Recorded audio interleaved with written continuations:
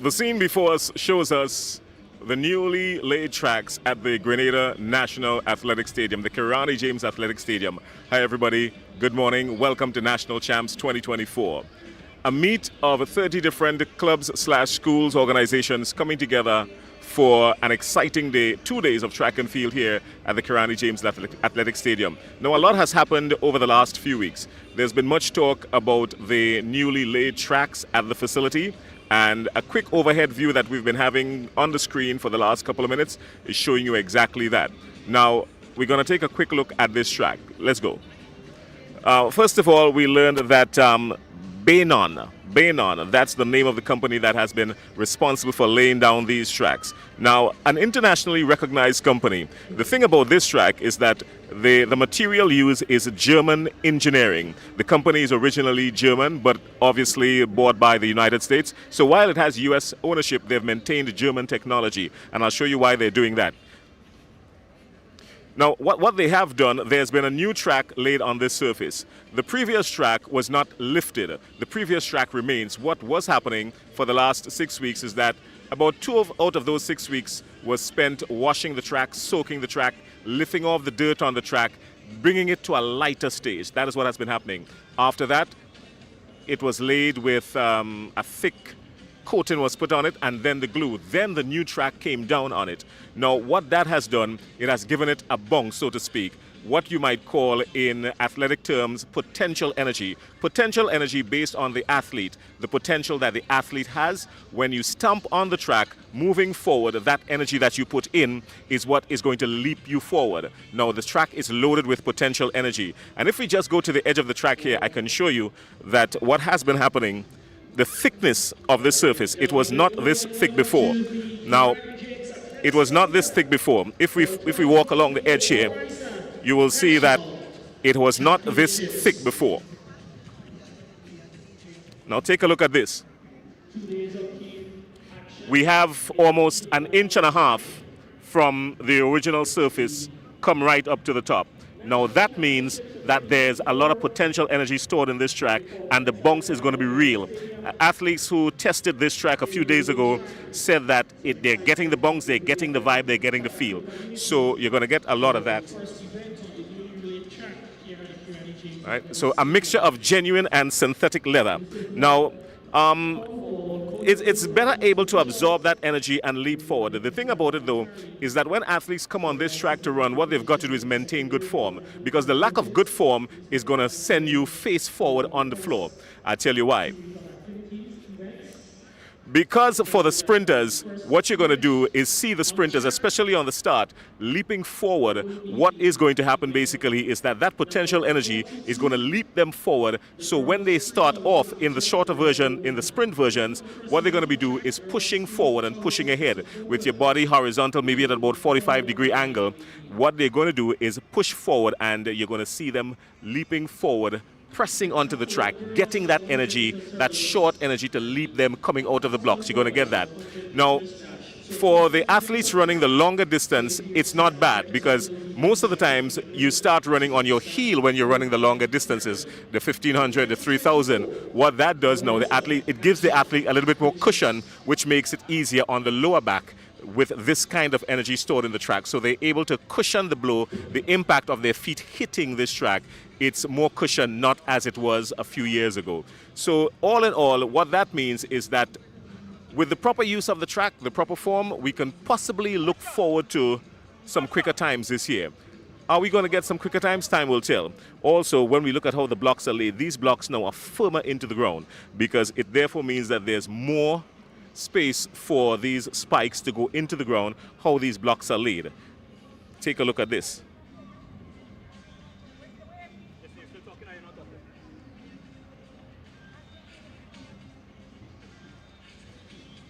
Right? The other thing to note that they have also done on this track is that there's a new marking at the 80-meter mark. That was not there before at the original track.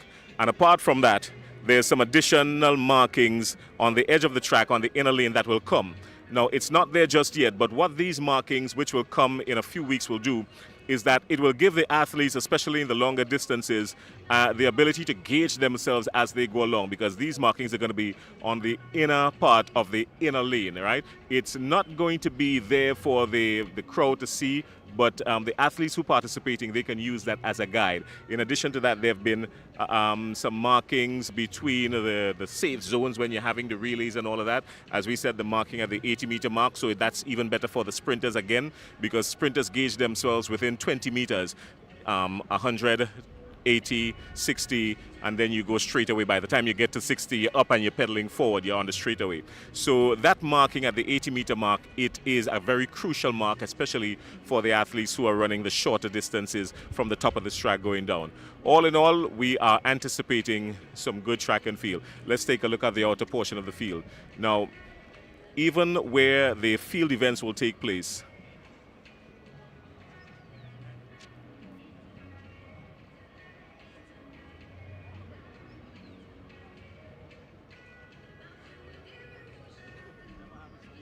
notice, even between, on the edge of the tracks, there is enough area for surface runoff.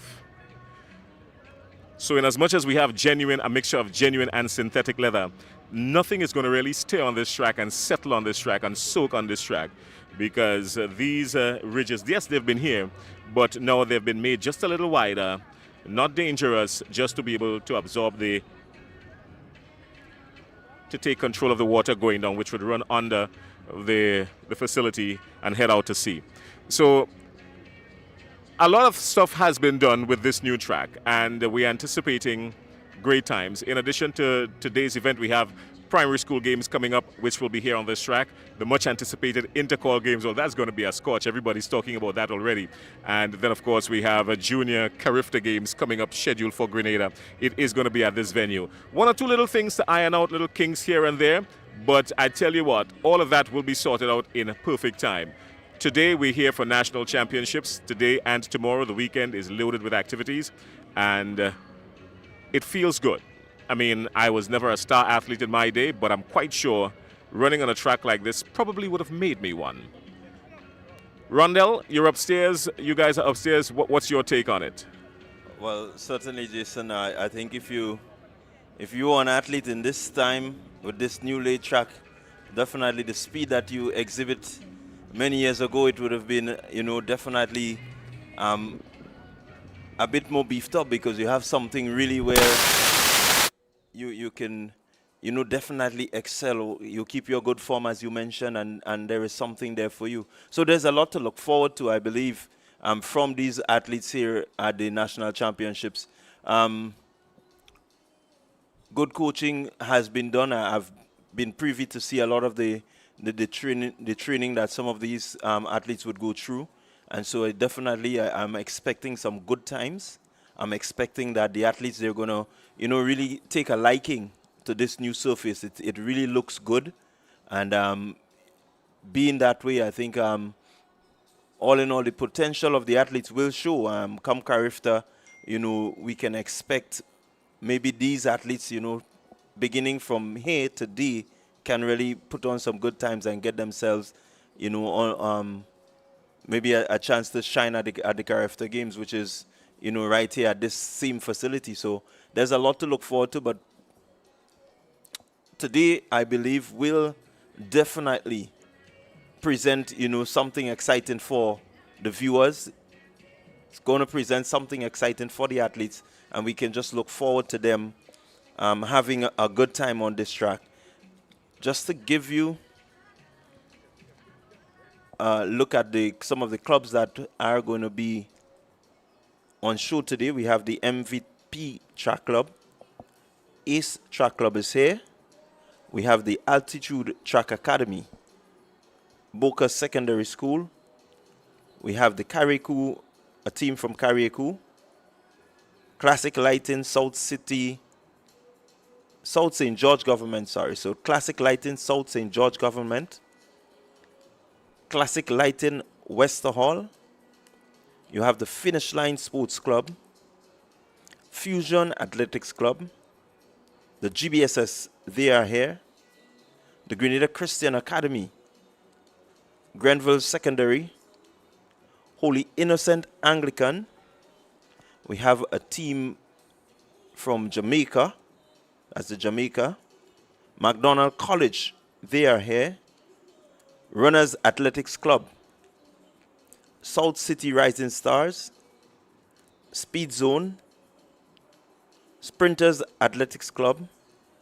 St. Paul's Government is here.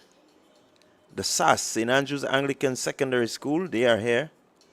St. David's Trailblazers. St. Joseph Convent, St. George.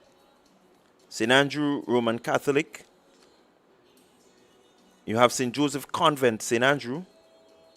The new track club. Top Flight Track Club. Unattached. You have the Velocity Track Club and the Western Rockets. So these are the 30 teams that will be on showcase here today, and we are definitely looking forward to some really good performances from them. A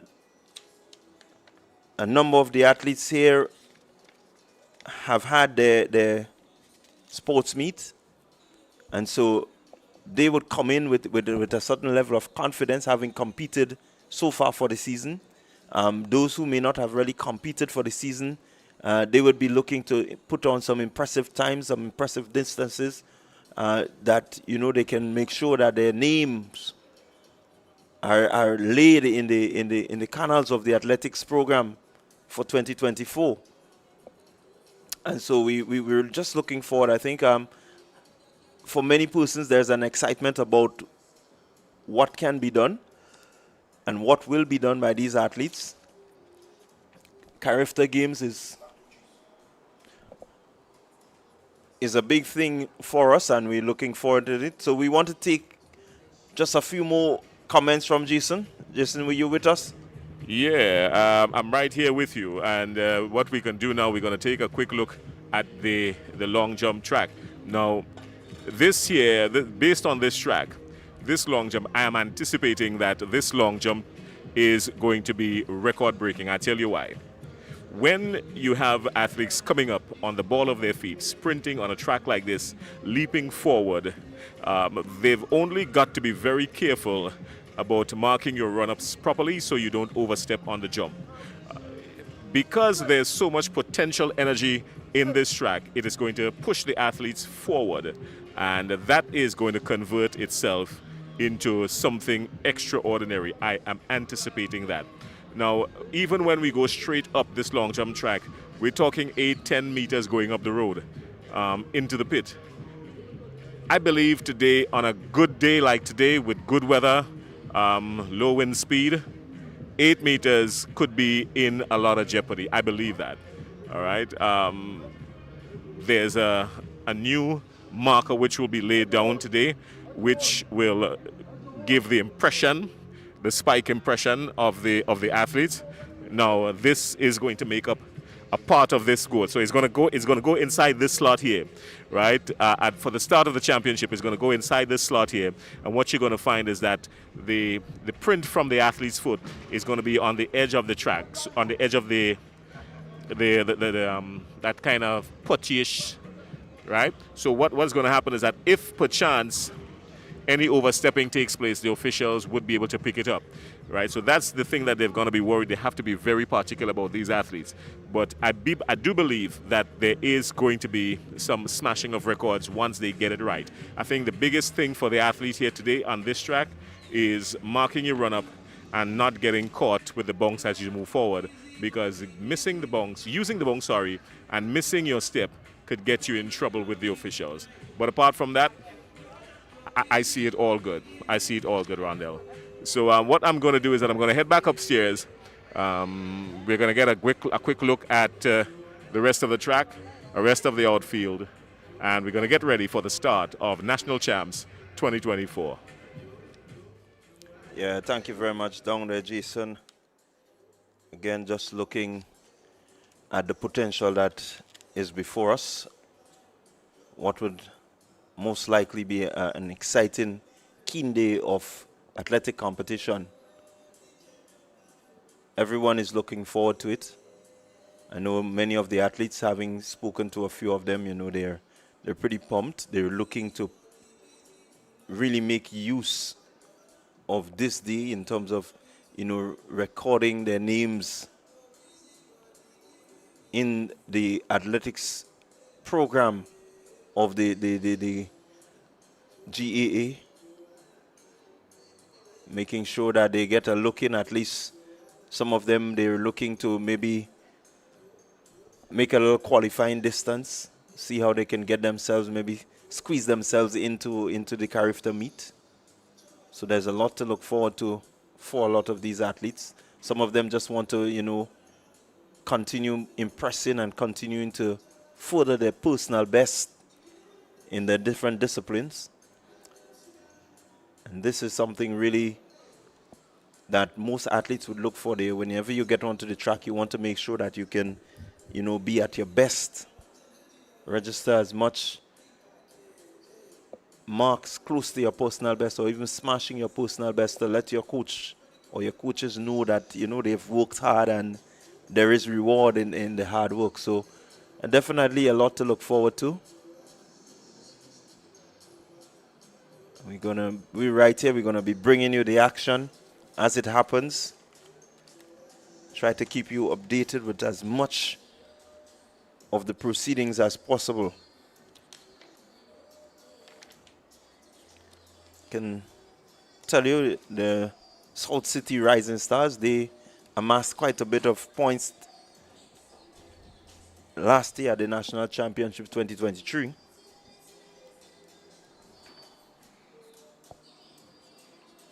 And so they would be looking to register themselves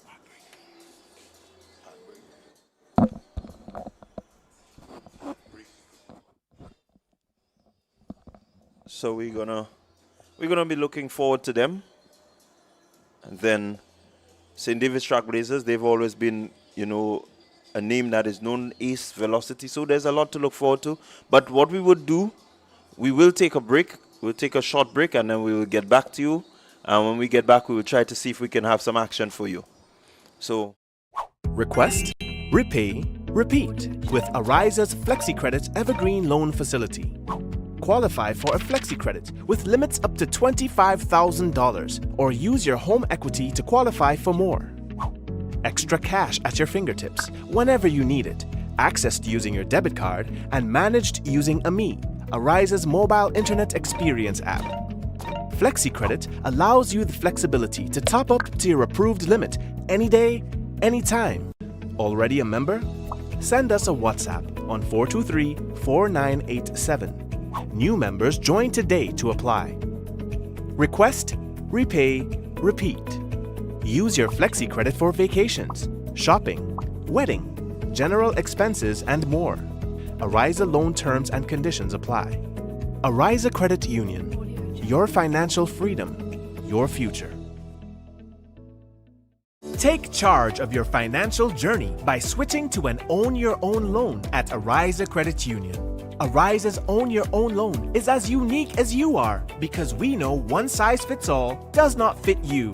With Own Your Own loan, you get unmatched benefits, including lower interest rates, flexible repayment options, discounted loan and legal fees, and savings from hardware suppliers. Tailor-made options that put you in control.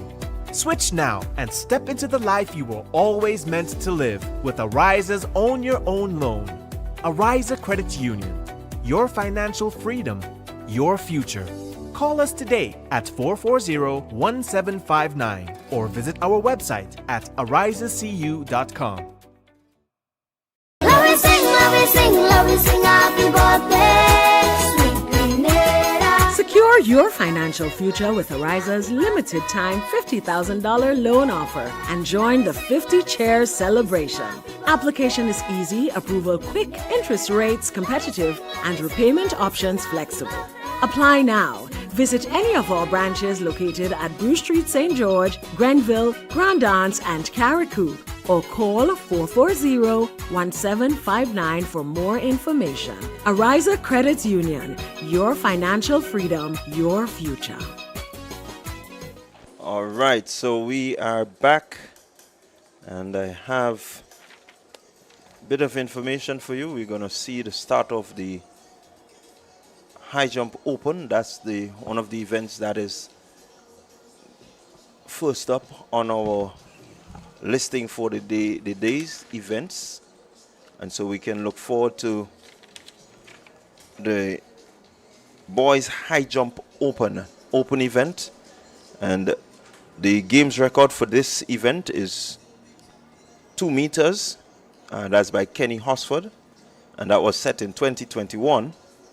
The national record is 2.21 meters, and that was done by Paul Caraballo in 1997. So definitely the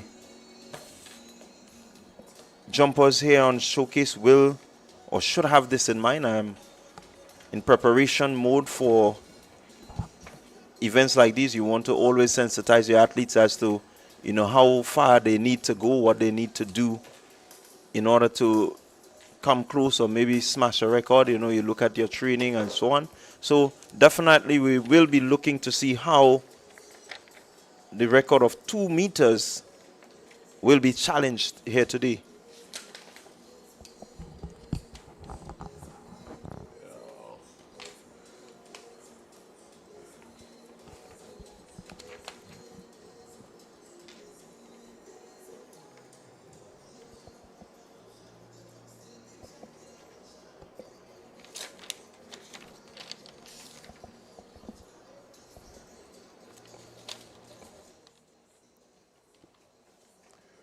Well, it's a good sunshiny day in Grenada. It's a fantastic day for good athletics, and this is what you want.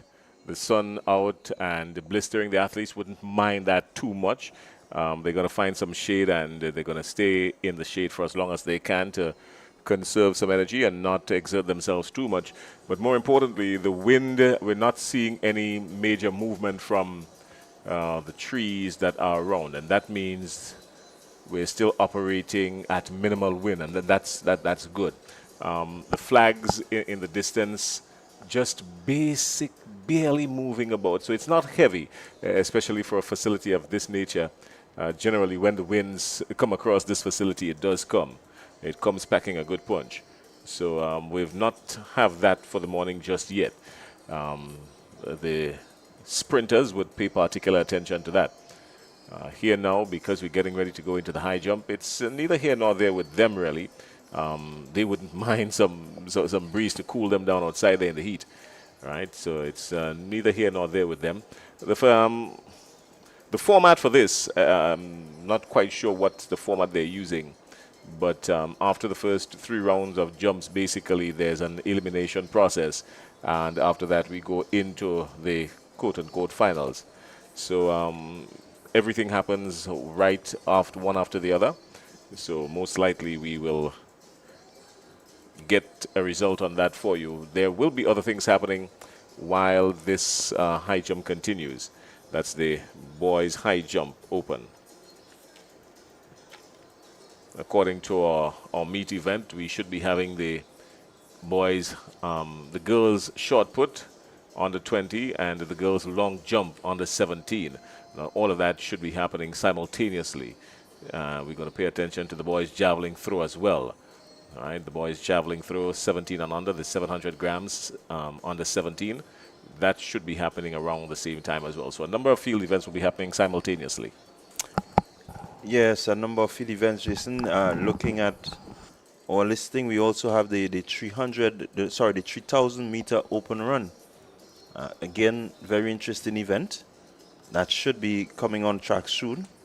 You also have the start of the octathlon, right? That's with the 100 meter dash. So quite a few track and field, but interesting. The high jump, the long jump, looking at how the track, the newly laid surface will respond to these athletes. I think this is something that everybody is keen to see. Yeah, I believe it's going to work well, particularly for the sprinters, but the ones who hold good form. The ones who hold good form is going to be very good for them. The longer distance runners is going to be a lot easier on their lower back. All right, there's more cushion for them to ride off of, so it's going to be a lot easier on their lower backs.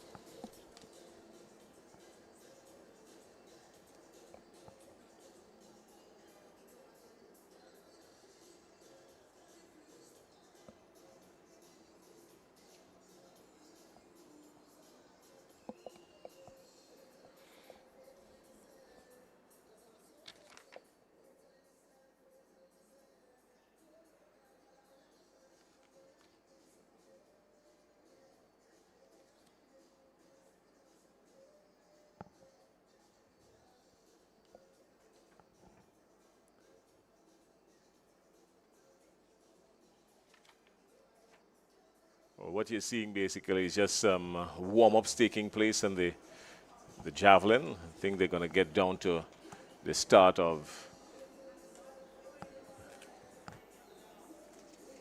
the boys under 17 javelin.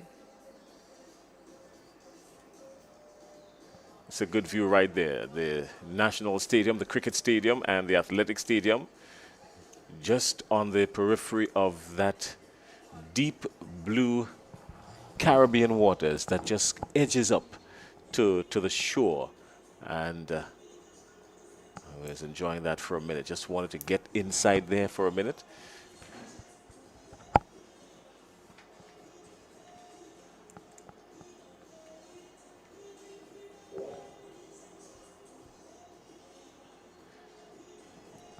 Also, the girls' short put, the girls under 20 short put, that they're warming up for that as well. So we should have had an official 11 o'clock start, but we're running maybe just about an hour behind. So they're going to get through these events and they're going to get through them quick, fast, and in a hurry, I'm quite sure. Yes, they will. National Championships. I You think can see the field, a number of events just about to get started. We've got a full field events that will get off to competition momentarily. On the near side, the long jump pit. We're getting event number 2 will be operating from that area. That will be the girls' long jump on the 17. In the shot put area, that will be event number 80. The girls' shot put under 20. Girls' shot put under 20 in progress. In the javelin area, we will witness the event number 3, boys' javelin throw under 17. So that's boys' javelin throw under 17. And in the high jump area will be event number 1, the boys' high jump open. So event 1, boys' high jump open. Event number 2, girls' long jump on the 17. Event 3, boys' javelin throw on the 17. And the event number 2, girls' long jump on the 17. That is the 4 field events in progress. Momentarily, we'll see the start of action on the track with the 3,000 meter run open girls. That's event 42. 3,000 meters run open girls, which will be followed by event number 4, the heptathlon girls 100 meters hurdles open.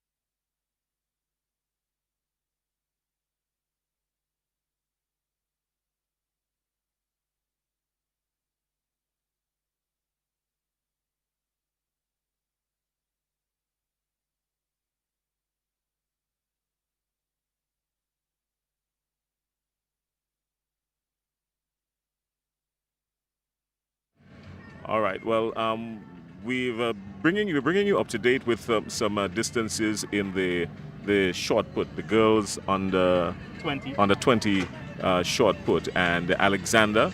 That's Brittany Alexander from St. Joseph's Convent. She's out in front. She had a huge distance. We're going to get that for you in just a little bit. But also to look at, the ones to look at is Akeda McSween of St. David's Track Blazers, and also Kayla Williams. Also Collins, that's Zena Collins from Grenville Secondary School. She's also one to look at in this event. Now, what is going to happen basically is that after 3 throws, there's going to be an elimination process, and then they go straight into the finals, because they're going to take the top 5, I think it is. The top 5, are you going to say? The top 8, right. And the top 8 is going to go into the finals. So this is going to be very interesting. The distances that we've seen so far from Brittany Alexander is 11.45 meters, and she has gone 11.45 meters. McSween 10.1, so there's some daylight there.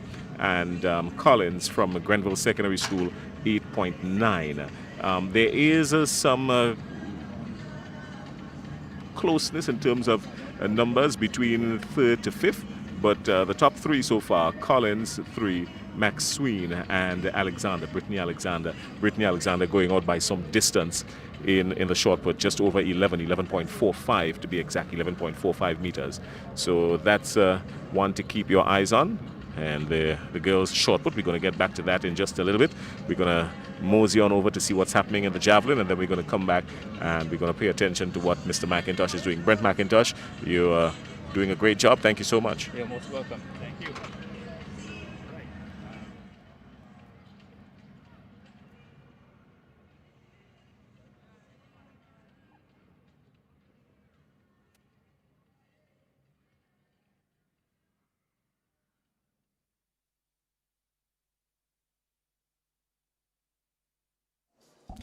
All right, so there you had it.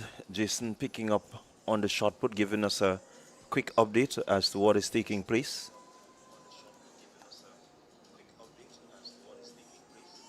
Shot put, a pretty tough event. You have to be able to use your speed, use your strength, use the entire body to propel that ball as far as you can. And so, as you've heard it from Jason, Brittany Alexander having a throw of over 11 meters. She's in the lead.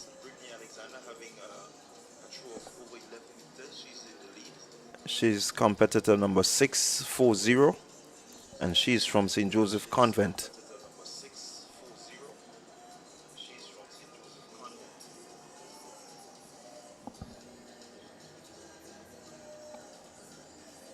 So if you are seeing on your monitors, on your screens now, we just had another throw there by one of the athletes from St. Joseph Convent. And definitely they are out in the lead as we look at the other competitor coming up. That is Zena Collins. Again, looking pretty decent, getting a really decent throw in there, Collins.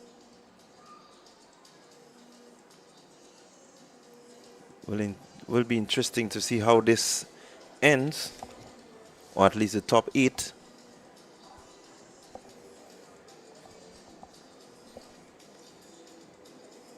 Kayla McSween of the St. David's Track Blazers is up.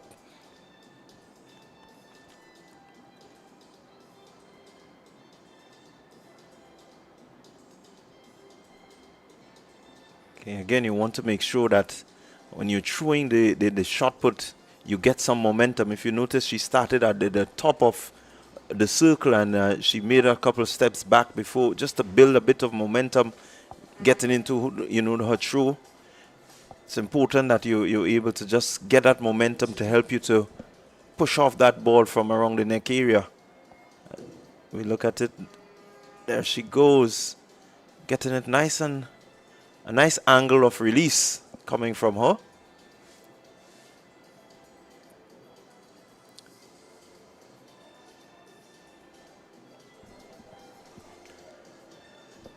Again, really good throw there coming in from that athlete there, looking really good. I didn't get the number, but definitely a good throw. seem to be one of the leading throws. And that's Serena Alexander of the St. David's Trailblazers, 5.52. So a pretty decent looking throw coming from her. As we're going to continue to just keep you updated. I know definitely Jason is somewhere down on the field, and as soon as he's ready, we're going to pick him up again, you know, as we try to keep you abreast with what is happening here on day one of the National Championships 2024. Event on your screen. Momentarily, we're going to see action in the girls' long jump on the 17. That is event number 2. What we can tell you is that we got 7 athletes registered for this event. 7 athletes registered for this event. Nikaya Protein. My apologies, 9 athletes registered for this event. 9 athletes. Nikaya Protein, Boca Secondary. Kate Fletcher, St. Andrews. St. Andrew Anglican Secondary. Kimora Edwards of St. Joseph's Convent. Christiana Charles, St. Andrews Anglican Secondary. Kelina Kwashi of Karakou. Jadson Mack, Grenada Christian Academy. Natalia Strawn, South City Rising Stars. Dominic Joseph, Fusion Athletics. And Kashanti Mitchell, Boca Secondary. Reminding you that the games record for this event is 5.67 meters, set in 2017 by Jonah Thomas, St. David's Trailblazers. And the standard that is need to be met to qualify for Carifta is 5.50 meters. So again, the Carifta standard, 5.50 meters, and the games record, 5.67 meters, set in 27 by Jonah Thomas. Right, so there you had just the stadium announcer there just giving us a bit of information in relation to the long jump. But again, quite beautiful view as we see an event on the track just about to start. On the track, so we've just witnessed the start of the first event on track, the 3,000 meters open run. 3,000 meters open run, first event here on the track at the 2024 Ariza National Championship. So the track has started. It's the 3,000 meters. Can tell you that Geraldine McQueen, she's the national record holder for this event. She ran this event in a time of 10.08 seconds. That's way back in 1991. And so newly laid track, let's see what can happen. The Carifta standard for this event is 10.50, 10 minutes 50, 10 minutes 50. That's the time to qualify for Carifta. 10 minutes 08.20 is the games record. So we're looking forward to see what can happen here with these girls. It's a pretty grueling event. You have to make sure that you pace yourself strategically. It's not, easy weather to be in. The sun is out there. It's hot. It's brilliant sunshine. So definitely the athletes, they have to really set a good pace and look to speed up just when they need to. They need to conserve their energy. So there's a lot for them to think about.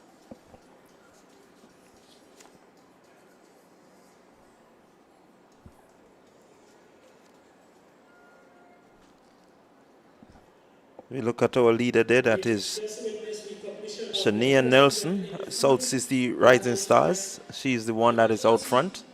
The girls shot put on the 20. 10 athletes, or 9 athletes took part in the competition. And as they walk away from the track, I can tell you that the winner of the event So the first track meet is on, and we're going to keep a close eye on that, as we see that the front portion of this race, they've taken a nice little lead, distance lead. They're still bunched together. A long way to go in this event.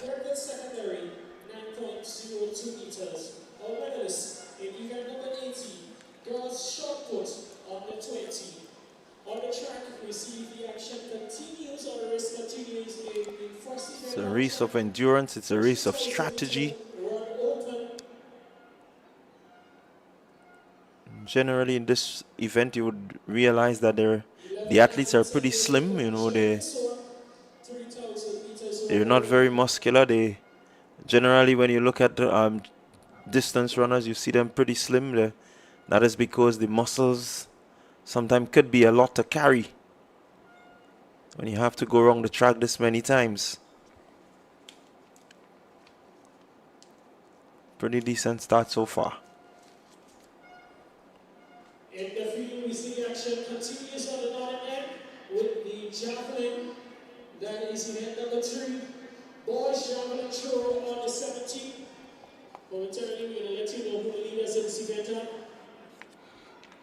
So there we see nice jostle between the two athletes there. Shabani Felix, that's 5:03. She's now in the lead. She's taken over the lead.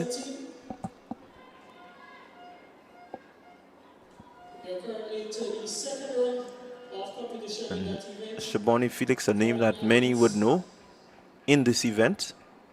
After the third throw, the athletes will enter into the final half of the competition. Quite an easy piece so far.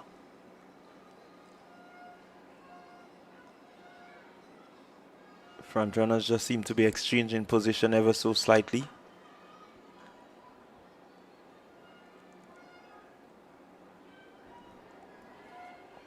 So Felix representing the Sprinters Academy.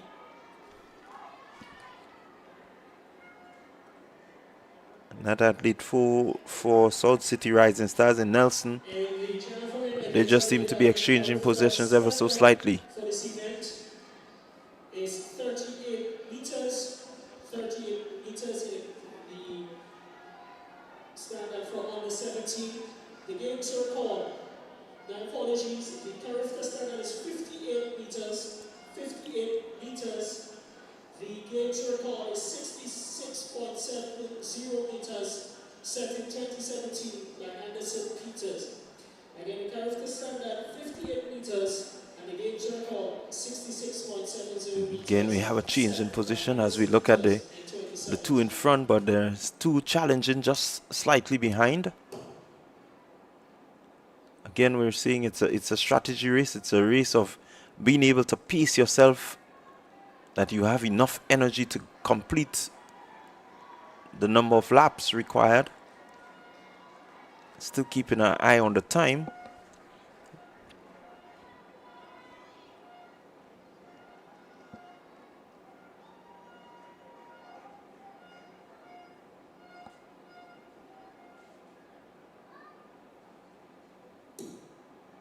We see a pretty big gap opening up. So we have just these two front runners, and then we have a decent gap.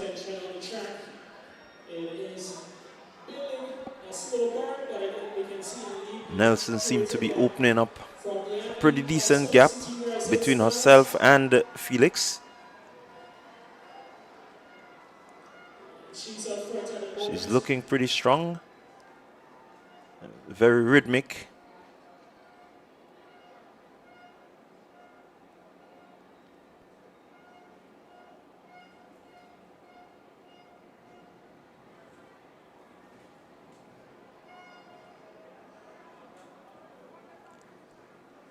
She looks well composed.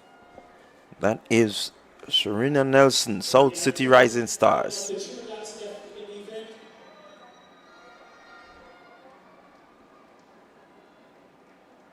The 3,000 meters are open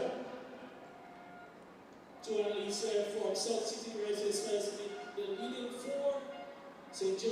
Felix there doing a lot to close that gap. It's closing ever so slightly. Felix coming in there, just trying to make sure that I guess her strategy is just to keep a distance behind Nelson.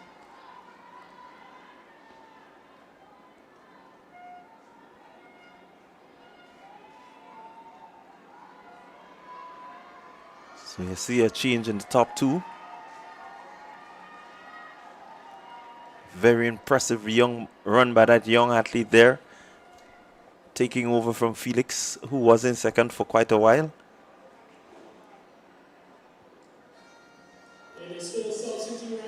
She seemed to be full of energy, but it's Sharina Nelson out front, South City Rising Stars.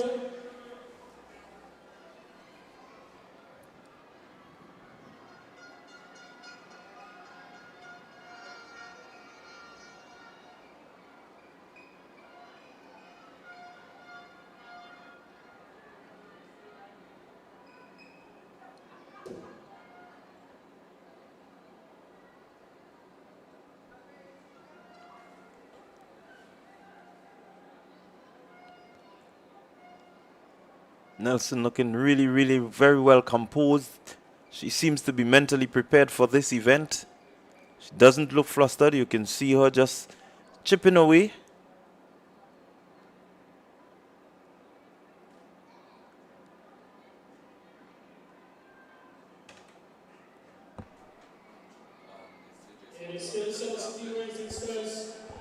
As they get the message for the remaining laps in this event, South City Rising Stars, St. Joseph's Convent, Grenville.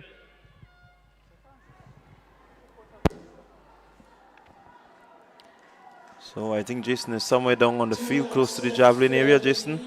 Thanks a lot, Rondell. We're here down at the short put and the javelin. So a number of field events are still ongoing here. But I want to just bring you up to speed and let you know that the girls short put under 20, that has been just completed actually.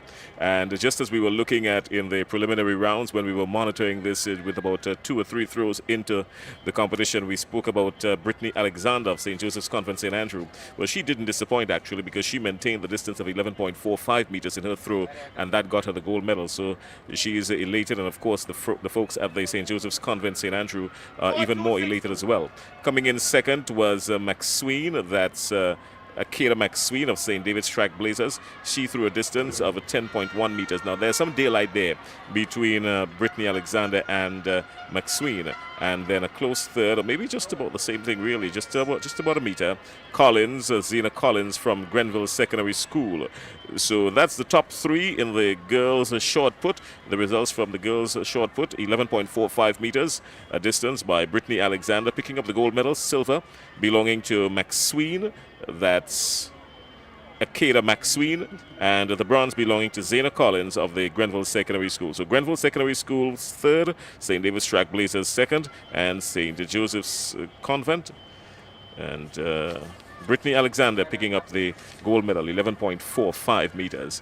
So that's the story for the girls short put under 20. Now we've also got to bring you up to speed on some javelin results, some javelin taking place. Here's what I can tell you.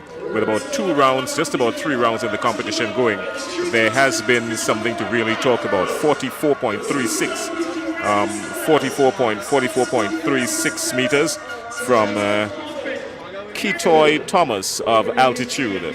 All right, so Ketoy Thomas, he threw a distance of 44.36. He's been consistent with 44.36. He's done it twice actually, and he's maintained 40s, because his first throw went for 41, just over 41 meters. His second for 44, the third just 42, and then he doubled again with so that's it, 44.36. all right, coming out in second position. Coming out of the first round, we have Raheem Raybon of McDonald College. He threw a distance of 43.83 meters. So those are the top 2 in the javelin. Of course, there are some others to look forward to, but we're going to bring you up to speed on that just as we head back to the track, because The event on the track is into the final lap, and this is some excitement that's going to be building here. Let's take you back, Rondell. You have it. Okay, thank you very much, Jason. As we look at the 3,000 meters run into the final lap, quite a decent gap there by the athlete from South City Rising Stars, that's Nelson. She's looking pretty composed. Seem to be picking up the pace slightly. She comes home. Again, as Jason mentioned, just keeping form, looking really good, decent arms movement. And she's just opening up quite a big gap there. Coming home really strongly. Well done to her, Sharina Nelson of South City Rising Stars.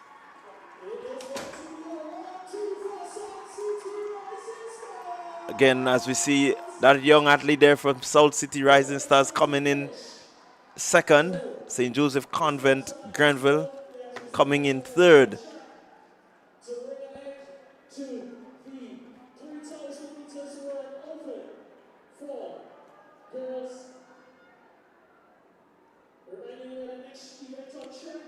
Again, a few athletes still out there on the track trying to complete the 3,000 meters.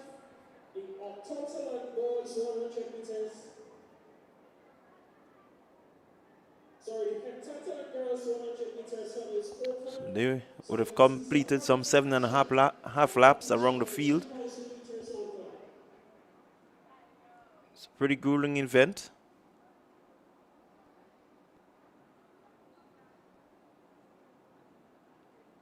Has to do a lot with your endurance and your ability to just keep pace.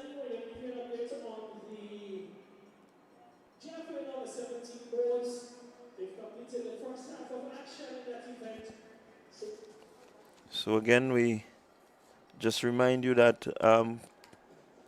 Kitoy Thomas has a throw of 44.36 in the under 17 javelin throw, so pretty decent start.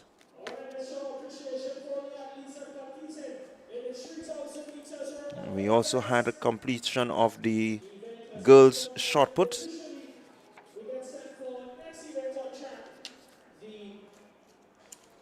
So a number of activities happening. I can tell you the high jump is still in progress. So we look at the remaining boys there in the javelin throw.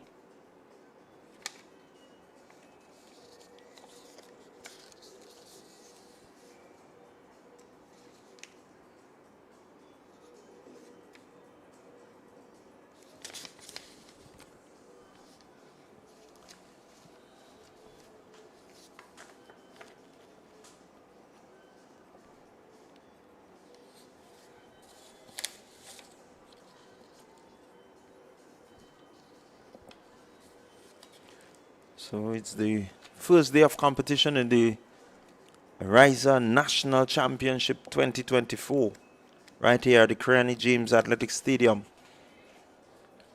I want to say good morning to all those viewing online.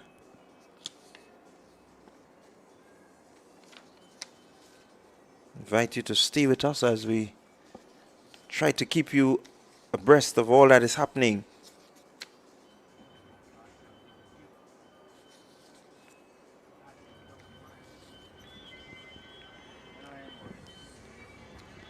All right, Rondell, thank you very much. You've been absolutely fantastic. Here's what we can tell you. The boys javelin, that's the boys javelin throws under 17.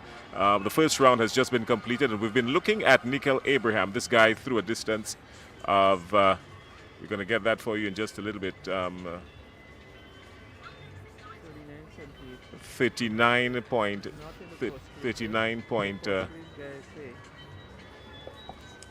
All right.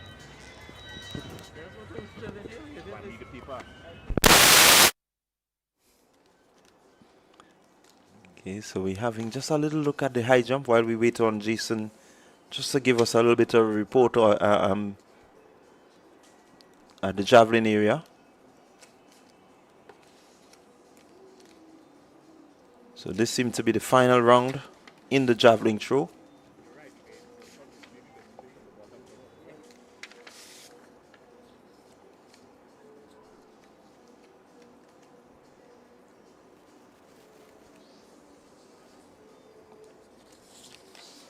Again, the javelin throw, a technical event. It's not just about strength. It has a lot to do with technique.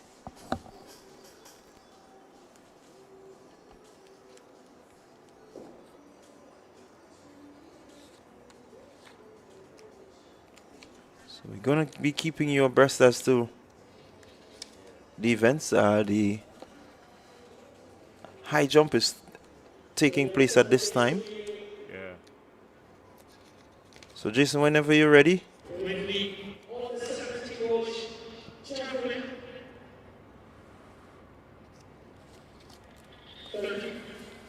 All right. All right. Here's where we stand right now as it relates to the top 8 in the boys javelin. All right. Let's get you this. This is Delron John. Delron John. He threw a distance of 49.65 meters. Now, that's huge because he's from the Altitude Track Academy. Delron is 49.65, some huge distance there. But right behind him from the Altitude Track Blazers as well is a distance of 44.36. Now, this guy, he threw 44.36. That's Mark, it is. That's Thomas Kelly. Kirby Thomas from the Altitude Track Blazers. He had 3 decent throws, but the best of his was his second throw, 44.36. So there is some daylight in the distance between first and second, but that really wouldn't matter very much going into the final round of the competition, and I'll tell you why. Because coming in third position, we have Raheem Rayburn. Rayburn, of course, from the McDonald College. He's been doing really good in this event. He had a distance of 43.83. That's his first throw. He's been bordering around 39, 40, 41 in his other 2 throws, but the first throw was a very impressive one, 43.83.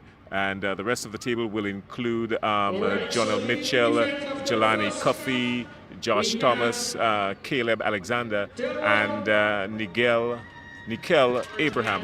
Now, Abraham, just to give you an idea as to where we are from the top to the bottom, Abraham, his best throw was 39.78 meters. Now, if you calculate anywhere after third place qualifying coming down, there's not much difference between third and eighth. So it means that with some good form and some good strength, anything can happen between third and eighth, but the real distance, of course, is at the top of the table. The real distance is at the top of the table. That's Delron John. Delron John throwing a 49.65. That's a clear 10-meter difference from the top to the bottom. So all things equal, John seems to be on course, but this is sports. Anything can happen. That's an update. Here's what we're going to do. We can tell you now that this 8 will move forward into the finals, and after that, we're going to get the details. We're going to bring you up to speed with everything. The gold medal round is coming up, and until then, Rondell, it's yours. Okay, thank you very much, Jason. So there you had it, viewers, the javelin throw on the 17 boys.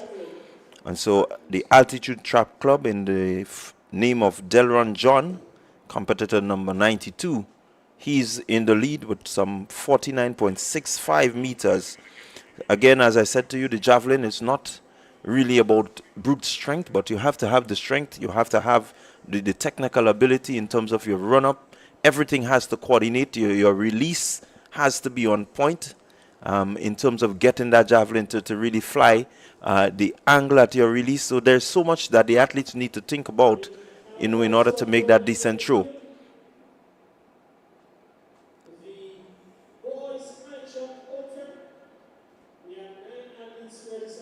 So that was the athlete from South City Rising Stars making his final throw. This is the final round of competition in the boys javelin throw. As we see on screen, Caleb Alexander, Fusion Athletics Club. And he's in the top 8. So from here, anyone could win. Again, pretty decent throw there by Alexander. Let's see. One would hope that that may get him a few places up from where he started.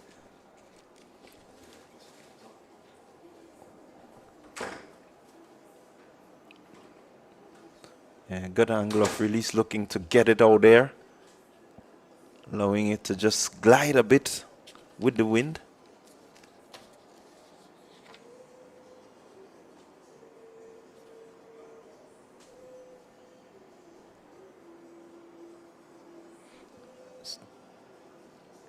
Again, pretty decent throw there by Thomas, but it's unfortunate. It's a foul throw. It's outside the arc, the throwing arc, and so Thomas will register a foul throw. Will not be measured. Again, the release not really what he wants.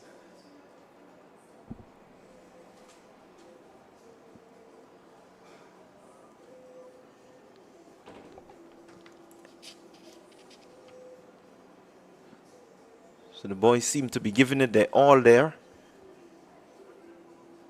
In this, the final round of the javelin throw. Distance to beat is 49.65.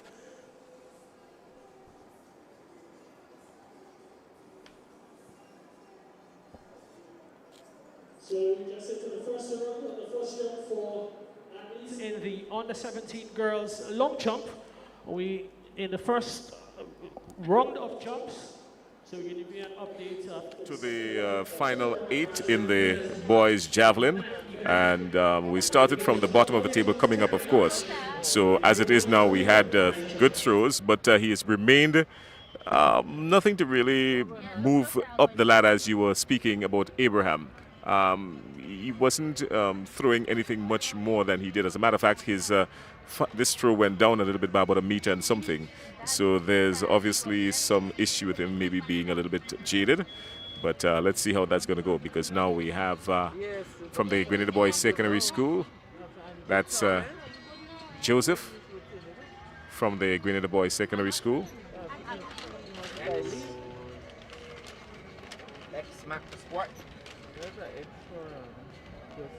Josiah Mitchell, that is. Josiah Mitchell from the Grenada Boys Secondary School. Now remember, he went into the final 8 with a best throw of a 43.32, or 40 actually, 40.31. That was his third attempt. All right.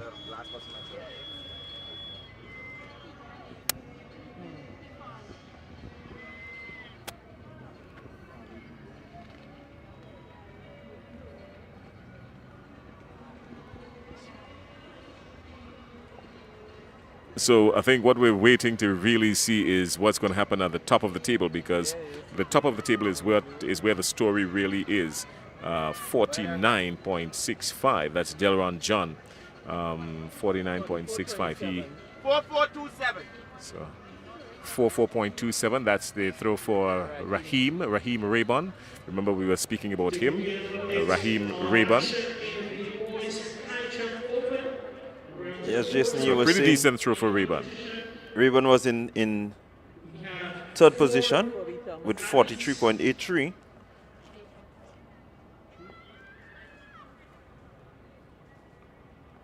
And I think what he has just done there with 44.27 just moved him up, but he is not able to pass Kirby. That was Kirby, yeah. And Kirby, he didn't do too bad. As a matter of fact, I think he came in second going into the final round of.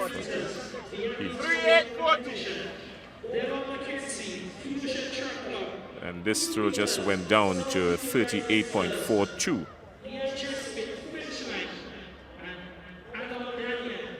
And that's huge.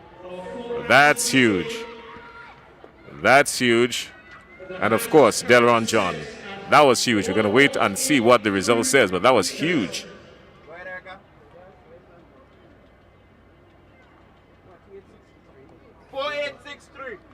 48.63. That's a good one from Delron John. So he does lead the pack coming out of the first of the final rounds. Delron John, 48, just over 48 meters. So not too bad for Delron John. He's maintained that consistency going into this round.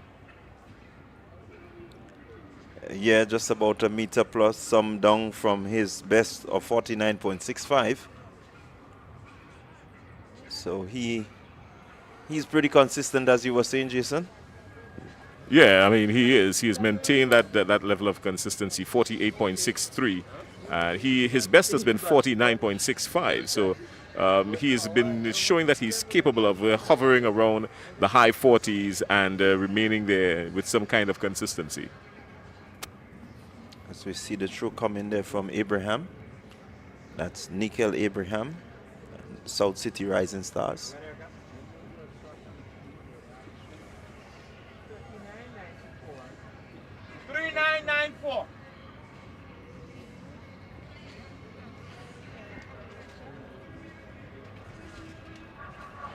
So a little bit of improvement there for Abraham Rondell John. He has just moved from 37 and a half to just over 39, 39.94. His fifth attempt, his best so far. He would want to hold on to that. His second best was 39.78, which he used to qualify. So 39.94 is not too bad. He is moved up a little bit, but is he going to trouble the podium? I don't think so. Maybe not this time around. Maybe not, but next time, Jason. So bringing it to you. It's the boys javelin throw on the 17.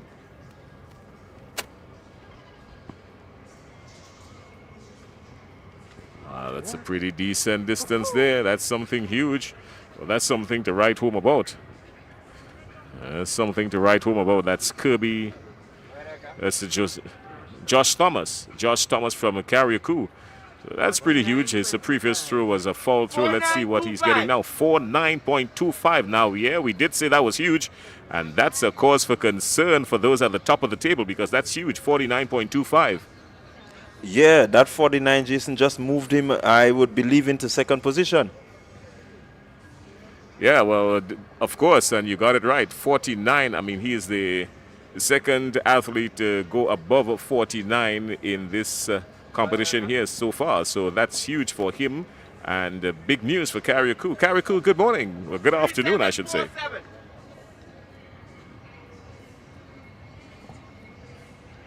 So the competition getting down to its final stages, and there you see Thomas responding well.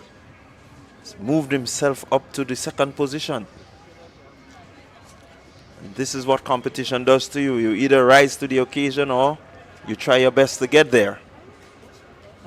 Yeah, well, the thing about this is, Rondell, he still has one more throw, so I'm quite sure he's going to keep that in mind because with one more throw, he's going to wait and see what Delron John is going to do. And it is going to come down between these two, I believe, because with a distance of, that's a huge improvement coming into this round because he qualified with just over 40.73. He did that consistently. And then to leap a good 9 meters, it shows that he did put some back and some technique into it.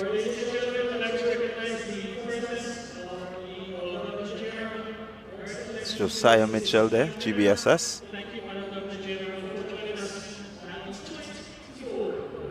It's a decent one from Mitchell. It's a decent throw from Mitchell. Let's see what's that going to register. It looks like high 40s from here, if I'm trusting my eyes. So you see the arrival of the Governor General.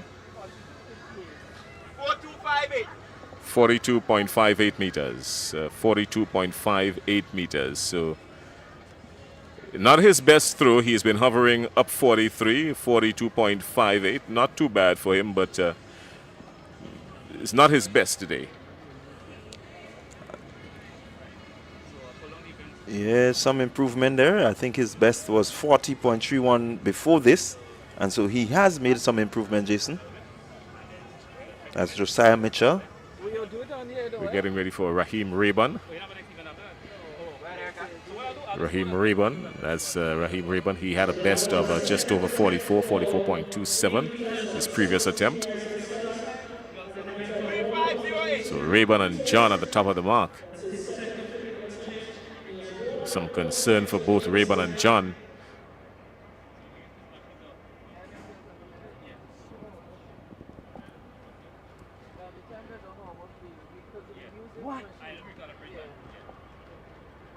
Oh, looking good. A little bit of wobbling from the javelin as it went up, but he covered some distance. Let's see what he's going to get. 43.40 meters. So with just one more round of throws to go, we've got the concern here because Delron John, he went lower this time. It looks a lot lower, concerningly lower as well. Not his best. He's been hovering 49 a couple of times and went down to 48 in his previous throw. This looks a lot. 38.08 meters. So yeah, he dipped a lot on this one. Maybe he's conserving for the final round because the final round is coming up. So what I can tell you is that coming into this round, as we finish this round, I should say,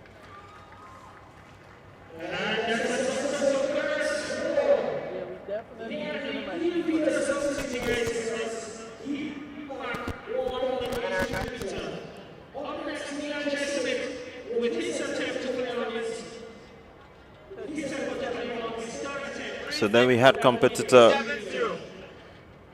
36.70. Now this is where the tail of the tape would lie, basically, in this round here.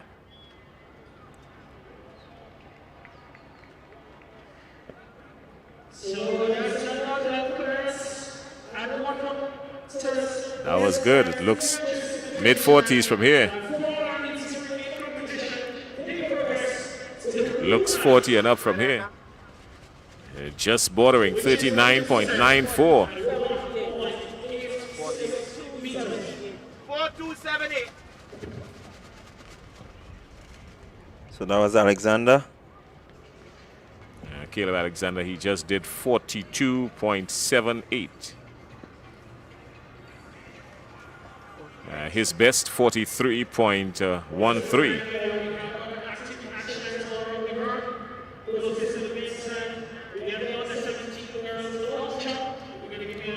Josh Thomas just fouling there, so he goes into the final round with a best of 49. Well, that's his best. His best is 49.25, so he decides not to. 49.25 for Josh Thomas.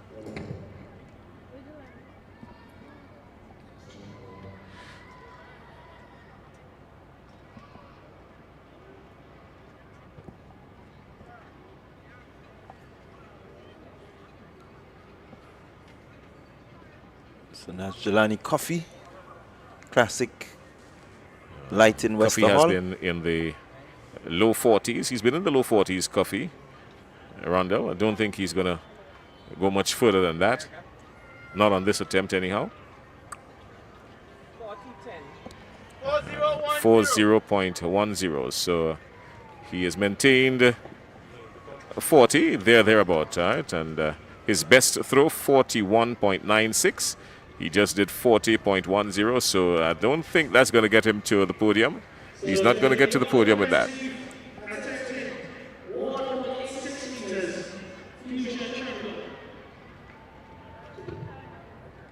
So they're coming in quick and fast, Jason. That was Josiah Mitchell of the GBSS. 4576. 45.76. So Mitchell from GBSS, 4576, and that's his best. Yeah, improvement seem to have been waiting to give it at the last throw. Fortunate it's not gonna bring him any way further.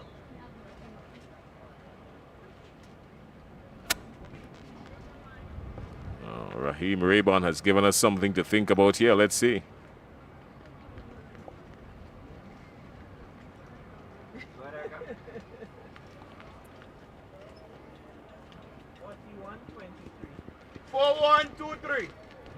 Well, there you heard it, 4123. So Raheem Raybon giving us something to think about there, 41.23, his best 43.83. Am I seeing maybe he might just squeeze in? His best is 44 actually, 44.27, that's his best, 44.27.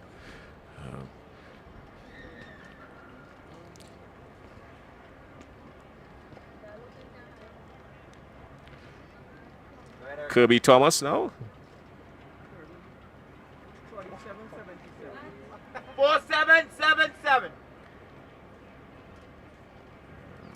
47.77, and guess what?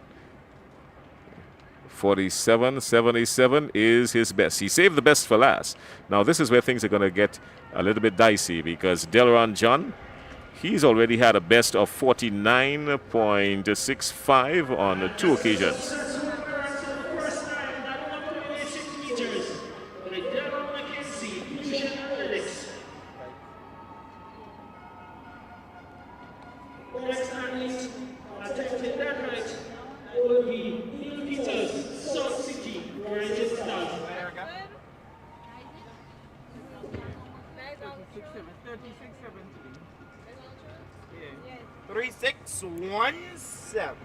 So with a 36.17, Delron, not his best being 49.65. So with a best of 49.65, that's the best on the day. Delron John, 49.65, followed by 49.25, that's Thomas, and 47.77, also Thomas in third. So as it is, the medal table says in third position, Kirby Thomas of the Altitude Track Club with a distance of 47.77. Josiah Thomas of Carriacou came in second with 49.25. And at the top of the table, Delron John, his best 49.65. The results for the boys javelin, the boys under 17 javelin. Yeah, thank you very much there, Jason. Quite a bit of competition coming in there in that last and final round. Kobe Thomas coming in, ensuring that he places his hand on the third position with a throw of 47.77. So big effort from him to ensure that he gets into the medal contention. So good going for him. I think John did what he had to do, made sure that he got a big throw in early. And I think that has ensured that he remains with the gold medal. That's Delron John of Altitude. So the boys doing their bit. Not anywhere close to the Carifta standard, but they've given it their all for this part of the competition.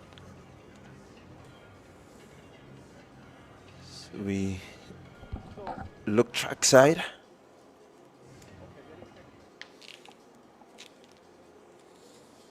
Gonna hear from Jason as soon as he gets to the next area where he will bring us a report. But for now, we're on the track. This seems to be the preliminary round.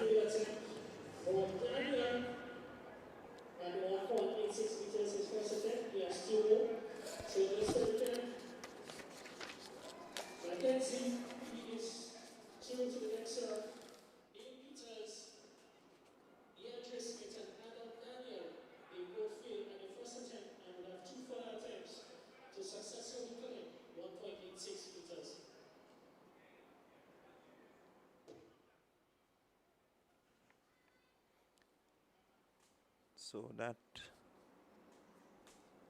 event on your screen seemed to be the heptathlon 100 hurdles, and that's an open event.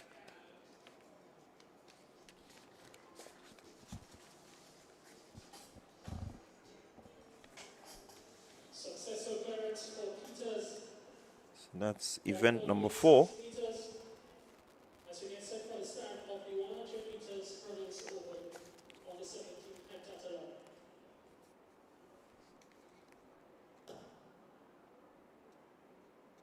This event, you can see the likes of Cassie Walters, St. Andrews.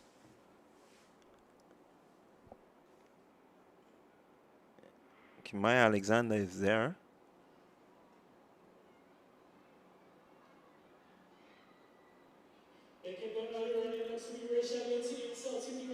On the outside, it is Etienne.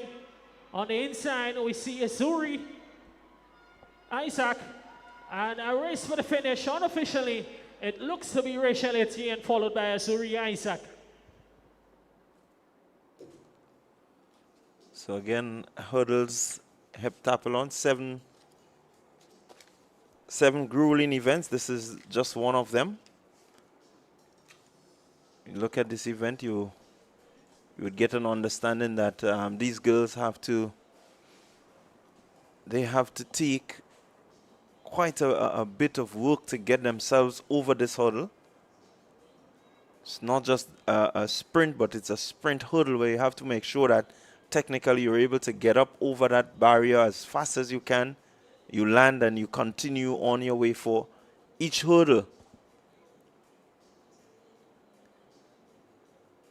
All of this is part of the heptathlon, which is 7 events.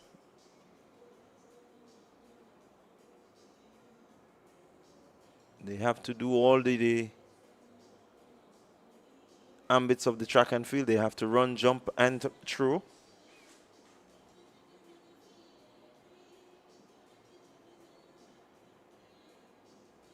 Takes quite a lot from you. You have to have that sort of energy. Looking at that finish there again. So you come up to the finish.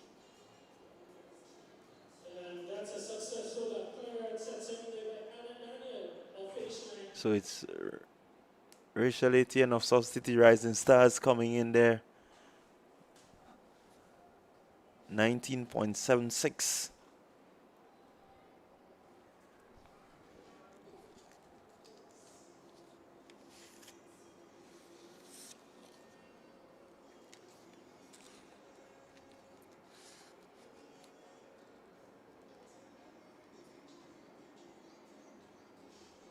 So we look at the next lineup.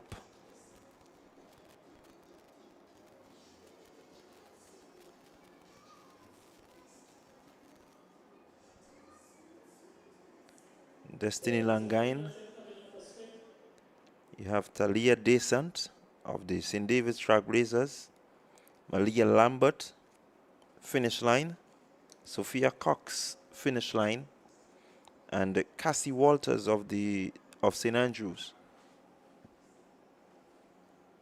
That seems to be Nawasa St. Andrews, so SAS.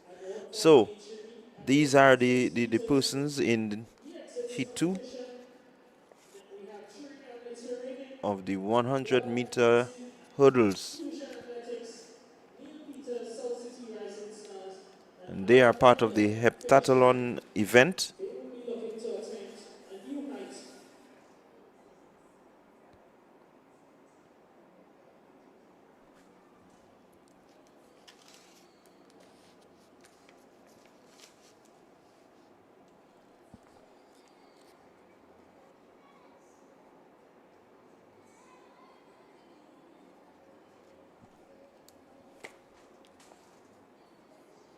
So the time to beat so far is 19.76.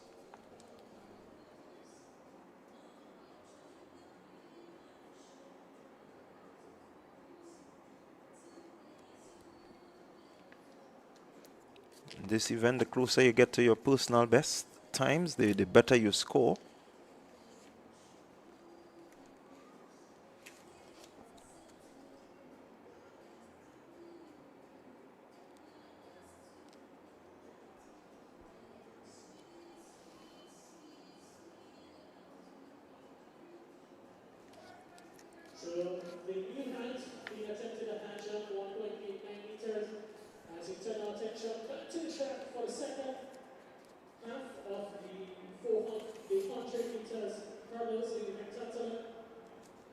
In this event, we have Cassie Walcott of St. Andrew Anglican Secondary, Sophia Cox, Finish Line Sports Line, Malia Lambert, Finish Line Sports Club, Destiny Langain, South City Rising Stars, and Talia Desan, St. David's Trailblazers.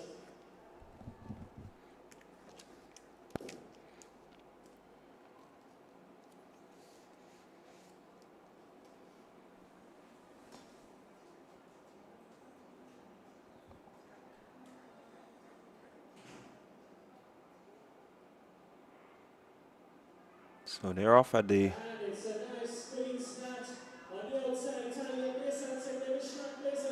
descent, looking pretty decent.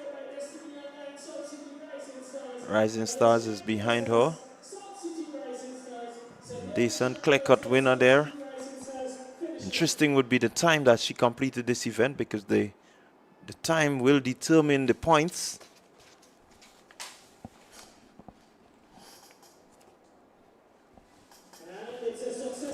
Ariza for 50 substitute sensors at 1.89 meters. So there you see Talia Descent completing the 100 hurdles in the heptathlon event. Had not too much of a bad technique. She still could work on the technique quite a bit. But so far, a decent run by her.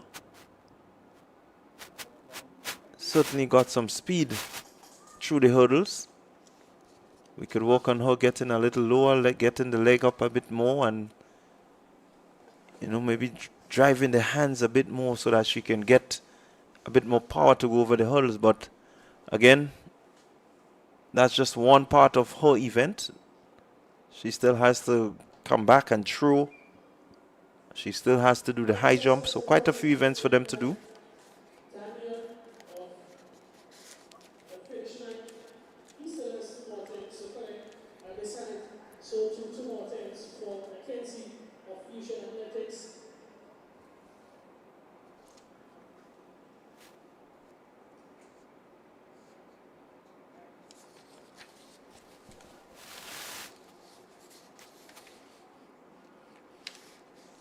So now we're going to see the octathlon as the boys' events, 8 events. And they begin with the 100-meter.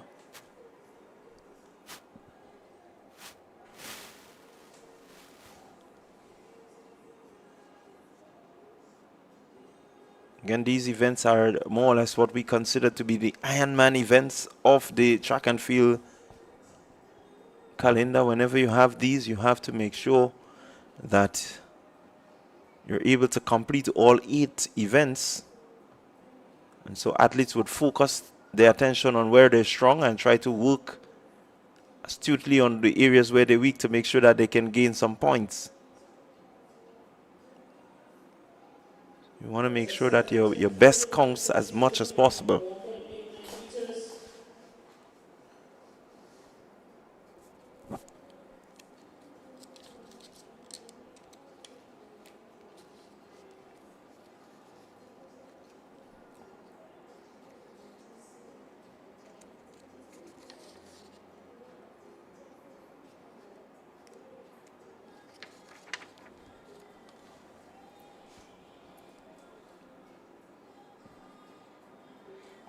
So the lineup for this, the first of the 2 100 meters in the boys octathlon. You have lane 1, Lennon Williams. He's from Altitude Track Club. Rondell John, finish line. Aviel Williams, Altitude Track Club. Jordani Lewis, that's St. Andrews Anglican. Jade Phillip, finish line. Jared Stafford, Grenada Boys Secondary. And Shamar Fleming, unattached. That's the first group for the boys 100-meter dash octathlon.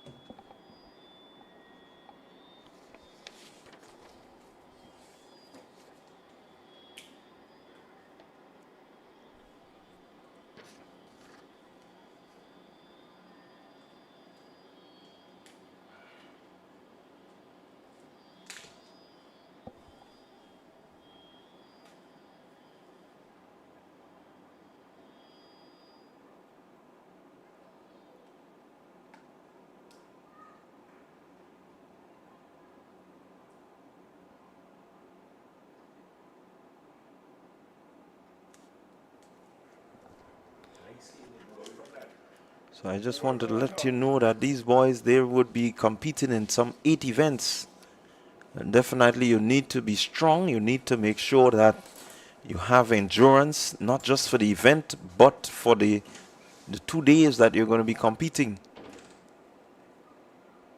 You want to make your best throws. You want to make your best jumps. You want to run at your optimal speed whenever you're on the track. So these events they combine run, jump, and throwing events. And they will be done over the 2-day period.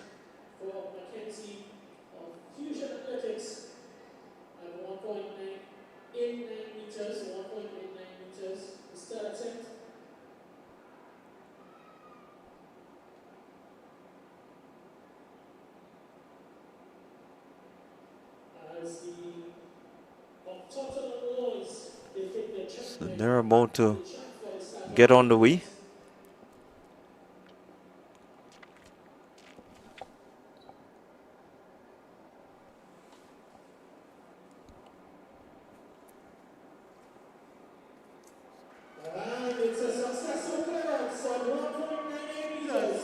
For Delon McKenzie, 1.89 meters, successful clearance attempt. The 3 athletes now advance to a new height, which will be set.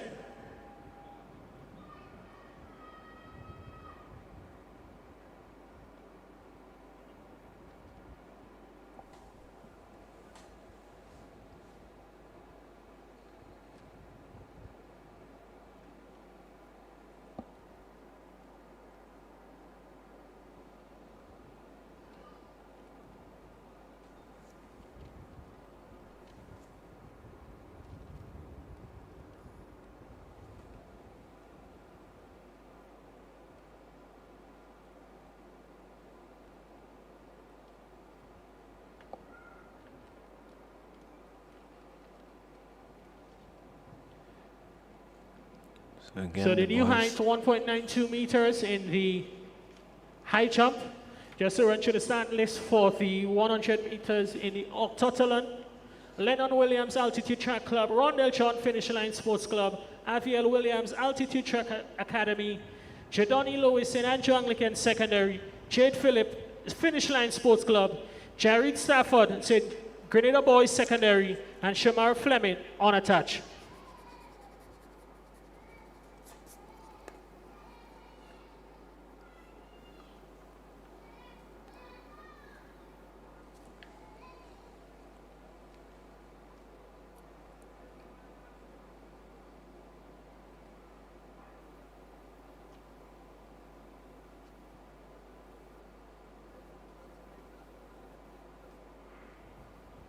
And they're off.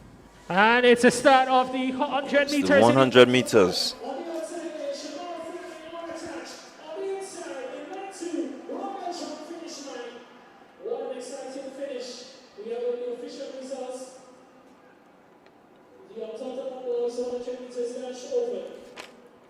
So it seems to be Williams there. We are with the official result, but Williams seemed to have taken that position there, looking quite comfortable.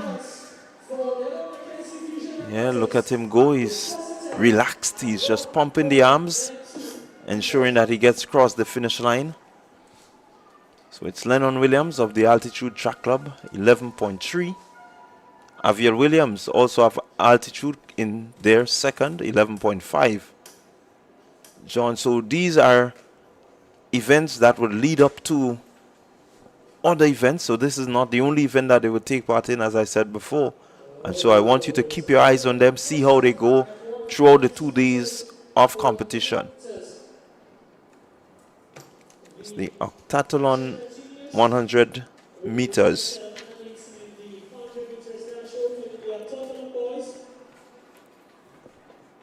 So this is the second part of the octathlon 100 meter dash. And in this event, we can look forward to Joshua Campbell of Finish Line, Zachary Sylvester, South City Rising Stars, Jonathan Newton, Grenada Boys Secondary, Jermaine McDonald, Fusion Athletics Club, Cale Lewis, St. David's Trailblazers, Kidon James, St. David's Trailblazers, and Ronell Bernard of the Grenada Boys Secondary.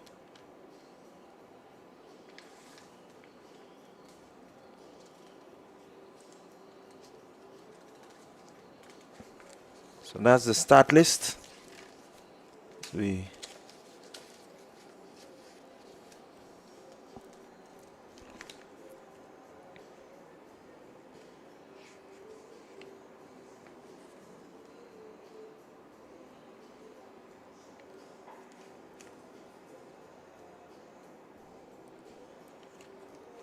So the time to beat here for these boys, that would set them or give them some really decent points, would be 11.3. You want to get as close to that or even faster, because this is what determines the amount of points that you gain.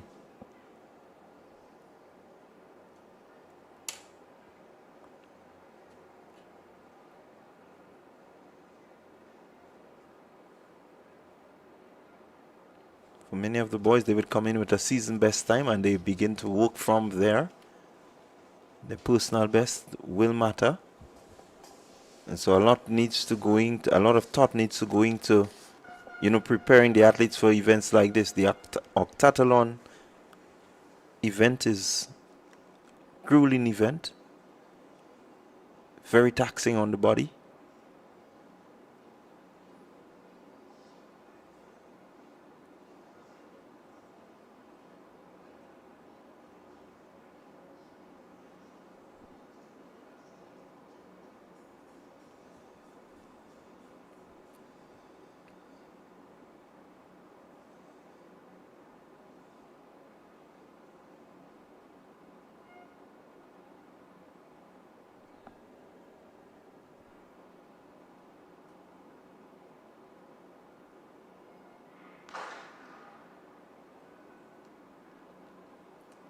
Nerves playing a serious part there. Everybody is a little bit nervous. Nerves coming into play. And you can understand why, because even though they have not posted a lot of their qualifying times to come into this event, Randall, these guys have been doing some good sub-12s, right, consistently. So it's almost like everybody's afraid of each other. Yeah, well, you have to be afraid of each other because you want to make sure that, whatever your timing is, no one really gets close to your timing. And then if you understand that, okay, all of us are sub-12, then it's who's the best sub-12 runner here. That's going to matter a lot.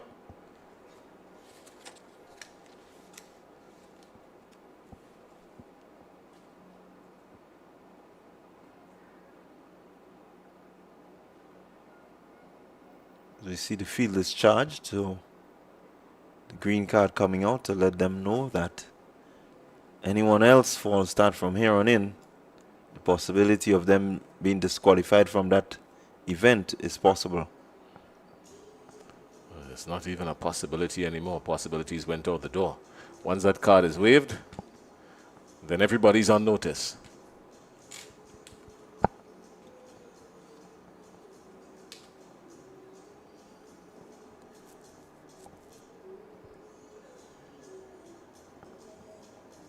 Have you been familiar with any of these athletes in this particular event? Any of I know there are a couple from St. David's Trailblazers. You, of course, being a native of St. David. Well, I can tell you, Lewis is an athlete who has over the years been pretty decent in terms of his running ability, his throwing ability, his jumping ability. So we can look forward to him putting in some good efforts. A kid on James again is someone who, from the primary school, we've known of him, and he's been able to come up through the ranks. And so seeing him today one would look to see what he does, where he begins his day, and then that would probably propel him maybe into a good position coming into the end of the event on day 2. Well, we've had no information, we're awaiting the information, I should say, for so we can mirror the last couple of years to see what are some of the possibilities that we're playing with, but that information has not gotten to our desk as yet, so we're waiting on that so we can do some comparative analysis.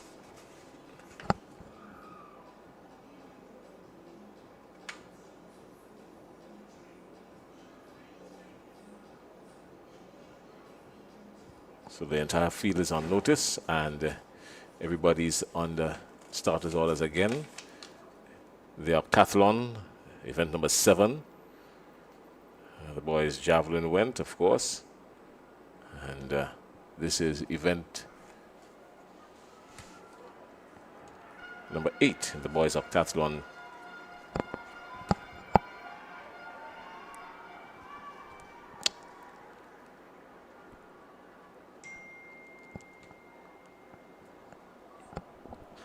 So again, Jason, that's the end of the 100-meter dash for the octathlon. And as I was saying to you, Kyle Lewis is someone that needs to be looked at, and there you see him. There you see him in that 100 meters. So he is right a good sub 12 runner, 11 flat. Good run there by Saint Bernard. Again, Jason, all of the boys under 12. Newton is the only one to go past 12, but again, as you were saying, you know, they're pretty decent sub 12 runners. Yeah, and it was marked coming into the event. It's just that we didn't have the times down to the millisecond, but we knew that they were all basically running just about under 12. So Cale Lewis separating himself there with some level of urgency. He 11.03, and Ronald Bernard of the Grenada Boys Secondary School 11.34. So some daylight between those two, and got a little bit closer with the Kadon James of the St. David's Trailblazers finishing in third in 11.36. The rest of the field 11.46 and 11.60, and then the 12 started to come in from Jonathan Newton.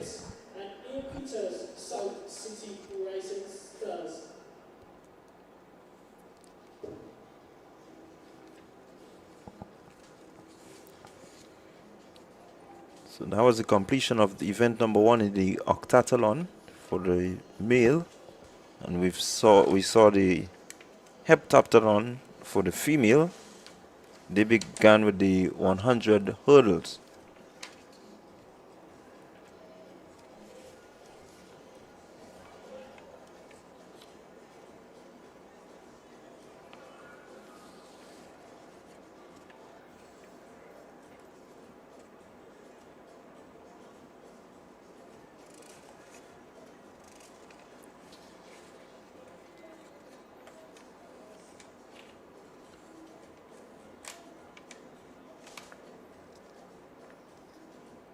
So what I can tell you is from here, the boys, they would journey to the long jump area.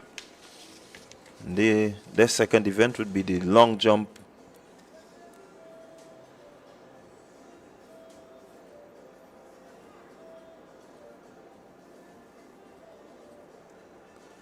And then event 3, which is the third event that they're going to participate in, is the shot put open.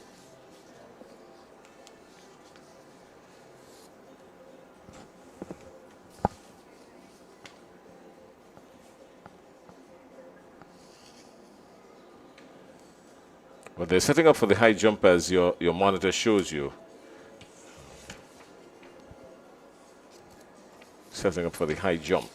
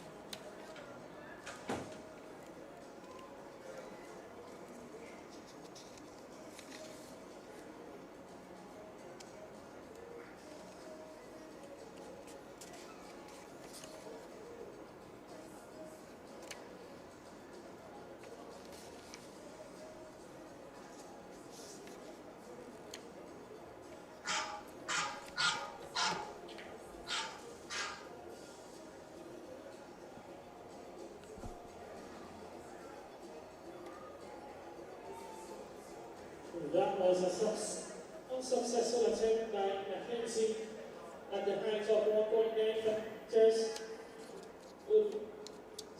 with his second attempt.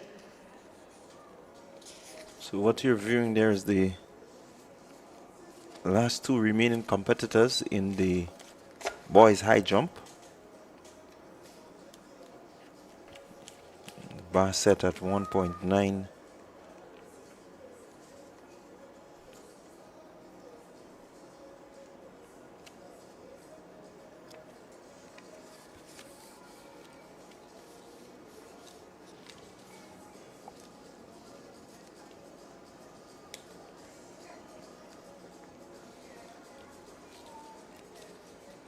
So far no one able to clear it as yet. Second unsuccessful attempt for the meters at a height of 1.95 meters. Both athletes, they have one final attempt at this height.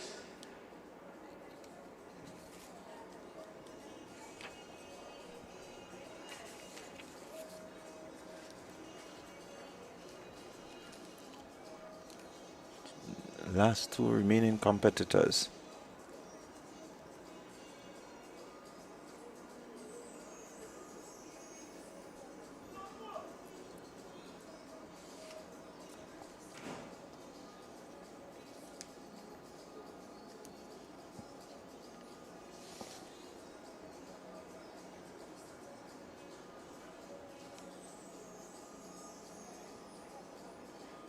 Pretty decent attempt there.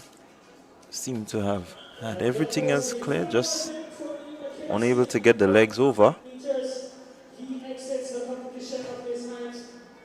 We have one final jumper at this height for Neil Peters. The question is, can he clears it? And Yeah, the shoulders went over nicely, but unable to really get the remainder of the body over.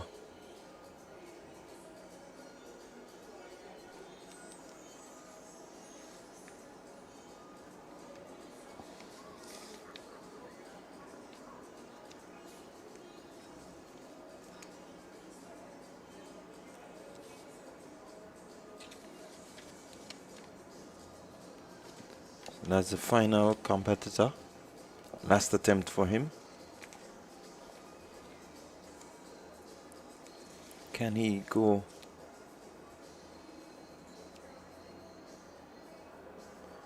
oh, it's a good jump. It also exits the competition. And So there you had it. He just fouled his attempt.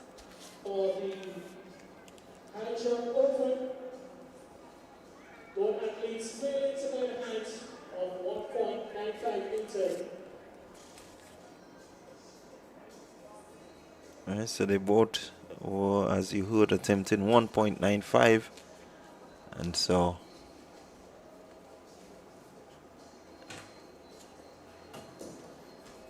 they're going to look at the best clearance, and that would determine who are the persons in first and second. So they clearly separated themselves as the top two jumpers to look out for. And they have both closed in on 1.95, unable to get over 1.95.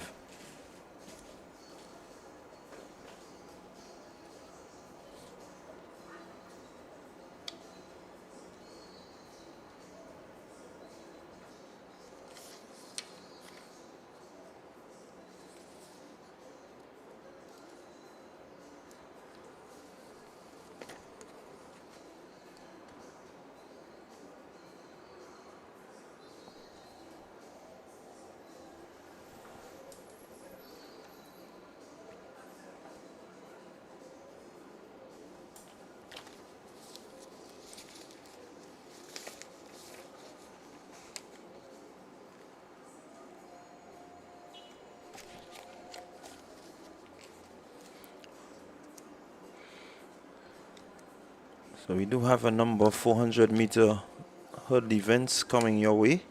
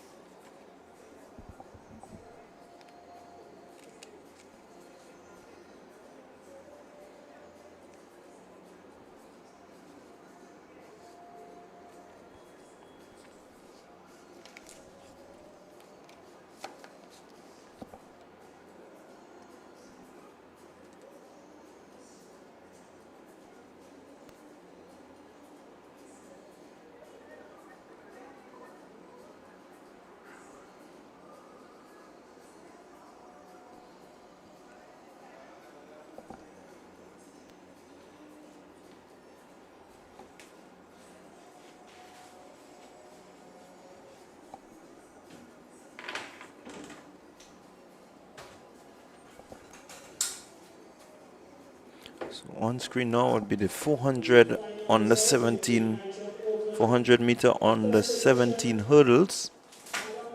That's event 85. 1.89 meters. In second position, Neil Peters, South City Rising Stars, 1.92 meters. And our champion, Dale McKenzie, Future Athletics, 1.92 meters.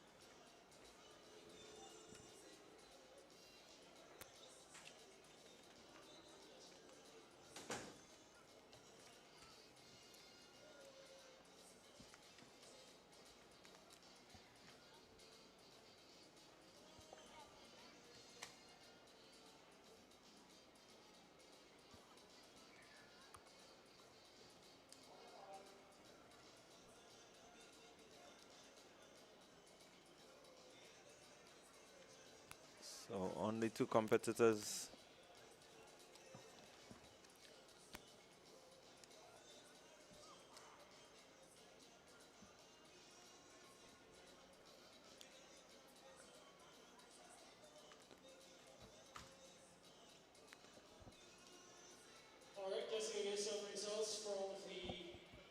So the only two competitors in that event. Which has completed under 17 girls a long jump. In third position, Kate Fletcher, St. Andrews Anglican Secondary, 4.49 meters. And we can see the athlete there from South MVP Track Club. She's has a pretty commanding lead. And your winner for the event, Christiana Charles, St. Andrew Anglican Secondary, 5. Coming around the final bend, and she's going to head into the straightaway. In the girls' long jump under 17.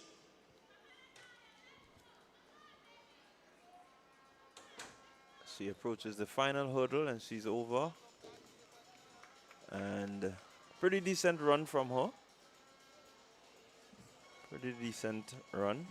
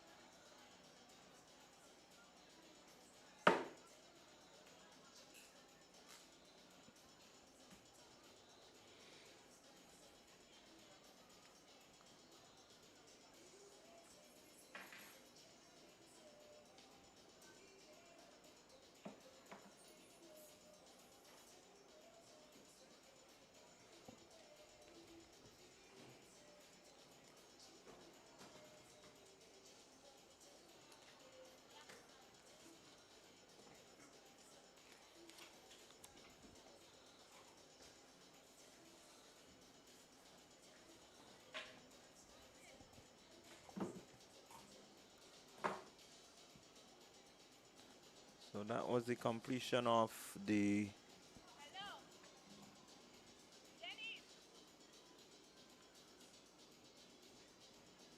girls 400 on the 17 hurdles.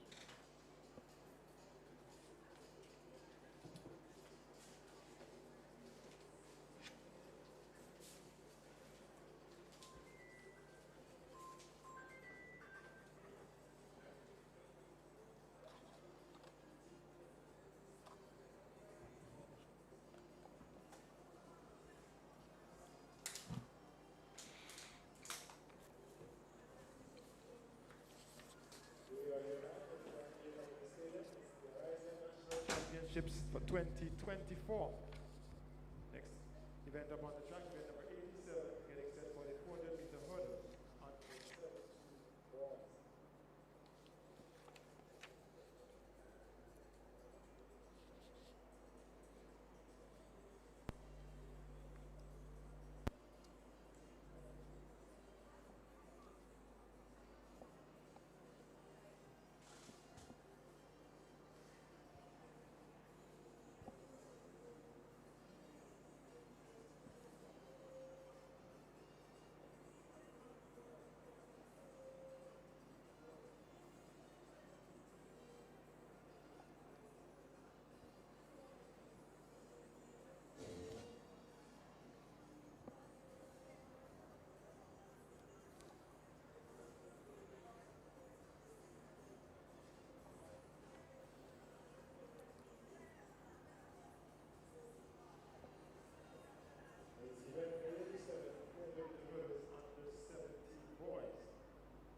We've got the 400 and the hurdles.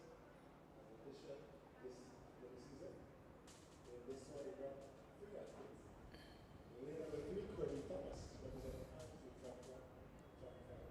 We've got lane number 5, Kevin Hines, representing Top Flight Track Club. And lane number 7, Therese Lewis, who represents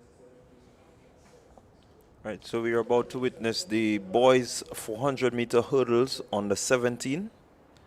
And it seemed to be 3 competitors there in that event. Have number 102, that's Kirby Thomas. He's of Altitude Track Club. You have Vericho Hines of Top Flight Track Club. He's in lane 5. And Tevez Lewis of SAS, number 543. So these are your 3 competitors in the 400 under 17 hurdles.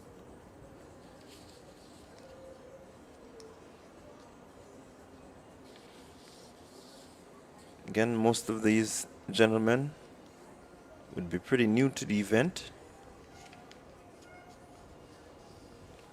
And so we don't really have seat times for them here.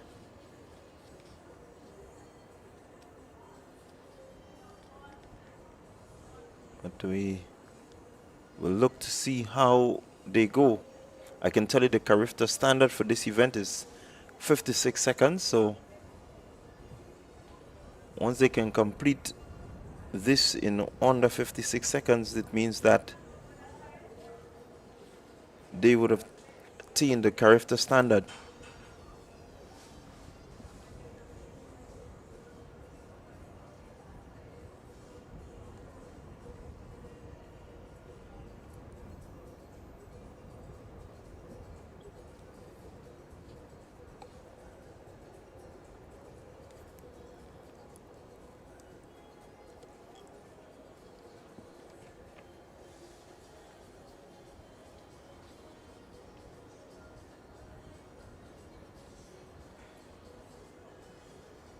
And just to remind you, it's the Ariza National Championships taking place right here at the Kirani James Athletic Stadium in beautiful St. George.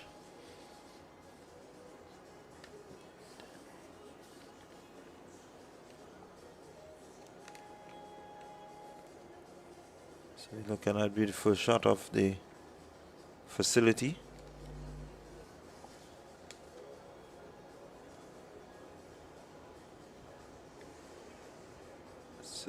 Again, I remind you that it's a newly laid surface that these athletes are running on. And so we're keeping a close eye on the times that they complete the event in.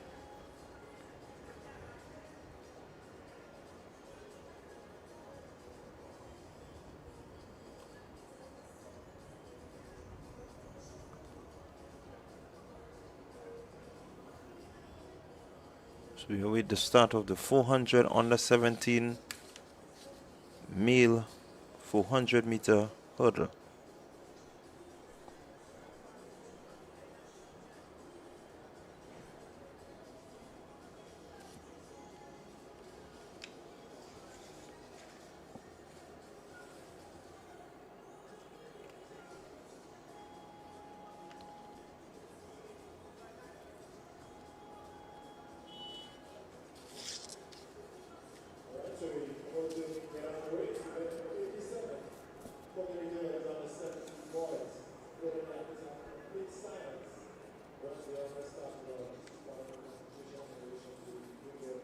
And just to remind you, the 3 competitors, Kobe Thomas, Federico Hines, and Tevez Lewis. They get on to their marks.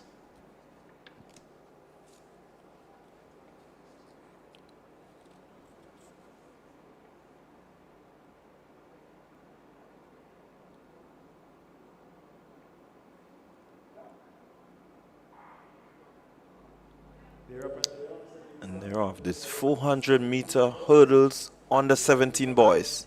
Each of these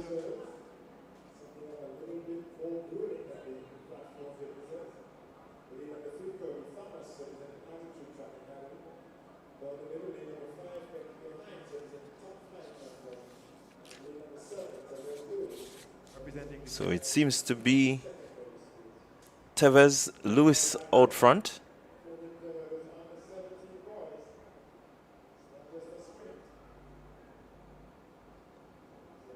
As we look as a move from Kirby Thomas on the inside, lean 3. Just gets ahead about now.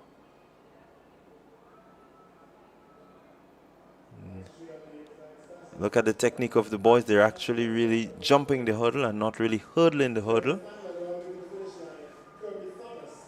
But again, a good run, good spirited run there. As these boys get older, they get more exposed to the event. I think we can see, a refining of the technique and them being able to really, get around the track a bit faster. What I can tell you about the hurdle is that you don't really want to jump over. You want to get a nice hurdling action so that by the time you land, you're up again to continue your strides.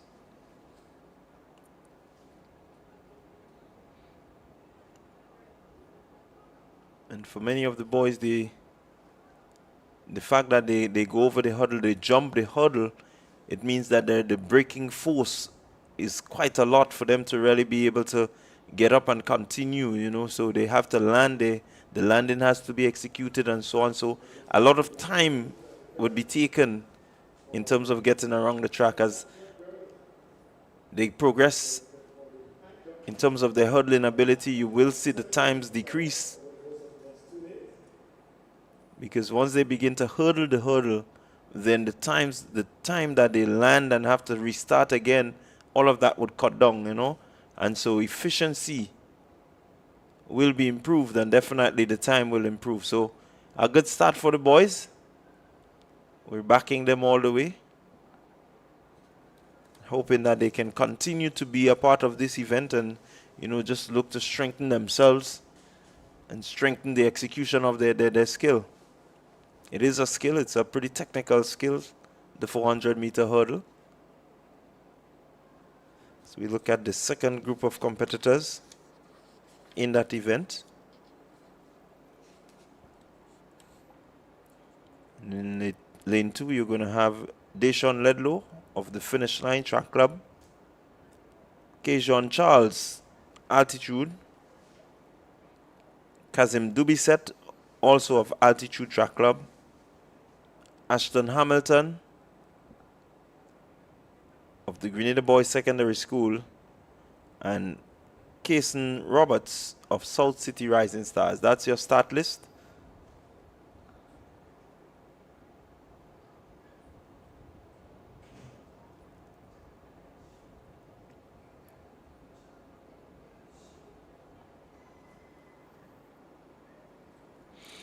That's your 5 competitors in that event.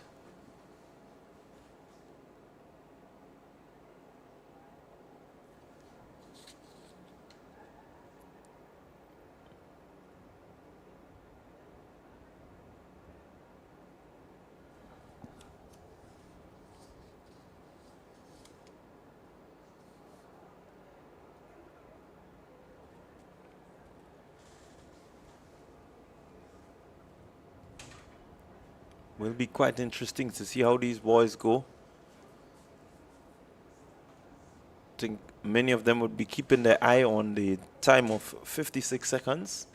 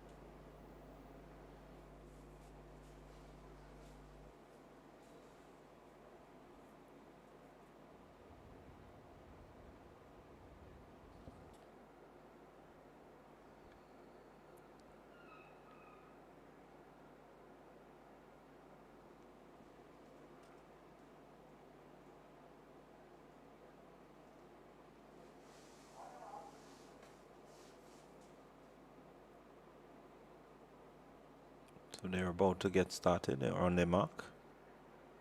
And again, we don't really have seed times for these athletes, so we just have to look to see who would come out on top.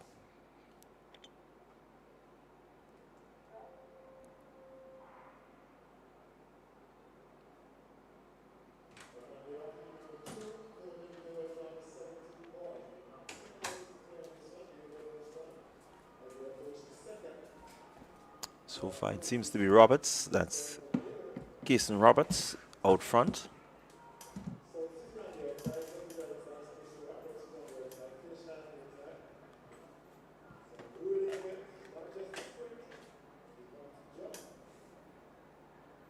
But I can tell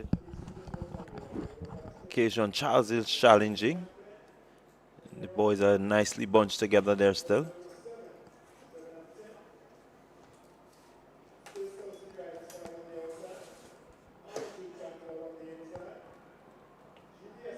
A really good run there from Roberts. He seems to be ahead.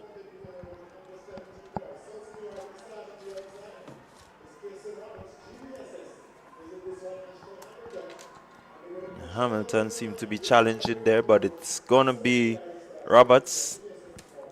South City Rising Stars Roberts completing the event there.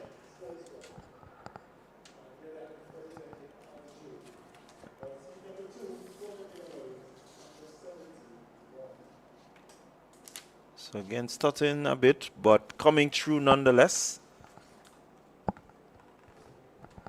is Kason.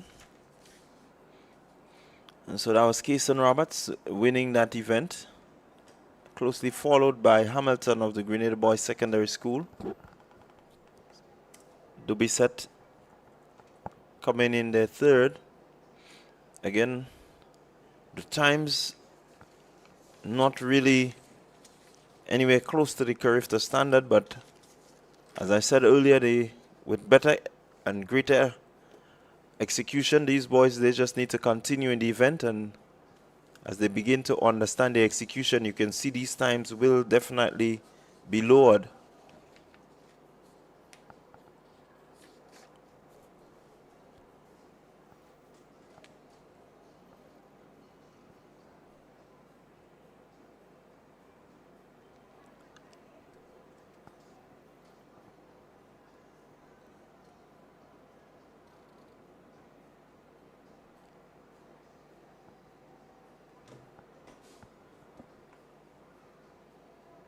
So we get ready for another 400-meter hurdle event, but this time it's the boys under 20 400-meter hurdles.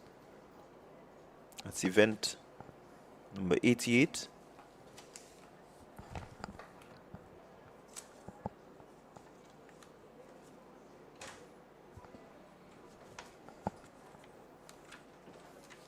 Lane 3, you have Kiel Batiste, the number 588.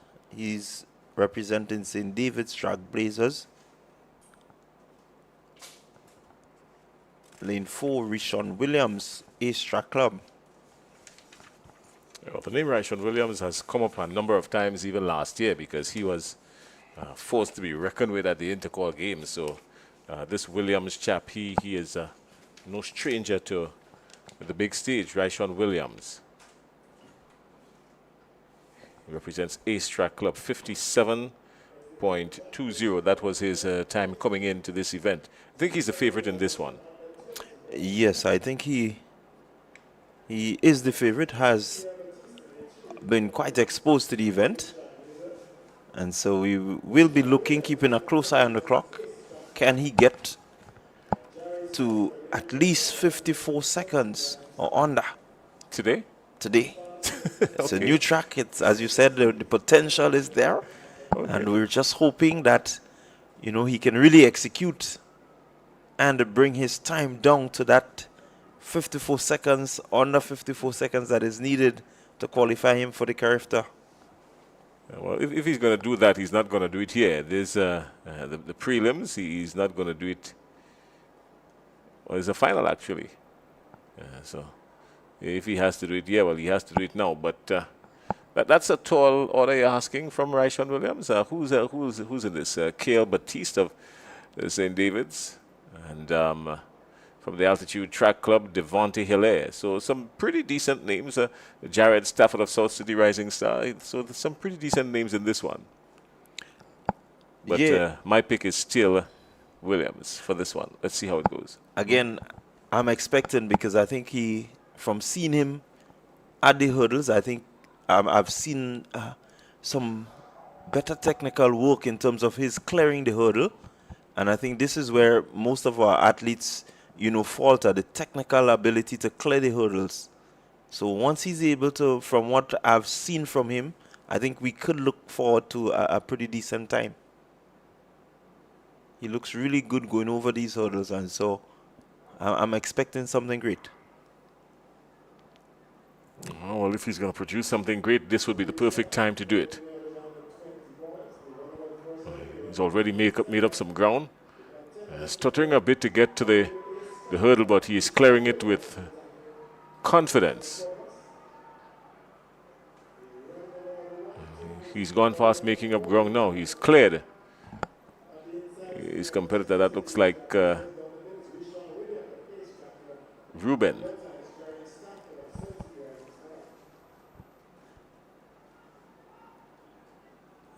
That to me is what I like to see. The fact that he's getting there. As soon as that leg lands, it's ready to go again. That tells you. Oh, he's been challenged here. This looks like Cale Batiste. Cale Batiste powering through. And Batiste is going to win this one. Williams will have to settle for second. Let's see what the time says, because Cale Batiste caught him almost to the end. He looked pretty confident coming around, even with 150 meters to go, Batiste. Ryshawn Williams started to fade, and he made up the stagger, made up the ground. And there you have it. That was the story. Yeah, good run there by Batiste. But again, having the ability to, you know, really execute the clearing of the hurdle. Well, you asked for 3 seconds less, and you got just about 3 seconds more. So maybe the next time you should flip the script.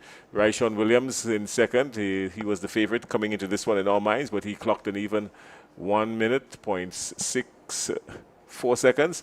But at the top was Cale Batiste, who came from behind and did the due in 58.98 seconds. All right, Jared Stafford, South City Rising Stars, 1:07, and thereabout. So a really good run there by Batiste. Having a really good second half of his race. I think he paced himself nicely. He didn't do too much. He wasn't intimidated by the good start that Ryshawn Williams had. Ryshawn Williams came out with purpose, but stood his ground, maintained his composure, and Cale Batiste, did what he had to do. Yeah, very much so.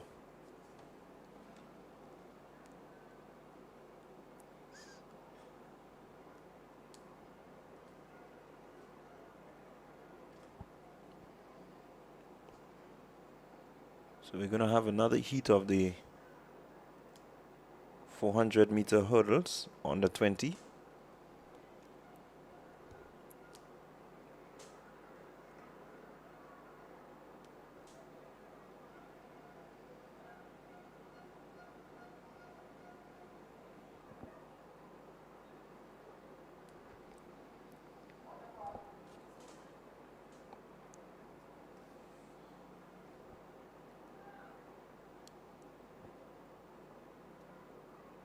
So here we're going to see Cale Lewis of the St. David's Trailblazers,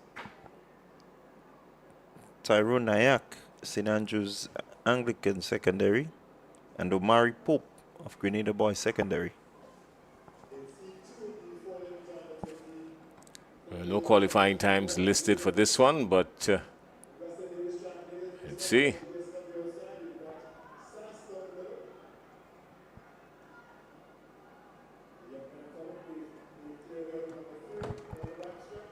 Yeah, again,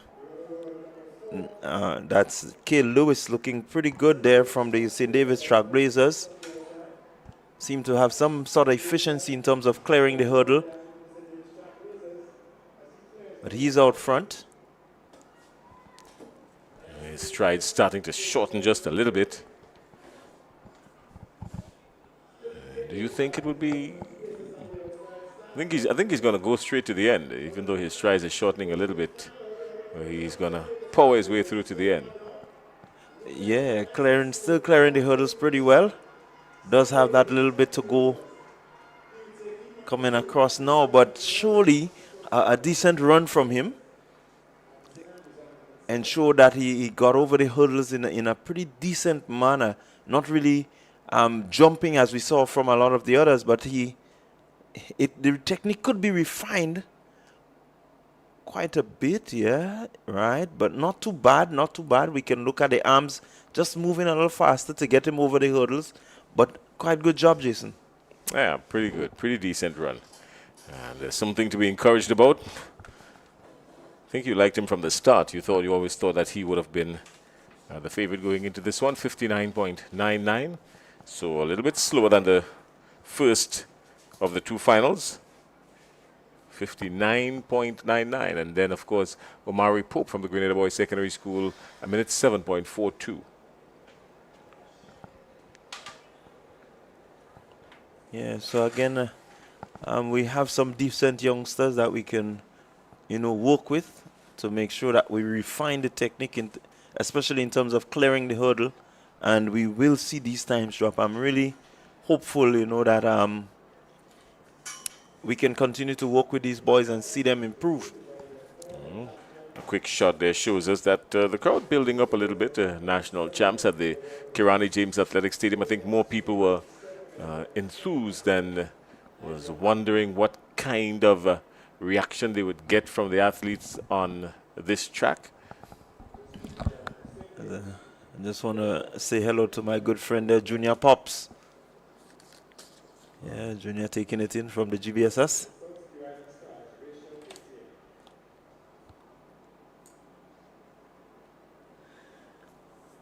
He's going to be looking back at the games at some point, and he's going to hear you shouting him out, maybe rekindling some old rivalry from back in the day. Well, Junior is a key member of the GBSS team for Intercall.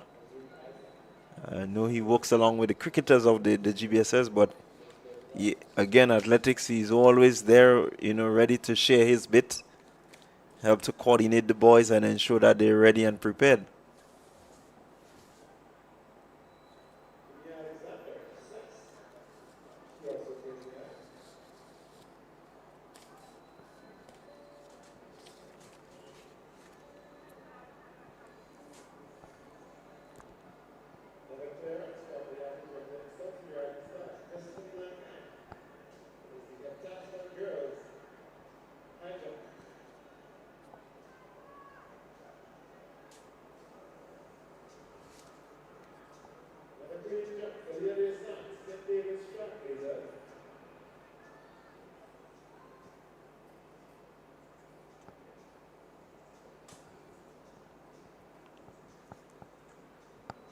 So we're getting ready for the girls 400 meter under 15, heat number 1. The girls 400 meter under 15. Let's see what are some of the names in this one. And running out of lane 1, Sanaya Lewis of the McDonald College. Jemiah Felix is also there. St. Joseph's Convent, St. Andrew.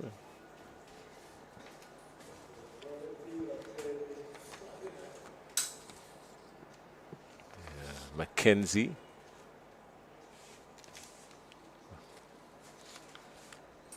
Annalisa Brown from the Finish Line Sports Club is also in this one. Kaylee Williams, South City Rising Stars. And Larissa Nelson from the Grenville Secondary School, Heat 1 of the girls 400 meter under 15. Well, what I can tell you, Jason, is that Brown of Finish Line, she's coming in with a time of 59.52 seconds. Williams of South City Rising Stars, 1 minute 14.06 seconds. So definitely the favorite here seems to be Brown. That's some lengthy times you're referring to there. 400 meters, a minute plus, a minute high up. 59.52 for front line. That's Annalisa Brown. And a minute 14 from Kaylee Williams. A minute 14, Kaylee Williams of South City Rising Star. So the one to look for in this heat, of course, Annalisa Brown. She's running out of lane 4, wearing the number tag 199. There she is on your screen.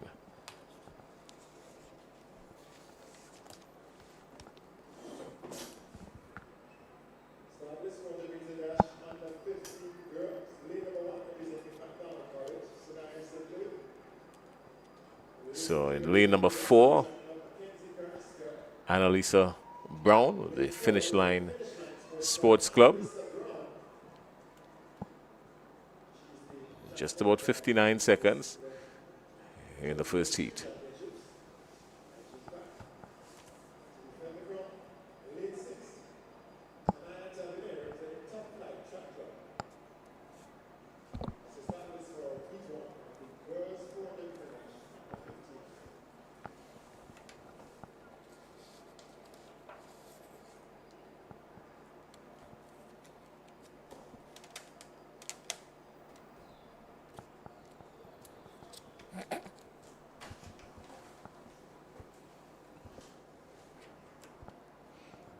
So we have 4 heats in this event. Heat number 1, 7 participants in this one.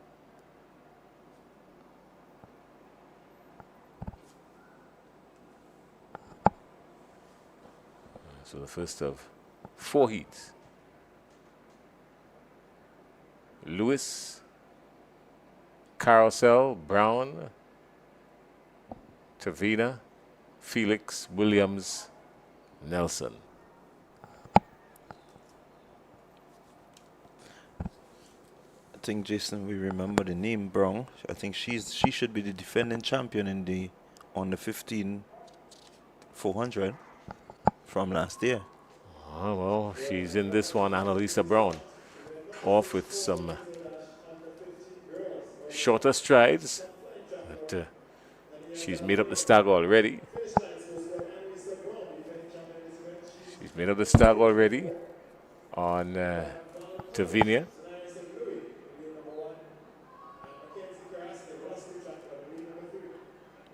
She's basically left the rest of the field. Just about 30 seconds gone in this one. She's looking really powerful there. You can see her composed as ever.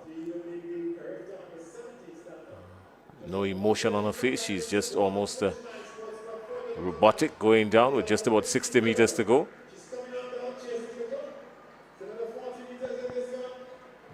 She's edging to just about 55 seconds.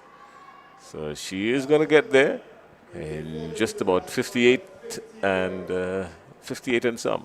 We're going to wait to see what the final time is like, but without any competition at all, she wasn't pushed. She ran basically on her lonesome in this one, Annalisa Brown, and she did well, finished with 58.30. Yeah, good improvement on her time coming in. 59.52 she came in the event with. And finishing in 58 means that she has improved. Maybe a bit of competition might even get her to lower the time a bit lower. Further, lower. Anyhow you look at it, Jason, she's your winner. There you have it. Annalisa Brown of the Finish Line Sports Club. She got to the finish line in 58.30. Sanaya St. Louis of McDonald College, a minute 5 and some. And Hania Tavia of the Top Flight Track Club. Wasn't in too much of a top flight this afternoon. She got there in a minute and 13 and some. So those are the top 3 finishers in this one. This heat. Heat number 2 of 4 coming up. In heat number 2, we can look forward to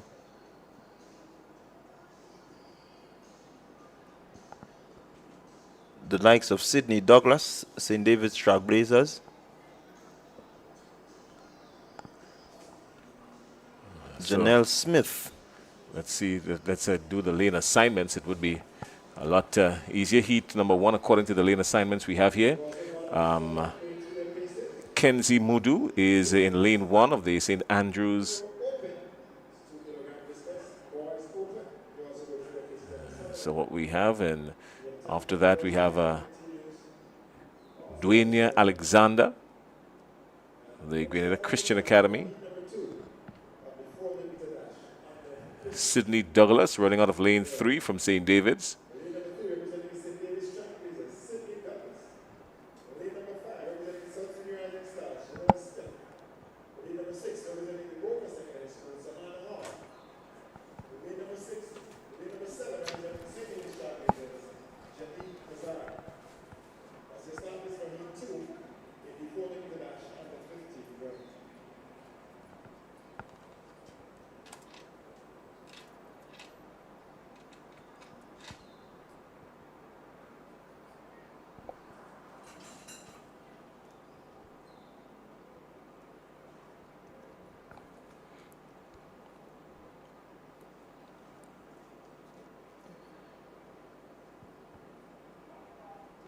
So a lot of these athletes here would have already gotten their start at their school games.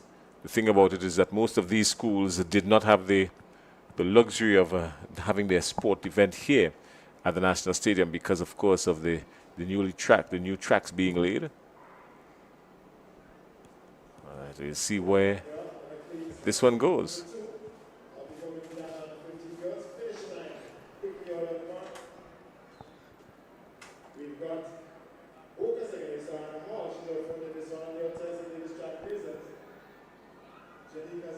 So pretty decent start there by Hall, and that's Hall of Boca Secondary.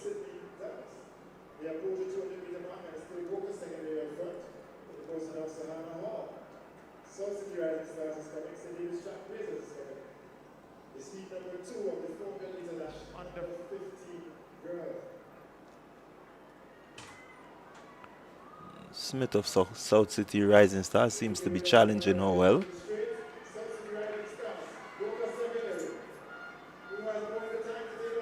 And on the inside, we seem to have a burst of energy.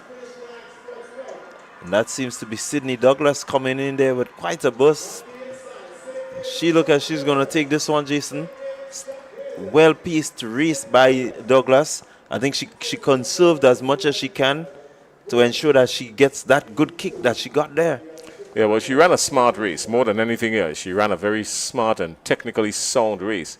And that's Sydney Douglas from St. David. I think what she did is that she realized that everybody went out, but she didn't change the game plan. Her game plan was to do it 100 by 100, as you can see, because only with about 100 meters to go, that's when she started to turn it on, and we started to see the gap closing in, and eventually with about 60 meters to go, it was a clear cut who was going to win, and that's Sydney Douglas from the St. David's Trailblazers, a minute 8 .19. So a lot slower than the first one, but she came from behind and she ran a pretty decent race. I'm going to ignore the times here because this is the heat. I'm going to ignore the times for now, but technically and smartly, she ran a good race. Yeah, very very technical race there.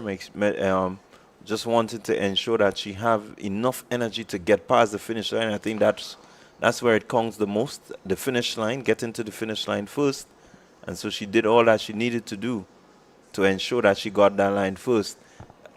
Maybe the start could have been a little bit faster, but again, the execution on point. All right, well, let's get ready for heat number 3. The house announcer will have the lane assignments for that, but I can tell you quickly, I'm going to run through this one. 7 participants in this one. They're already on the track. And Benjamin, that's Ariza Rose Benjamin of St. David's Catholic Secondary.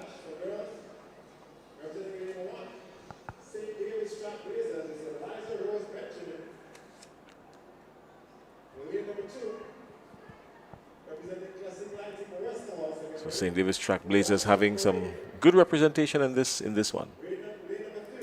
Yeah, definitely having some good representation.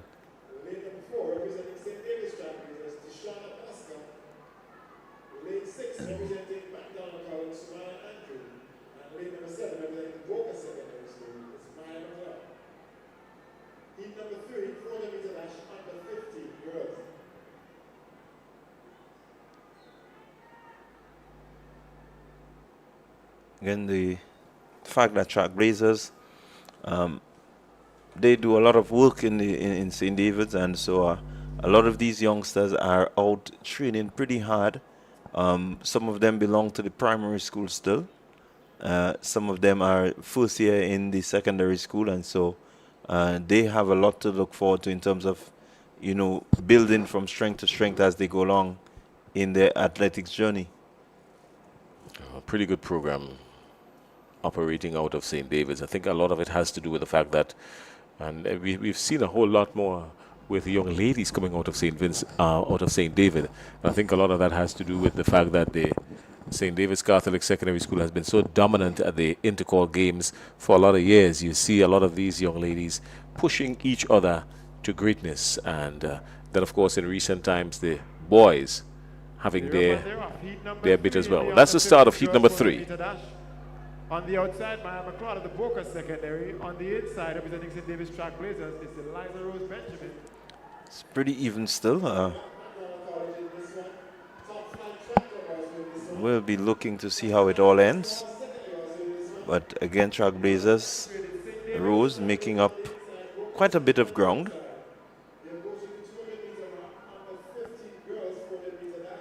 Boca Secondary out front.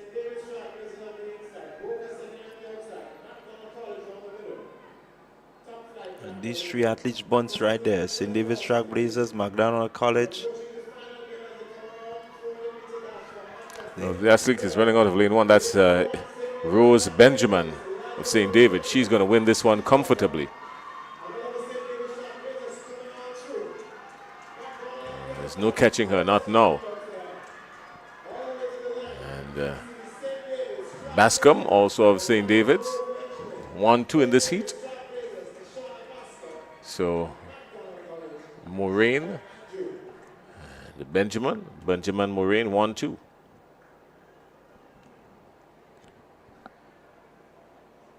Bascom, sorry, that's Bascom. So Benjamin and Bascom, both of St. David's Track Blazers, 1-2, 104.72. So not a very quick one by Benjamin. I think they started off really slow on this one. And 104.72. It's comfortable. They sort of guided each other in. Yeah, good run there. Good run by the athlete from St. David's Trailblazers in Rose Benjamin. Again, the execution, she came from lane 1, so she had to, ensure that she placed herself well in terms of getting to that especially the last 100 meters, and so she didn't have a lot to do. She could have just continued with the momentum and let that bring her home. So the the showing from them looking good so far. The athlete coming out of lane that's 7, that's Boca Secondary School, a pretty decent start. Just needs maybe a little bit more strength, in terms of completing the 400 meters. But so far looking good.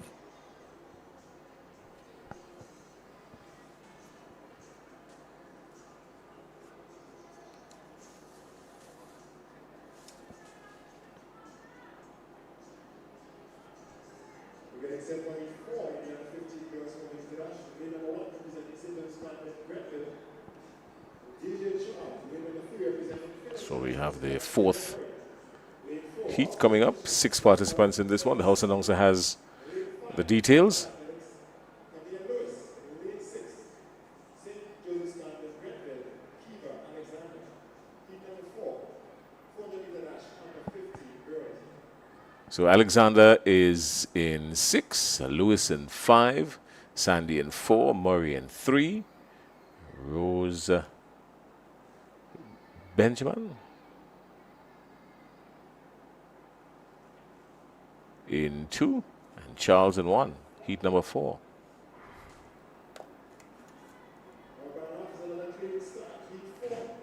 Oh no, Benjamin, yeah, she was in the previous heat, so she's scratched from this one. So lane 2 should be vacant, yes. The inside, Siblings Planet Grenville, DJ Charles. Runners athletics is in this one. Camilla Lewis. Finish line sports club. Tiana Morris, Sarah Sandy. Remember, these girls are under 15, so even though you might be seeing the time just about a minute, it's under 15. So they're getting themselves up there. Just about 40 seconds gone in this one, and coming around the final bend now, the final 200 meters to go. Again, good run from the athletes there from finish line, looking really good. Alexander from St. Joseph's Convent, Grenville, but some discomfort there now. That looks like Lewis.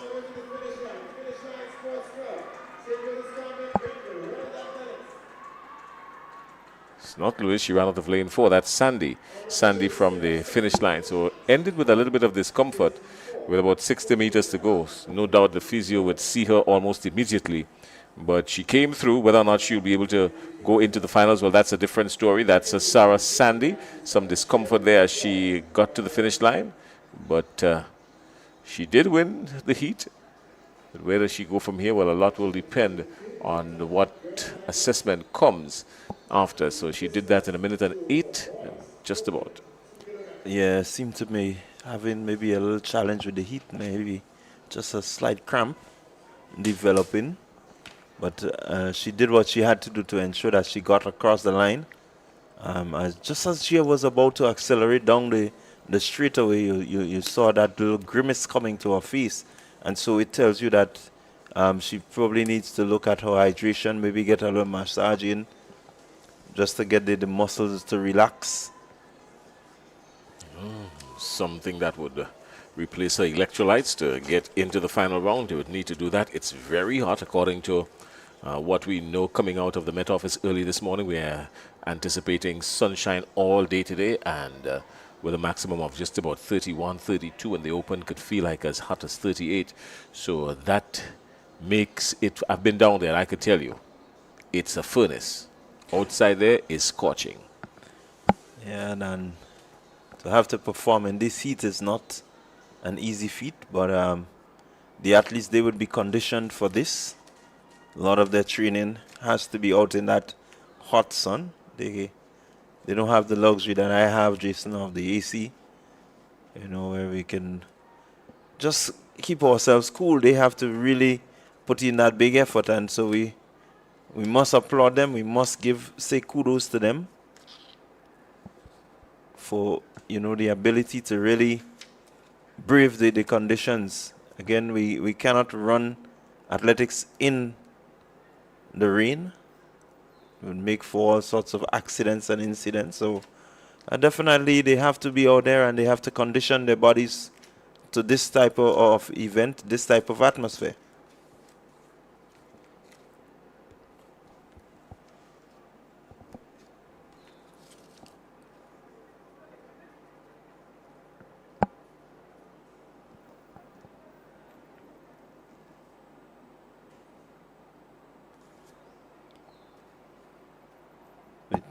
Seems to be the boys' turn. On the 15 boys. Any surprises coming out of this one? This one is also split into 3 heats.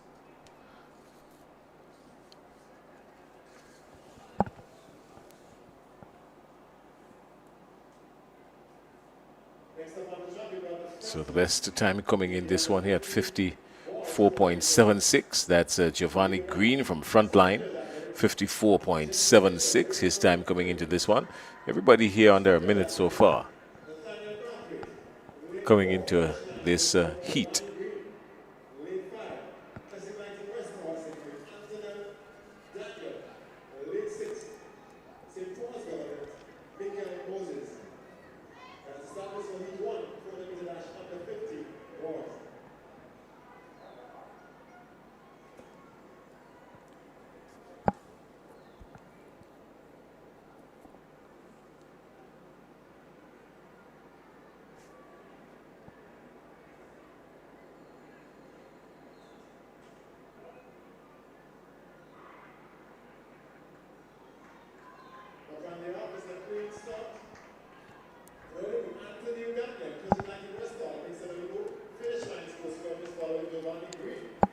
Yeah, so we look at Daniel. Seem to be working pretty well. Antonio Daniel of the Classic Lighting. Yeah, Classic Lighting Wester Hall. So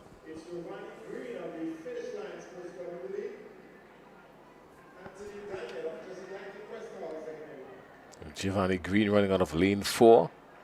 And Chan Daniel in lane 5. But it's coming out of lane 4. That's Green. Giovanni Green, a front line. There's some distance between two of them. Giovanni Green, finish line for square. Takes seat number 1, 400 meter dash after 50 boys. 55.62. Not a bad time at all. Being unchallenged at under 15, it's not a bad time. 55.62. A good 5 seconds clear. yeah. Again, coming in with a time of 54.76 into the event and completing in 55.62. This is just the preliminary round, so I think definitely he can go a bit faster. We'll be looking forward to him, looking forward to that name. We'll keep an eye to see how he ends, you know, the finals of the 400.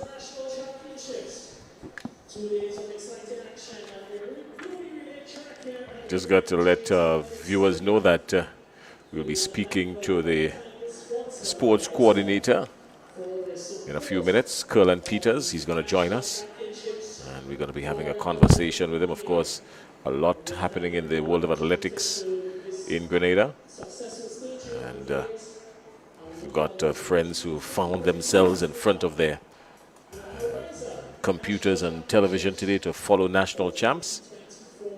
Those who have taken time off from work to support their students, support their children.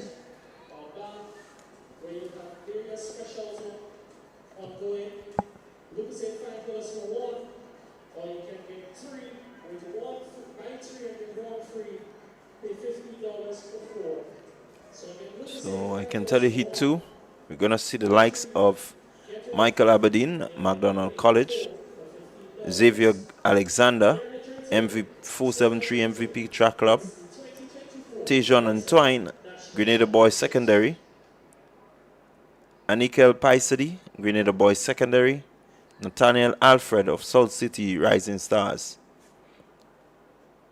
Number 2 will be 400 dash under 15 boys. Lane 1, we got McDonald College, Michael Aberdeen.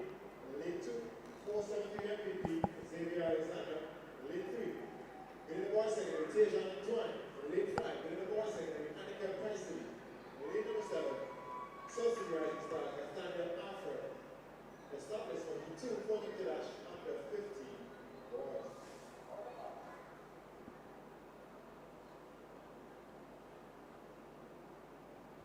So Antoine seemed to be the athlete to keep their eyes on. He is coming into this event with a time of 58.90 seconds.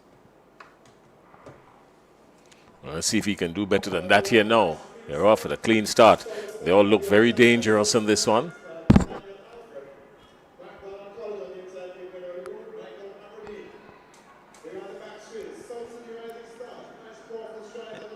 Yeah, it seems to be South City Rising Stars Nathaniel Alfred who is in front. By some distance too. Coming out of lane 1, Aberdeen from McDonald College. But seems as there's no catching Alfred. He knows he's in the outside lane, so he's running for dear life. But here comes Aberdeen on the inside. Things could get dicey here. Things could get sticky here. Aberdeen will look to take him. Aberdeen does. So Aberdeen has the advantage of lane 1.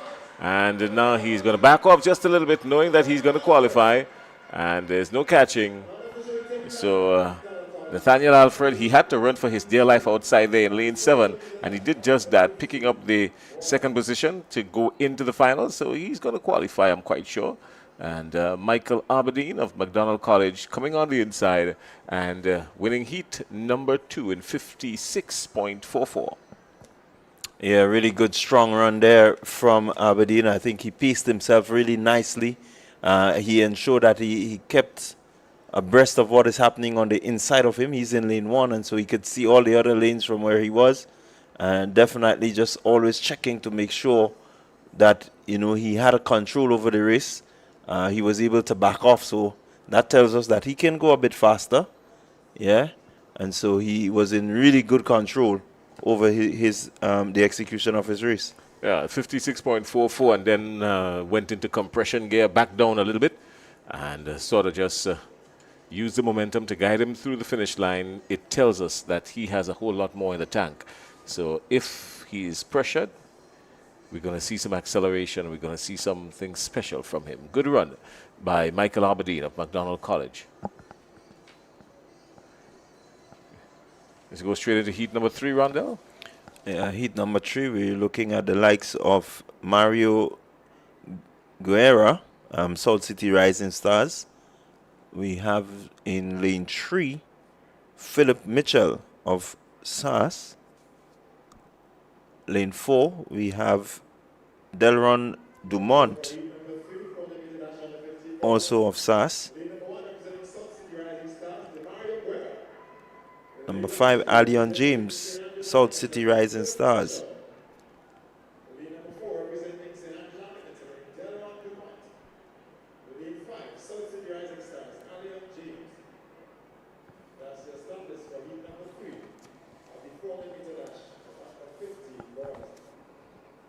Right, we've got to, of course, make mention to our camera crew working diligently, bringing you all the angles and the experience. Here, our camera crew at TNR Communications.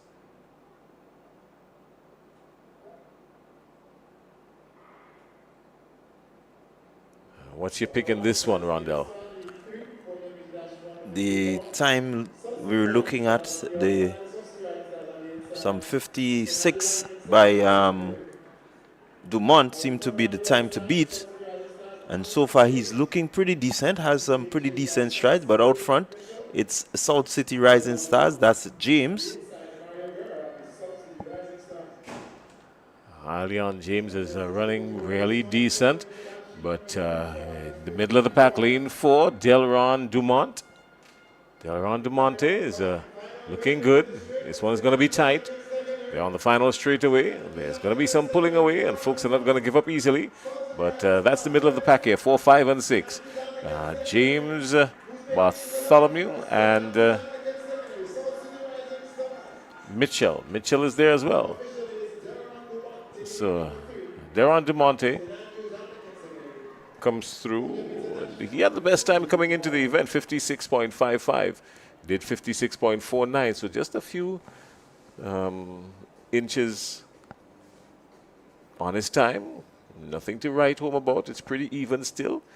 And wasn't really pressed. Yes, there was some tension coming down the final straightaway with about, 60 meters to go. But then we started to see the separation, the tenacity giving way. So he did what he expected. Delron De Monte of the St. Andrews Anglican Secondary School, 56.49 in the final heat. In this one, Philip Mitchell of the St. Andrews Anglican Secondary School as well, 57.14. And Allian James, South City Rising Star, 57.30. Those are the top three. And the top two will go through to the finals, and then the fastest two losers. Yeah, definitely good run there by Dumont. I think he seemed to be struggling a bit coming around the back straight. I think he had a pretty decent run. He was looking really relaxed and composed, but as he got just past the 200-meter mark, recognizing that he had to do a little more than normal because the athlete from South City Rising Stars was really giving him some trouble there. He had to ensure that he come around the bend and be in a good position ahead of him. It seemed to have taxed him a bit.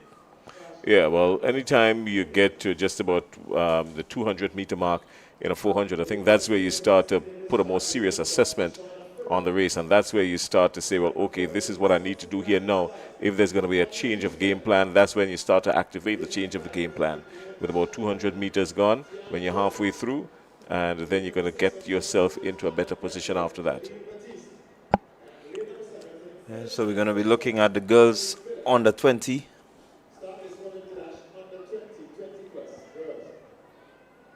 Under 20 and 20 plus girls. And you have a few athletes in there. Kaishana Phillip, St. David's Trailblazers.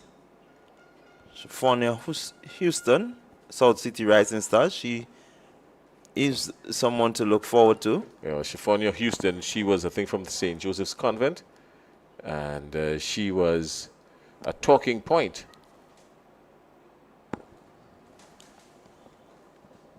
She's from Boca Secondary? Anglican High School. Anglican High School, yes.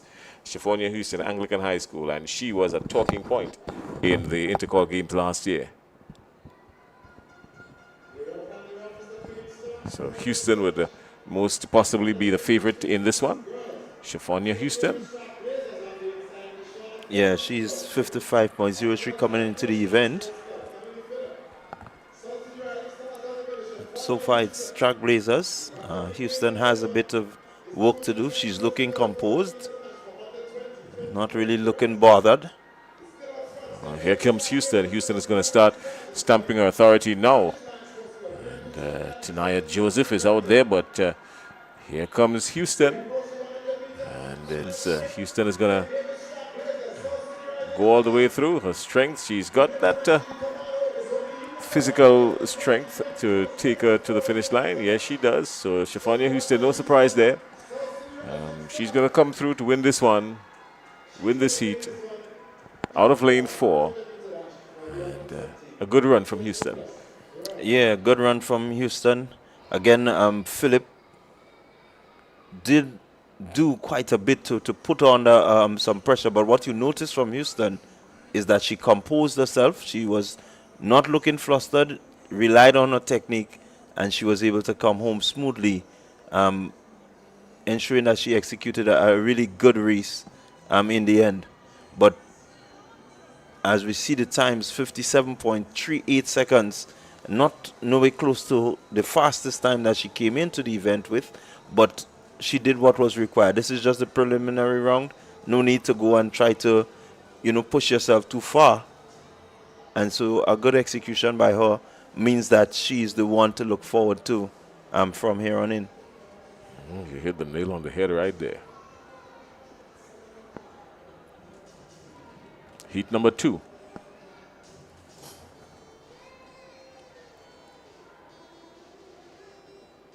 All right, so heat number 2, we're looking at Peaches Panchu, McDonald College.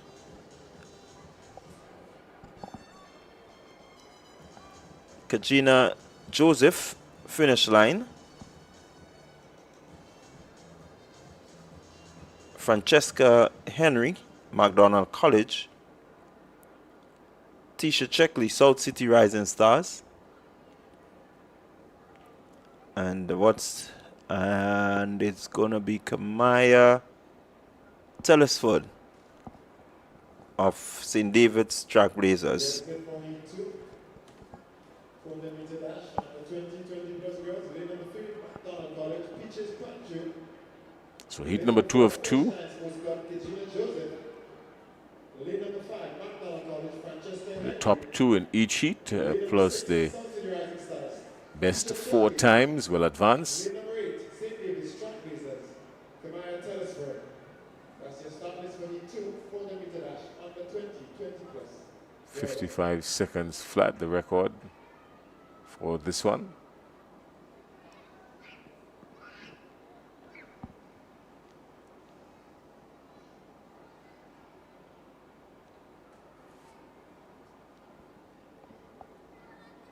So again, you can keep your eyes on Kamaya Telesford of the Trailblazers. I think she has a pretty decent time.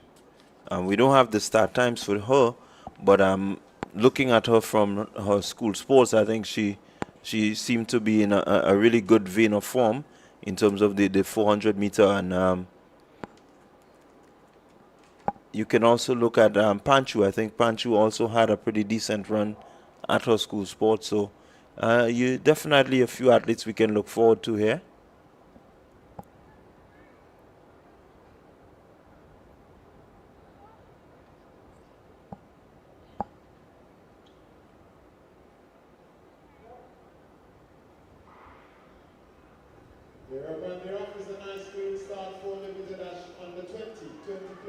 Well, that's the start of heat number 2, and immediately Telesford has gone out like a rocket. She's going to try to see if she can get some early separation from this pack because she's running out of lane 8, and that's always a difficult lane. So she is trying to get some separation early from this one. We've also got Social Rising Stars, Tisha Checkley, also in this one. 150 meters to go. Under 20 plus girls. 400 meters.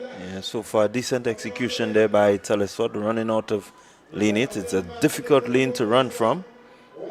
But what she needs to do now is maybe just stick to her form, be able to.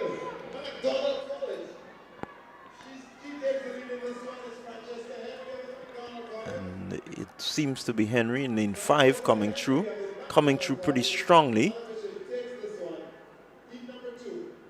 Telesford doing enough to take second position, but a good run from Henry. Panchu again coming through.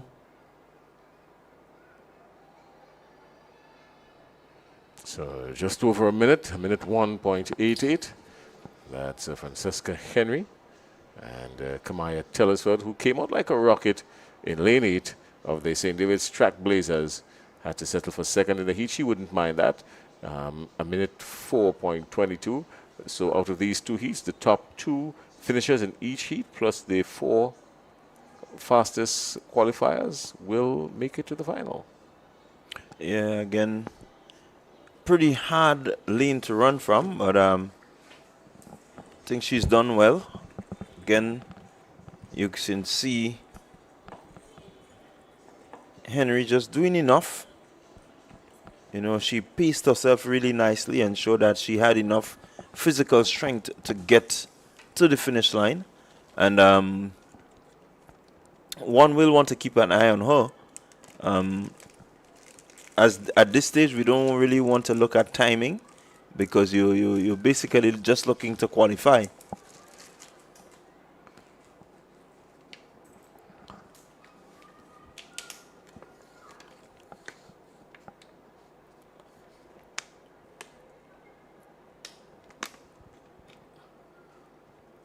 We've got friends right around the globe listening. Michael Bascom, good friend Michael Bascom. He's outside there following the National Athletic Championship. Also, we've got Miss Ariza Edwards outside there in the Big Apple. Always a pleasure to know that friends from home are out and abroad and tuned into what's happening here in Grenada, National Athletic Championships. Of course, this is the athletic season, so it's a whole lot of sunshine. You might have some rain in your area, but a whole lot of sunshine here in our parts, and much needed sunshine, of course, because we can't run in the rain. Yeah, very much good conditions for athletics. I think we have a nice little breeze that has somewhat calmed down a bit. But it's really hot out there, and the athletes, they will be feeling it. But they have a job to do, and I think they're conditioned for that job, so we can expect them to really live up to the expectation of those viewing and listening.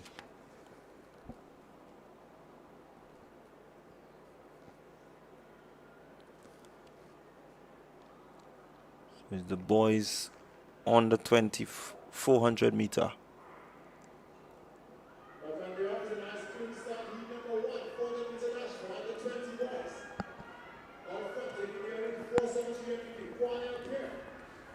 This is going to be huge here now. This is going to tell a full story. The boys on the 20.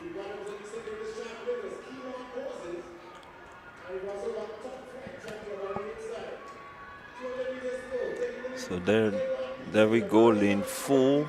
It seems to be Tagon Peterkin out front there. Peterkin is no stranger to this event. Surely Peterkin is going to come through. He's got what it takes. He's out in front. There's a challenge coming in from lane 5. That looks like Pierre. Pierre is going to put some pressure on him. But Peterkin is going to cruise past the finish line. And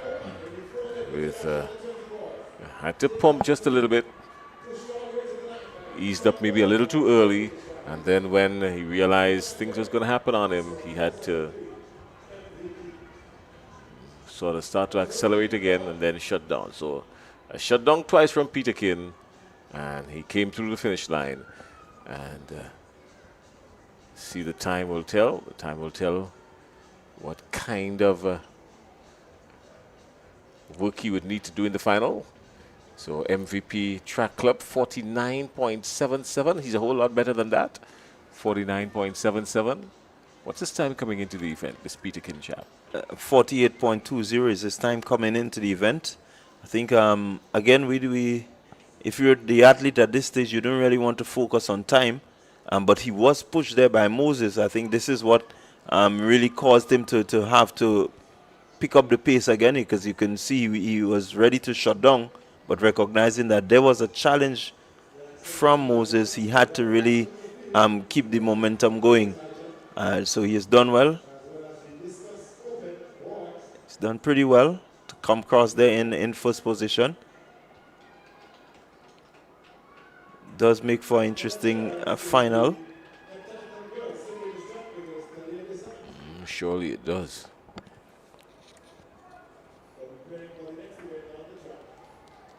So heat 2 of the under 20 boys 400 meters.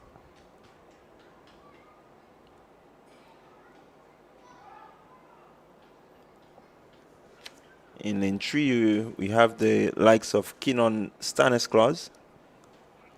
In lane 5 we have Antoine Aline.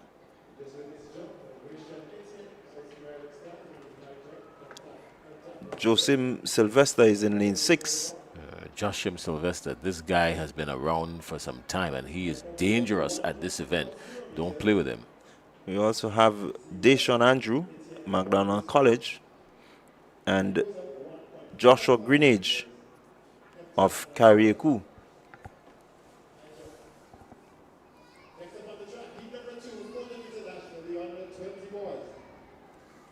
Heat number 2 of the under 20 boys.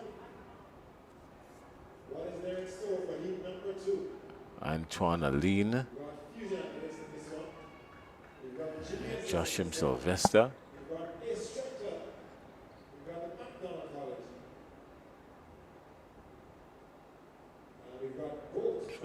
Joshim Sylvester seemed to be the athlete to keep the eyes on.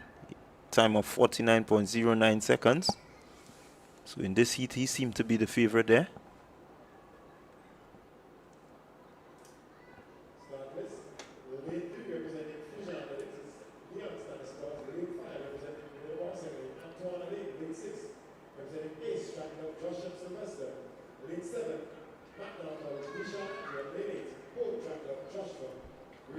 We have to be running out of lane 8.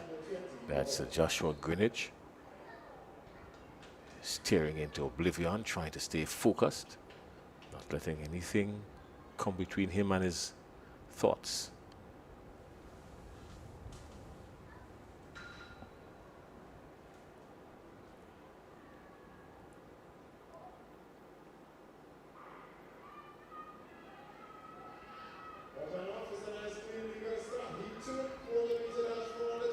Pretty decent start so far. And that's Joshim looking to really power through, and he's taken quite an early lead. He's gone already. Whether or not he will be able to sustain it, we'll see, because they're coming around now with just about 100 and something meters to go, and he's outside there, all by himself, at least for the moment. That's the Sylvester of Ace Track Club. Don't think they're going to catch him. I think surely he's gone under 58 in this one. Yeah, he's gone late 40s in this one. I think he's gone somewhere about 47, late 48 early. I'm quite sure that's what it looks like. Yeah, 48.80. That's the time. Joshim Sylvester, with some competition, he might even do a whole lot better than that, but he looked comfortable, looked strong physically, and wasn't bothered at all. Didn't see any shift in his movement, in his form. He maintained that all the way through, and 48.80, that's a good run. Yeah, decent run there by Sylvester. I think he maintained good control over his race. He got out there quickly, left the pack, and just made sure that he was, well composed coming around the 200 meter mark, the 150. He was just ensuring that he remained out there, and you can see him just rely on the technique in terms of the arms, just striding nicely. Nothing to really worry him. And so definitely I think he has some more that he can go with. A little bit more competition, he definitely can go a bit faster. He was really comfortable. No issue, with all the ease in the world, really.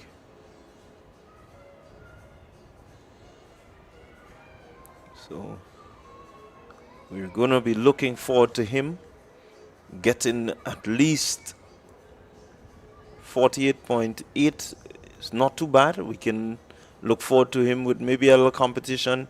Maybe he can just qualify for the Carifta Games. The qualification time is 47.80. And so if he can get under that, that would be a plus for him.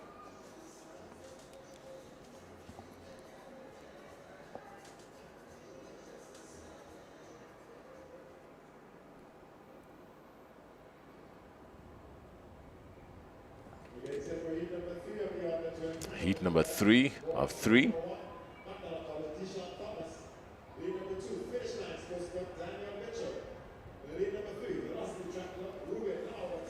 I've not seen Bishop in this one. Bishop is Emilio Bishop. I've not seen him in these heats, so maybe he's holding himself back, or I'm not sure if he's participating at all in this year's national championships. Heat number 3 has Deshaun Thomas, Daniel Mitchell, Ruben Laubastia, Junior Alexander, Devontae Ferguson, Tyler Abraham, Radim Lewis, and Nashon Sylvester.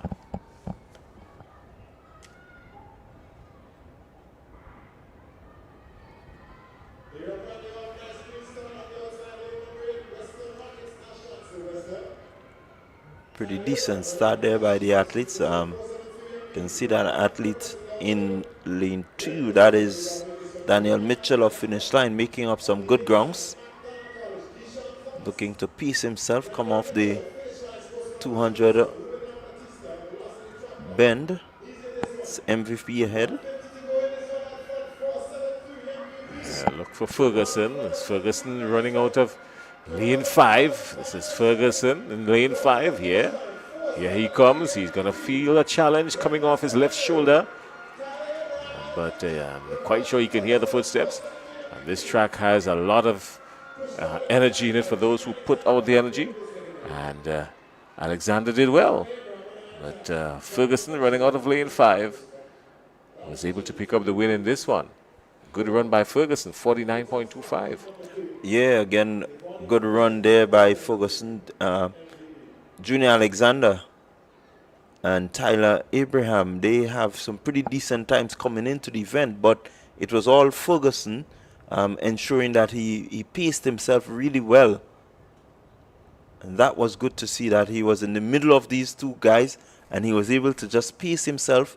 He had to make sure that he kept abreast of what is happening to the left and to the right, because you had two decent time runners there, but he was just able to leave them and ensure that he remained focused, remained steady, keep true to his form, didn't look shaky. You can see the head was always in control, the arms were pumping nicely, and everything seemed to be coordinating for him, and so a decent win for him coming out of lane 5. Oh, the shot on your monitor there suggests that the Grenada Boys Secondary School always find themselves staying together, setting the stage for bigger things to come. Of course, we know where their focus is. Bragging rights. Well, a lot of this national championship will be the test, just to make sure that you understand where your athletes are in terms of getting them to that major competition, which is inter-call games. And so this weekend will be a really good test of their ability, what their training has done for them so far. And so you can really focus them in now on where they need to be. All right, well, coming and seating comfortably close to us, of course. As we mentioned earlier on, we will have the direct coordinator, sports coordinator, Mr. Curlin Peters, who's here with us. He's going to join us for a little chat in a while, because we've got a whole lot of things to talk about. Of course, folks are anticipating a whole lot as it relates to athletics in 2024.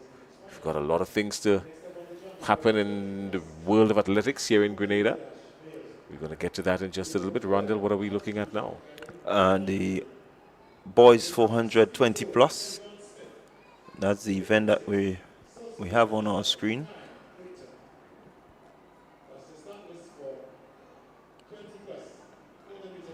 It's a prelim, so these four will find themselves together again in the finals, really. This is just a test of who's going to play mind games. Of course, with very little or nothing at stake in this one, it's just a matter of a warm-up for them, and they're going to be playing mind games more than anything else in this one. Yeah, you can imagine the mind games that are going on. I think whenever you have competition, whether it be a major, a minor, wherever the competition is, you always want to make sure that you set yourself above. And so I know Kyle will be looking. Also that Smith, who has been running pretty decently over the years. These boys will want to make a statement.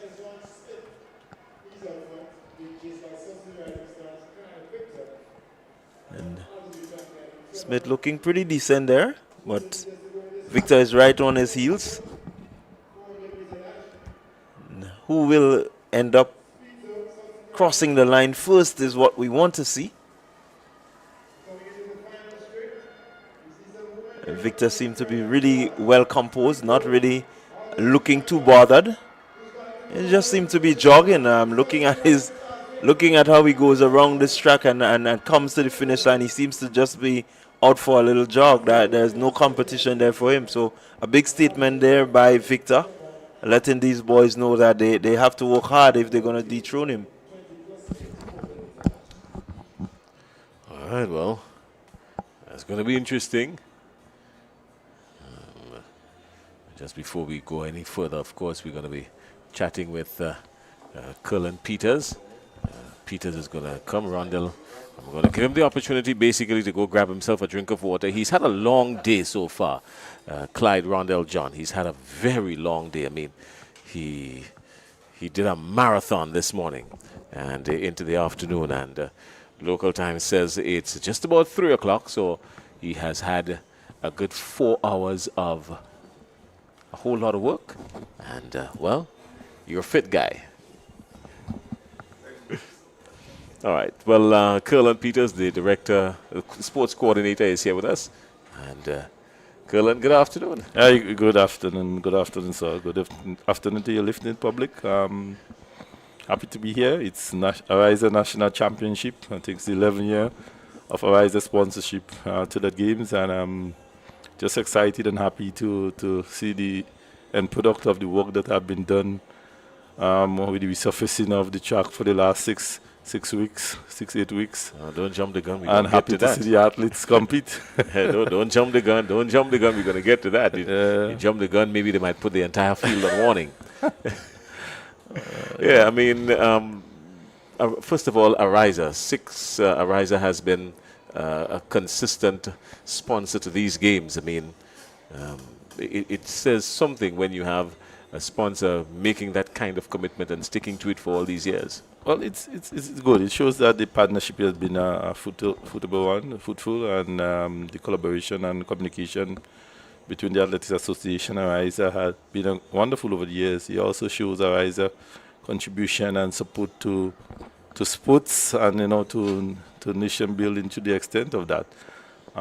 Or national championship are your primary events to select your national teams for upcoming international regional events. So it's one of your major events. I know here we are using it for the opportunity to select the character team and any other team. When you think about the national championship for Jamaica, it's a big thing because they need all the athletes to compete, maybe for Commonwealth Games or Olympics, and they need to see everyone. But right. Here we definitely have to assess the level in where we are at sports, and we appreciate what we have seen here today with the level of competition. And I'm happy to see the under-9s get the opportunity to test out the track today. Yeah, because next week will be the primary school championship, so it's a good thing. Yeah. Let's talk about the track being laid. I mean, this new surface, a lot has been expected from it because 6 weeks of a lot of work. So let's break it down. Out of the first, let's break down the 6 weeks. The first 2 weeks. What was happening within the first 2 weeks of this process? Well, basically, it started with I must say, with the company out of Baltimore, Maryland, Balon Sports, which boasts of indoor and outdoor resurfacing and surfacing of track. They have history all over the world in lane track. The name was submitted by the Grenada Association as one of the companies suitable for that purpose, and the government accept the bid from them. The project manager was a man named Mr. Jeffrey Bailey, and he worked very hard. The first 2 weeks he smoothed out this because it's an embedded system, right? Where we enhance the previous track. So what they have done is smooth the previous surface out clearly by doing what? By power washing it. Power washing it and a particular machine that smooth it, make sure that it's smooth and everything. Then after doing that, they apply a sealant because they realized that it was a system where before the water was just going straight to the track and also coming back up when it's saturated and giving a discoloration to the track. So what they did a sealant to the whole track, and put 2-3 coats of it, and then apply the final coat, which is the rubber, which is on top of it. So it's they call it an embedded system to enhance the previous surface.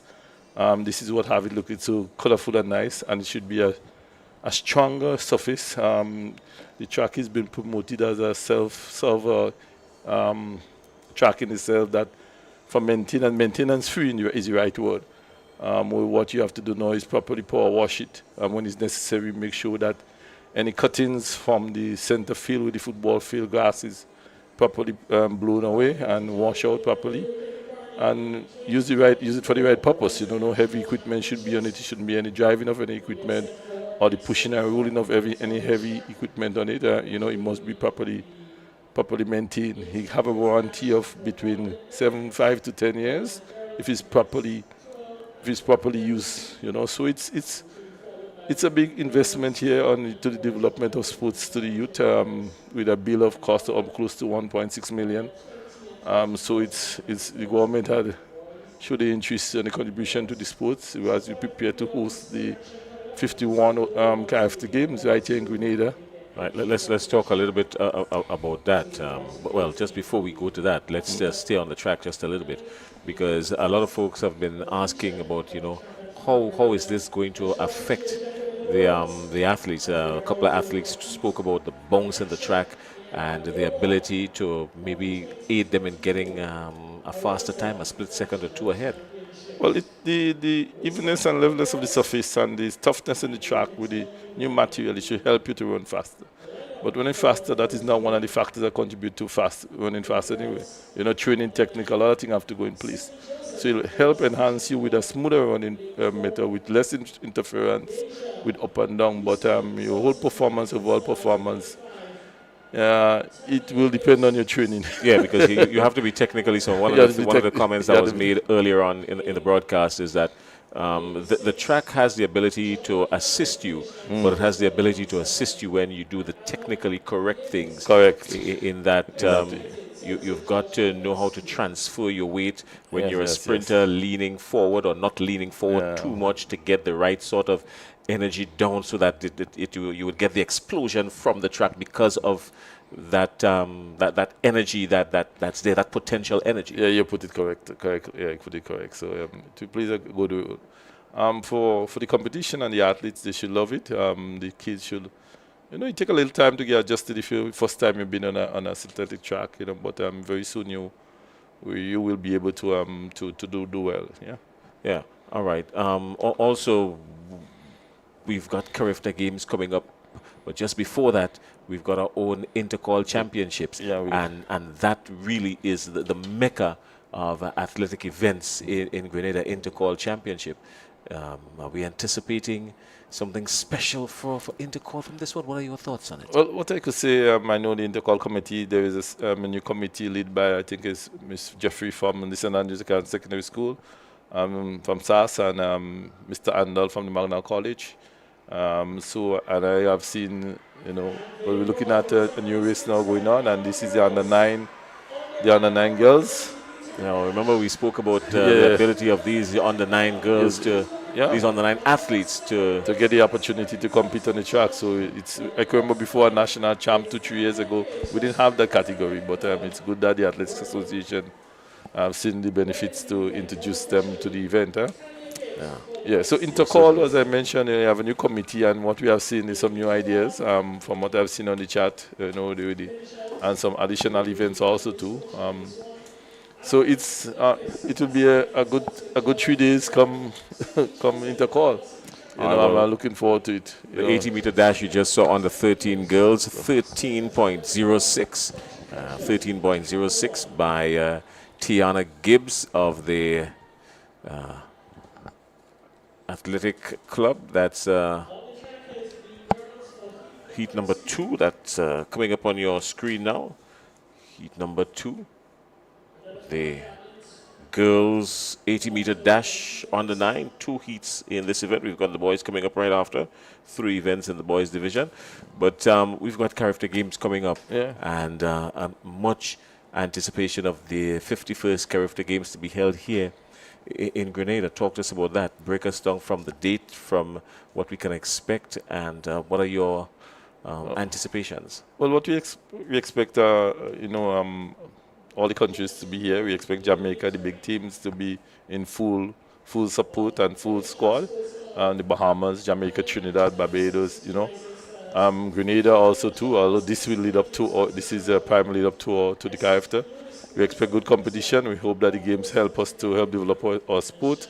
The spectatorship from the visitor, from when they sit with the flight arrangement, there will be a lot of persons here to witness the Carifta games, because there will be a history making in the Carifta games. If no one locals will be back to see the Carifta games. So we're basically expecting the crowd, we're expecting the talent, and we expect the athletes to perform to the best of their ability. All right, well, the other 9 girls are having a good go at it. Now, this augurs well for the future. This is a fast one coming out of lane 4. Lane 4, it looks like, yes, And that's Amir McIntyre out South City Rising Star. So McIntyre powering her way through in lane 4. And she's got some zest to go with it. She's got some zest to go with it. From the Tantin training camp, basically. Head straight, focused. Good form all the way through. Not too much upper body movement. She stayed true to form. And good stride will take her over the finish line, 13.04. Yeah, I mean, as we said, a lot of anticipation. Grenada has got the opportunity now to put forward a full-fledged Carifta team. This is where you've got to pull everyone, all and sundry. Everyone has a chance to represent Grenada here at home, and the possibility of picking up some additional medals that you would not have had the opportunity to pick up at the other regional games. Talk to us about Grenada's preparation for these Carifta games. Well, the Carifta games is well, we need to every year. If you look at the Carifta last year, you must say that Grenada had competed very well. They had performed well in the relays, and as you said, the additional members of the team, they should be expected to fill some of the positions that were unable due to cost of transportation from previous years. But we also have to look at it in the sense of to enhance the athletes' performance here, because when you look at the participation of some of the countries, you will see that there are athletes that they're from all over the region, all over the university, that still will have the age that will get the opportunity to compete for the country. So it should help boost our track and field program. It's hosting Carifta, someone may say it's a good thing, but it's not. It's also sort of negative for your team, because in the sense that the team were unable to train at the national stadium for the last 2 months, 3 months. So and some of the opportunities to run a good 400 meters on a proper track was not met. So it definitely would not. Some of them, that's the first time within the 3 months they got to do a 400 meters like that. So definitely have some negative into it, but we're hoping that with the additional intercall and other thing will help them to get back up to the performance level. All right, sounds good, sounds very good. All right, Curlin Peters, the sports coordinator. No doubt as we go through the next couple of days and weeks, you're going to be hearing a lot from him, because everybody's got to talk about what we can expect in sports, especially in athletics.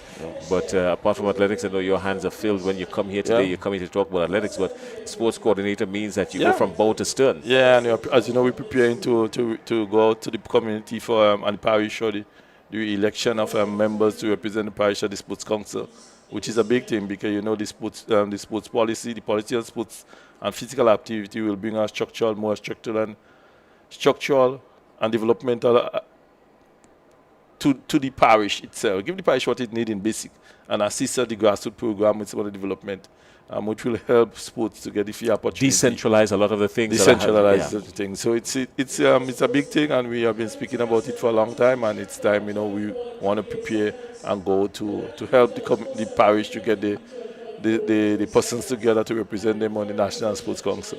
So I'm looking forward to that. We're all looking forward to that, because so if you're outside there, where no matter what part of Grenada you're at right now, know that the National Sports Council is going to be coming in your area to get together to make sure that the parish reps get involved, and then the national executive will come from the parish reps. From the parish reps. So from Petty Martinique up in the north to Grandance, Point Celine in the south, and north, south, east, west. That's where we're heading. So Sports Council, and that's going to be the talk for the next couple of weeks as well. That's going to be the talk, and make sure you implement it. So thank you. All right, thank you a lot, Curlin, and we're going to be hearing from you again. Clyde Rondell John, we gave him enough time to refresh himself, and we're coming back now, because this is the boys on the 980 meters dash. South St. George, South City Rising Star running out of lane 4. This is Church. Did well. Yeah, Church looking pretty decent there. Delivered a sermon there. Really looking like somebody who's well trained. You can see him pumping the arms, keeping the head forward, just trying to ensure that he remained focused and executing a decent race. I'm looking at the youngsters as they come through, Jason, and you can see that the surface seem to be something that they like. They're looking really composed, especially when it comes to the finish line and getting to that finish. So it tells us that they're not expending too much energy, but they're doing what they have to do to make sure that they win the events. Sounds good. Heat number 3 now. Heat number 3 of 3 in this one. JC Mitchell is in lane 4. Isaiah Douglas. Abraham Clark.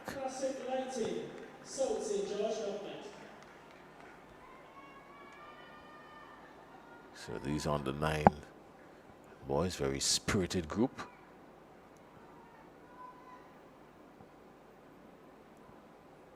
Just running for speed now. And that's a good opportunity for them. Keep your eyes on lane 2 and lane 5. Lane 2 and lane 5. Sprinters, lane 3, sorry. Yeah, lane 3, lane 5. Sprinters, that's Holden Batiste. Looked dangerous from the very beginning. He came out of the blocks like a rocket and spared no one all the way through to the end. Yeah, again, I just really want to compliment the form that I'm seeing from these youngsters. They're looking really good. You look at the arms and the legs, the coordination in terms of it, how they run these races. At this age, you may expect the hands to be going, across the body and so on, but you can see that they've been training. They've been really putting in some good yards. And it tells you that these boys have a bright future. They're only under 9s. And so they can only get better from here. Well, crowd building up. Everyone coming in anticipation of what they want to see from this track. So athletics always draws a decent crowd in Grenada, especially when it involves this magnitude, the National Athletic Championship. Heard Cullen Peters speaking about the track. We're going to discuss that in just a little bit. We're getting ready for the girls 100 meter under 15. So we're starting to put some fire into the thing this afternoon. Definitely, as the heat is on and the fire of the racetrack is what persons are looking forward to. Definitely a keen competition. Some youngsters who are looking to really showcase themselves. They will want to, put that sort of respect to their names. Yes. Whenever we call these names, you have to make sure that there is some level of respect that goes to it when they perform. And so we're looking forward really to some keen rivalry in these 100 meters under 15s. I can tell you some primary schools are there, some secondary schools are there. And so the event brings its own rivalry in that the secondary school would not want the primary school to beat them, So it brings its own set of drama, as we would put it.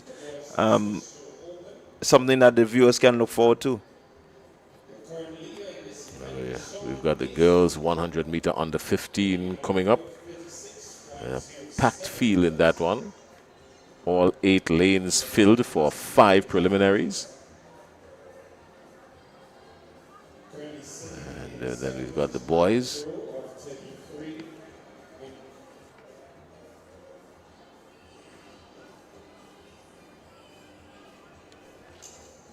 That's 33.04 meters, representing Rock's Athletics Club, Bevondre Nelson. Had a late start today. Started just about an hour later, so we've got a whole lot of ground to make up. Oswald Charles, the boys discus throw, open.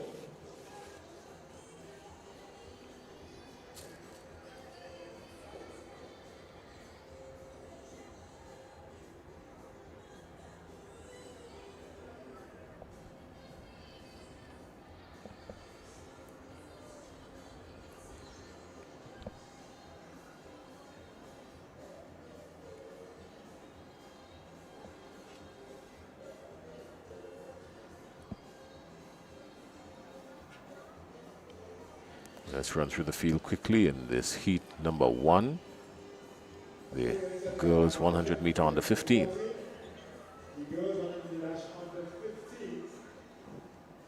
So we're looking at the lanes that are out there. It's KS1, Fusion Athletics. Lane 4, Tashana Bascom.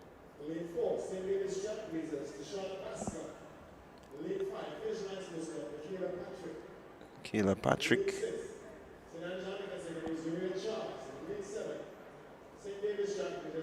We have Michaela Phillips, St. David's Trailblazers, and Sydney Douglas, St. David's Trailblazers.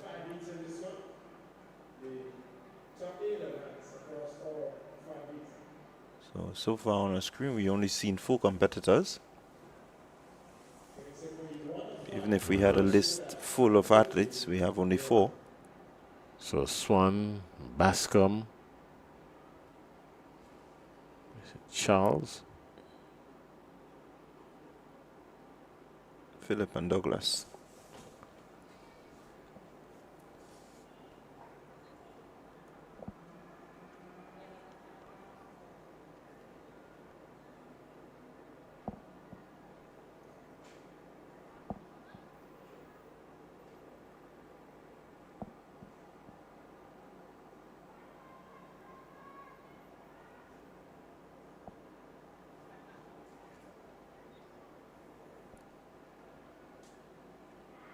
So heat 1 of 5.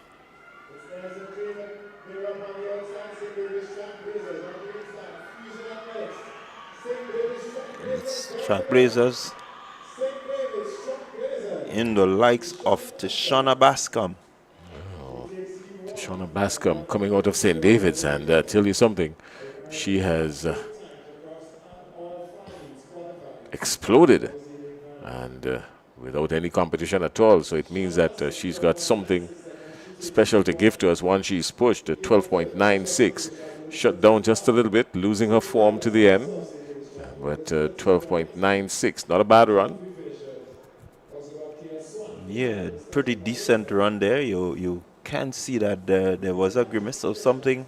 I think I saw her earlier in an event, and she did look as if she's carrying something. I'm not certain what it is, but she seemed to have been in some discomfort there as she came across the line. One hopes that she will, go back and maybe have this addressed, and she can really push, herself to really give a good account of herself come the finals.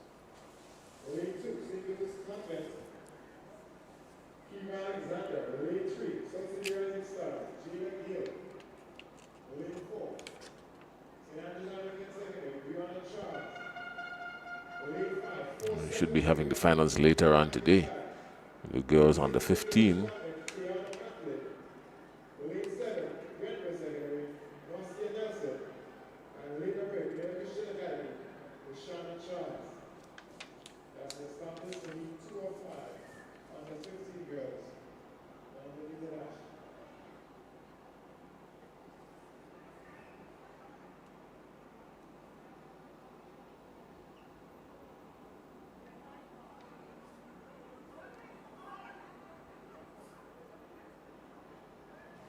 So what does heat number 2 look like for you? We've got 5 participants in this one. Coming out of lane 1. Lane 2 is vacant. Well, she should be in lane 2. So it's Kiva Alexander, St. Joseph Convent, lane 2. The athlete in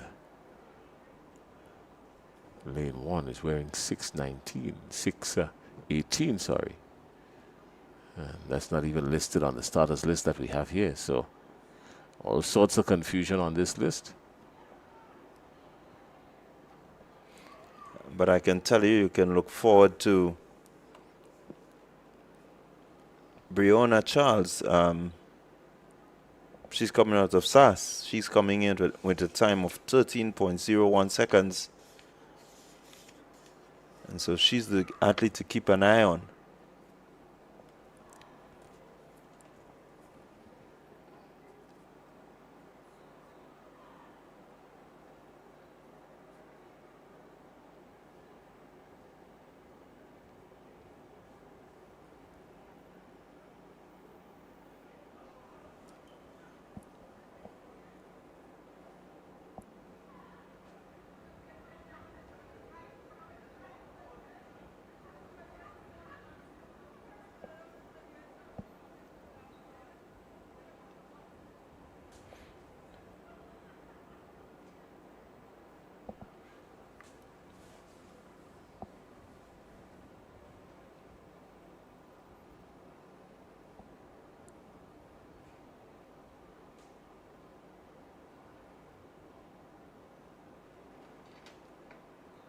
So now lane 2 is occupied, but lane 1 is vacant and all this, so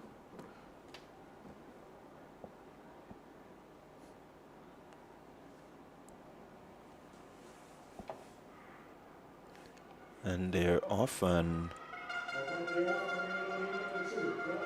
so we said the athlete to look forward to is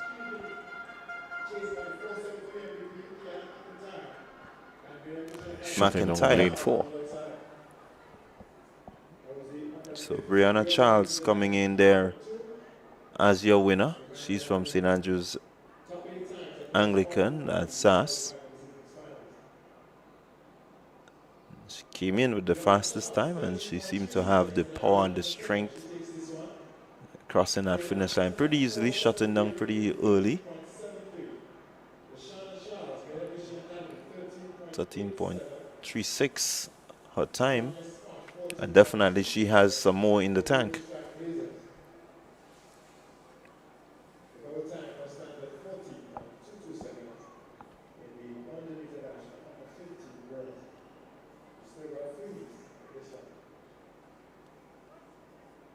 Alright, this is an announcement. The police wants to inform, wishes to inform that they found an iPhone, one blue colored iPhone with silver edges. It was found within level 2 VIP lounge area. The owner can collect same from the police command post, which is at the bottom level of the main stand. Again, one blue colored iPhone was found. If you're missing your phone, you can contact the officers within the police command post to retrieve same.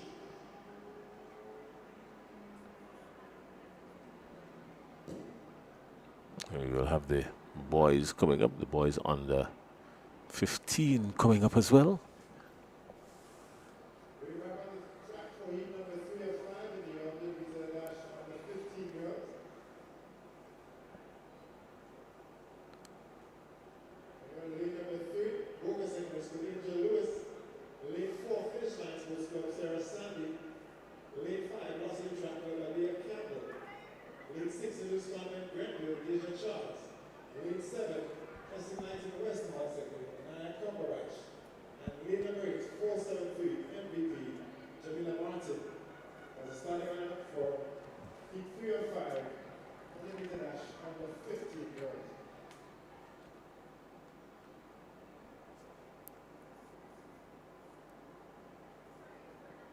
So again, the athlete to keep your eyes on here in this heat is Sarah Sandy of finish line. She comes in with a time of 13.05. You also have Aaliyah Campbell. She has a time of 14.20 seconds. So these are the two times that we have at our disposal. Definitely the 13.05 is the time that we can look forward to. This will be your favorite.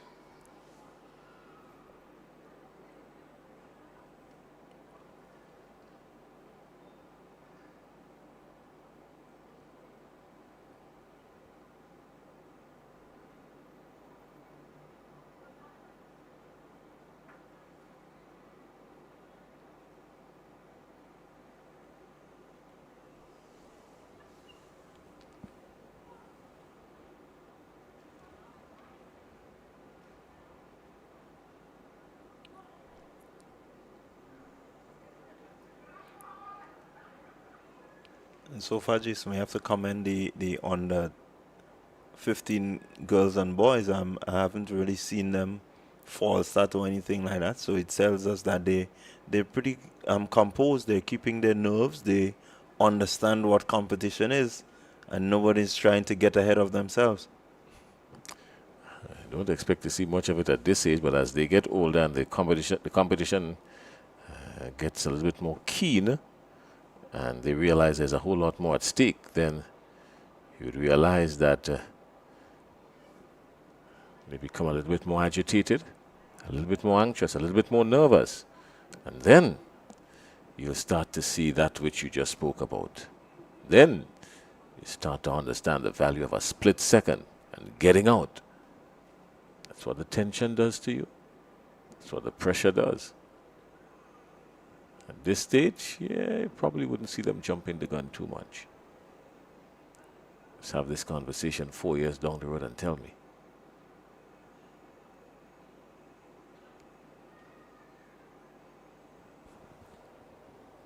Or maybe it's now. Well, or maybe it's now. again, I was just commending them. I think she recognizes the need for the split second. Just couldn't hold that position for long enough. Well, they're not going to throw her out, but that will put the entire field on notice.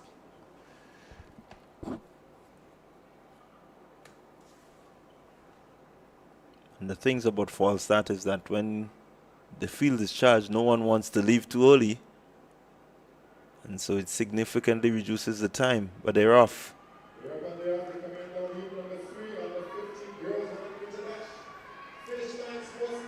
Seems to be Finishing in lane number 4.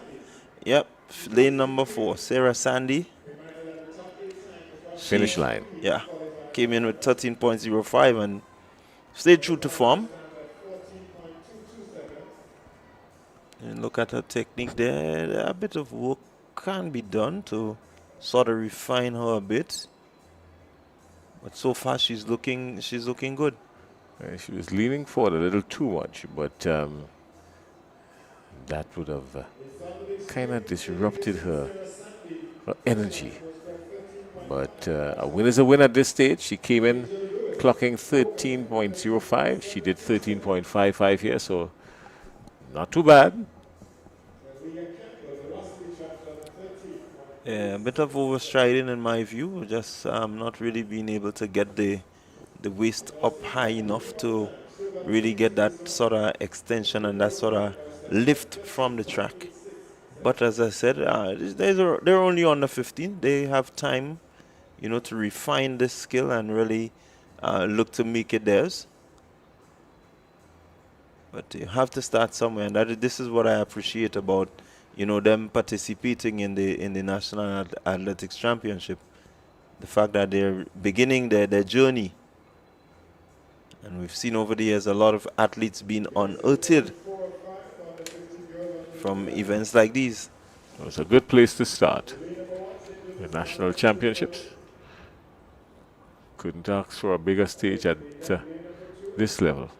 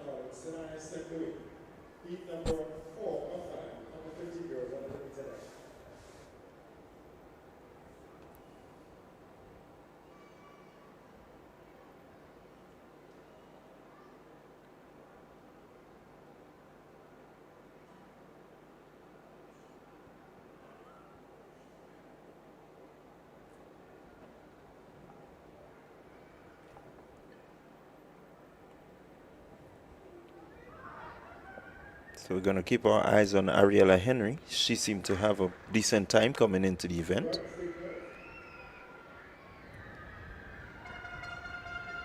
But it's so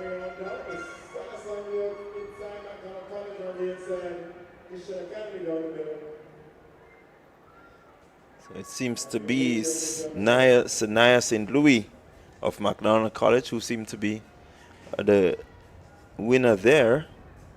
Pretty strong run from her.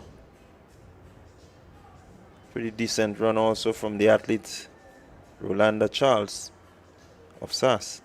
Well, they've basically had the same form coming in, so it was just a matter in this one as who's quicker.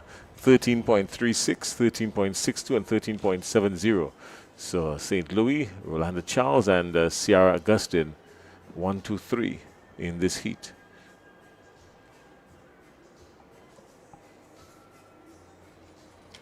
So with one more to go in the girls 100 meter under 15 dash, we're gonna see the likes of Janaya Welch, Kayla Aline, Jadisha Romain, Sophia Stephen, Rihanna Thomas, Angelique Street,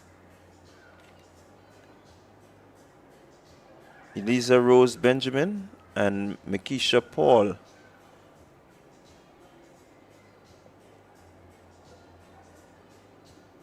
Seem to be a full slate of athletes there.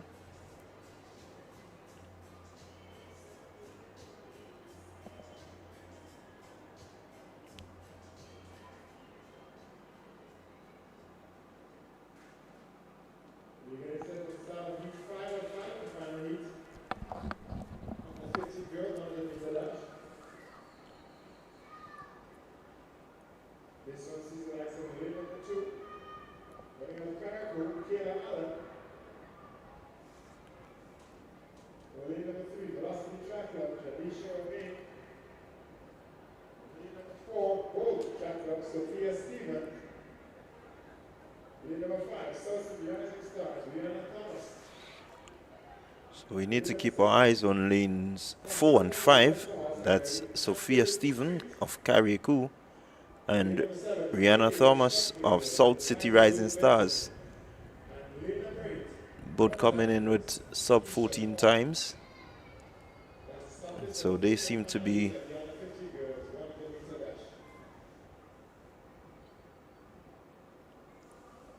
the two favorites, although we don't have start time for a few of them, so we can't tell who's going to emerge, but so far you can keep your eyes on these two.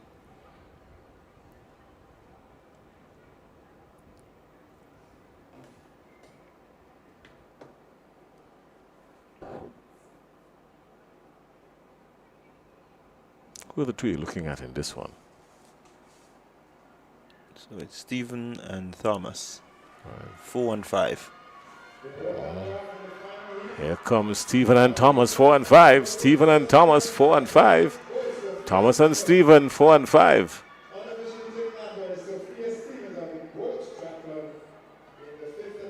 So you called it right. Stevens in lane 4 coming out, and Thomas right behind her. South City Rising Stars, 13.12 for Sophia Stephen and 13.23 for Rihanna Thomas. Yeah, so again, Stephen staying true to form. Came in with a good time and so far has qualified with a decent time.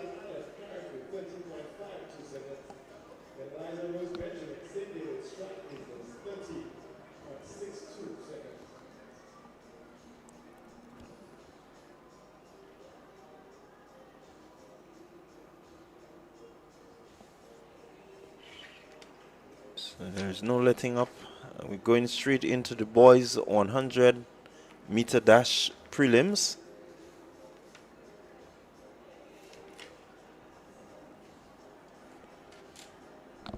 So the boys under 15. A couple of sub 11 and sub 12s make up this one. 12.60, 12.50. Pay attention to Ankel Paisili, Grenada Boys Secondary School. And also pay attention to Nathan Alfred, South City Rising Star. Alfred is running out of lane 4. Lane 2, St. David's, Jack Blazers, Christian Messi. Lane 3, Grenada Boys Secondary, Cashay Stephen. Lane 4, South City Rising Stars, Nathaniel Alfred. Lane 5, it's a weekend one. Lane 6, St. David's, Jack Blazers, Giovanni Daniel. Lane 7, 473. So you're not missing any field events, only track events now being run off to make up time. We had a late start this morning, so we're behind by a good hour and something. So it means that our intermission is going to be cut very short.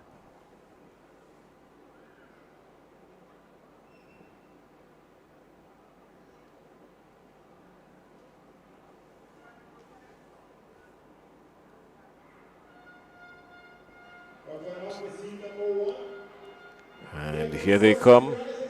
South City Rising Star, just as we predicted.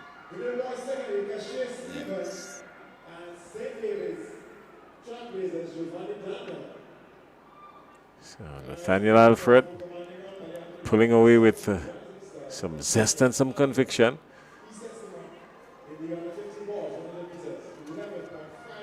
Decent form, head straight. Good stride and all the way through to the end. Nathaniel Alfred, South City Rising Stars, 11.59. Yeah, again, without any competition, he just got out ahead and remain ahead. Pulling in with a decent time, 11.59 seconds. So he has certainly shaved a couple of seconds off the mark that he came in with.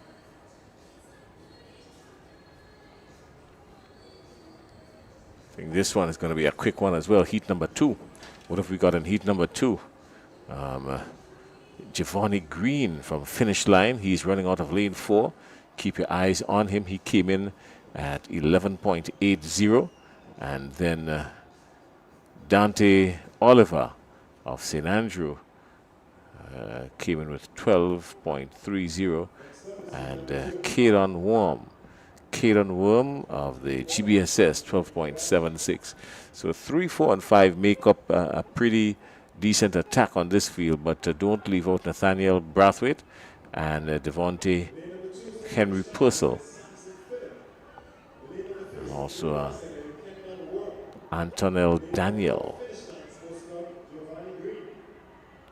Don't count them out either.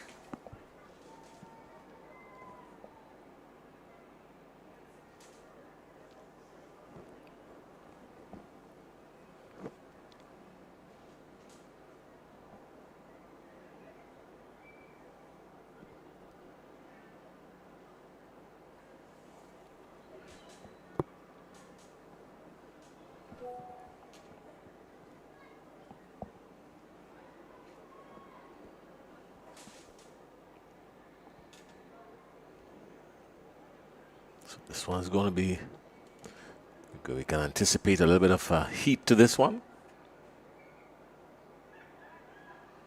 Looking for an 11 early.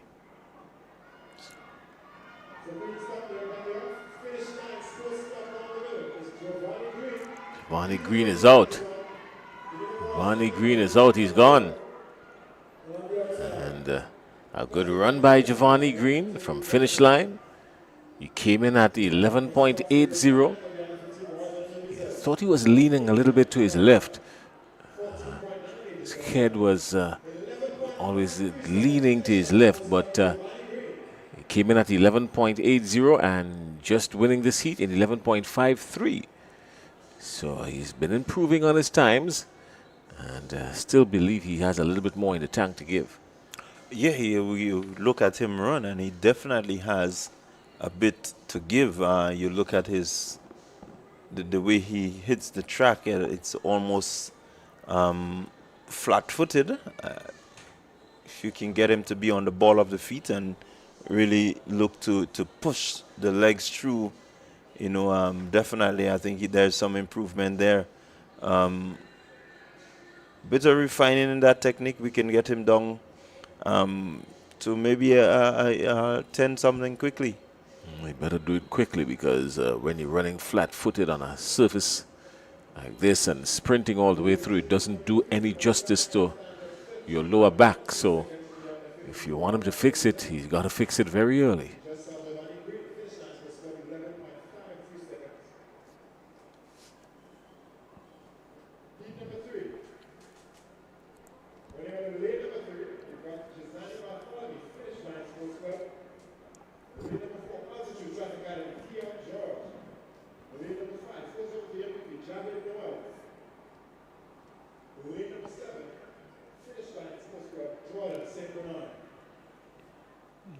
So this field of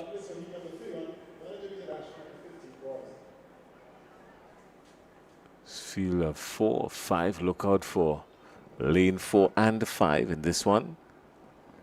Keon George and Javid Noel.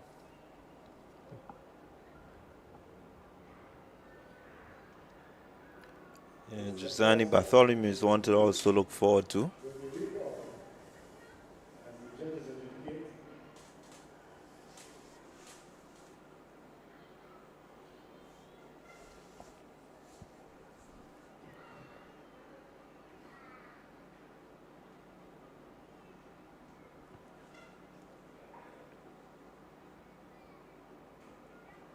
I think a lot of it is going to come from Noel in lane 5 and George in 4.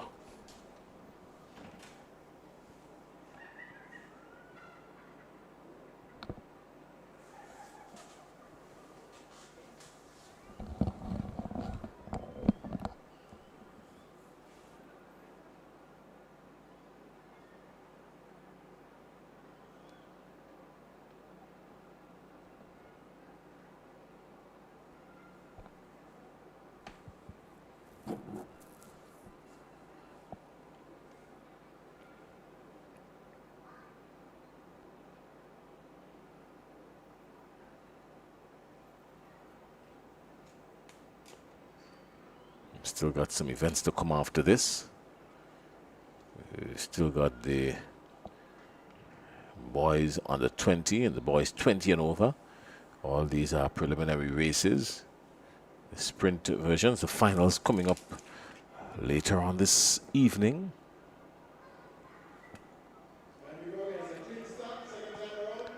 Clean start second time around coming out of lane 5. Yeah, just as we predicted, this looks like Noel.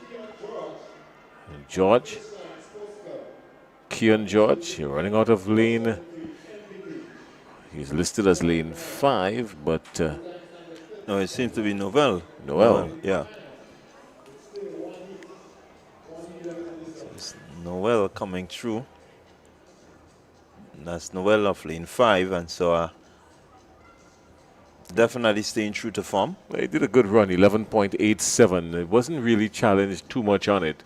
And Keon George was always there from altitude, but not really troubling him a whole lot.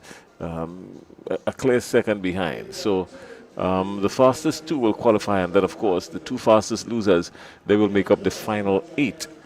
And so these 2 are in for sure. That's Noel and George. Yeah? Yeah. So we have one more to go. And the boys under 15.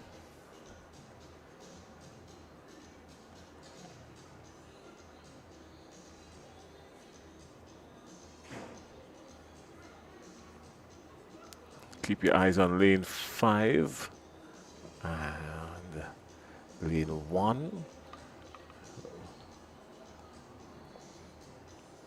So we're going to see the likes of Michael Aberdeen, McDonald College. But you have there Philip Mitchell, St. Andrew's Anglican Secondary. He comes in with a time of 12.06. You also have Delron Dumont, who we saw earlier. He also has a time of 12.06, so somebody to look forward to. John Telmark, Grenada Christian Academy. Ketonia Smart, St. David's Trailblazers. Okay, so he seems to be out. And 3, St. Bernard.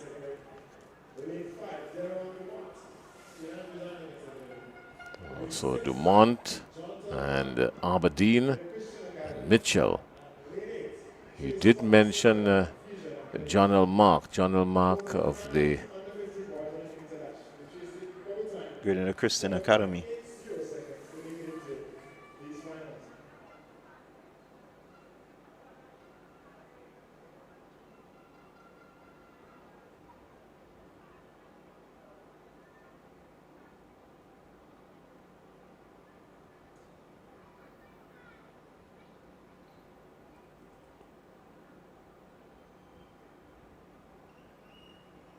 So far, we've completed the top three. This is the final heat in the boys 100 under 15. Because we're moving really fast and furious. Coming up right after this, we'll have the girls 120 and over.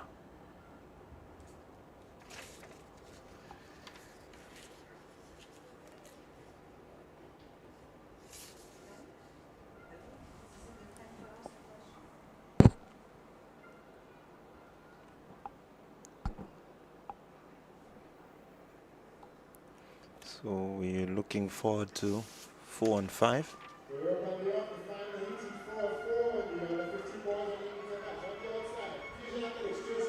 They tell you to look out for the athlete in lane 3 from McDonald College, even with spikes unlaced. Michael Aberdeen came through. Yeah, pretty decent run there by Aberdeen. Stretched the field. Even with spikes loosened and all of that, and his form was all over the place. He was fighting hard, but came through. You notice his feet not coming flat down on the ball, coming more to the side. That's not going to do him any good. He's cutting away from his time, because if his feet comes flat on the ball of his feet, he's able to transfer that energy and that power to help him go forward. Didn't do that, but still was able to get ahead of this field. 12.12. And then Delron Dumont coming in a second behind him, 12.23. Yeah, definitely a lot of braking forces happening there. So the ability to really get, upright and get that form, get the knees pushing through the track, that is not happening for him. So his coaches may want to start looking at that and trying to get him to be landing on the ball of the foot and getting the knees pushing through the track. Definitely he will shave some time off of his best so far, which is 12.12. Without a doubt. So the field has been set. We're going to get the final list for you in just a little bit.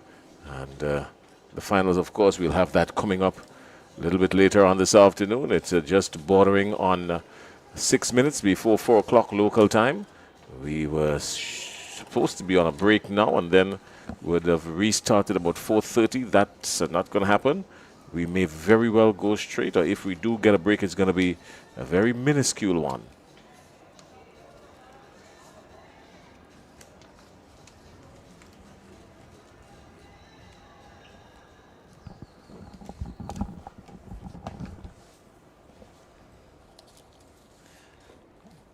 Okay, so the ladies are on the track.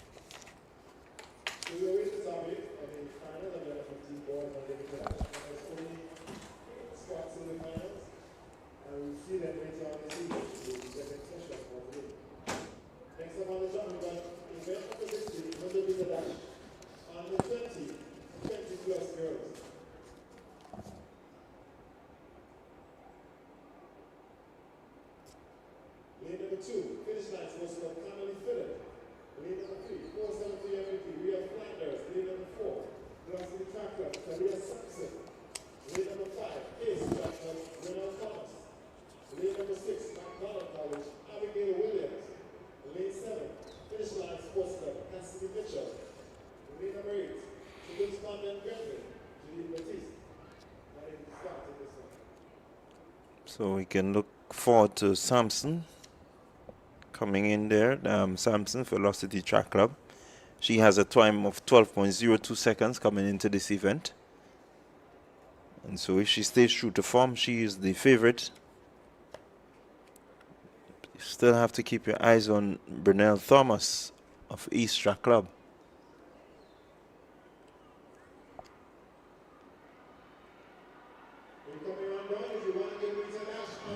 So far it's staying true to form, but it's 4.73. It's Rhea Flanders seem to be coming through there. It seems to be Flanders.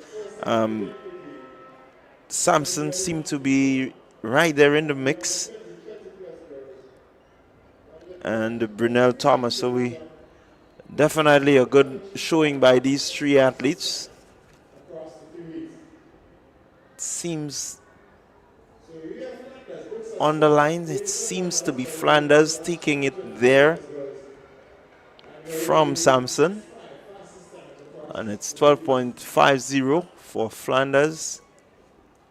Samson coming in there, 12.52. And Ace Track Club, Brunel Thomas. That's your top three. It's a pretty good run from these three athletes there. Certainly makes for an interesting final. Semi-final, rather.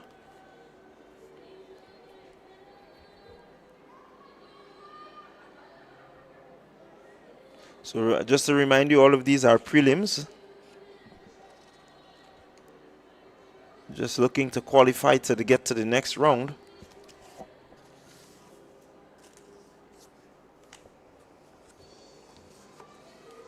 It's going to be heat 2 of 3.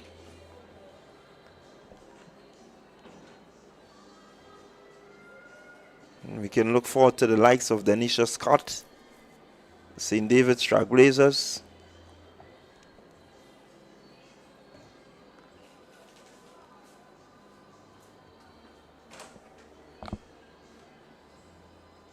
and she should be coming out of lane 2.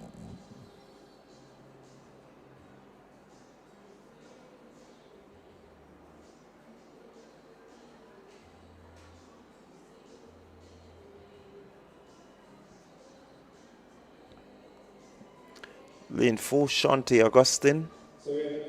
Lane 5, Rihanna Frederick, St. David's Trailblazers. Selena Felix. She's coming from St. David's Trailblazers. Kadeen Phillip, also St. David Trailblazers in 7.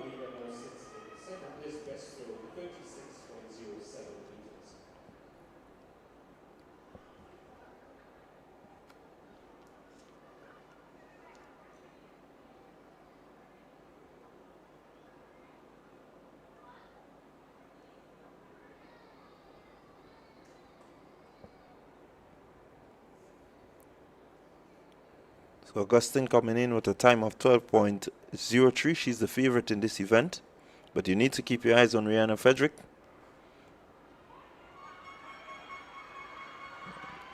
Looking good, but Augustine pulling up there, and it seems to be Kadeen Phillip taking it there. Lane 7, it's Kadeen Phillip taking it there from Selena Felix.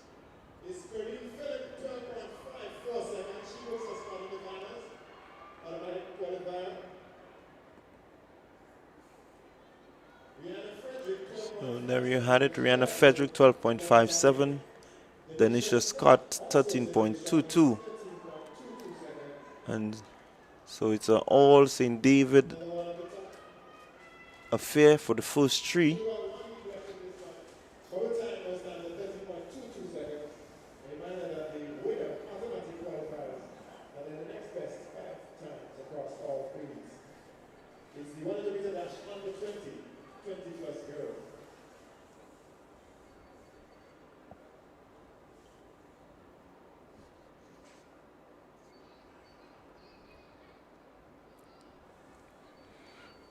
So again, a good run. Augustine pulling up there.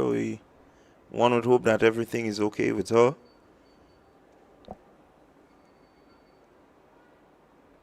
As we get ready for heat 3 of 3 in the girls under 20 over 20 dash.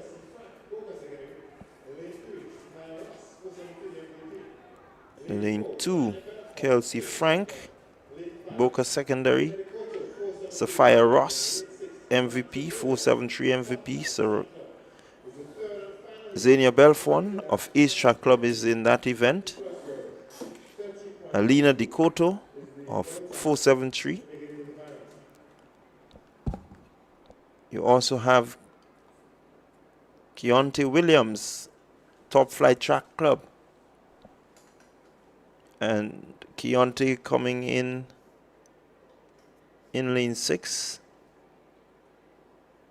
Can keep our eyes on Xenia Belfon. She comes in with a time of 12.08 seconds. The Koto is going to challenge her. She also has a time of 12.46. So definitely a bit of competition right there in the middle of the track.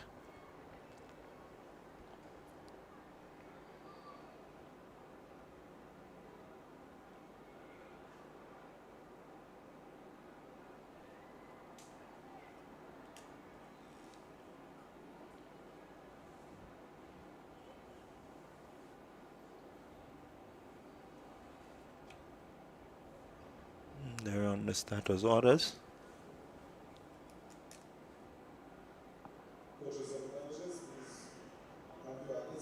Seem to have a false start there.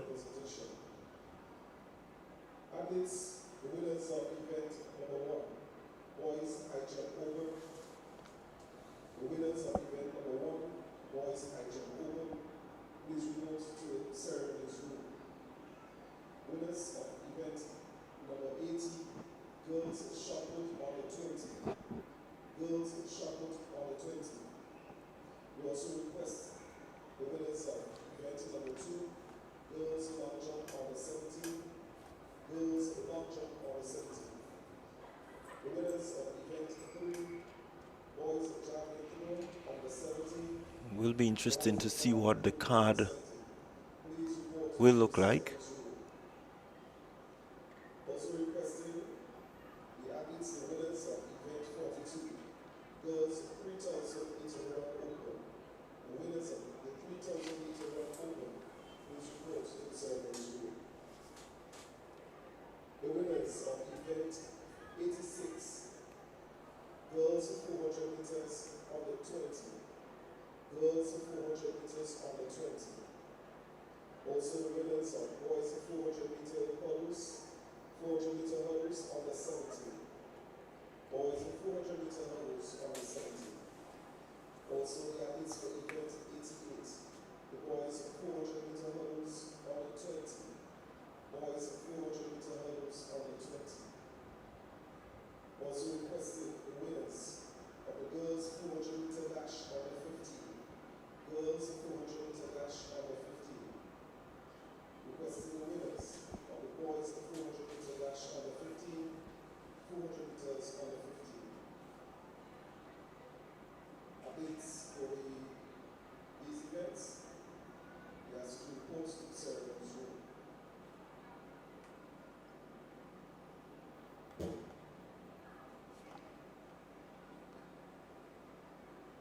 So we're back on the track for the start of each 3 of 3. And we know all the stars orders. He has been recorded and set to go again.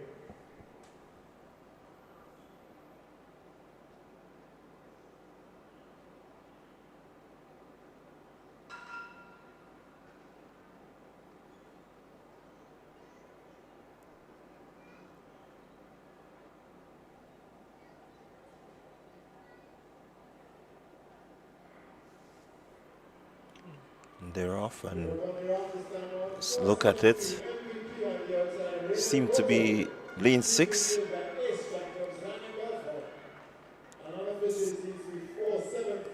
it's Keontae Williams taking this one. Top Flight Track Club. The Koto. 12.74 seconds. She looks so small, automatically. You see her in these English finals. And later the coach of It looked like the Koto that won. Yeah, it seems like the Aliana Koto. the Koto of a 4.73, 12.74. 12.74, and so yeah, I said that earlier. Keep an eye on her. She came in with 12.46 and doing a decent job to finish in first place in this heat, and so automatically she's in. Zena Belfon is in as well with 12.85. She's going to find herself somewhere out in lane 7 or lane 8. Not that it would really matter much in a 100 meter. The only thing is that you want to be close to the middle of the pack where the faster ones would get based on their qualifying times. Yeah, and so definitely some good times showing up. They would need to just wait a few, and they would get to know where they stand in terms of the finals a little bit later on.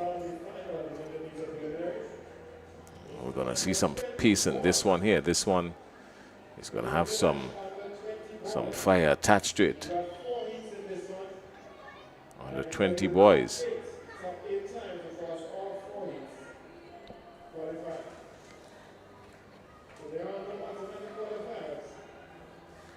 No automatic qualifiers in this one. We've got 4 heats. So the top 2 from each will go on to the finals. So there's no qualifying fastest loser here. Everybody's got to run for dear life in this one.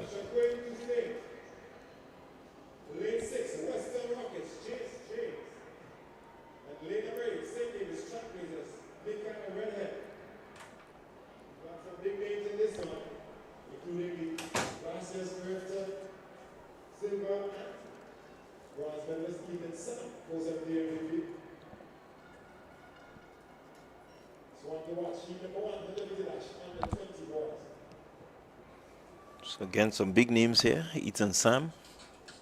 Ethan Sam. His name is a huge name in this one. This field is a strong field. Kyle Ned inside here. Ethan Sam, a 473, is inside here. Rashid Joseph. Mikel Redhead of St. David's. So this one is predestined to be a scorcher. Let's see how it goes. There's a good clean start. Ethan Sam is up and out. Ethan Sam is in the middle of the pack. Surely he needs to find some separation here now. He's been challenged. Looks over his shoulder and shuts down now at the very last second, realizing that he's got this one under control. And came through.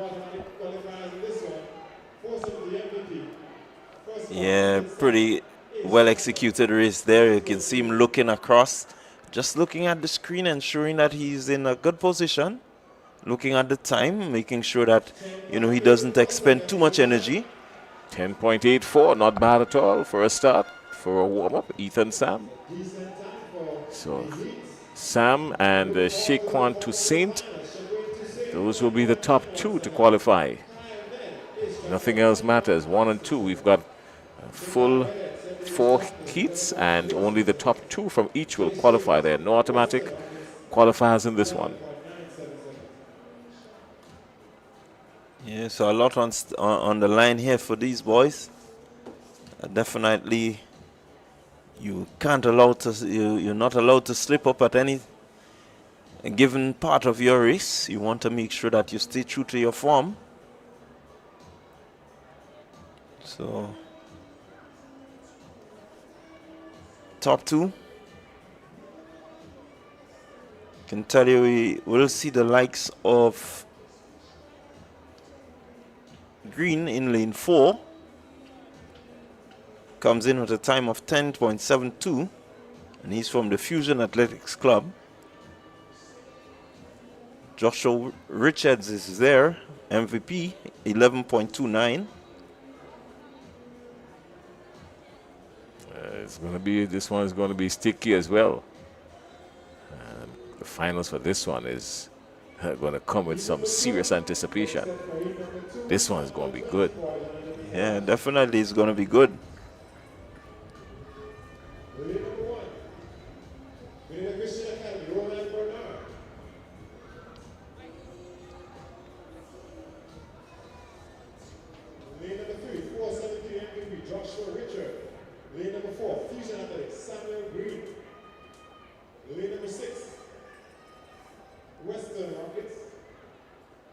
Shem Julian, lane 6. Someone to look forward to. Ran pretty decently. I've seen him. He looks pretty accomplished. And Shem Julian. but it's Samuel Green. Everyone is keeping their eye on Samuel Green.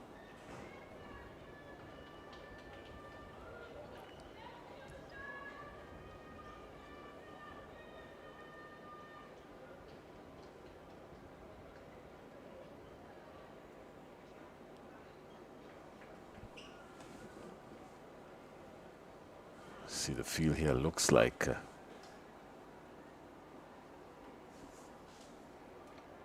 Samuel Green 4, 10.72 coming into this one. Joshua Richards, he's no slouch at all. He's in lane 3. Shem Julian in 6. Kareem St. Bernard is in 5. The upset could come from either end, 1 or 7. It's a good start. Oh, there's a slip up there, and surely that's going to cost him. And he's going to go all the way through. This looks like Julian. And Green, sorry. Yeah, it's Green. So Green from Fusion came through.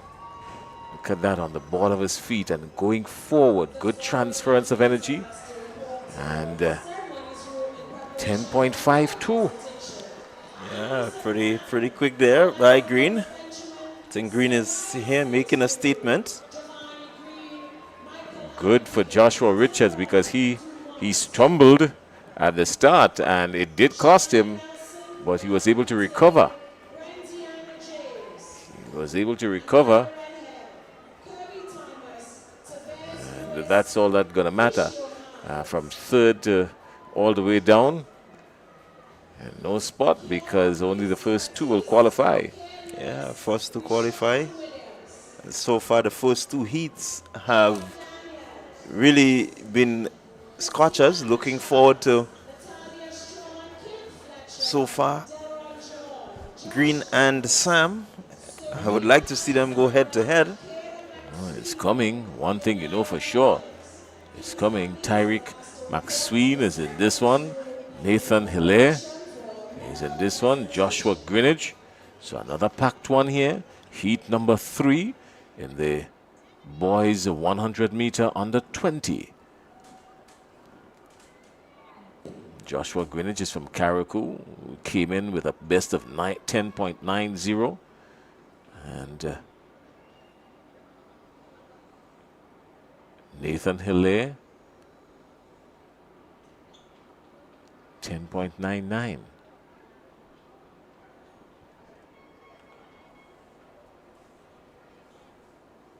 You getting set for heat number 3? Heat 3 and 4. Again, track. Track and field athletics at its best here at the National Stadium. Lane number 3, Wolves, Track Club, Joshua Greenwich. Newly Lane number 4, Ace Track Club, lead track. Lane number 5, 473 MVP, Nathan Hilaire. Lane number 6, South Rising Stars, Julian Clare. Lane number 8, St. David's Trailblazers, Jonathan Regis. Heat 3 and 4. Chasing anything better than 11.5 seconds for a spot in the finals. Under 20 balls. So Tyreek McSween is in 4. Tyreek McSween, he's from Ace. And Nathan Hilaire of 473 MVP, he's in 5. I'm thinking that maybe somewhere between 4 and 5, or maybe these two could qualify, but anything is possible because Jonathan Regis of St. David's, he can cause the upset.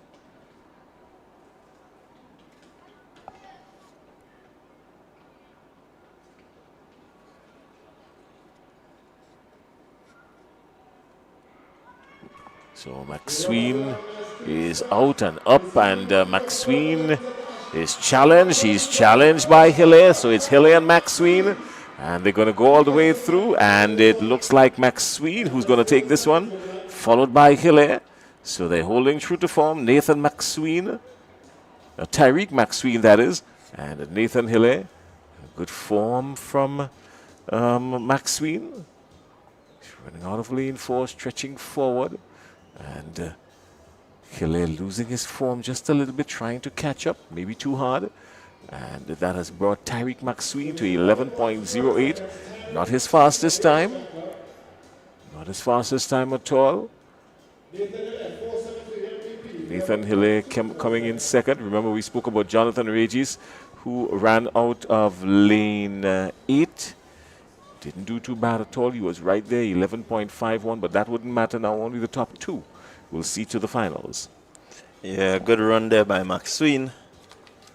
Certainly not his fastest time, as you said, but you look at his form, and it does says that, you know, with a better start, maybe he can really put some pressure on the likes of Simon Green, who we've seen sub 10 so far.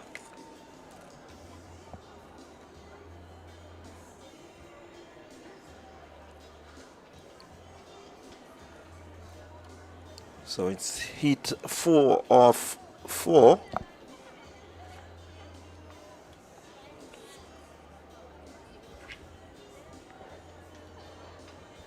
We're getting set for the 4th and final heat of the under 24 meter dash. The lead number 4 is the velocity track of Kevin Martin. So we have the likes of Kevin Martin, Velocity Track Club. We have Emilio Bishop, Grenada Boys Secondary. Ian George, Top Flight Track Club. No. Clear one, and this one for me is Bishop. Bishop 10.98. Look out for him. 10.98. That's Emilio Bishop. He is running out of lane 5.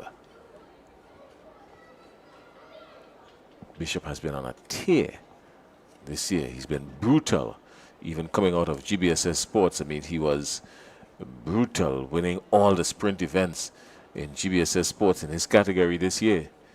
So he is nursing the memory of losing to Telemac in the Intercall 100 meters last year, just been edged out, and he has used that and propelled himself, and here he is now propelling out of the blocks, and immediately he's gone.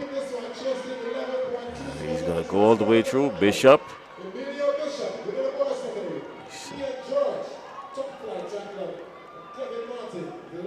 Looked a little bit heavy, not smooth on the ball of his feet as we would have known him to. He looked a little bit heavy. Maybe he did put on a pound or 2.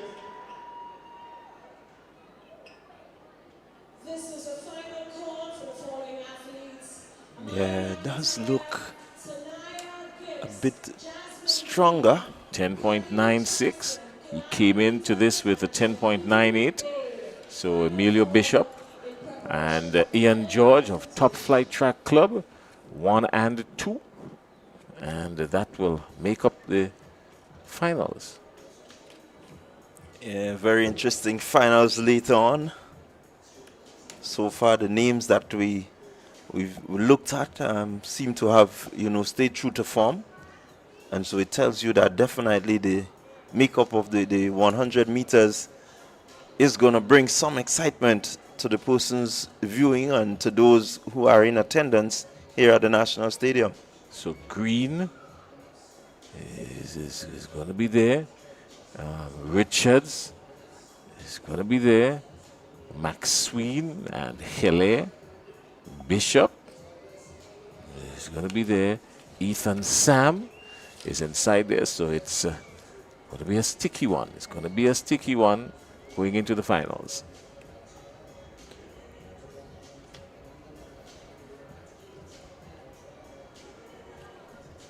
So we've finally gotten to the point where we would take 5.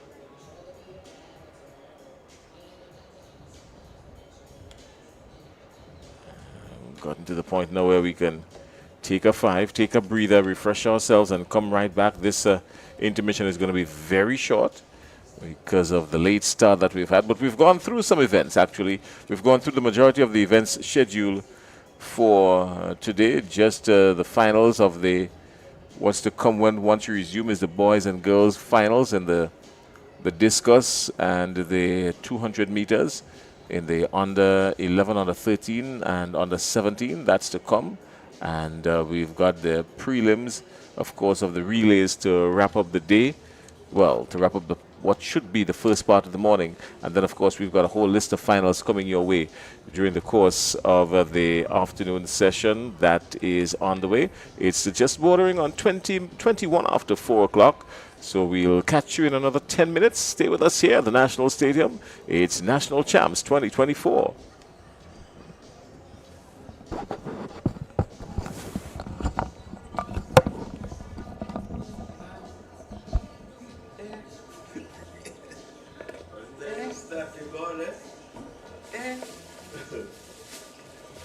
What?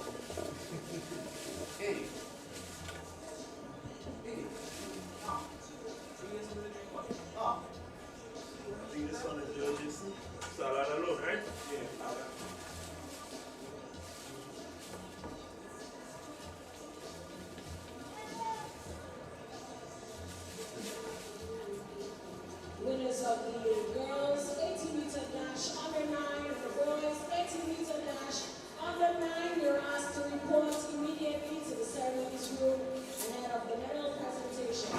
The names again: Amaya McIntyre, Tanaya Gibbs, Jasmine Gleed, Khalid Tyson, Kalani Peters, and Jolene Bay. Please report to the ceremonies room in preparation for medal presentation.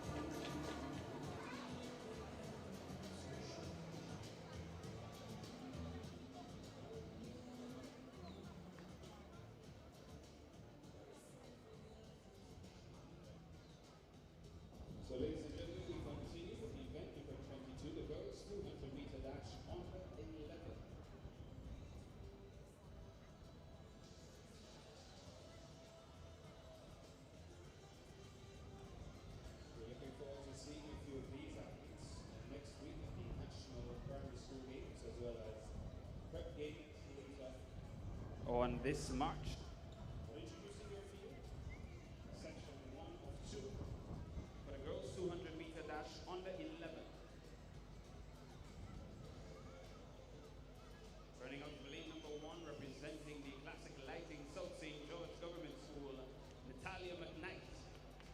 Lane number 2, representing both, Dana Noel. Lane number 3, Runners Athletic Club, Michaela Cyrus.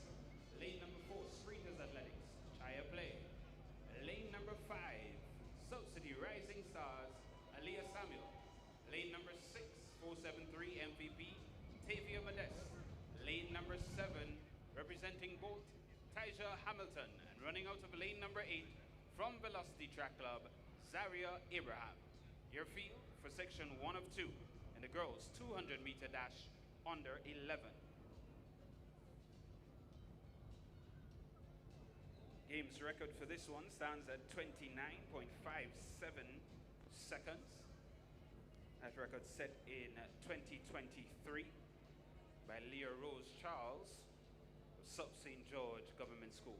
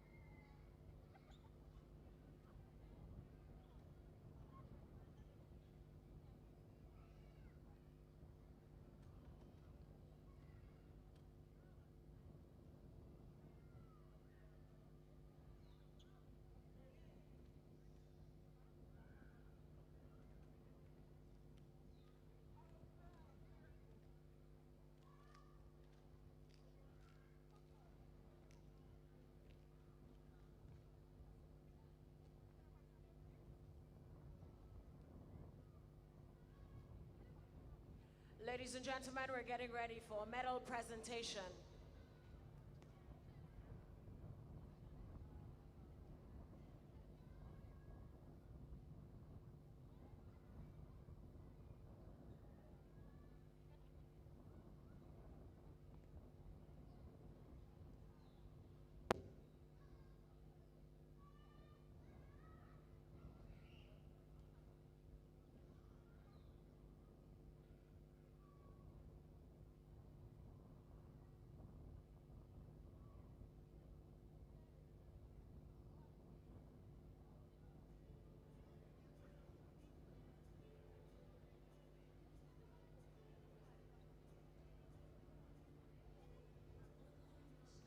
Ladies and gentlemen, please welcome our Governor General, Dame Cecile Grenada, presenting medals to our first set of winners. Dame Cecile Grenada, everybody.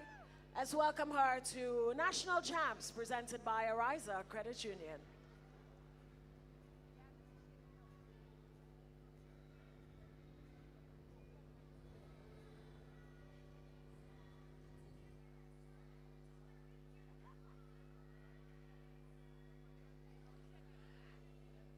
Presenting the winners in the girls 80-meter dash under 9. The bronze medal goes to Jasmine Glean out of Finish Line Sports Club. A time of 13.31 seconds.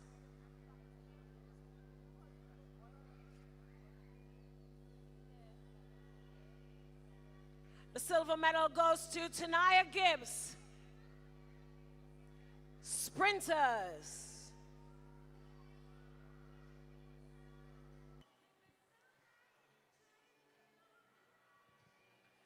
Ladies and gentlemen, the gold medal goes to Amia McIntyre out of South City Rising Stars. A time of 13.04 seconds. The girls' 80-meter dash under 9.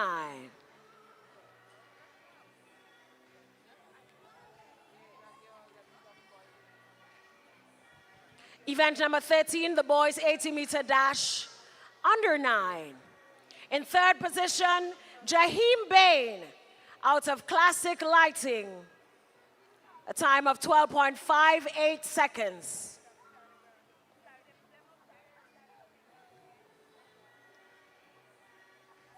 The silver medal goes to Kelani Peters, 473 MVP, a time of 12.43 seconds. And the gold medal goes to Khalid Tyson, Altitude Track Club, a time of 12.38 seconds.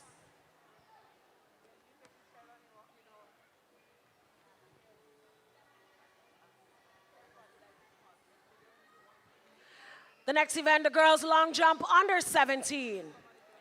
The bronze medal goes to Kate Fletcher, St. Andrew's Anglican Secondary School. Now, Wassasas. The silver medal goes to Natalia Strawn out of South City Rising Stars.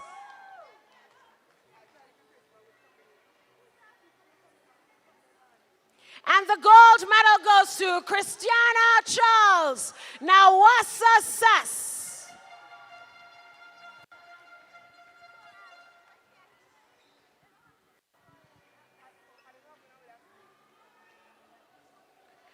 Event number 80, the girls shot put under 20. The bronze medal goes to Zanaya Collins out of the Grenville Secondary School. 9.02 meters.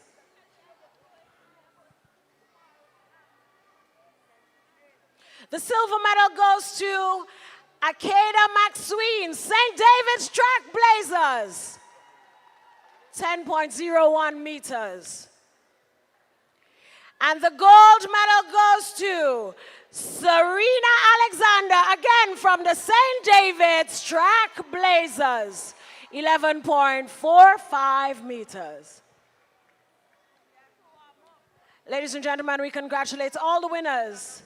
And we want to say special thanks to our Governor General, Dame Cecile Lagrenade, for presenting medals so far.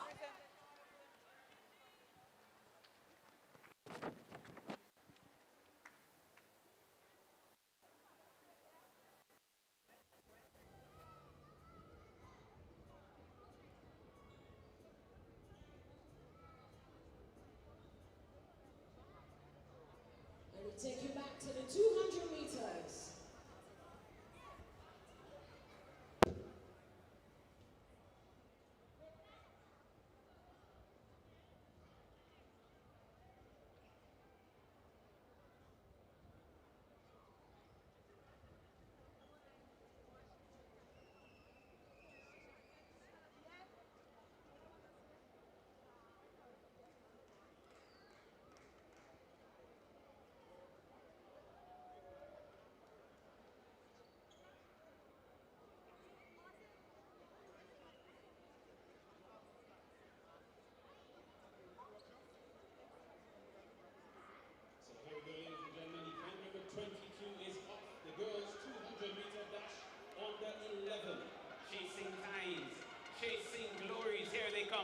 Rounding the bend, ladies and gentlemen, Boat Track Club is there. 473 MVP is there. South St. George Government is there. Here they come round the bend, heading down the straight, powering all the way home. Sprinters Athletics Club, South City Rising Stars, 473 MVP. A strong run from our under 11 athletes. Section number 1 of 2. These are timed finals.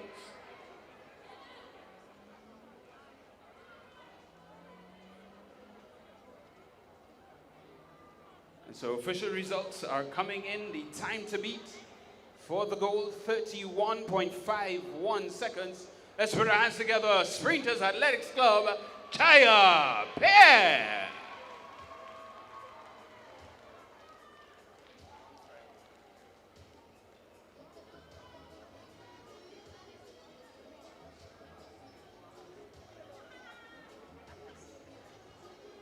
So Tavia Modeste, 473 MVP, 32.07 seconds. And Aaliyah Samuel, 31.95. South City Rising Stars. Your top three as we head back to the track for section number 2 of the girls' 200-meter dash under 11.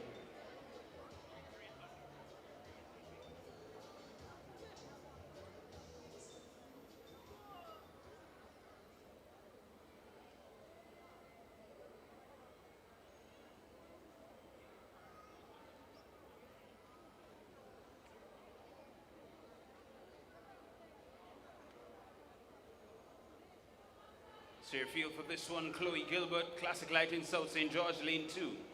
Jaden John, 473 MVP, lane 4. Zaria Barrett, 473 MVP, lane 5. Sanjay Simon, St. David Trackblazers in lane 6. Carissa St. Clair, South City Rising Stars in 7. And here they come round in the bend, ladies and gentlemen, chasing 32.07 to get onto the podium. 31.51 for the gold. Here she comes down the bend, lane number 7. South City Rising Stars, Carissa St. Clair. We'll await the official times. It's 32.07 to make it onto the podium. Section number 2 of the girls' 200-meter dash under 11.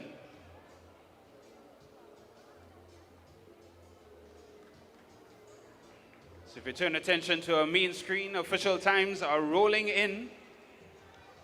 The time to beat was 31.51.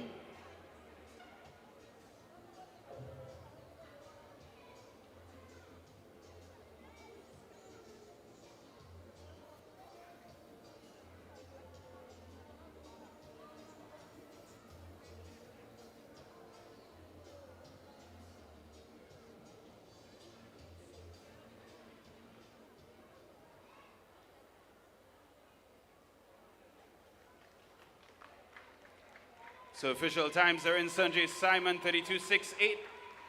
The best time, 30.38 seconds. South City Rising Stars, Carissa St. Clair.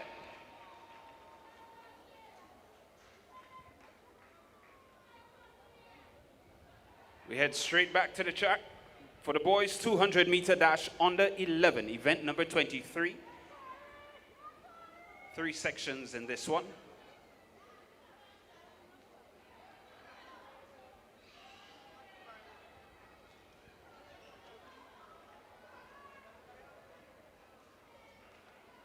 Games record for this event stands at 30.40 seconds, set in 2022 by Job Samuel.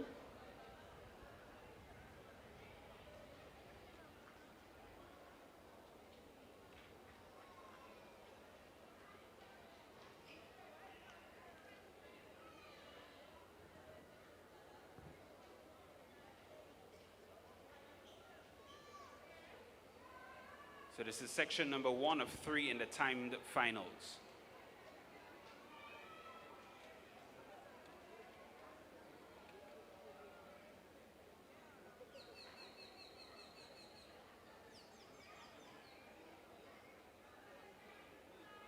Here they go, ladies and gentlemen. The boys are up. Event number 23. The boys 200-meter dash under 11. Ronan Lessie, St. David Trackblazers. He's in lane number 1. Trevor Landon, Classic Lighting, South St. George in lane number 2. Here they come, rounding the bend, ladies and gentlemen. Ronan Lessie on the outside. Jehu Roberts is in the mix, but it's Ronan Lessie. Ronan Lessie of St. David Trackblazers. He's going to establish the time to beat for the boys' 200-meter dash under 11.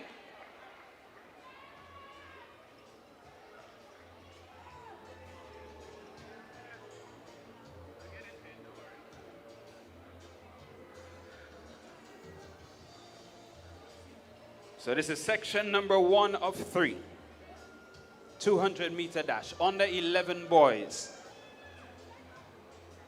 The wind plus 0.1 meters per second. Ladies and gentlemen, the time to beat, 29.85 seconds. Ronan Lessie, St. David Trailblazers. Currently sitting in third, 31.14. Cameron Hosford, Runners Athletics Club. Yeah, but I want to call it yet because somebody else.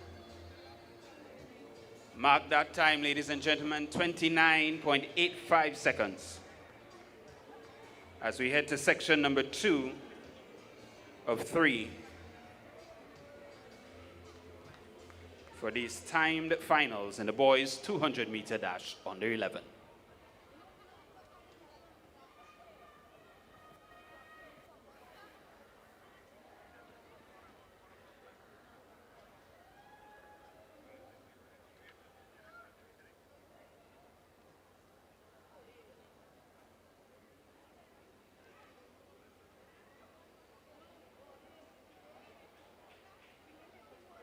Here we go, ladies and gentlemen, event number 23, the boys, 200-meter dash on the 11. We have a clean start in section number 2. And already they're making their way around the bend, ladies and gentlemen. Here they come, South St. George Government School, Daquan Descent on the outside. Streaming down the middle, ladies and gentlemen, South City Rising Stars, Jaden Cuffey. That's Fusion Athletics, sorry. Wayne Clovey. Lane number 4 will await the official time to see whether or not he has unseated Mr. Lessie. They're chasing 29.85 for the gold, 31.14 to make it onto the podium. And official times are coming in, ladies and gentlemen, taking this one in a time of 30.75 seconds. Fusion Athletics, Wayne Clovey. Yeah. So Wayne Clovey doing his due, and he did run a good race. I thought he was a little bit faster, but still 30.75. So he is onto the podium, but let's wait and see what this next event will do, what this heat will do. Yeah, definitely. We wait to see. Leslie has laid down the gauntlet, and we think everyone is chasing after him.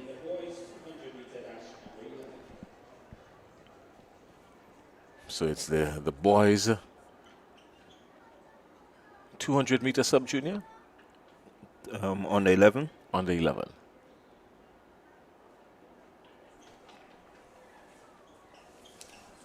So far, 29.85 by Ronan Lessie is the time to beat to get to the goal. 29.85.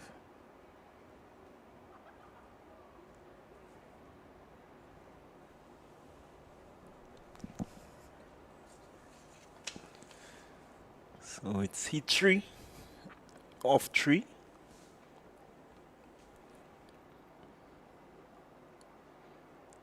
You have a few athletes to look forward to here.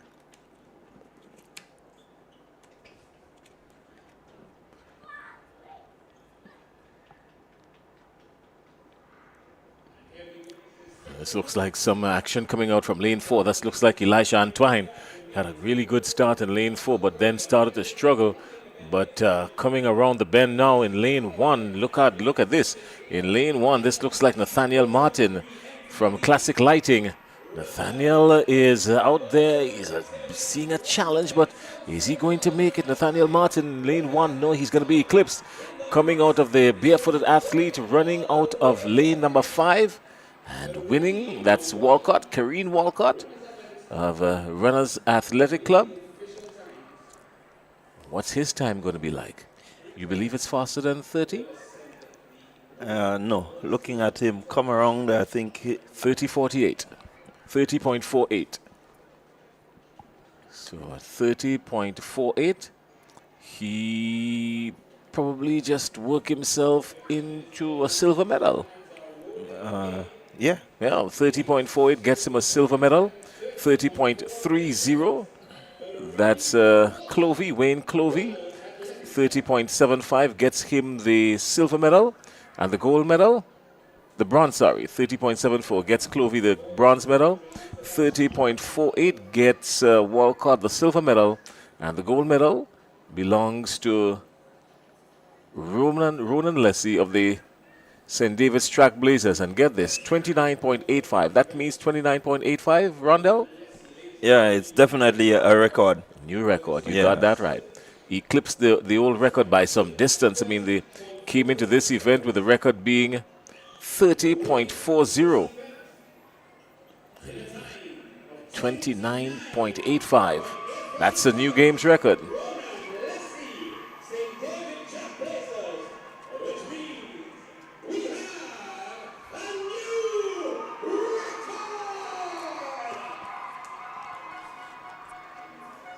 Yeah, let's see. Will feature in the National Primary School Games come next week. And so I think he started really well on this track. So he can boast, hey guys, I have experience here. And guess what? I have a record here too. and the 200 is not his best event. He runs a good 100 from what I heard about him. So, he did give a good account of himself. That's Leslie. Ronan Leslie, 29.85, beating out the record by some distance, shaving off a full second and some. Yeah, really decent running by him. I think he's in good form. Saw him at the UT St. David's branch sports, which was last Tuesday, and really ran well. It's time for the girls now.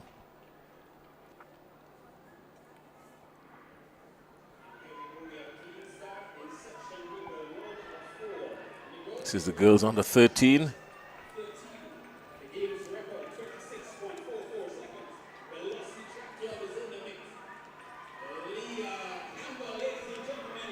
Leah Campbell is out and gone. Leah Campbell of Velocity. Yeah. Yeah. So she came in with a time of 27.35 seconds. Let's see what her time would look like. Surely it has to be faster than this. I'm thinking that it might just be 26 early. I could be wrong, but I'm thinking it's early 26. I mean, she did look comfortable. Wow, 27.11. So she did shave off some time off of what she came in with, 27.11. And she's going to be sitting on the edge for just a little bit. The time to beat on this one, the game's record on this one is 26.44.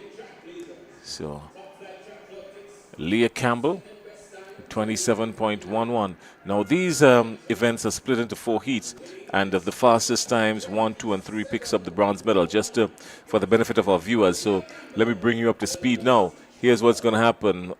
Heat number 2, or the 2 of 4 finals, I should say. It's not a heat anymore, it's a final. So the second of 4 finals, and then once we run off these finals, the top 3 will make it to the podium. Yeah, that's how it's set up. And so you're running not for qualification now, but you're running actually for your medal. Oh, so you, the field, and the clock.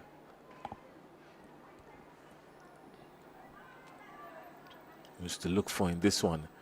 Looking in this one, I think we're going to pay attention to lane 4. Lane 4, that's Ariel Alexander. And lane 5 is Rihanna Hosford. Hosford of Sprinters. Let's see where we go now. Yeah, this looks like Hosford. She's getting a challenge, but she's going to come through, of Hosford of Sprinters. And what time do we have from her? Ran out of lane 5. She came in with 28.50 from 28.85. Now that's a stretch. 28.85. She's got to do a whole lot better than that to give herself a chance. 28.92, so she is slower. It's a cause for concern here for her. Don't know if they underscore the importance of what they're running against these young ones. I'm not quite sure if they understood seriously what they're up against. It's not just the field. You're running against the field and the clock. Yeah, and that's important. I think she looked comfortable winning, but you need to also remember that the clock is the more important thing in terms of the time that you get to get the gold medal. So far, she's in medal position. She has the silver medal in her hands. Let's see if anyone in the other heat to come can take that away from her. But so far, she is in the silver medal position. Oh, heat number 3 will feature in the middle of the pack. That's it looks like a Nicola Noel from MVP. Look at that. Also look out for Malika George of Runners Athletic. She's running out of lane 6. And Leah Francis of the St. David's Trailblazers running out of lane 5. So 4, 5, and 6 in the middle there is the deal. Here we go. Lane 3. Who's in lane 3? This looks like a...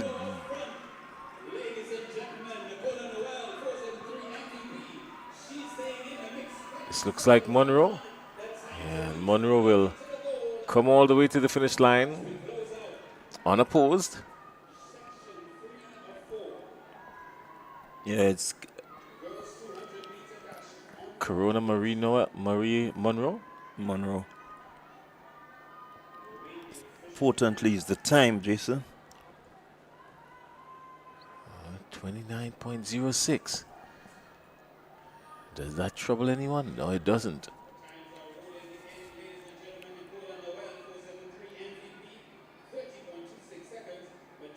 .06 doesn't interfere with 1 or 2 just yet. It doesn't. It puts her in the bronze medal position. I'm not even sure of that. Well, yes, again, we're not too sure about that because that 27. Somebody ran 27 somewhere. 27.11, 27.11. That was Leah Campbell of Velocity. She ran 27.11. So, and the athletes that ran in this heat, the first heat, they did a couple of 28s as well. So I think 29 is out of the picture. Let's see what we've got here now. Heat number 4, well, finals number 4. This looks like Joseph, but coming out in lane 6 it is. Leah Rose Charles. Yeah, that's Leah Rose Charles. Leah Rose Charles is all the way classic lighting, south, yeah, classic lighting, and she came through the finish line. She's got to be hoping for anything above 28, or under 28, I should say. Anything under 28. 27.98. So just like that, she's moved into... Yeah, I think silver medal, possibly. Possibly. Let's calculate the times and see, because 29 is out of it. Anything over 28 is out of it. Yeah, anything above 28, I think they could be out of it. So Leah Rose Charles coming in with 27.98. Dean Bristol, St. Paul's Government 30. So that's a non-issue there. But just before we get to the boys category, they're going to give us the run through on the board now. They're doing the calculations. It should have been up already. And we're going to know bronze, gold, bronze, and silver. Bronze, silver, and gold. We've got the start list. They were quickly showing you the start list for the boys 200 meter under 13. The boys 200 meter under 13 is four finals. So the fastest, the first three fastest in these four heats.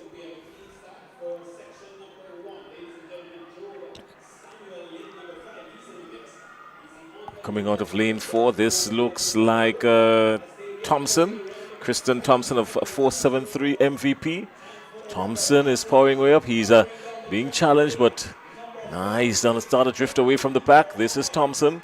Thompson will go all the way. He doesn't need to slow down. He's got to push all the way through. He does that all the way through. So Kristen Thompson of MVP, he came in at 29.46. What has he clocked here?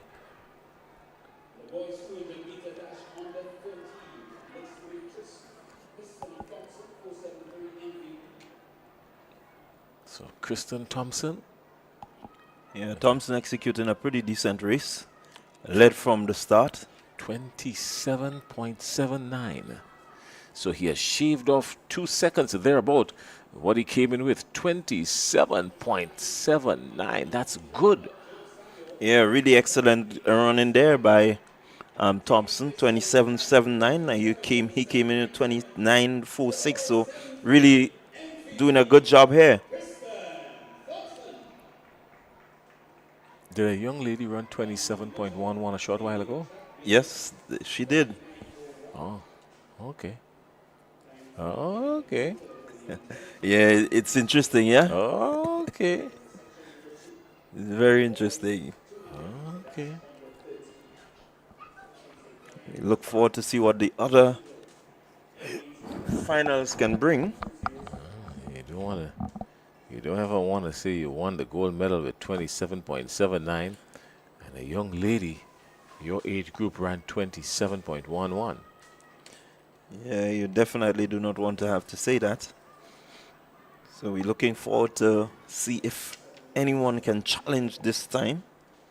So far the time to beat 27.79.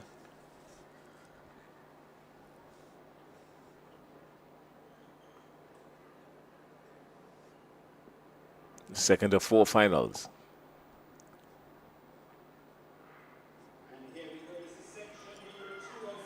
It's important to look. This looks like the action coming out of lane 3, 4, and 5. This looks like lane 3. Who we've got in lane 3? This looks like Brave Boy. Tyrese Brave Boy. Brave Boy is being challenged by Laborie. Brave Boy and Laborie. Brave Boy and Laborie going neck to neck. Brave Boy and Laborie, it's too close to call from here. So, Brave Boy and Laborie. Brave Boy edges him out, and the Brave Boy takes it.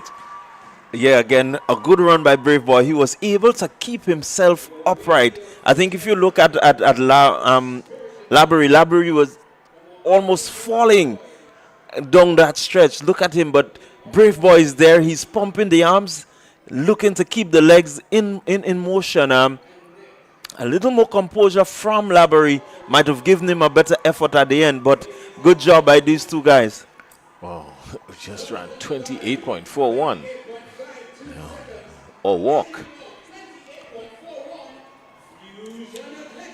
28.41. Remember, this is the boys under 13. So the girls are still a bit faster, Jason. Oh, well, the record is there to show.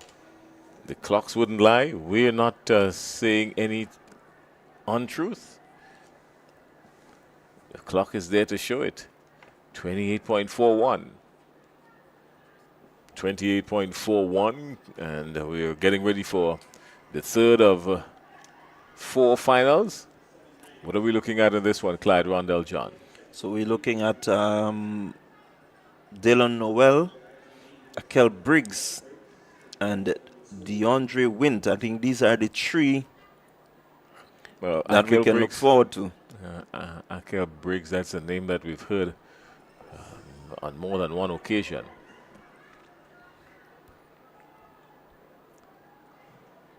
DeAndre Wint coming out of South City Rising Stars is a name that we also should remember. It's in 3 or 4. Let's see what's happening in lane 1. Lane 1 looks like Ramsey. Ramsey's in trouble. He can't make it. Let's see what we've got coming out of lane 4. 4 and 5. You called it correctly. That's Briggs. Briggs is lane 4. Akel Briggs, St. Paul's Government. What have we got from Akel Briggs? What's the time to beat? 27.79.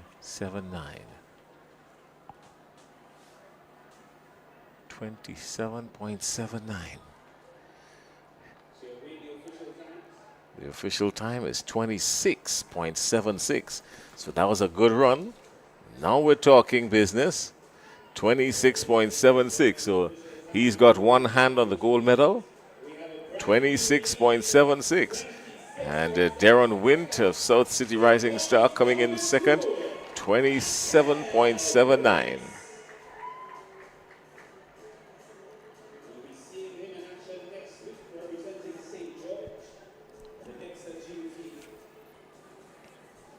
Somebody from this four finals needs to pull something out of the hat.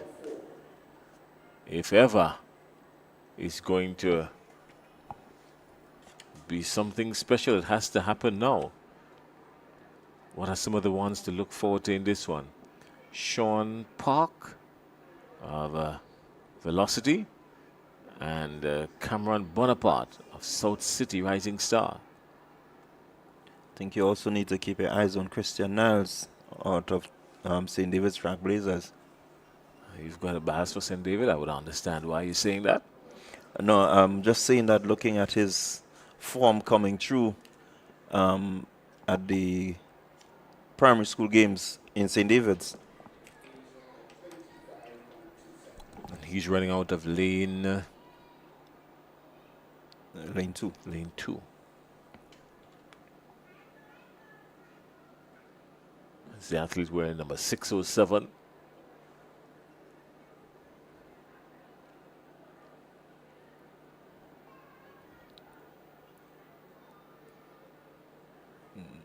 Interestingly, Jason, he's an all-round student. I think he has captured the Junior Calypso Monarch. He's done quite a bit of singing in his days. Yeah, his father, Sean Niles, our serpent. Oh, okay.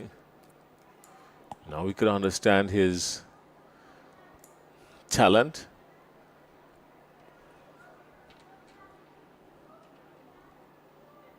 So Christian Niles is in lane 2. Sour Serpent, good afternoon. If you're listening, or maybe you're on the ground. Might very well be on the grounds. Yeah, so my two here is Park and Niles. It's gonna be a cracker between these two. I think we've seen Park look pretty decent. Park is running out of lane 3. So Niles in 2, Park in 3, Bonaparte in 4. So Niles is out. Niles is out quickly. He's gone. Niles has made up the stagger immediately. And he's going to have a whole lot of work to do. He's losing his form. He's pumping. But here comes the athlete running out of lane number 1, coming in on the inside. This looks like Niles, Gunpot, Niles will go all the way through. The time is what's going to be important now. So Niles wins it. No doubt about that. But the timing is what's going to make the difference here now. Has he gone under 26?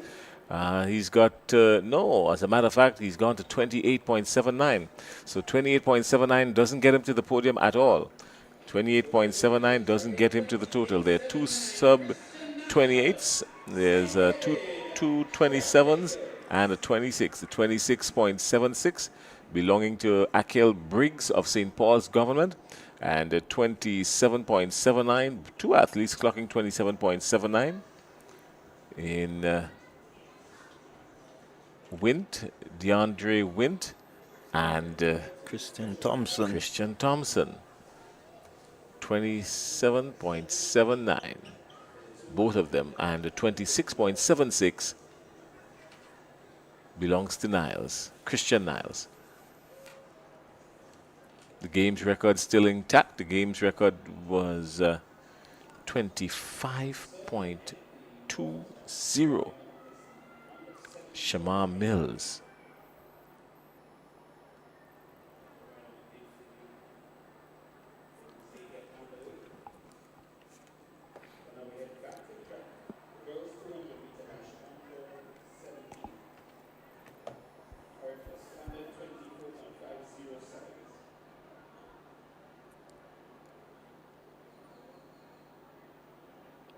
So the games record for this event, which we've seen on track, which is the girls 200 meter on the 17, the games record is 24.09. That was in 2015 by Melanie Rodney.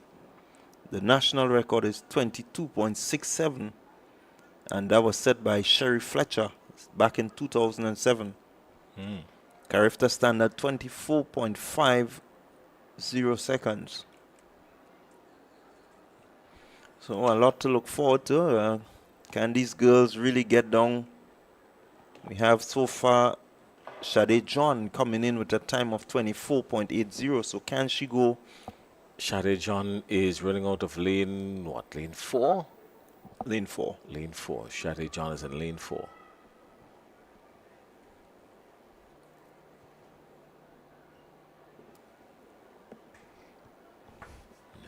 Can we anticipate a challenge coming out of lane 3?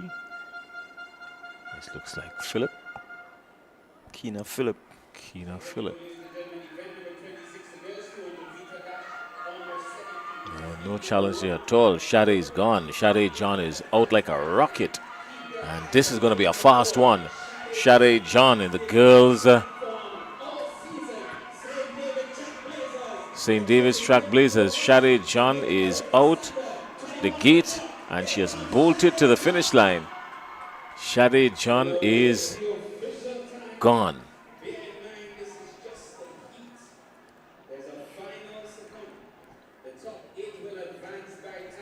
So this is a heat in itself. Yes, this is a heat. So we've got 4 heats in this event, and the top 2 will go into the finals.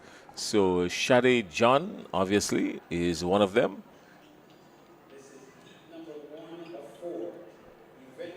And Kiana Phillip being the other. So Sade John and Kiana Phillip doing 25 plus and 27 plus respectively. And that will take them both into the finals. Yeah, strong run by John.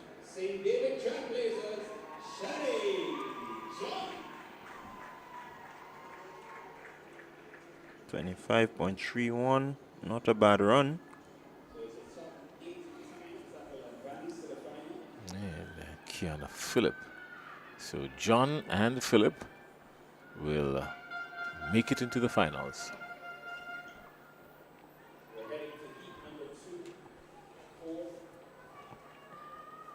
So again, we can look forward to a pretty decent time here. The one to look forward to is Kayla Christopher, again of St. David Trailblazers. She comes in with a time of 25.70 seconds. You also have Jadine Charles of the St. Joseph Convent, St. George. She comes in with a time of 29.83.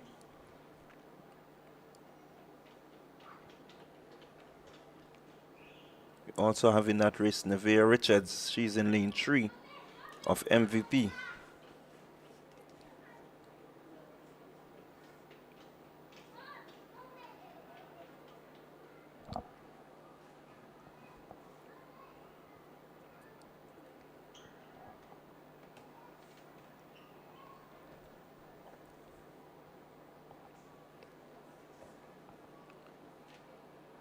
So the top 2 qualifiers will make it into the final 8, which is the finals. The girls on the 17 200-meter dash prelims. Let's look at what's going to happen here. Coming out of lane 7. Let's keep our eyes on lane 7 and lane 4. Lane 7 and lane 4. Yeah, lane 4, it's Kayla Christopher. Lane 7, Brandy Taylor of the finish line. Kayla Christopher is going to win this one comfortably. She's going to start shutting down now with just over 40, 50 meters. She did shut down, and she got to the finish line. And then, of course, running out of lane 7, Brandy Taylor coming in second. 26.93 and 27.94. Those are the two top times.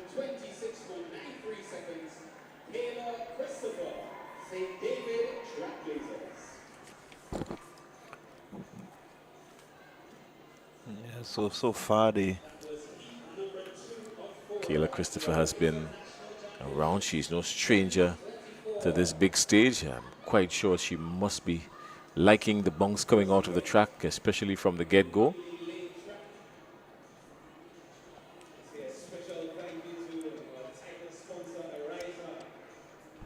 So very important. You look at the athlete in lane 4, you look at her bound, and that's Egypt Benjamin Regis. And this is the athlete for me that we need to keep an eye on. I've seen her in training. I've seen her at her sports. I think she's really evolved as an athlete, and so we need to keep our eyes on her. She seems to be hungry for success. No, she's no slouch by any means.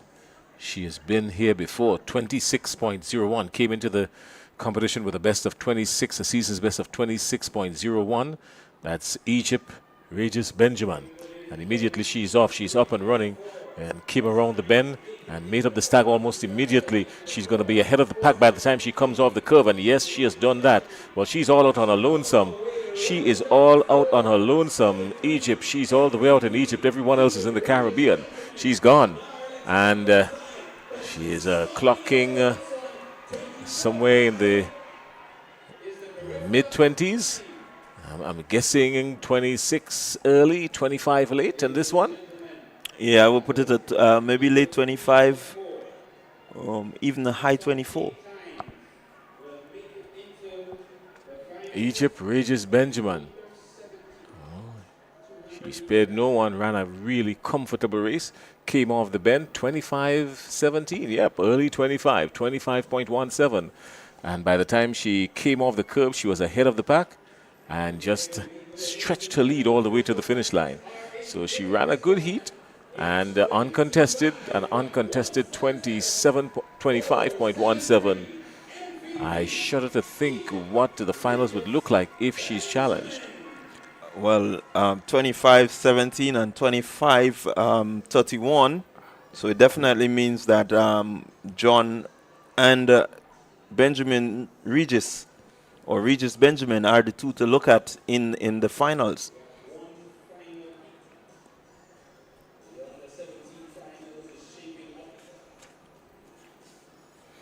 We have yet another heat in the girls 200 under 17. And here we can look forward to the likes of Amaya Chandler. She comes in with a time of 26.50. You also have Shadeja Walcott. She comes in at 26.70. Naya Maureen. I remember that name. Naya Maureen of St. David's Trailblazers is also there in that event. Well, so far, the field going into the finals speaks about Shade John. It has in it as well Kayla Christopher and Brandy Taylor. It also has Regis Benjamin, tongue twist on her name. So it's going to be top flight. And you're anticipating Clyde Rondell John coming in with a time of 26.50. Anaya Chandler and 26.70. Shadeja Walcott both of front line. And look at them together there now, both are front line in the middle of the pack. And who comes off the bend first? This looks like Chandler. Chandler all the way out by herself. Strides a little bit short, but she's on the ball of her feet. A longer stride would have helped her. But she's won it, so she is going to be in the finals. And Amaya Chandler, 24.99. It didn't look that fast. 24.99. And then with a 26.35, Samara Noel. So Samara Noel at 26.35 and Amaya Chandler 24.99. And they will make up the final 8 as we go into the finals, the girls on the 17 200-meter finals. Definitely sets up an interesting finals. The girls have done really well. 24.99, 25.17, 25.31, 26.35, 26.93, 27.94. So basically, Jason, it comes down to execution. Once the pressure is on, it's who can hold the nerve, who can stay true to their form. I think that would determine the winner of that final.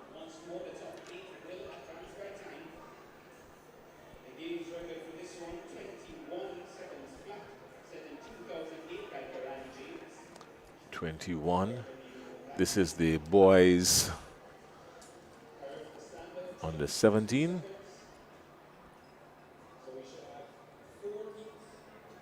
Yeah, this is the boys on the 17. Who have we got in this one here?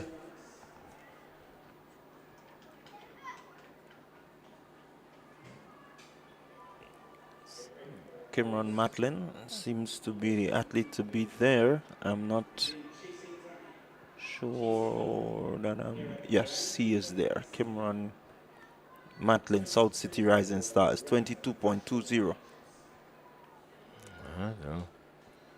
Let's see, what else have we got? Kristen Sinkrai, also of the Grenada Secondary, has a pretty decent time also in this event.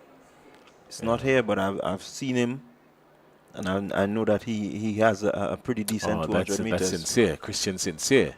Right. Yeah, he's pretty decent as well. But this is the boys on the 17.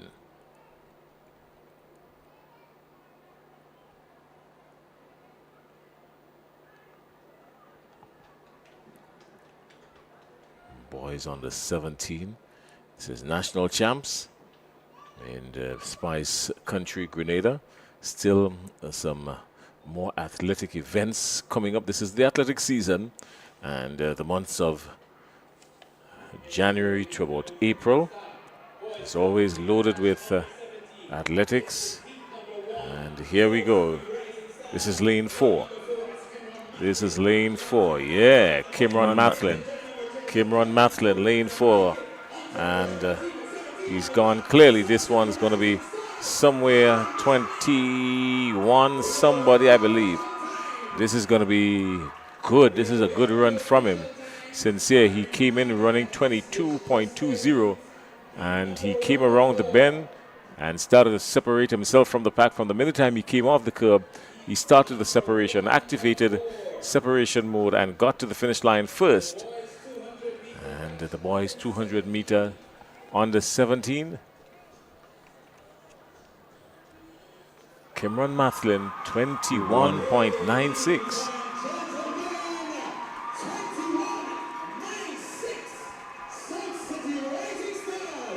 21.96. Well, that's not bad for a warm-up at all. That's not bad for a warm-up at all. Yeah, that's an awesome run there by... Really awesome run there. 21.96. So he has made the Carifta standard. Right there, has qualified for the Carifta Games. That's what the big hullabaloo was about. He has made it to the Carifta Games with that time. Carifta standard qualifying time in this event was 22 seconds. I think he did just what needed to be done to ensure that he qualifies. So even if he doesn't have a good final, he already registered a qualifying mark. I'm quite sure he still wants to go a whole lot more. He's not going to settle for this, not now. Well, he definitely has laid down the gauntlet and is awaiting the other finalists.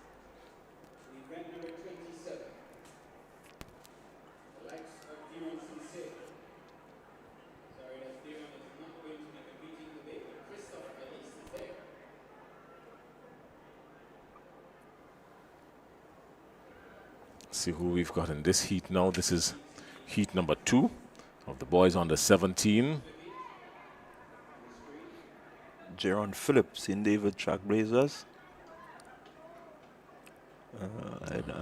Deron Sincere, St. Andrew. Christophe Caliste, St. Andrew as well. So it seems to be Caliste. Oh, Caliste is gone.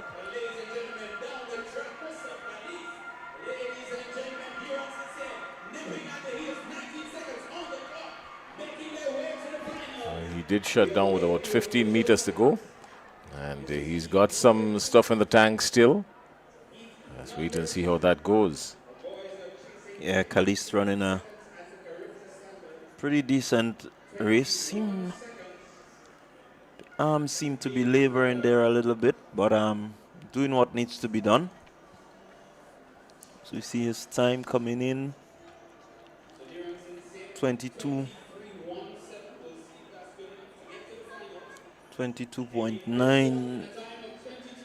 22.85.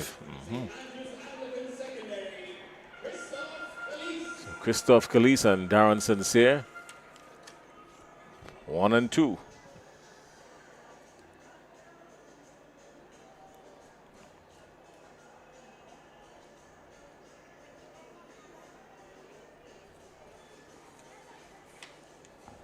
Heat number 3 or 4.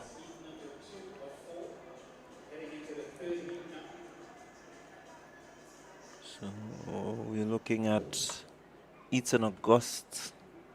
Ethan August of Finish Line, or Auguste as some may pronounce it. You also have This looks like Joshua Lewis out of Carriacou.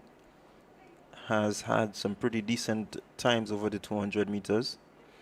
And you also have Andre Fletcher Jr. coming in from St. David Trackblazers.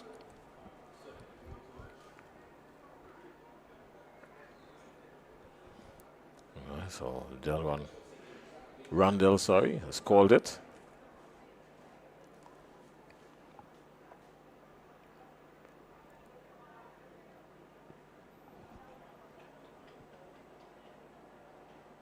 Keep your eyes on Ethan David. He's out in lane 2.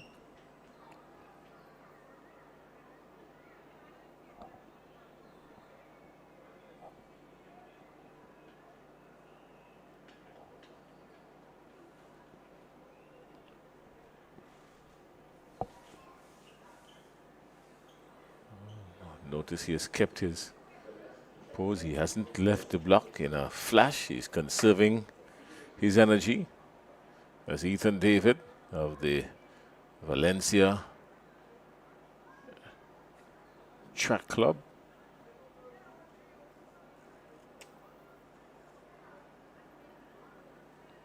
Oh, I'm looking at the wrong heat. This is heat number 3. Yes, I'm looking at the right one. Heat number 3.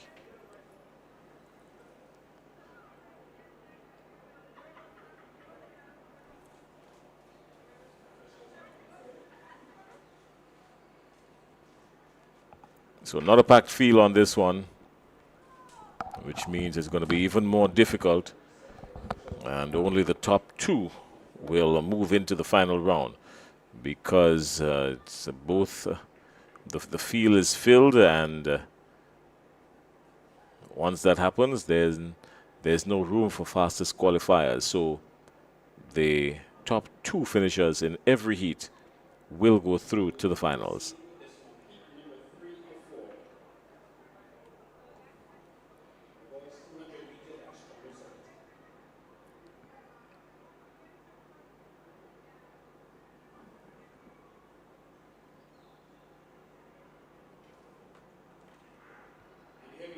It's a good start.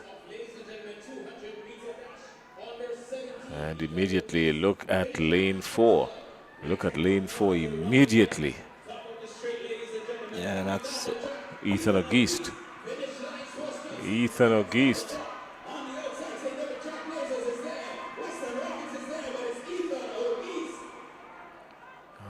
He has pulled something, and he pulled up just as he made it to the finish line, but he's gonna have a problem. Ethan Auguste.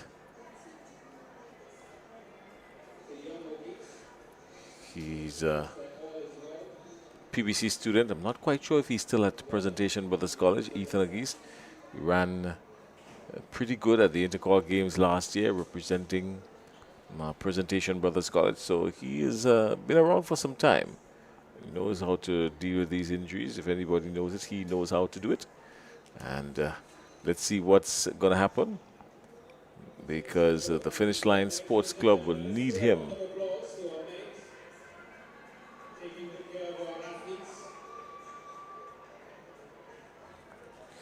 Yeah, definitely shows that he has something there. Whatever the injury is, we hope that he can recover, because imagine he limped more or less to the finish line and was able to still bring a time of 23.54. So had he been fully fit, I definitely think that he could have gone quite a bit faster. Yeah, I believe so too. So we hope that he can recover in time. That whatever it is, maybe just a little cramp or so, we would not want to see him out of the games at all. Heat number 4 coming up. Lane 5. Pay attention to lane 5 as well. In this one, this is Raishon Daniel. In lane 4 is Josh Thomas of South City. And lane 5 is Raishon Daniel of MVP.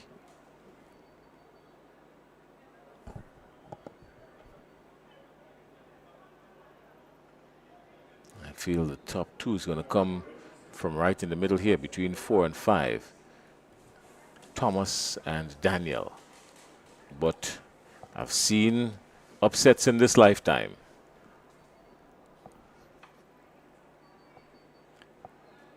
So lane 4 is Thomas, lane 5 is Daniel, and immediately they're gone. And here comes Thomas. To be Thomas. Thomas is gone. He came off the curb ahead of everyone, and there's no catching him. He's gone.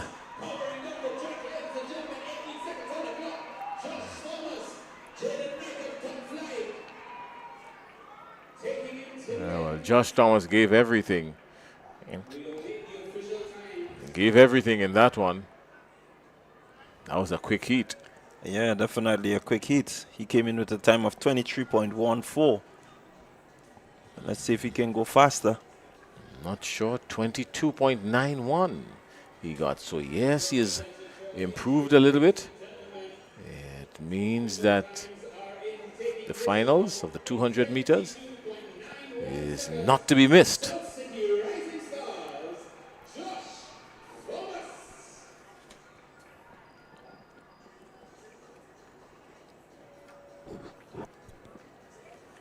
The finals not to be missed. Yeah, Thomas doing a good job there. In the distance, to the top of your screen, what you're seeing there is the top of a massive cruise ship. We are in the tourist season. We are in the tourist season, the height of the tourist season. And a ship this size normally comes with about 3,000 plus passengers, and has a crew of maybe just about 100, 150, close to 200. So this is a Norwegian cruise line. In the distance there, one of the bigger cruise lines around, Norwegian cruise lines, in the midst of the tourist season here in Grenada. I'm quite sure you look around the ground, we may see one or two of them. They find themselves in the position to enjoy whatever we have on show in Grenada. So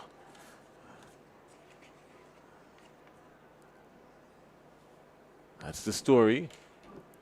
The track is clear for a brief moment.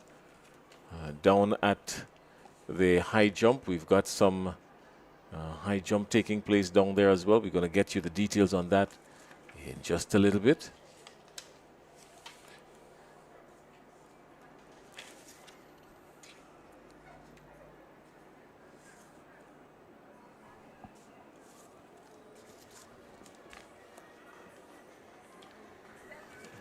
Not sure if it's a continuation from this morning, but the afternoon schedule has not. Yes, we've got that. The boys high jump on the 17. Well, This is the Ariza Credit Union National Championship. So we just saw CM Philip doing his, getting over the bar. Shame Philip. We've got some medal presentations coming up. We're going to take in that, bring you Ladies up and to speed, gentlemen, give we the wanna winners thank their the time, Senator their time at their 5 minutes of fame. They need that. They've worked for it. A little later on in the medal presentation. Ladies and gentlemen, I know I'm taking you on a ride. Please welcome Lyndon Bob of Ariza Credit Union.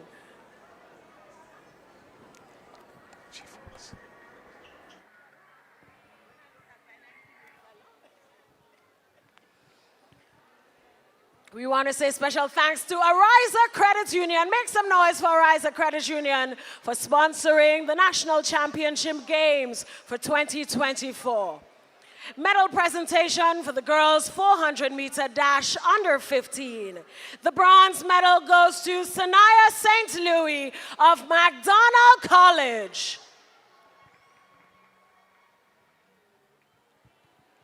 Picking up the silver medal, Eliza Rose Benjamin, St. David Track Blazers. And the gold medal goes to Annalisa Brown of Finish Line Sports Club.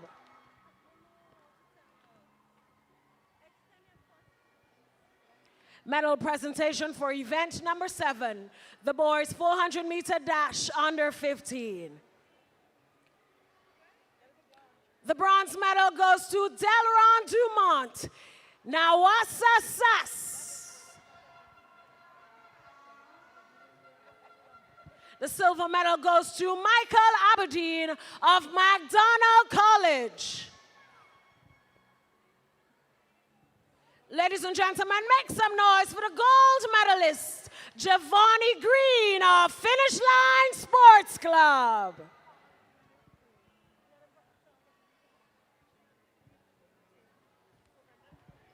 Event number 42, the girls 3,000-meter open.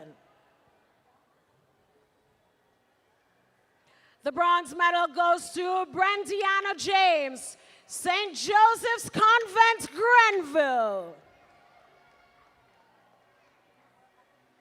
The silver medal goes to Brianna Coutain, one of our youngsters in 300-meter from the South City Rising Stars.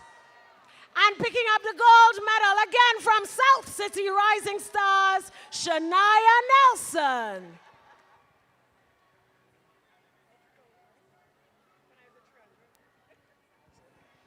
Event number 86, the girls 400-meter hurdles, under 20. 2 competitors in this one. Picking up the silver medal, Anaya Redhead from the South City Rising Stars. And the gold medal goes to Rhea Flanders from 473 MVP.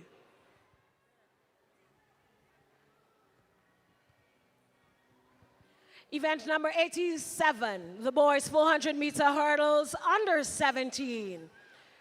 The bronze medal goes to Vicio Hines, Top Flight Track Club. Picking up the silver medal, Tevez Lewis, Nawasa Sass. And the gold medal goes to Kirby Thomas, Altitude Track Club.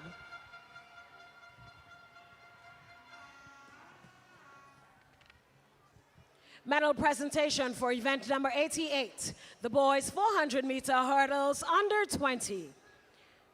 In third place, picking up the bronze medal, Rishawn Williams, Ace Track Club. Picking up the silver medal, Kay Lewis from the St. David's Track Blazers. And the gold medal goes to Kyle Batiste from the St. David's Track Club.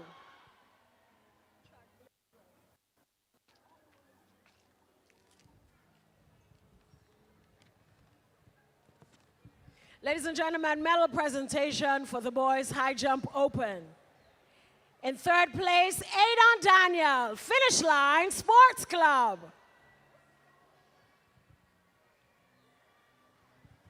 Picking up the silver medal, Neil Peters from the South City Rising Stars.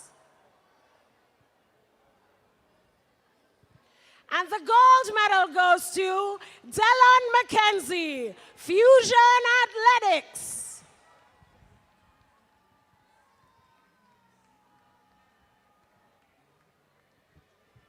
Medal presentation for the boys javelin throw, under 17.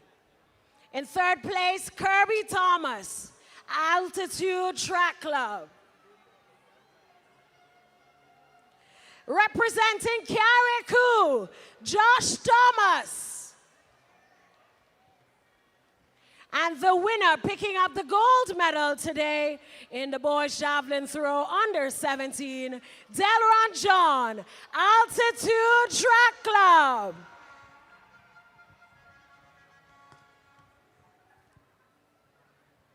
And the final medal presentation, the boys discus throw open. In third place, Kadeem Telesford, St. David's Track Blazers. Picking up the silver medal, Oswald Charles from the Grenada Boys Secondary School.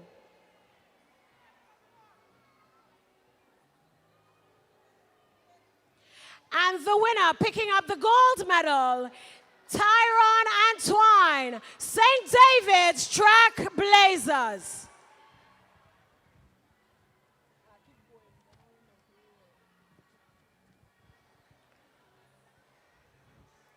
Thank you, ladies and gentlemen, and congratulations to all the winners. This is the Ariza Credit Union National Athletics Championship Games 2024.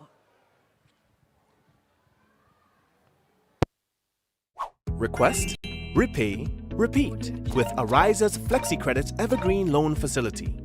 Qualify for a FlexiCredit with limits up to $25,000 or use your home equity to qualify for more. Extra cash at your fingertips whenever you need it, accessed using your debit card and managed using AMI, Ariza's mobile internet experience app. FlexiCredit allows you the flexibility to top up to your approved limit any day, anytime. Already a member? Send us a WhatsApp on 423-4987. New members join today to apply. Request, repay, repeat. Use your Flexi credit for vacations, shopping, wedding, general expenses, and more. Ariza loan terms and conditions apply. Ariza Credit Union. Your financial freedom, your future. Take charge of your financial journey by switching to an Own Your Own loan at Ariza Credit Union. Ariza's Own Your Own loan is as unique as you are because we know one size fits all does not fit you. With Own Your Own loan, you get unmatched benefits including lower interest rates, flexible repayment options, discounted loan and legal fees, and savings from hardware suppliers. Tailor-made options that put you in control. Switch now and step into the life you were always meant to live with Ariza's Own Your Own loan. Ariza Credit Union. Your financial freedom, your future. Call us today at 440-1759 or visit our website at arizacu.com. Love we sing happy birthday, sweet Grenada. Secure your financial future with Ariza's limited time $50,000 loan offer and join the 50 Chairs celebration. Application is easy, approval quick, interest rates competitive, and repayment options flexible. Apply now. Visit any of our branches located at Bruce Street, St. George, Grenville, Grand Anse, and Carriacou, or call 440-1759 for more information. Ariza Credit Union. Your financial freedom, your future. Request, repay, repeat with Ariza's Flexi Credit Evergreen Loan Facility. Qualify for a Flexi Credit with limits up to $25,000 or use your home equity to qualify for more. Extra cash at your fingertips whenever you need it, accessed using your debit card and managed using AMI, Ariza's mobile internet experience app. Flexi Credit allows you the flexibility to top up to your approved limit any day, anytime. Already a member? Send us a WhatsApp on 423-4987. New members join today to apply. Request, repay, repeat. Use your Flexi credit for vacations, shopping, wedding, general expenses, and more. Ariza loan terms and conditions apply. Ariza Credit Union. Your financial freedom, your future.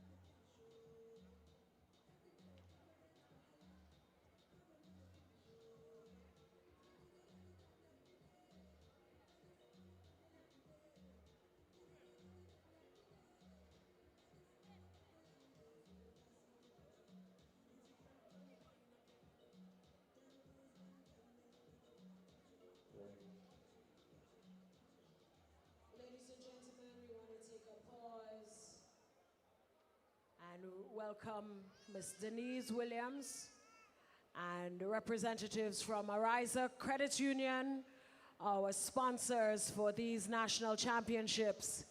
We want to welcome God's presence. We're going to take a pause from the field events to recognize the presence of God. So let's welcome Ms. Denise Williams to open us in a word of prayer.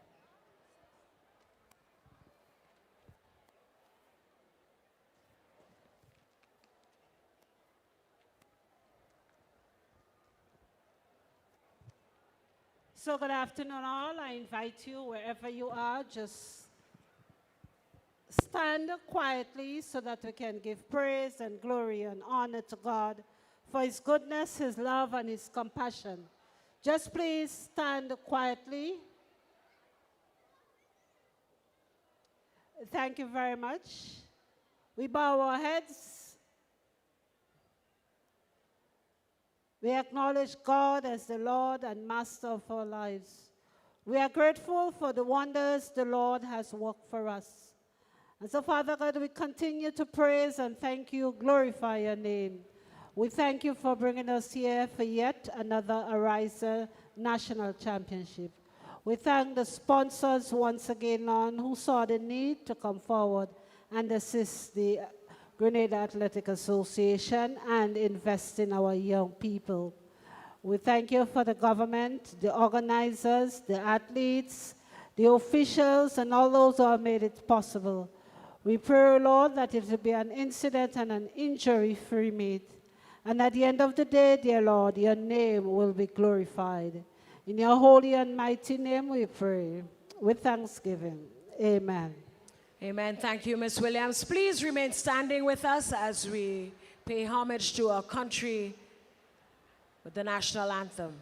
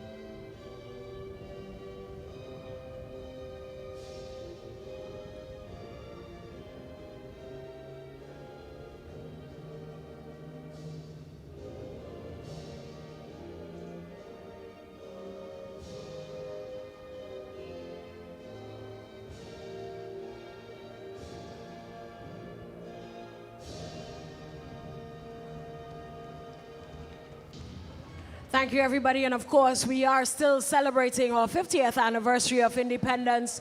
But before we move along, we want to invite to make some remarks the president of the Grenada Athletics Association, Mr. Conrad Francis.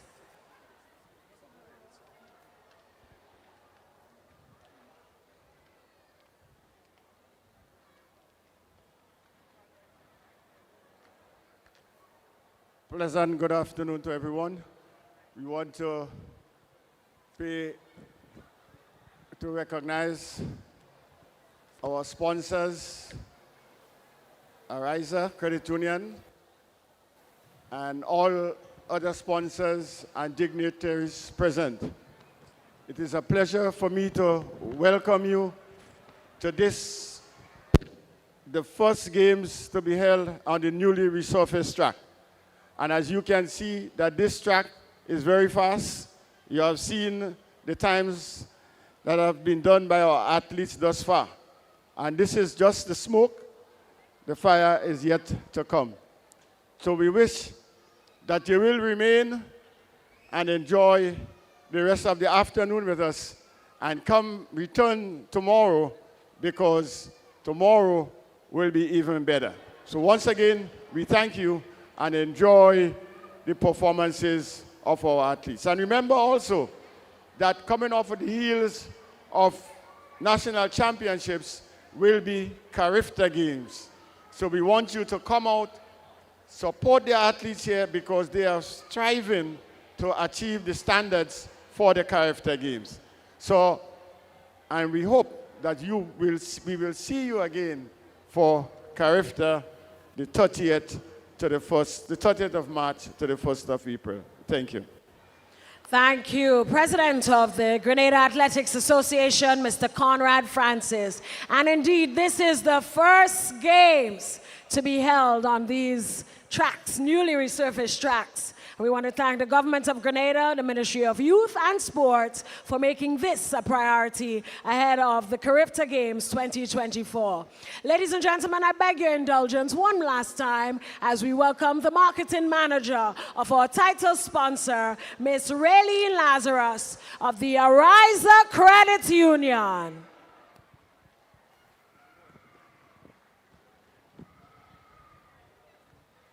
Good evening, ladies and gentlemen.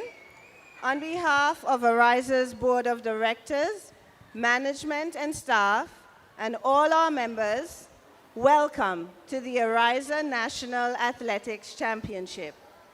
Thank you for joining us this evening to witness this amazing display of skill and talent by our very own up-and-coming sporting heroes. In this 11th year of sponsorship, Ariza is more committed than ever to providing support to our people and communities that in a way that encourages growth and expansion of horizons beyond what we see. As the premier provider of financial products and services, we aim to provide a platform of equal standing for athletes of all backgrounds and to contribute to the holistic development of individuals while simultaneously investing in our communities. Thank you again for your tremendous show of support for these athletes by your presence here, and we wish you a wonderful evening. Thank you, Ms. Raylene Lazarus. Ladies and gentlemen, make some noise for the Ariza Credit Union, sponsors of the National Athletics Championship Games for 2024. Ladies and gentlemen, you have heard it, and we want to thank all our athletes, our parents, our track clubs for making this a successful games. Ladies and gentlemen, we're going to take you back to the long jump.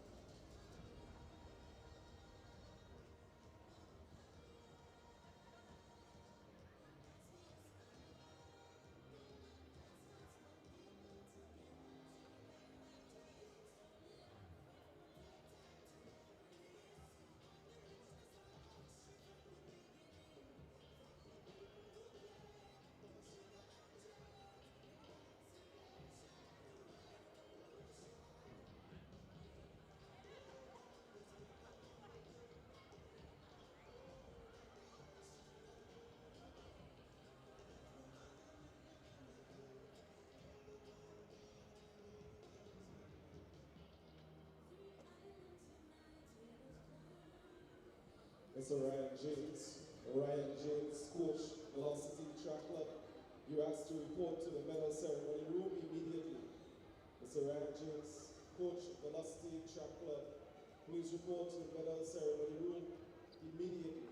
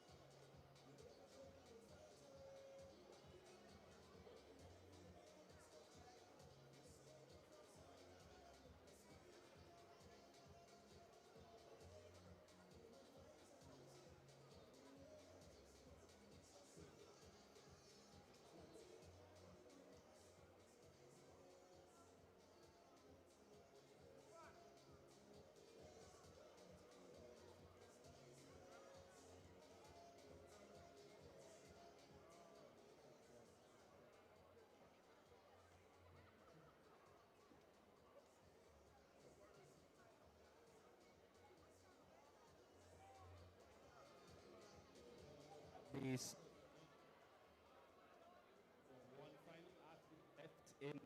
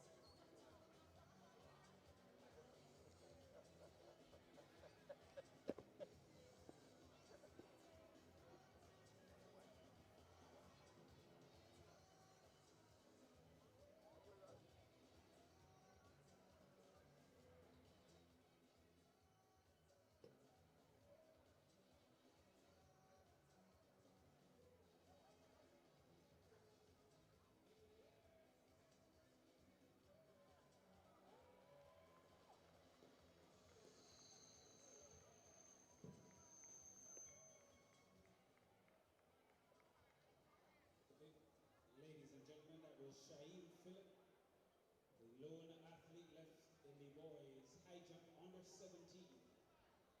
He just cleared 1.85 meters. Quickly cut the coach.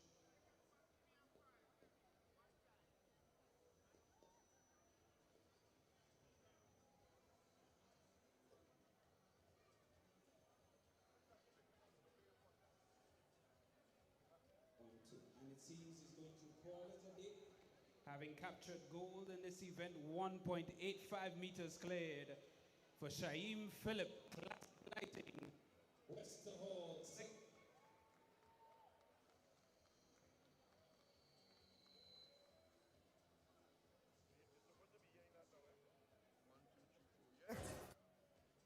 Yeah, man.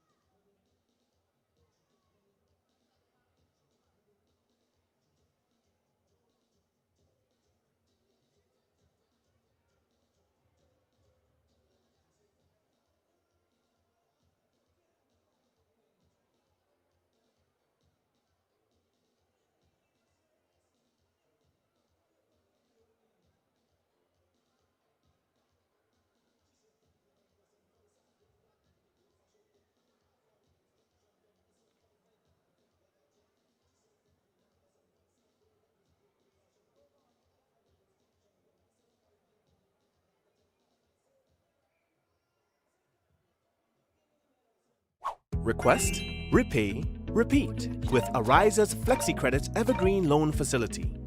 Qualify for a FlexiCredit with limits up to $25,000 or use your home equity to qualify for more. Extra cash at your fingertips whenever you need it, accessed using your debit card and managed using AMI, Ariza's mobile internet experience app. FlexiCredit allows you the flexibility to top up to your approved limit any day, anytime. Already a member? Send us a WhatsApp on 423-4987. New members join today to apply.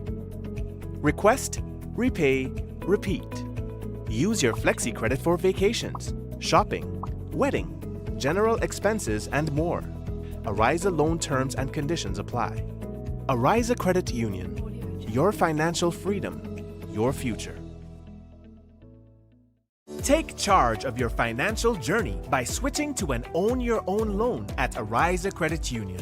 Ariza's Own Your Own loan is as unique as you are because we know one size fits all does not fit you. With Own Your Own loan, you get unmatched benefits including lower interest rates, flexible repayment options, discounted loan and legal fees, and savings from hardware suppliers. Tailor-made options that put you in control. Switch now and step into the life you were always meant to live with Ariza's Own Your Own loan. Ariza Credit Union. Your financial freedom, your future. Call us today at 440-1759 or visit our website at arizacu.com.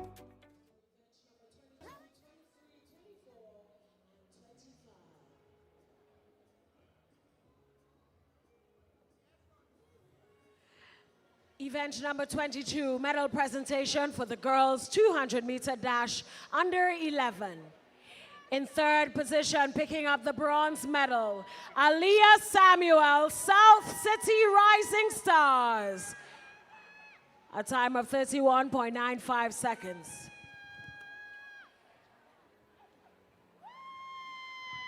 Picking up the silver medal, Shea Pear from Sprinters Athletics Club. And the gold medal goes to Carissa St. Clair from the South City Rising Stars.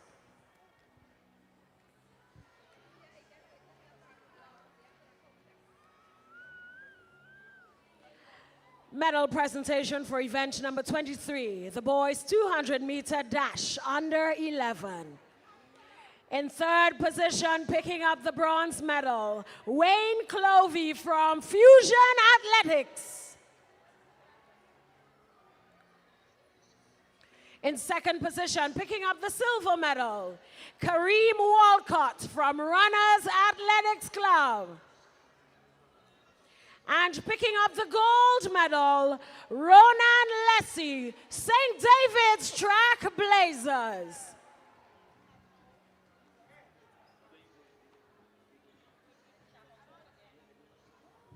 Event number 24, the girls 200-meter dash under 13. In third place, picking up the bronze medal, Raina Hosford, Sprinters Athletics Club. A time of 28.92 seconds. In second place, picking up the silver medal, Leah Rose Charles, Classic Lighting, South St. George, Primary School. And in first place, picking up the gold medal, Leah Campbell, Velocity Track Club.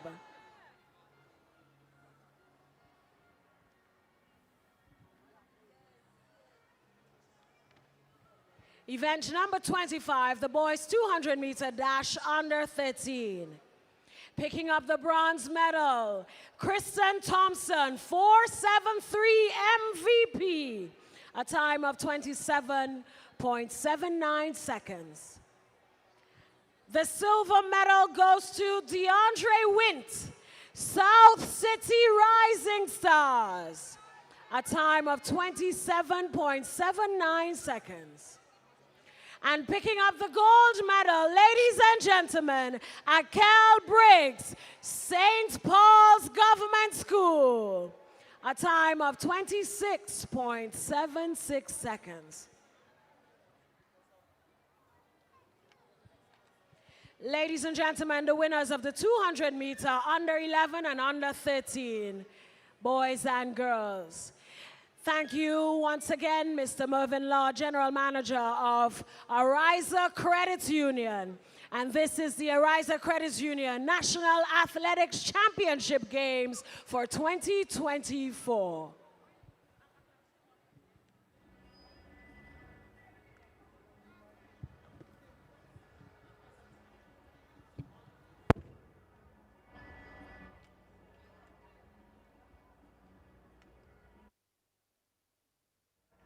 Congratulations to all our 200-meter winners. And we move right along with the 1,500 meters.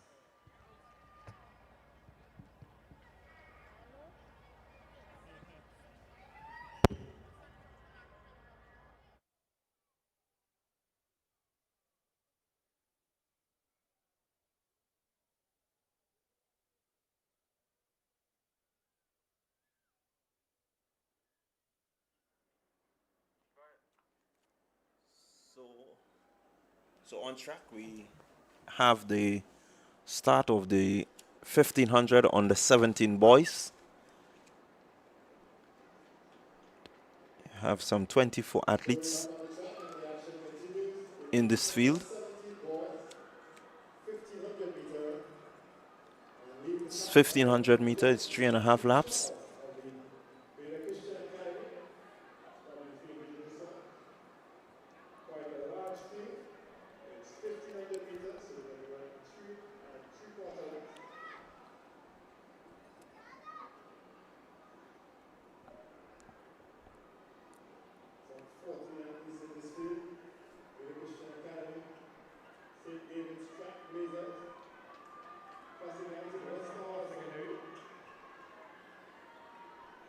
Altitude Track Academy in this one.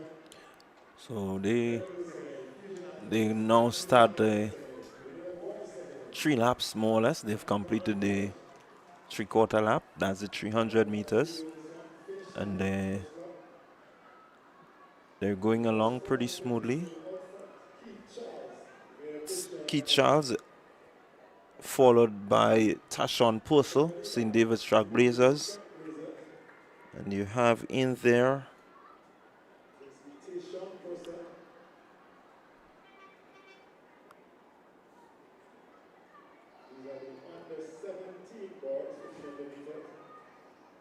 you have Jadel Etienne, Classic Wester Hall, Classic Light in Wester Hall. So these are the 3 that are leading the pack.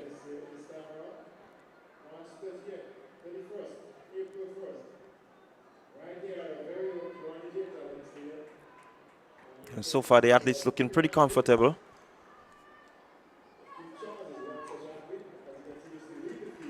The Carafta standard here would be 4 minutes, 16 seconds.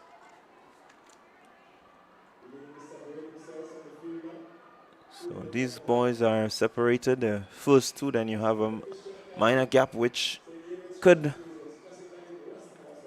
be opening right about now.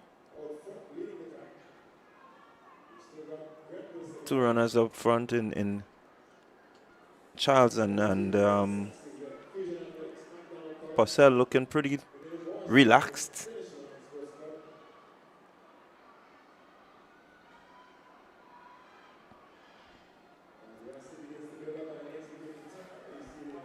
No one looking to really outdo each other as yet, but Purcell looking to stay really close to Charles.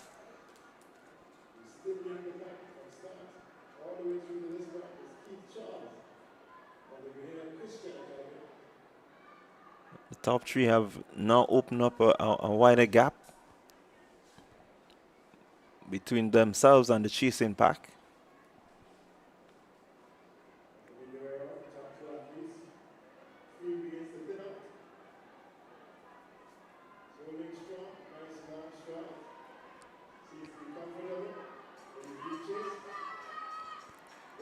The bell lap, this is the final lap.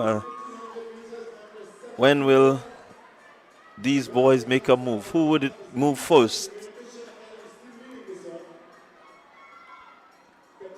So we look at them go along. Skeet Charles, to Sean Purcell, and Jadel Etienne. Your top three as the top two begin to move away.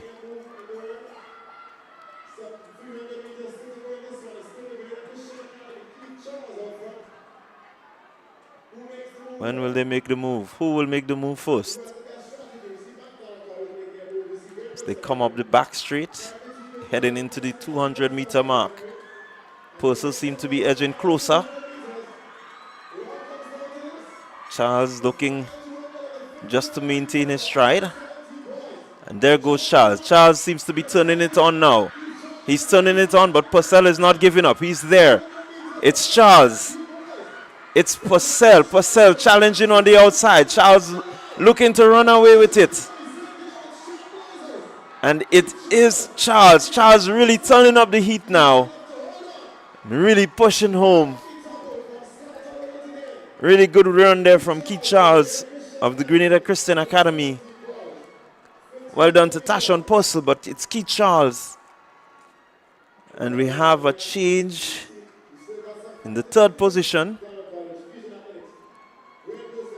As that athlete from I Make It McDonald College seemed to have come in there and stolen the third position. So,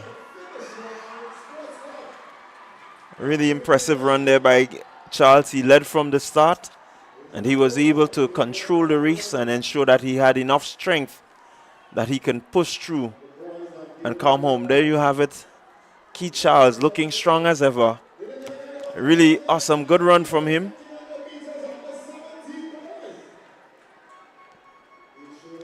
Must feel impressed by what he has done here today.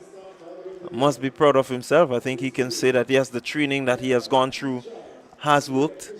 What's important here for me is the time that he did his feet in.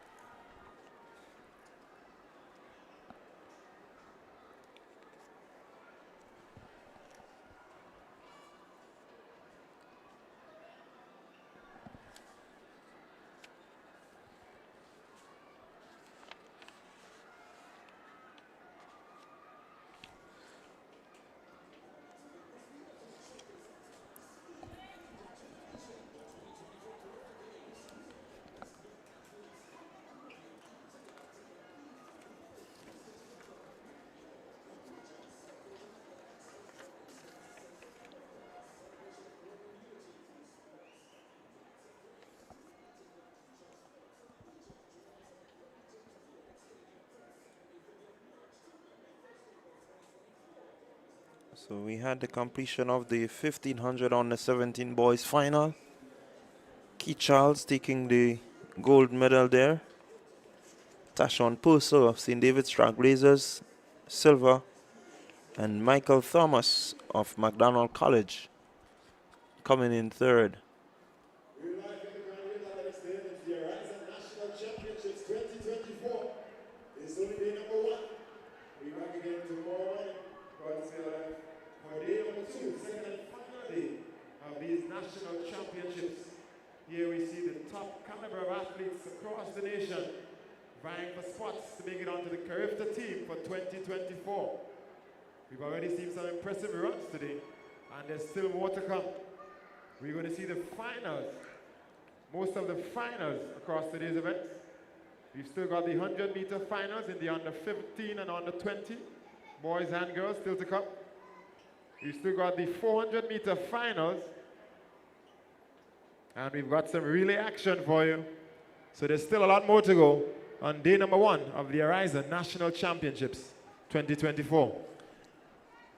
To the games officials that transportation will be provided for you to get back to your homes at the end of the day. So there we had the completion of the 1500 meters. Keith Charles in a time of 4 minutes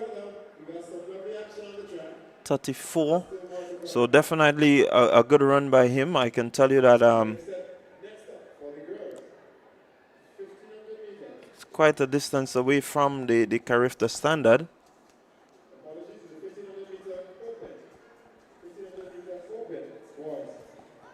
Last year's winner of this event was E.J. George, and he did it in a time of 4 minutes 27.72 seconds. Keith was also involved in that event, and so it's good to see that he had the experience and now he's back.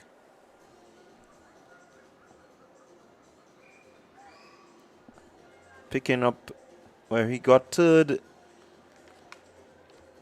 at last year's national championship. This year he has the gold medal, so good job to him. Good run by him.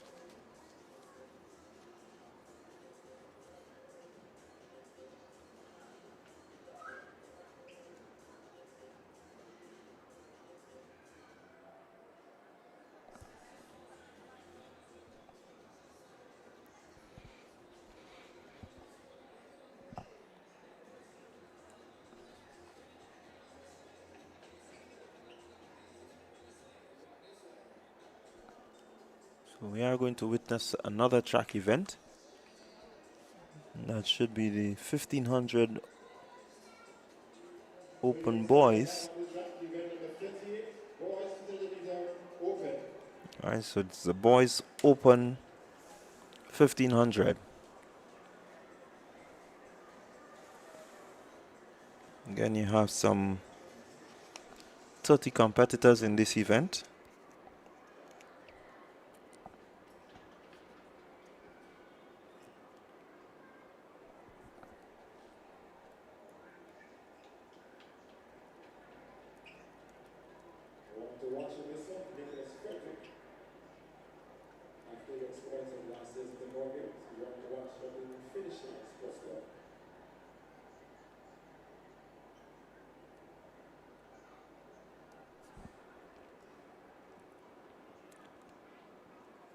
So you have Miguel Cape coming in with a time of 4 minutes 11.33 seconds.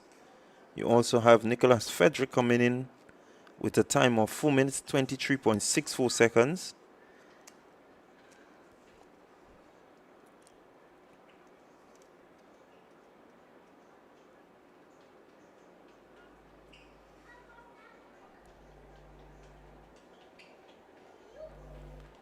In there also is Livron Thorne. He has a time of 4 minutes 09 seconds. It's gonna be a Nicholas Frederick of Finish Line Sports Club 1 to 1. blistering pace. You can see the pace that they've started at. In there is Tyrone Jacob. He won that event last year. Some 23 athletes. Time of 4.10, 4 minutes 10.11 seconds. That's Jacob. And so far he's ahead, setting the pace.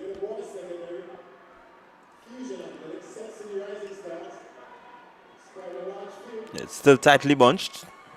No one really making a big move as yet. As we see Fusion, Fusion seem to be the one looking to get ahead.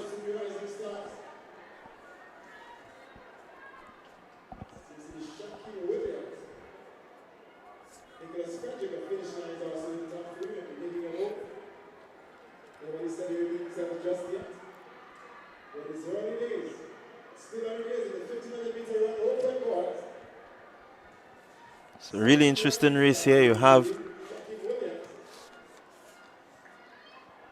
Jacob finishing first last year. Williams finishing third at the 2023 games. So definitely these two will look to stamp their authority on the on this event.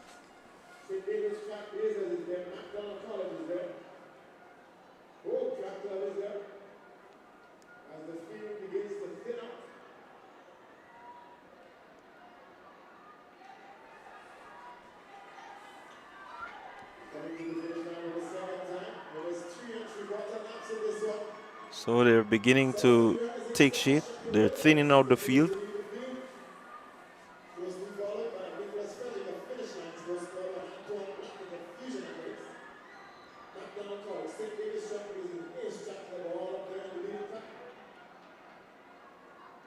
So you see a little jostling for position there. The front runners in Jacob. Jacob is still there leading the pack.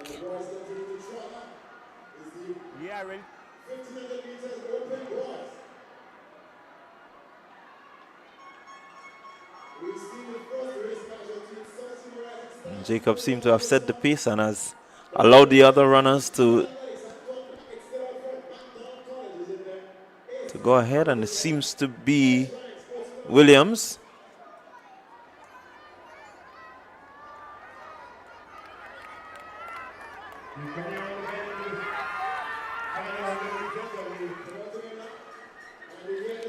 And that's the bell lap as they go towards the last lap.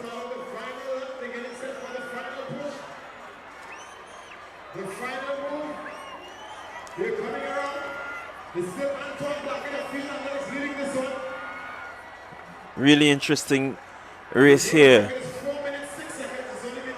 Who will move? When will they move? That's the question that has been asked.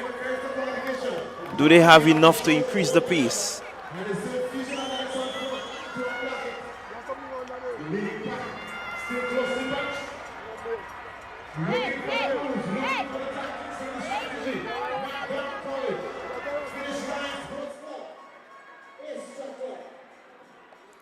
So Nickel John is there. Still have Shaquem Williams in there.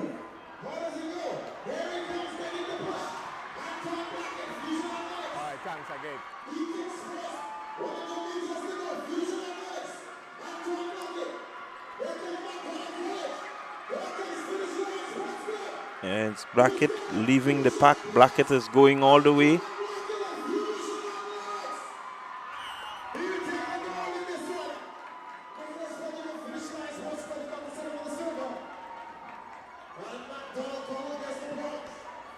So really interesting race there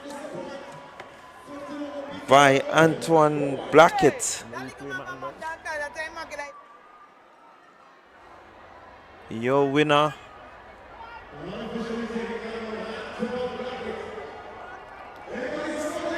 Antoine Blackett of Fusion Athletics Club.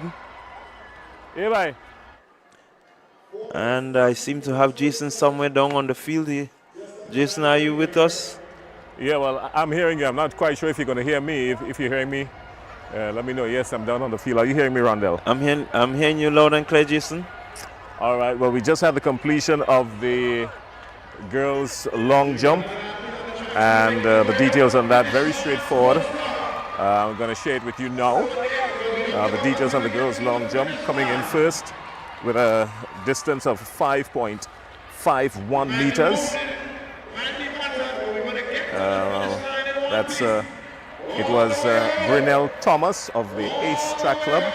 So Brunel Thomas of the Ace Track Club had a good jump of 5:01 on her second attempt, and after that, basically, she cruised into her last attempt, which got her 5.51.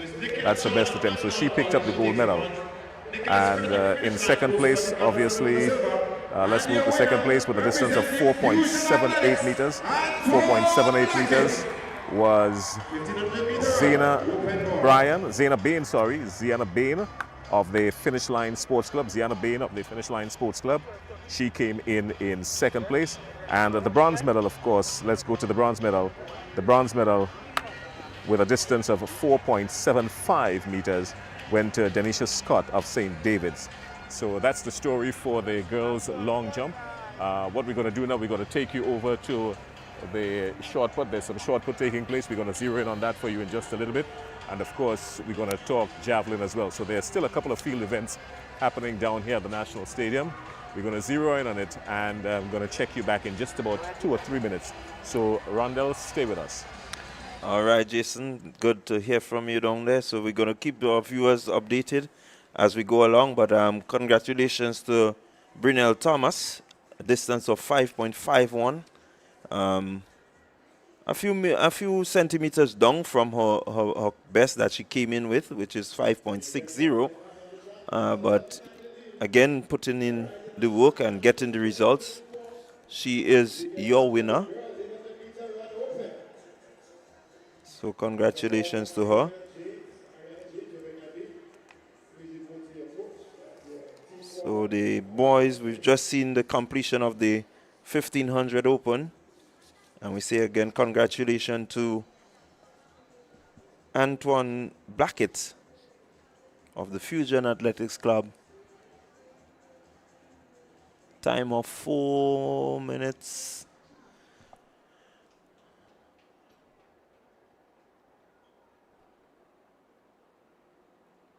So good outstanding running there by the boys. Now we go to the girls.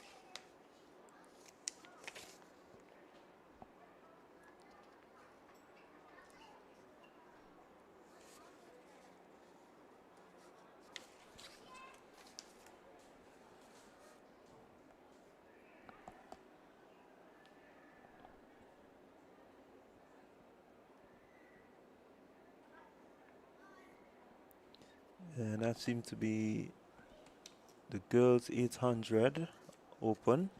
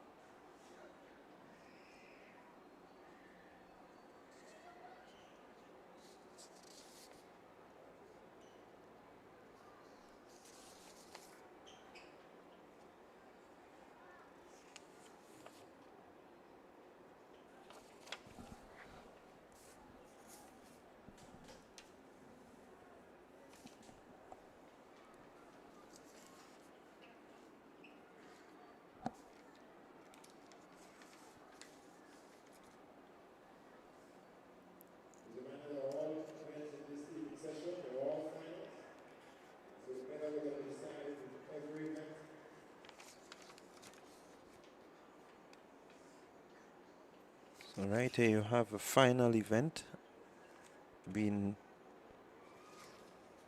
contested.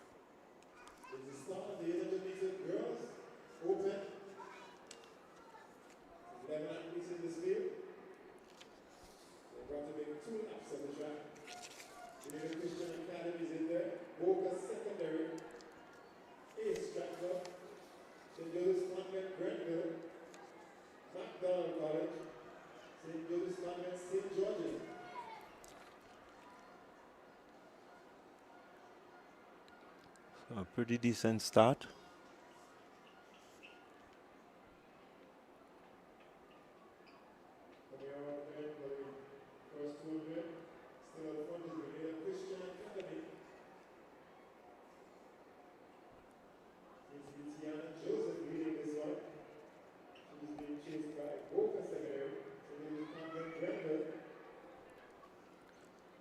So the athlete in Tiana Joseph, she is setting the pace right here. Grenada Christian Academy. They go through the bell lap, meaning that it's a final lap. She seems to be extending her lead.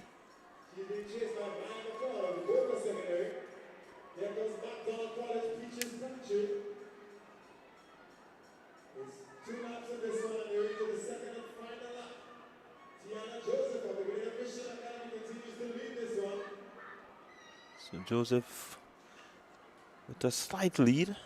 Seem to be closing ever so slightly by Panchu.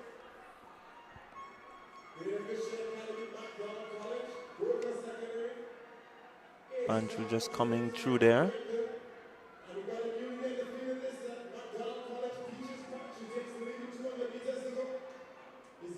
Panchu looking pretty strong.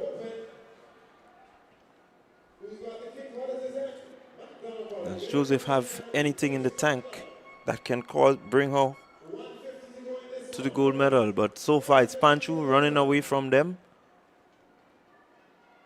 Bit of a competition there for second and third, but it's Panchu. It's Panchu. We have Ace, we have Boca Secondary. Sorry, Grenada Christian Academy, that is. But it's Panchu. Panchu opening up quite a gap.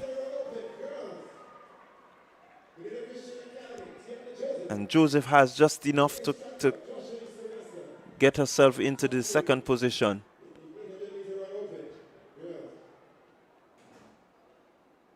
So good run there by Panchu from McDonald College. She's taken this event.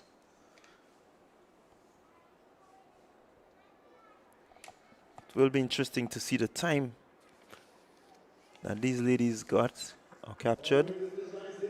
But Panchu looking really strong, looking really well, coming in there.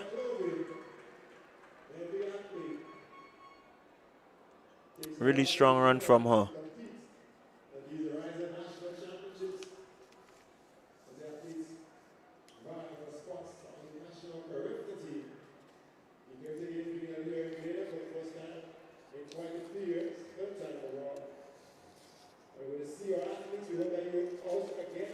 That was the completion of the 800 open girls 800 meter open run.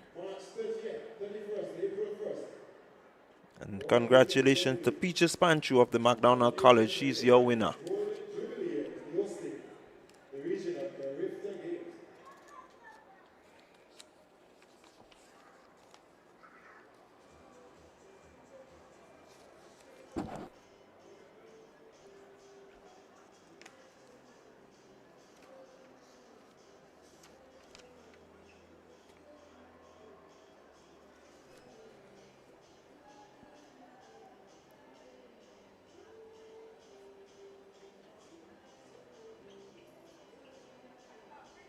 So we're getting closer and closer to the final events. We have a number of 100 meter events coming your way. Also have some 200 meter action for you.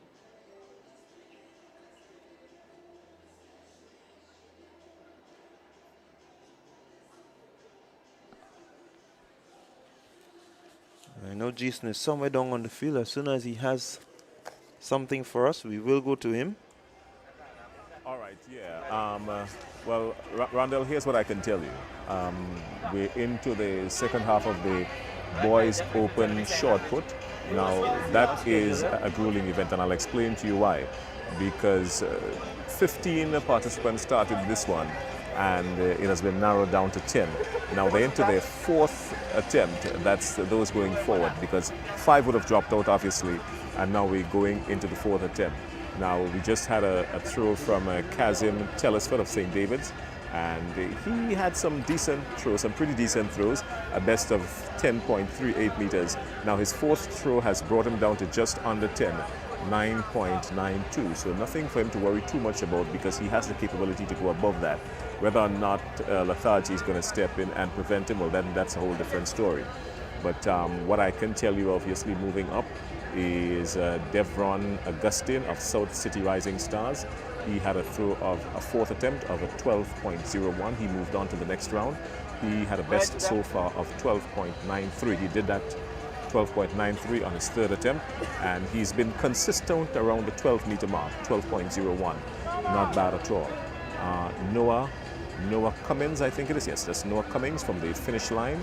He just did 11.15 though. That's a good stretch for him because he's been hovering around 10 late, early 11. So he just did 11.15. So I'm saying all this to paint you the picture to tell you that going into the final round of this open short put, it's going to be sticky. There's no clear-cut winner really when you check it. Yeah, we've had some late 11s, some early 11s, and some late 10s, but there's not much separation between the top to the bottom, so it can go anyway. Yes, we just had someone throwing 12. That looks like Deshaun Mason of St. David's. So St. David's giving a good account of themselves in this field event.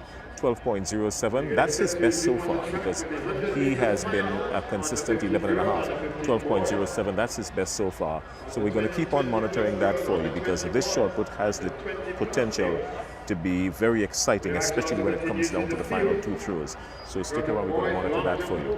All right? Okay, so there you had it.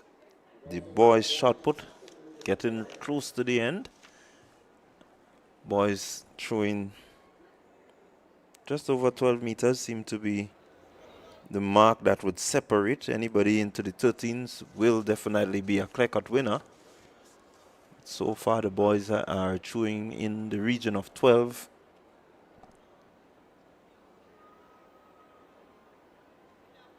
In addition to the girls open javelin, also in progress.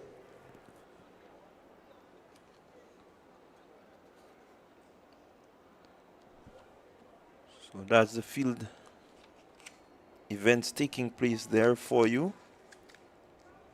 Ladies and gentlemen, we're getting ready for another medal presentation. So you see Before we begin the final competitor 313, that's Hazard, he's up. medal presentation. Seem to be using the spin. Medals will be presented Okay. by P.S. McCookin, the Prime Minister's. So that's Hazard of the Grenada Boys Secondary School.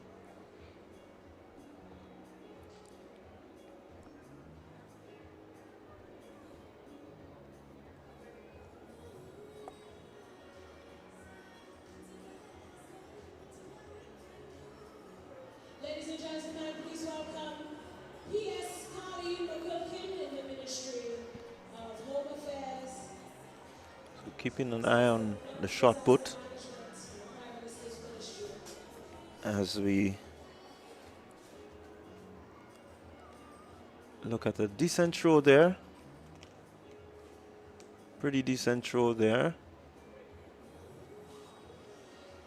Medal presentation for event number 35, the boys high jump under 17.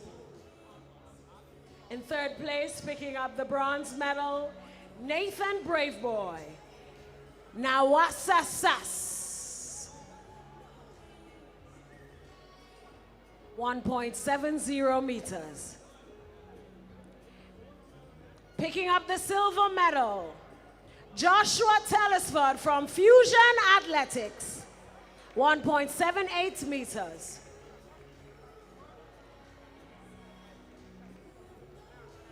And picking up the gold medal, Cheyenne Phillip, Classic Lighting, Westerhall Secondary School, 1.81 meters. Medal presentation for event number 35, the boys 1500 meter under 17. The bronze medal goes to Michael Thomas, McDonald College.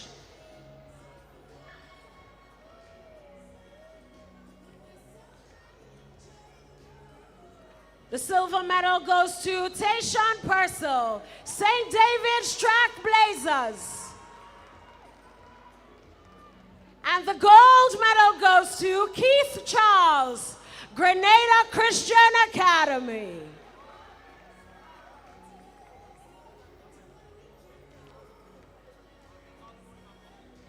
Ladies and gentlemen, medal presentation for event number 38, the boys 1500 meters open. In third place, picking up the bronze medal, Nickel John, McDonald College. The silver medal goes to Nicholas Frederick of Finish Line.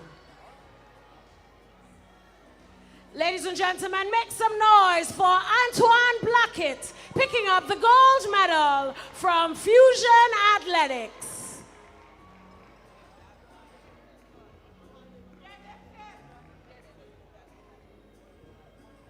Ladies and gentlemen, we want to say special thanks to the Permanent Secretary, Miss Colleen McQuilkin in the Prime Minister's Ministry.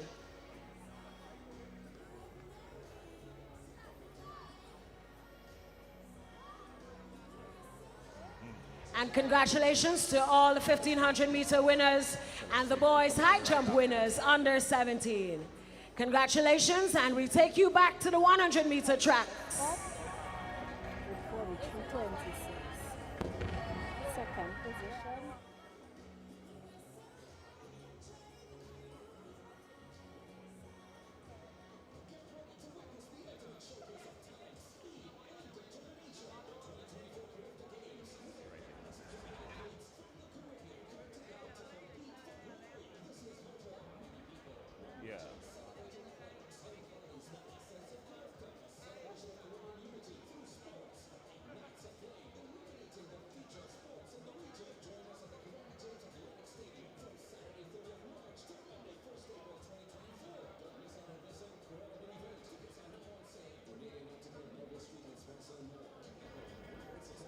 All right. Well, yeah, we've got the results of the girls' javelin throw, and the girls' javelin throw. Well, some very interesting stuff here. The girls' javelin throw open, and I'm saying interesting because you might find it strange, you may not. We've got the folks from St. David's picking up the gold medal, and I'll show you why that's important, because St. David's has been known as the home of javelin in this country, obviously because of Paul Phillip. But anyhow, we're going to get to that. Here's what. Candisha Scott of St. David's, she won the gold medal. She had a best throw of 43.26 meters. Now, she's been very consistent with around the 40s because she threw 42.28 on her third attempt, and then she's been hovering around the early 40s. But her best throw was 43.26, and that was the very first throw for her, 43.26. So she's maintained that, and that has picked up the gold medal. In second position this evening with a good throw of 42.91, not very far off at all. Guess what? Sabrina Alexander. Guess from where? St. David's. Yep, you guessed it correctly. All right, so she picked up the silver medal. Now, these two athletes have been at the top of a female javelin for quite some time. They've been going neck and neck.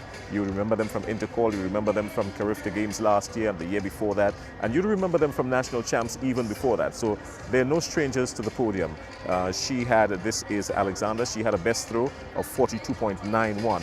She's been hovering around late 30s, early 40s, and this throw of 42.91 was her final throw. She dug deep and she pulled out and got the silver medal. The bronze medal went to Shania Thomas of Ace Track Club with a distance of 31.15. Now, there's some daylight between second and third, just maybe over 10 meters between second and third. A lot of daylight there, 31.15. And after that, moving down the table, 4th, 5th, 6th, and 7th. They've been in the 20s, the late 20s, but nothing really to compete between the silver medal and, of course, the gold medal. The gold medal and the silver medal, just under a meter separating that. So congratulations to Candisha Scott of St. David, throwing a distance of 43.26, picking up the gold medal in second, 42.91 meters by Sabrina Alexander, also of St. David, and the third, 10 meters off, 31.15 from Shania Thomas of the Ace Track Club. That's the details from the women's open, the girls' open javelin. Thank you very much, Rondell, and I'm going to get some details on the short put for you. The boys' short put is taking place, and then I'm going to come right back once I get it. Thanks a lot. All right, so there you had it. Jason giving us that comprehensive report there on the javelin throw. Candisha Scott, your gold medalist. I think once you hear the name Candisha Scott, you'd know her exploits. Right here at this national stadium, Carifta gold medalist. She's been our national champion for quite a while. And so it's good to see though Sabrina Alexander following in her steps. Sabrina, way back in primary school, would have been doing this event, and over the years has done really well at it. And so congratulations to her. Again, a throw of 42.91 meters. So it says that she's moving up, and she's moving up pretty quickly, and that's good to see. So the javelin throw for females being completed. I know St. David's will be happy. Still continue to look at the boys' shot put, and we are eagerly awaiting the final round. It seems like the final round, so it boils down to the better throwers.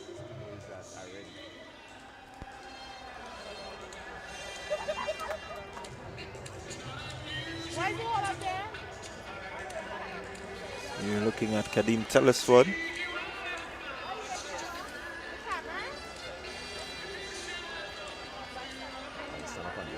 Seems to be the athlete next in. Yeah, Karim, go ahead.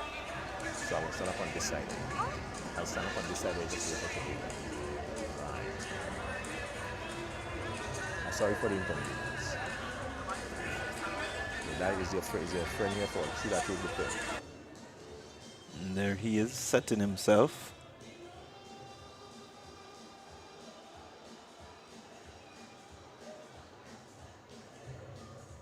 And really pushing that one. A decent throw in there. It will be interesting to see the mark.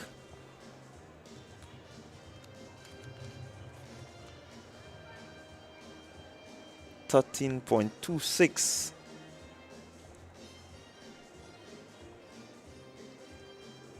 No, Jason will be impressed by what he's seeing down there.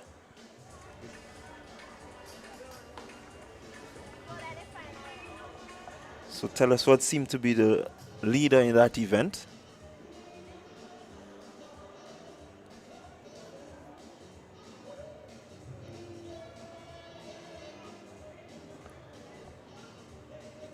.621, Kazim Telesford.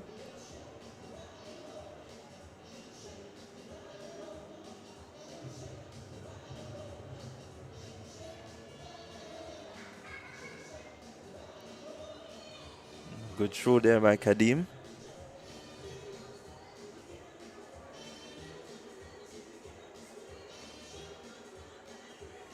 So Kazim not throwing as far as Kadim, but still getting a pretty good throw in. Which one is Kadim?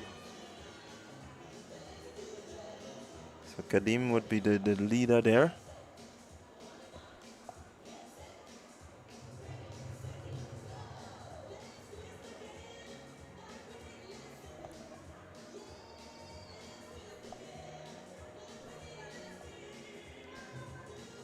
And that seemed to be Devon Augustine, if I'm not mistaken.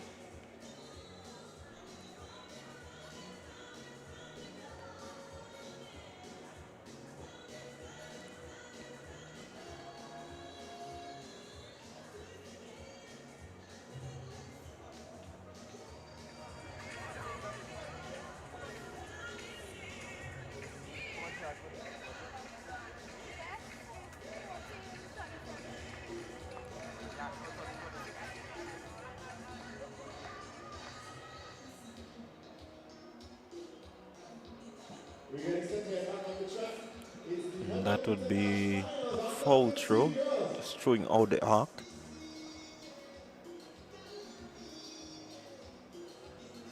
In this, the shot put, you have to make sure that the ball stays within the arc.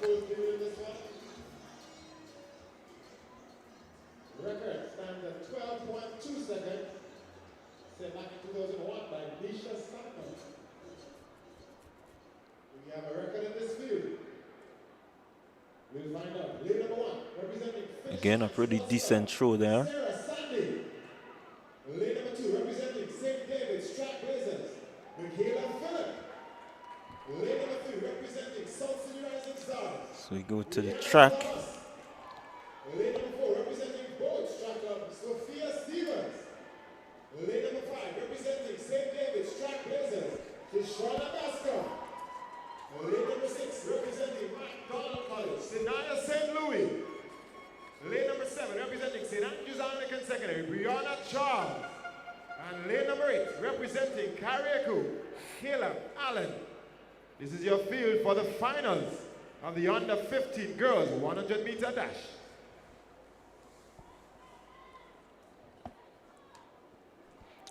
So it's the 100-meter dash, girls under 15.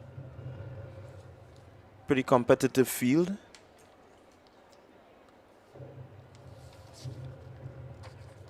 We saw these athletes go through the prelims, and now they're at the all-important final. Boils down to execution, composure, and the ability to execute a flawless race. We've got last year's bronze medalist in this field, leader number 3, Rihanna Thomas, representing South Rising Stars. And the fastest time going to these finals is Tishwana Bascom of St. David's Trailblazers. Two important ones to watch in these under 15 girls 100-meter dash finals.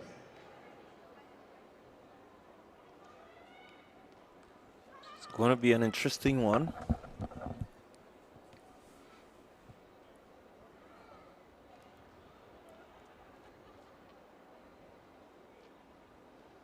We're going to keep our eyes on the center of the track. 4, 5, and 6.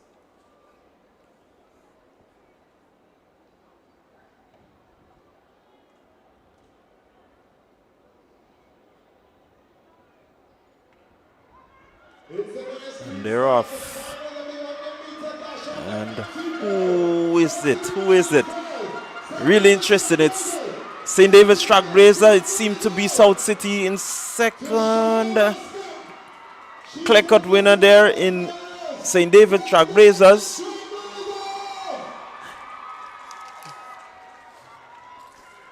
Pascal just running away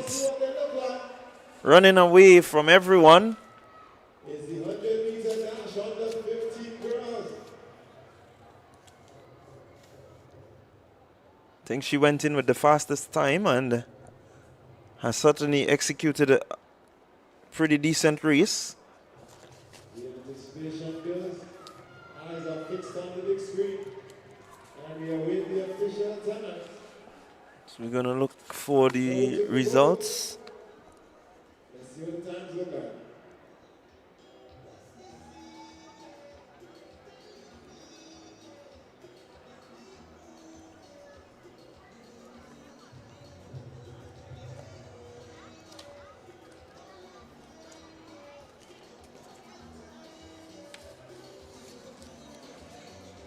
The times are up. St. David's Trailblazers, 12.77 seconds.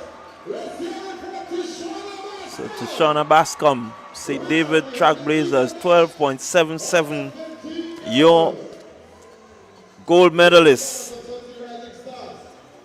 The girls 100 meter under 15. And Sophia Stevens of the World Track Club, 13.07 seconds. Let's hear it for under 15 girls and the 100-meter dash. Brian Thomas coming in there second. Next up, it's the 100-meter dash under 15 boys. A really good run there by the top 3 athletes. Shauna was all the way out there.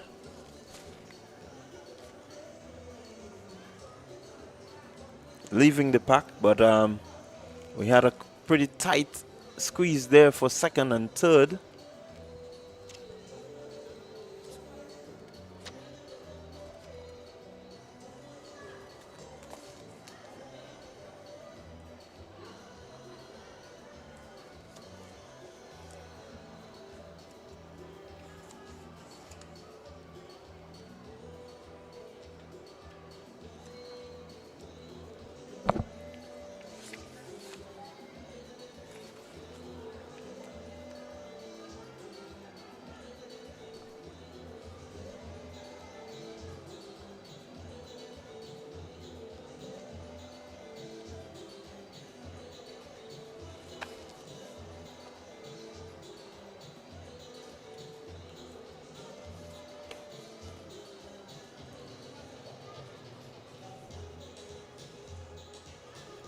So it's finals, finals, finals. Right here on the first day of track and field here at the Kiryani James Athletic Stadium in the 2024 edition of the Ariza National Championship. Number of events, final events happening at this time. And we've just witnessed one of them. And that of the under 15 girls 100 meters. Coming up next will be the boys under 15 100 meters. Again, a very interesting event.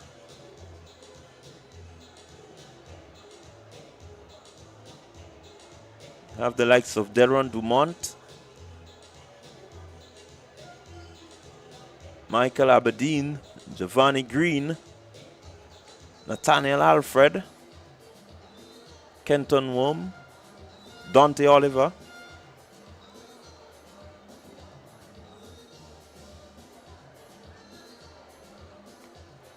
I think we still would have the...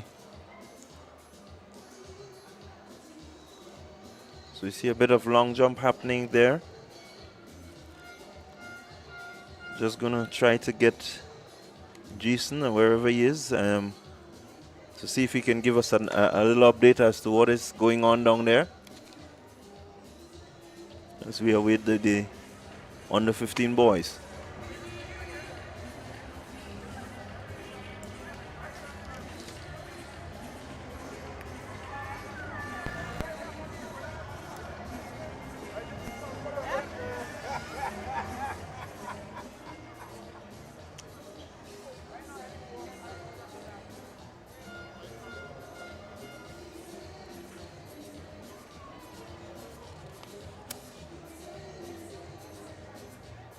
So that legal jump there.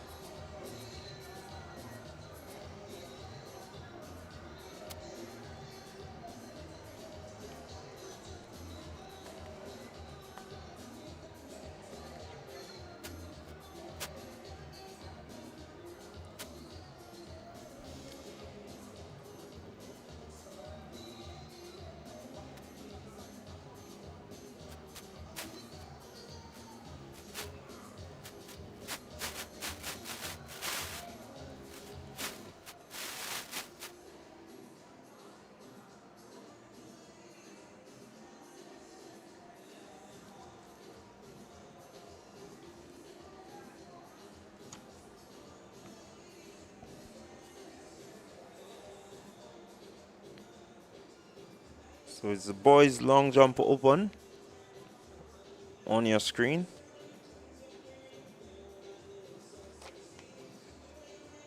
And again, this is a final event. So the winners here with top 3 will be your winners.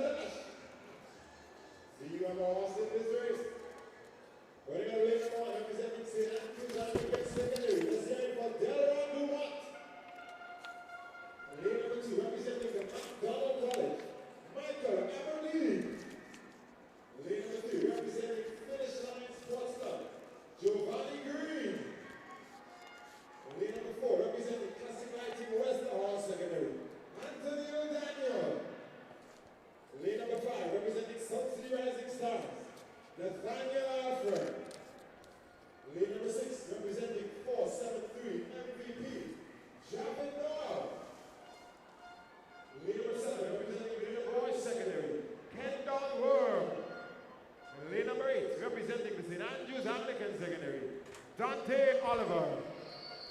That's your stop list in the 100 meter dash under 15 boys. The record, 10.70 seconds. Set back in 2003 by Mikhail Joseph. Can you imagine the standard for the career time under 17 was the 10.8 seconds.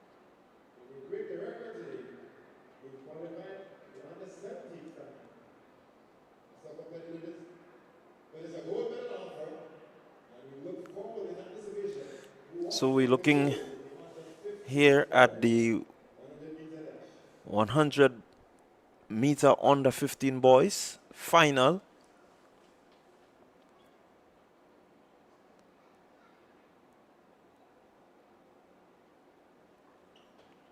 It's a keenly contested final, I can tell you.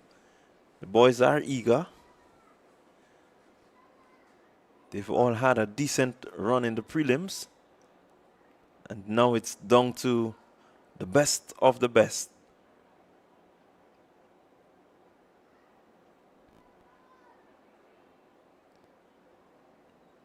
Keep your nerve, keep your composure. Make sure that you relax and get yourself across that line. Do we just have a false start there? So it's tense, I can tell you. They are eager. They've all had some really impressive runs in the prelims, and so I know that, as we always say, every second will count.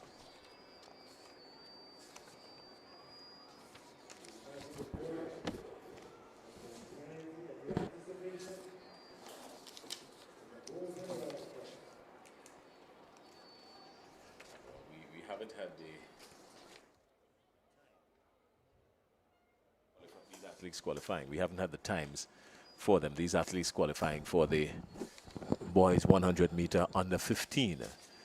But what I can tell you is that the field looks very interesting. Delron Dumont, as you said, from the St. Andrews Anglican Secondary School, Michael Aberdeen, Giovanni Green, Anton Daniel, Nathaniel Alfred, Jared Noel, Kendon Worm, Dante Oliver. This is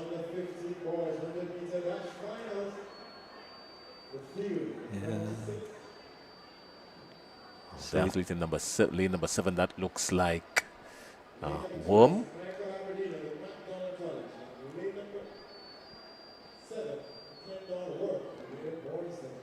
Yeah, so it seems to be Worm and Aberdeen. Oh, wow, yeah, Michael Aberdeen of MacDonald College and Kendon Worm of the Grenada Boys Secondary School. They're no longer in this. This is what tension does to you. All right, so here we are.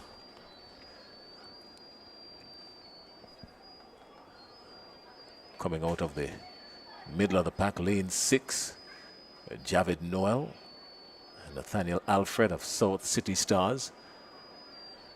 They might just very well be the two to look at. Alfred and Noel. Nathaniel Alfred and Javid Noel. It's a good start this time. They're off. Alfred is making a run for it now. This looks like Alfred. No, he's going to be upset here. This is going to be huge.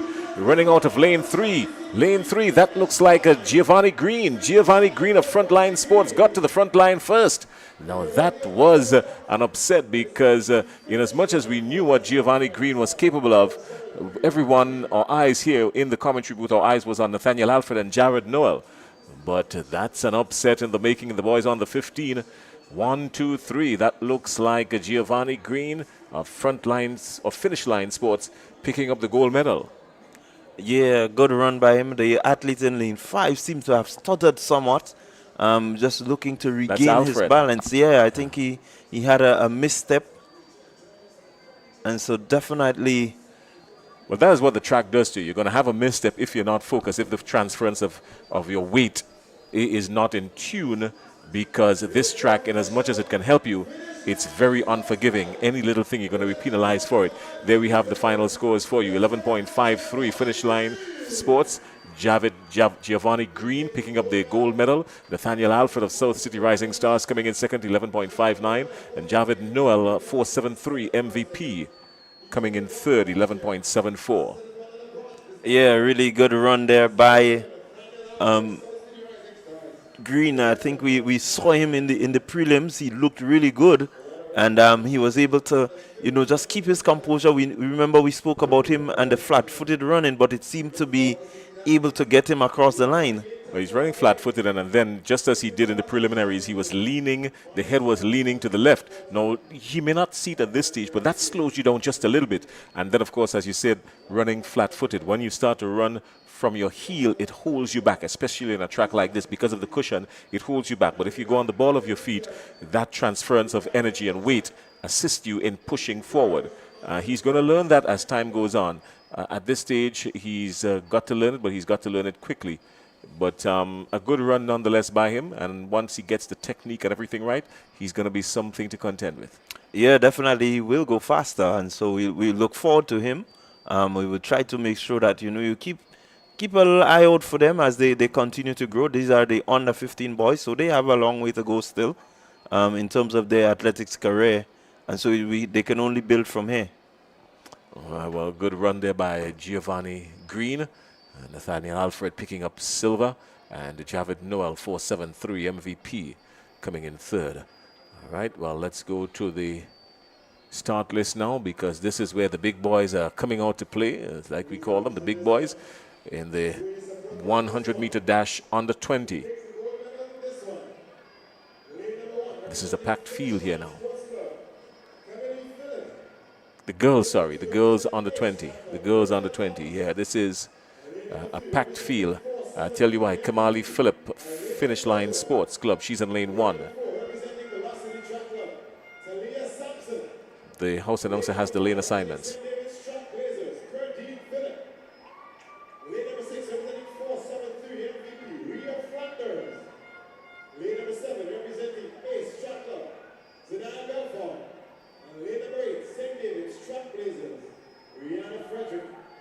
Well, those are the lane assignments there. Kamali Phillip, Brianelle Thomas, Aliana Dikoto, Talia Sampson, Kurdine Phillip, Rhea Flanders, Zena Belfon, and Rihanna Frederick. What's your pick coming into this one? Well, the field has been tight. Looking at the prelims, I think these girls had some really nice time going in, so it could go anywhere. My viewpoint here, lanes 3, 4, 5, and 7. I think these girls were pretty impressive going into the prelims, and so we may look at them, but really and truly, anyone in that field, I think once they have a pretty good execution, can come up trumps. Keep your eyes on lane 2. I'm thinking Brunel Thomas of Ace Track Club. Now, I looked at her in the prelims, and what she did in the prelims was shut down a lot earlier than she should have. It did affect her time, of course, so she found herself in an outer lane, so to speak. Now, in the 100, you want to find yourself in the middle of the pack where you can gauge what's happening on your left and on your right. But Brunel Thomas from Ace Track Club, she was, she penalized herself more than anything else, really. And now she's in lane 2, but take not for granted, because she has the ability to really explode. There she is. All right, she's calm, collective, but a dangerous athlete. Right next to her is Kamali Phillip from Finish Line Sports. Phillip looks a little bit, am I going to make it? Am I not going to make it? She needs to get her beast mood on, that kind of thing. At this stage of the game, you don't want to show any signs of tentativeness, or, you don't want to show any signs of fear. Yeah, they're going to eat you up on this one. Let's go to lane 3. Aliana Dikoto. She has been running really well, not just this year, but even last year and the year before that. She's done pretty well there. She is focused. Eyes zeroing in on the finish line, and it tells you that she doesn't care what's happening on her left and on her right. She's ready to go. Celia Sampson, in lane 4. Karine Phillip, Rihanna Flanders, Belfon, and Frederick. That makes up the field. The girls 100 meters under 20.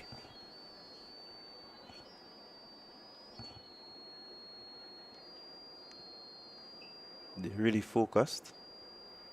That's a good clean start. Everybody's up, maybe up a little up too early. Now some separation is going to come. Let's see where the separation has come from. Guess who? It's coming from lane 2. The separation comes from lane 2. She's moving ahead. That's Brynell Thomas. But here comes the athlete running out of lane number 6. That's Rhea Flanders. Rhea Flanders from 473. Just nipping Thomas right there with just about 15 meters to go. She surged ahead and just got to the finish line. That was a really impressive run by Zena Belfont. And that's what I'm saying, Jason. You have to keep your eyes across this park, because we said 4, 5, 6, you said 2, but look at lane 7 in Flanders, just being able to really just get that bit of momentum coming to the end. The last, let's put it to 20 meters there, she just generated enough speed to get her past that finish line. A really good run from her.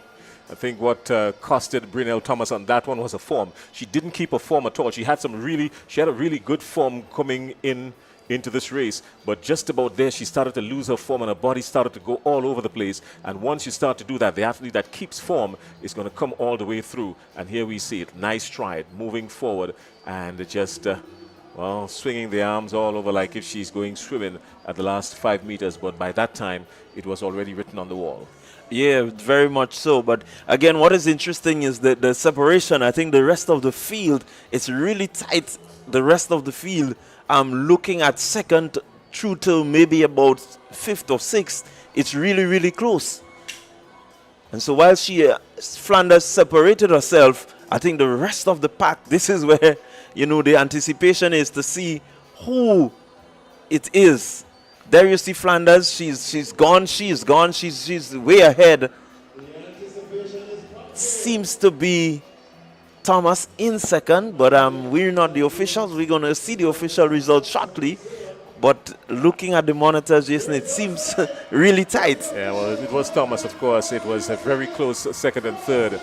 But Brynell Thomas just being edged out because Rhea Flanders of a 4.73 in a time of 12.40, and Brynell Thomas of Ace Track Club second, 12.56, and right on her heels, Kerdine Phillip of St. David's Trackblazers picking up the bronze medal, 12.59. Yeah, as you look at the times there, it's really, really tightly packed there. Can't separate them. A really good run by these athletes. They lived up to the expectation. I knew it was going to be a tight one. Flanders, congratulations to her. She was just able to edge herself away from the rest of the field and ensure that there is no contention in terms of who is number 1 in the under 20 girls 100 meters. All right, well, that one is in the history books, and Rhea Flanders has written her name in the history books for 2024. And now let's head back over to the track, because guess what? It's time for the boys under 20. Now, this one is going to be devastatingly quick. Here's why I'm telling you this. We've got some big ones in this one. The boys under 20. Let's go to the lane assignments. Let's go downstairs for the lane assignments. 100-meter dash under 20s.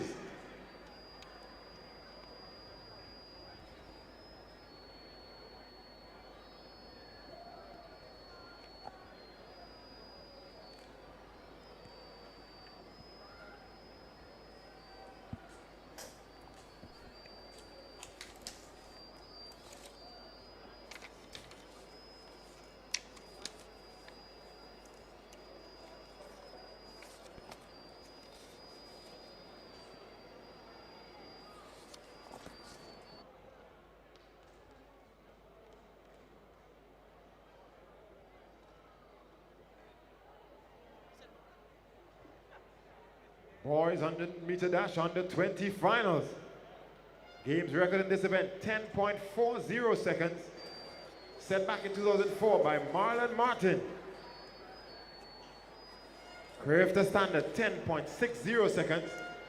Lane number 2, representing 473 MVP, Joshua Richard. Lane number 3, representing Ace Track Club, Kyle Ned.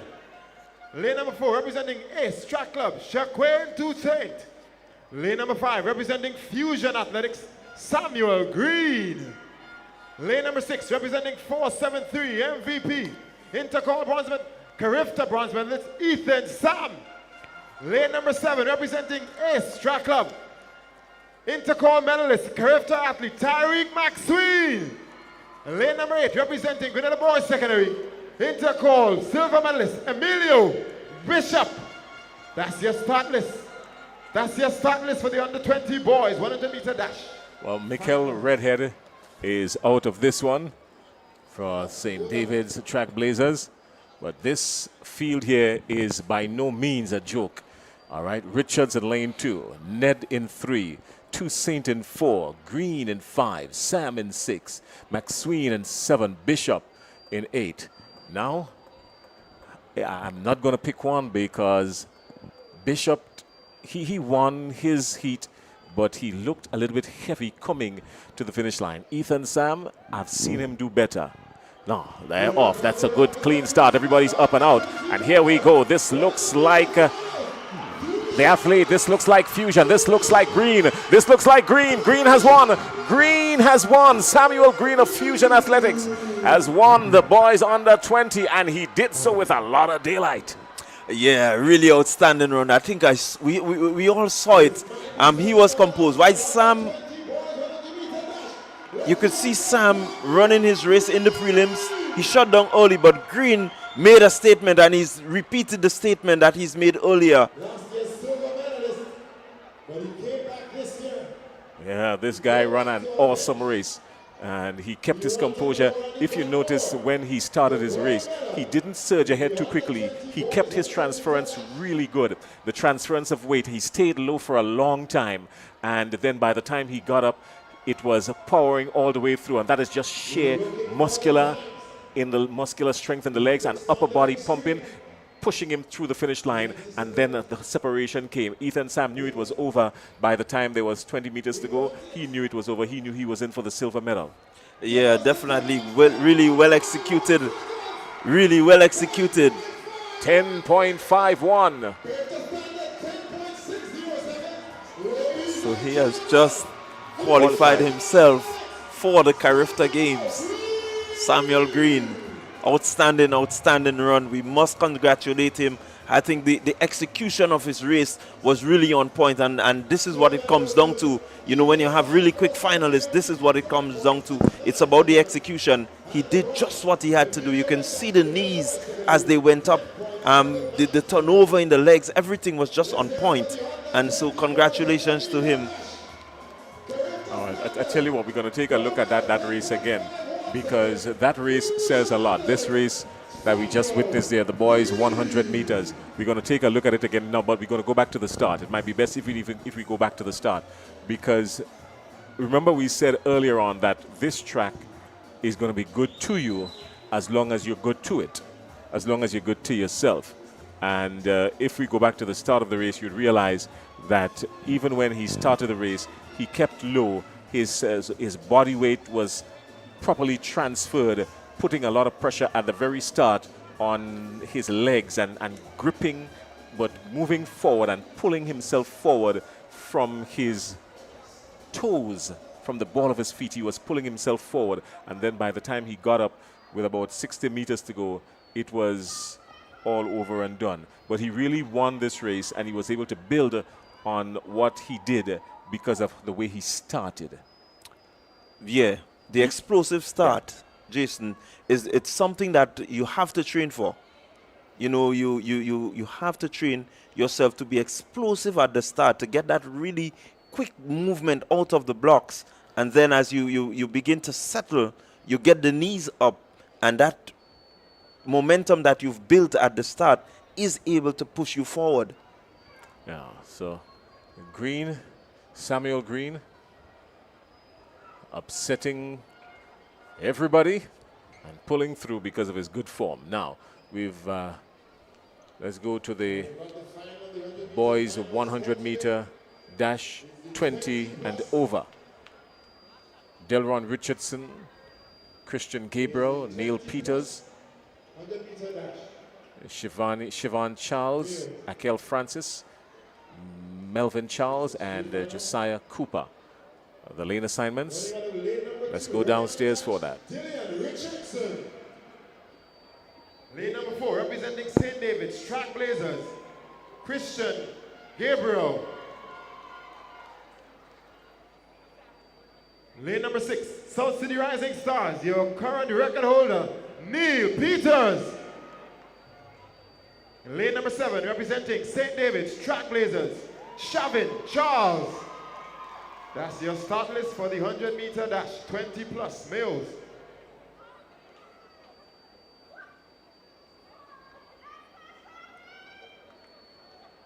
So just 4 of them in this. The rest of the field is off.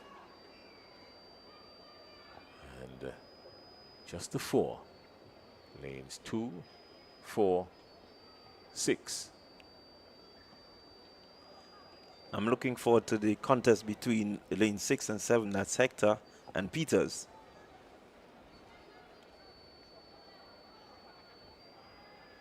They're off. That's a good, clean start. The current record holder is in trouble almost immediately. Here we come out of the middle of the pack, but here comes the upset. This is good running out of lane 7, you'd call it. That's Charles, Siobhan Charles of St. David's Trailblazers. He came from out of nowhere and took everybody out of it. Yeah, I really love the contest between the two. I think the record holder and Hector, they've had their, you know, they really had their battles over the years. And so it's important that, you know, whoever gets the ascendancy, and Hector, Charles just showed that he has the edge on Peters. And so a good execution, good run. 10.55. Guess what that means?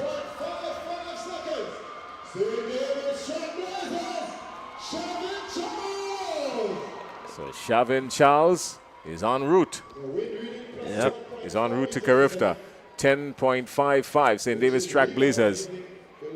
He came from out of nowhere just when you thought that Christian Gabriel had it all covered. Just when we thought Christian Gabriel had it all covered, because Gabriel came out like a rocket. Gabriel used his long legs and his stride, and he came out like a rocket, and we all thought that it was all over. But guess what? Shavin Charles had other ideas. Yeah, got a really good start there, but Charles was able to just, he came out a bit slowly off the block, right? But he was able to really accelerate through the race, and that's where you can see the strength that he possesses in the stride, in terms of his, you look at how he strides and he really pushes himself forward, and having that top end speed, as we would call it, just to get past the athlete that was in front of him, and executing a brilliant race. Yeah, a lot of these athletes, how you start this race is going to determine a lot, because you've got to stay down and use your energy, that transference of that potential energy. You're going to have to use that for as long as you can, staying low. And that's one of the main reasons why that 80-meter mark has been placed, because once that 80-meter mark is placed, now what it does is that it gives the athlete an opportunity to know where they're at and how soon they can come up. So that in itself, that 80-meter mark, it's, while it can be used as a marker for an 80-meter dash, it's more so important for the athletes running the 100 meters, because now they're able to gauge where they're at and what they want to do based on where they're at. Yeah, and that's really important, you know, being able to gauge your race and know exactly when, you know, you need to really do what. That's pretty important. And the more experienced you are at events like these, the 100, the 200, you know, the more you can really showcase that. And it all boils down to, as we said, execution, because you already have the skill, you have the knowledge of what to do, when to do. So it's just execution, holding your form, ensuring that you can accelerate when you need to, and you have a perfect race. All right. Oh, we're getting ready to pull the curtains down on day one. It has been a long day. We had a scheduled 11 o'clock start, but that didn't happen. We started just about an hour later, and as a result, it has brought us to a late finish. But we still have a few more events which need to run off. tonight. Lighting wouldn't be a problem. We're at the Kirani James Athletic Stadium in beautiful St. George's, Grenada. Well-lit facility, so that's not going to be an issue. It's whether or not the organizers believe that we can go through the night, if they're going to make any adjustments on the fly.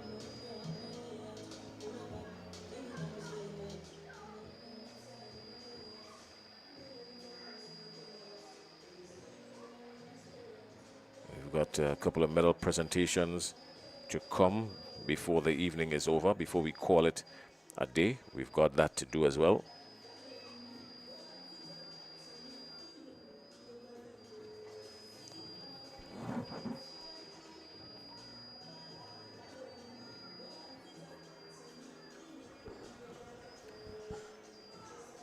Yeah, so far we've done pretty well.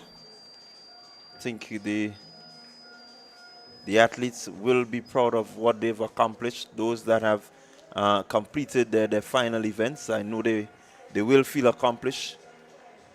The fact that you've put in all the hard work, you can see it pay off. This is motivation for them to go back and to continue their training.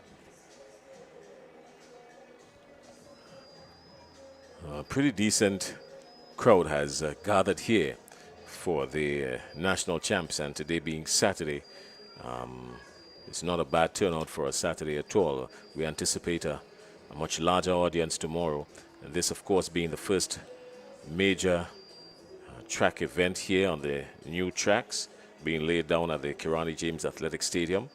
And we've got the primary school games coming up, the private primary school games, the intercore games, and then of course Carifta 51 is going to be held right here at the Kirani James Athletic Stadium in Grenada. So this track has a lot of work in store for it, and I'm quite sure that it will live up to it. You ever had the opportunity of going down and feeling the track yet, Randall? Yeah, I had an opportunity to walk on it a bit earlier today before we got started, and it does feel really good.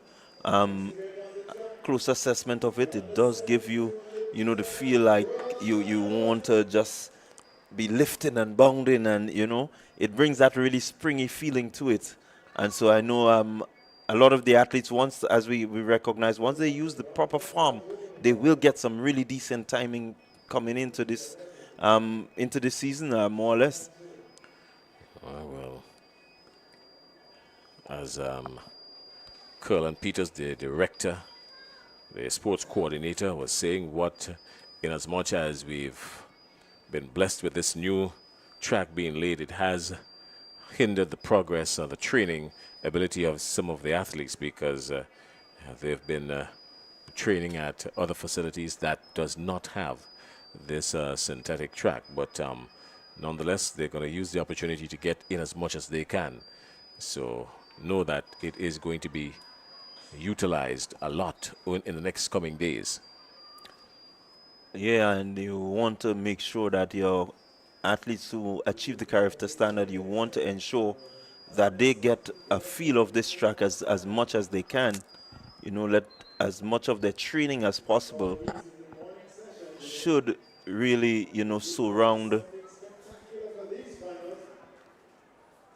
be surrounded with the track in mind.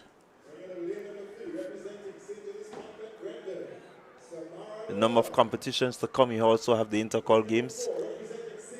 All right, let's go trackside for the lane assignments for the girls' 200-meter dash on the 17.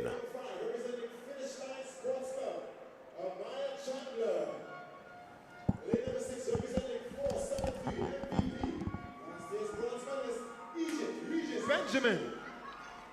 Lane number 7, representing Finish Line Sports Club, Jadeja Walcott. And lane number 8, representing St. Joseph's Convent, Grenville, Kenaya Phillip. That's your start list for the under 17 girls 200-meter dash finals.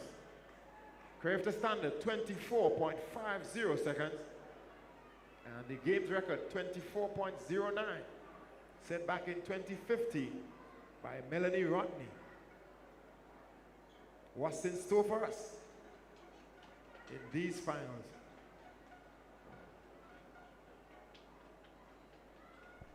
So as we get set to witness the 200-meter dash final,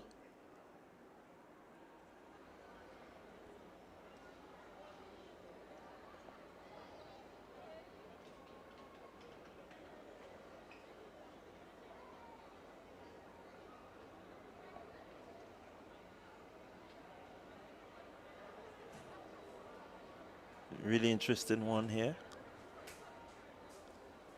So we see Egypt. Benjamin, I think she's one of the favorites there. But you cannot put anything past any of these girls because it's all about execution, and they're off. Who will execute? Who would be the better at executing their race?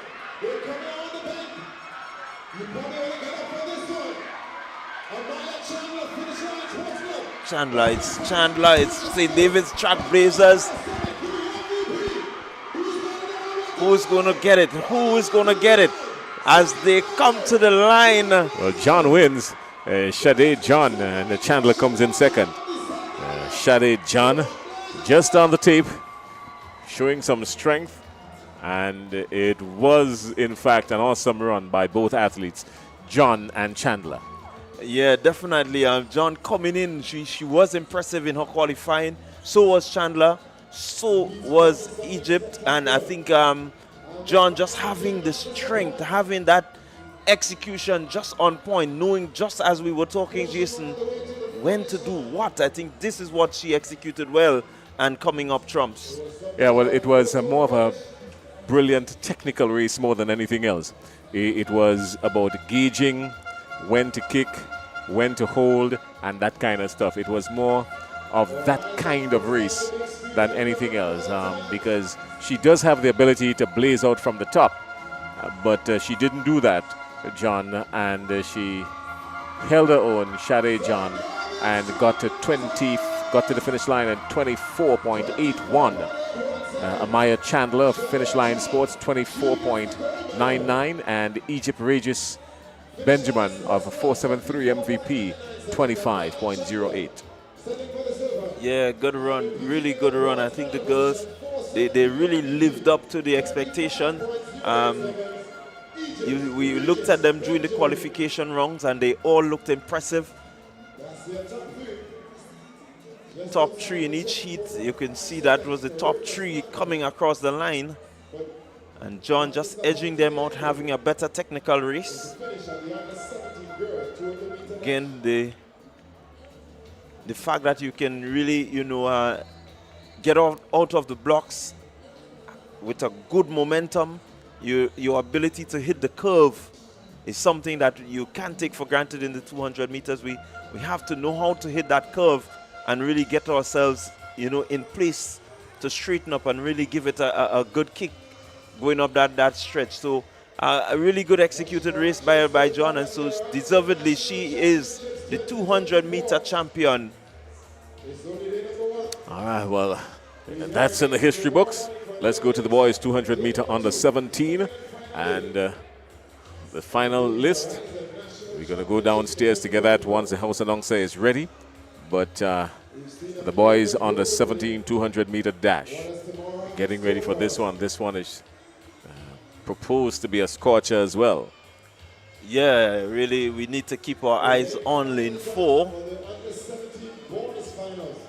Who's in lane 4? That's Caliste, Christophe Caliste of the St. Andrew's Anglican Secondary School, SAS. Had the opportunity to take in parts of SAS sports this year, and SAS in their sports meet, it was highly competitive, got to say that. There was no sort of daylight between first and second in the sprint events in particular, and SAS represented well at their sports. The 4 houses represented well. And then there's a notion going around. I heard my good friend Leslie Smith, who is a former SAS student, making the comment that anytime Yellow House wins SAS sports, SAS wins Intercall. And if that's holding true to form, well then maybe the boys from the GBSS or the PBC or the St. David's Catholic Secondary will have something different to say about it. Let's go to the lane assignments. Lane number 4, representing St. Andrew's Anglican Secondary. Christophe Caliste. Lane number 5, representing South City Rising Stars. You saw his exploits in the preliminaries. What have you got in these finals? Cameron Matlin. Lane number 6, representing South City Rising Stars. Josh Thomas. Lane number 7, representing St. Andrews Anglican Secondary. D-Ron Sincere. And lane number 8, 473 MVP, Rishon Daniel. Under 17 boys 200 meter dash finals. Carifta standard 22 seconds. Games record 21.0 seconds. Set back in 2008 by our national hero Kirani James. Is that record under threat? 21.07. Is that under threat, you believe, here? I don't think it's under threat.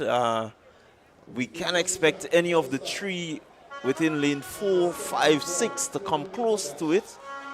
We've seen some decent runs from the boys in the prelims, and so we were expecting that, you know, it's going to be competitive. I think we had a time of, if I am not mistaken,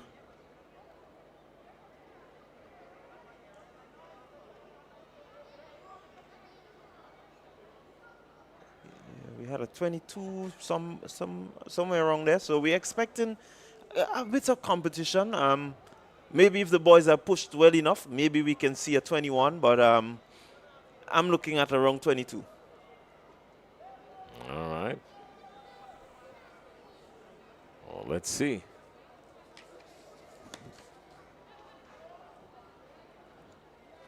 So Jaden in 2, Nixon in 3, Caliste in 4, Mathlin in 5, Thomas in 6, Sincere in 7, and they are off. And let's see what's going to happen here.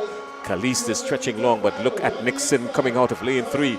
Nixon out of lane 3, but here we go. Oh, this looks like the person in lane 5. That looks like Mathlin or Thomas. So here we come down to the end now. There's a whole lot of separation here. And yeah, guess what? No surprise. Coming out of lane 5, Cameron Mathlin, the current champion, repeating and doing the damage. He was sitting on his starter, just relaxing, knowing that he's got something as a surprise for everybody. And Cameron Mathlin came through with a whole lot of space between 1 and 2. And there was no chance of catching him, not even a little bit. Yeah, really good executed race, really wonderfully executed. You can see from the onset he was just relaxed. He was not worried. He knew what he can do, and he backed himself, and you can see the confidence, you know, he had just as he left the blocks. Yeah, he just sped away from the competitors, and no one could really get to catch him. Oh, it was a good run. For sure. So it's 21.97. So Cameron Mathlin of South City Rising Stars, 21.97. Canik Nixon of Fusion Athletics, 22.59. And Josh Thomas of South City Rising Stars, 22.88. So South City Stars picking up gold and bronze, and separated by Fusion Athletics in the person of Canik Nixon.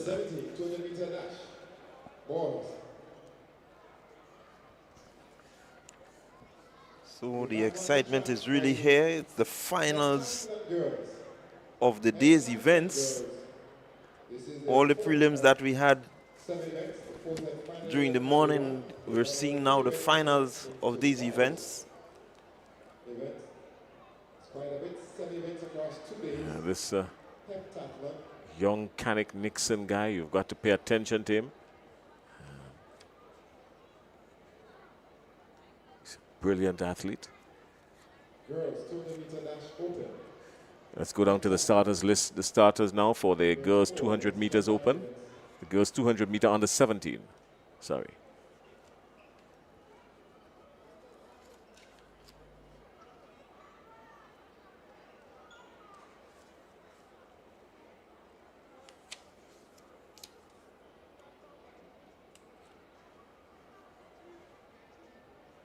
Kamaya Alexander is running out of lane 2.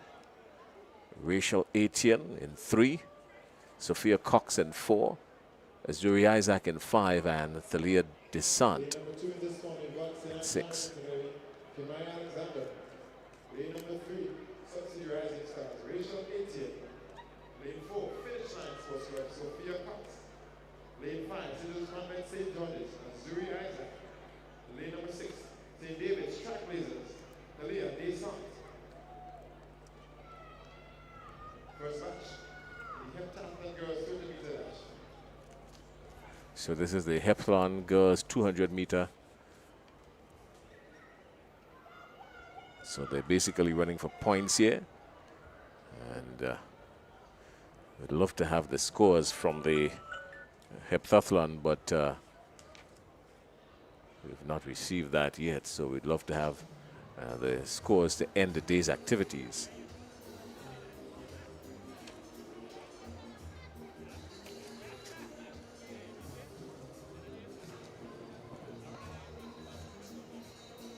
The crowd has filtered out for the most part. That's over on the cricket stadium side. That view you're seeing there, that's at the top of the 200 meters. And the main stand is still loaded.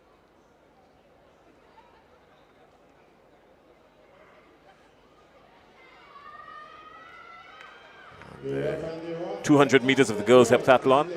And immediately coming out of lane 3, immediately Rachel Etienne has stepped up and she's covered some ground. It's going to be a close one.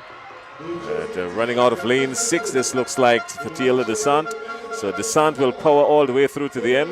Desant will win the 200-meter girls heptathlon, and Etienne will come in second.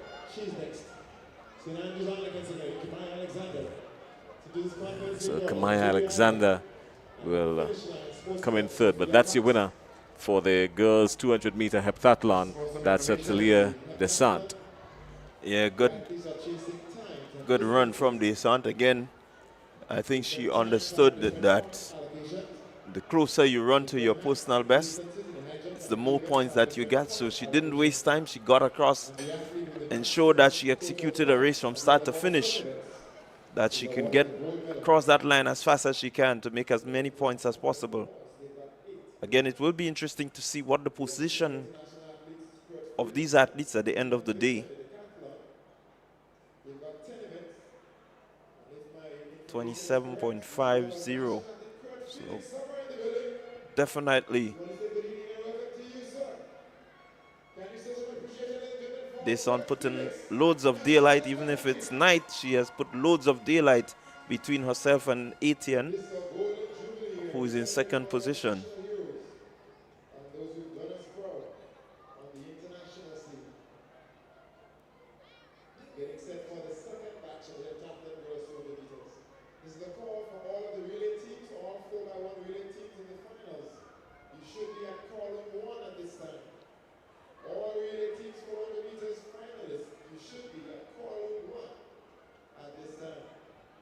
Yeah, well, we're going to have some relays coming up, of course, as you're hearing from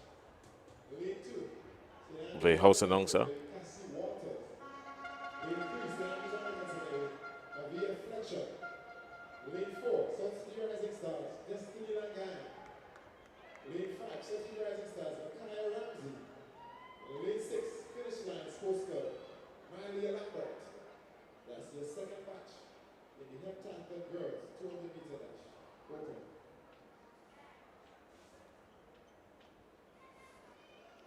So this is a field of Walters in 2, Fletcher 3, Langine 4, Ramsey 5, and Lambert 6.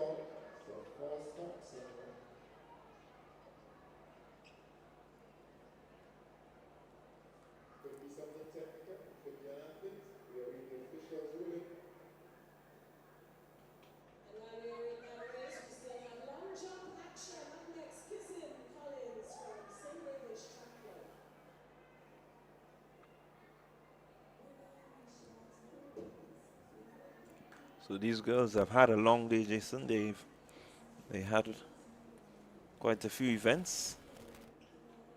You see the field being charged there by the official. So anyone else infringing just maybe may find themselves out of the event.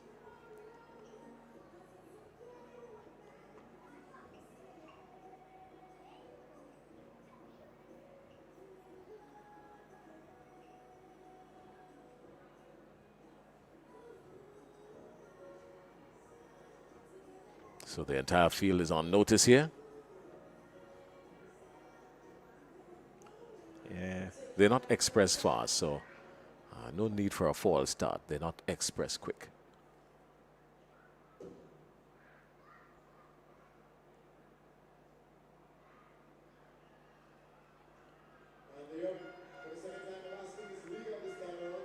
The girls heptathlon, and the action appears to be coming from lane 4. That's Langain. She came around the curb just ahead of everybody. She's starting to lock up now. She's starting to lock up now. Is it going to be enough? It's just about enough. It's just about enough. Started to show signs of struggling as she came off the curve, but momentum and upper body strength got her through to the finish line in this one. Destiny Langain. Yeah, I think she had the physical strength. That is what carried her across. You can see the legs seem to be tired, the body just swaying a little bit, but she tried her best to just keep that composure, you know, keep herself and the momentum that she has going forward and executing a decent enough race to give her the first position. Again, what is important would be the time that she's completed this event in. Oh, well, points is important. 29.40. That almost felt like an eternity. 29.40. So these girls, at the end of the day, they will want to go in and get some rest. Look forward to completing the next set of events that they have come tomorrow. The heptathlon is a pretty grueling event. Especially for these ladies. They have to run, they have to jump, they have to throw. And so, again, I often say once you may not be strong in one event, but you can always utilize your strength or your strong areas to help you to gain points. All right, we've got some prizes to hand out, medal presentation. That's always important to give the athletes their time on the podium. Let's go downstairs for it.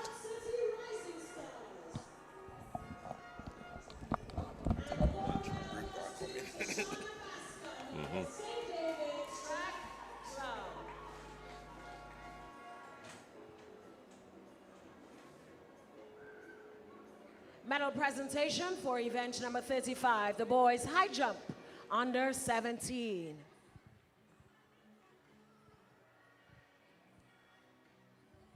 Correction, that's the girls 800-meter run open, event number 36. Picking up the bronze medal, Joshani Fortune, Ace Track Club. The silver medal goes to Tiana Joseph, Grenada Christian Academy. And the gold medal goes to Peaches Panchu, McDonald College. The winning time, 2 minutes, 37.9 seconds.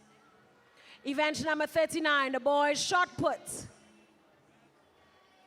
In third place, Bavondre Nelson, Runners Athletic Club, 12.51 meters. The silver medal goes to Devon Augustine, South City Rising Stars. And the gold medal goes to Kadeem Telesford of the St. David's Track Blazers. A distance of 14.23 meters. Medal presentation for event number 41. The girls' javelin throw open. Picking up the bronze medal, Shania Thomas of Ace Track Club, 31.15 meters. The silver medal goes to Serena Alexander from the St. David's Track Blazers, 42.91 meters. And the gold medal goes to Candisha Scott, again from the St. David's Track Blazers, a distance of 43.26 meters.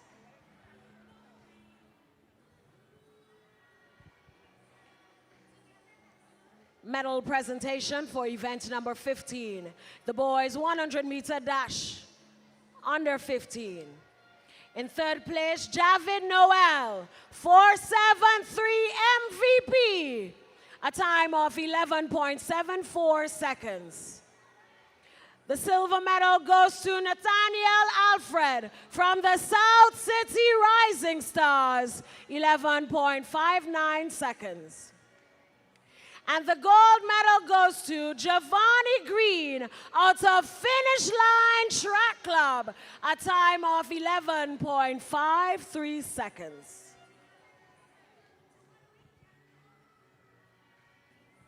Event number 16, the girls 100-meter dash under 20 and 20 plus.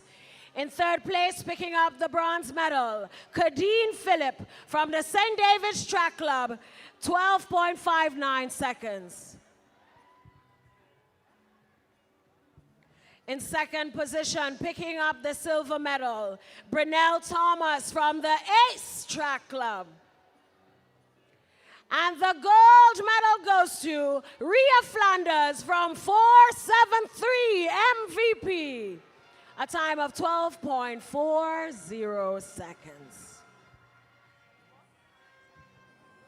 Medal presentation for the boys 100-meter dash under 20. The bronze medal goes to Emilio Bishop from the Grenada Boys Secondary School. The silver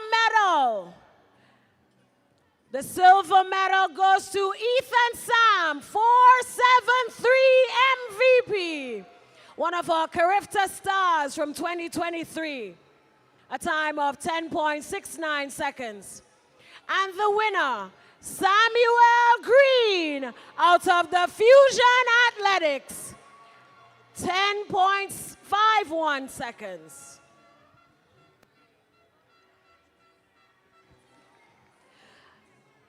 Event number 20, the boys 100-meter dash, 20 plus. Third place, picking up the bronze medal, Neil Peters, South City Rising Stars.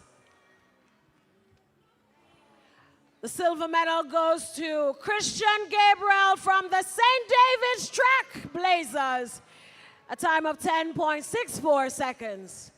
And the gold medal goes to Shavid Charles from the St. David's Track Blazers, a time of 10.55 seconds. Ladies and gentlemen, your winners, make some noise.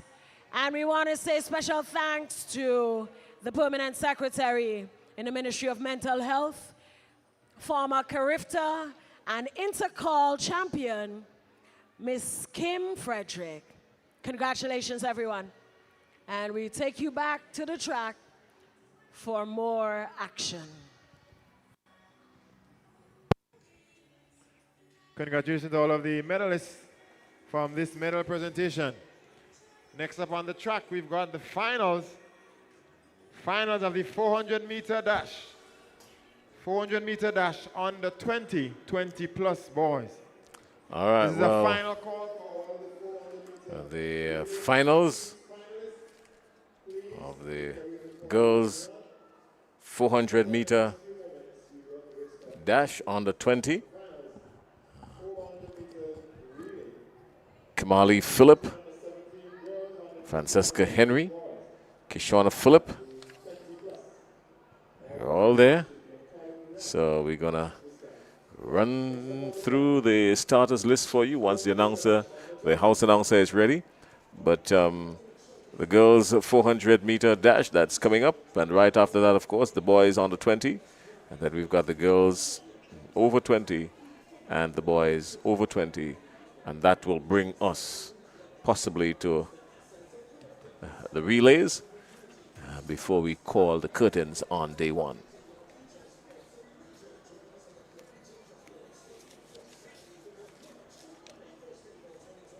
So again, we're looking forward to a pretty competitive 400 meters. Shafania Houston is in that race, and she represented Grenada at the Character Games last year in that event. Shafania, she's from the Anglican High School, I think it is. She did pretty well last year in Intercall. So she's no stranger to the big stage.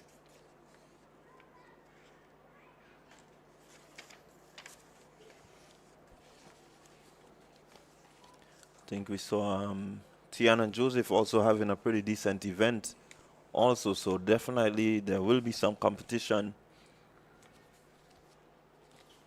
And she's coming in with possibly a really good time.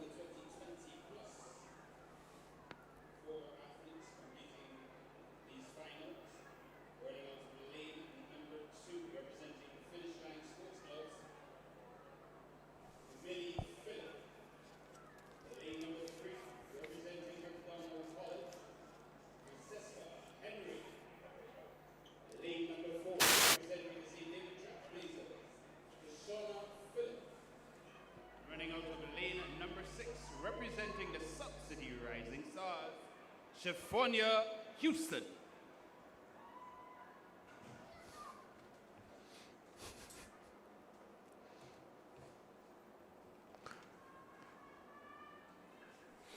Shafania Houston. She's a big name in this one. Also Kishana Phillip, Francisca Henry, Kamali Phillip. And that's going to make up the list basically for this 400-meter finals, girls under 20.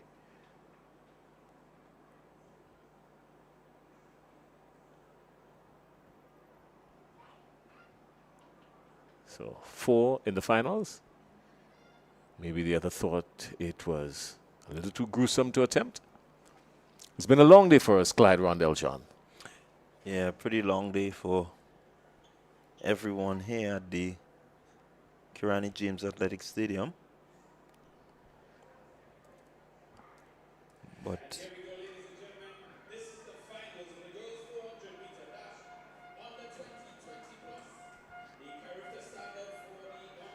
well, there's some separation early up now.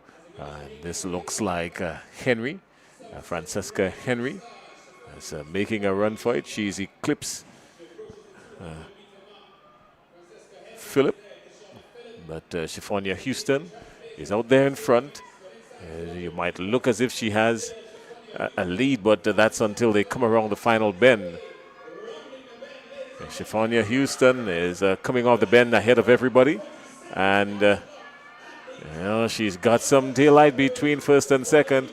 Now she's going to depend on a whole lot of upper body strength, but she's well challenged there, properly challenged by Phillip, Kishana Phillip, but nothing to worry about too much. She stretches the lead, and Houston wins, and Phillip comes in second, and the third, just on the edge of it, is Francesca Henry. So that's the story. 1, 2, 3. Houston winning comfortably, Phillip second, and Henry third. yeah, really good execution there. You can see Houston looking really composed, looking, efficient, not really expending too much, just making sure that she executes a pretty decent, flawless race, trying to keep the strides, just intact and make sure that everything is in place. So really a good run by her. Not much challenge.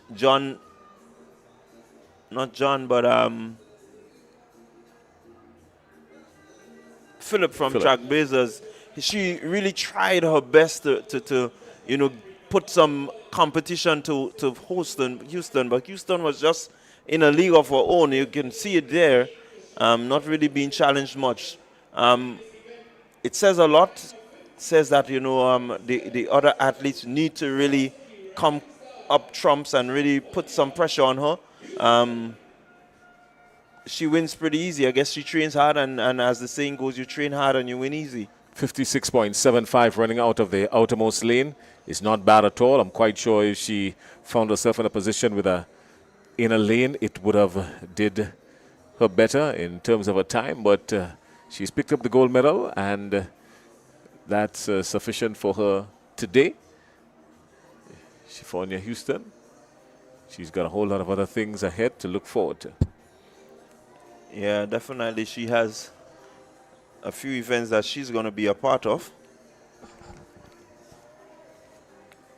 And maybe she just wants to make sure that she gets through, you know, these rounds as easy as possible.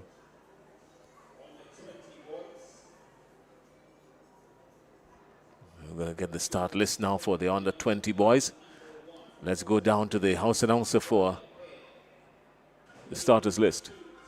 Track Blazers, Keelan Moses. Lane number 3, 473 MVP, Carifter athlete, Tagon Peterkin.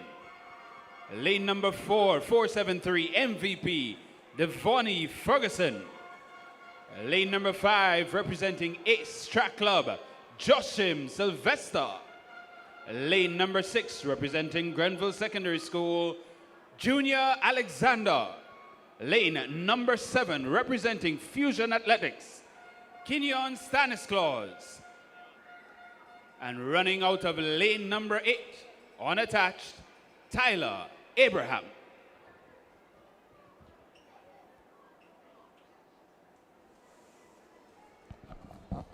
So there you had it, the start list.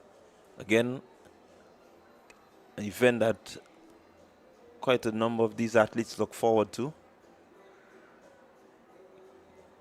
Peterkin over the Intercall Games has had a really dominant run. And so many will be looking to him. Well, he has come off an injury. He's not been his full 100% since coming off injury, but he's no slouch. He's not to be taken lightly at all. This Peterkin, he's representing 473 MVP, just like Devonnie Ferguson. So Peterkin and Ferguson in 3 and 4 representing MVP. Curlon Matthews representing Track Blazers is in 2. And Quaynell Pierre, 473 again in lane 1. This is going to be a tight one. Alexander, Stanislaus, and Abraham make up the final 8. Now let's see where it is going to end. Immediately Peterkin has caught on to Ferguson. Some still pretty even. Things are still pretty even. We're not seeing any signs of exertion just yet.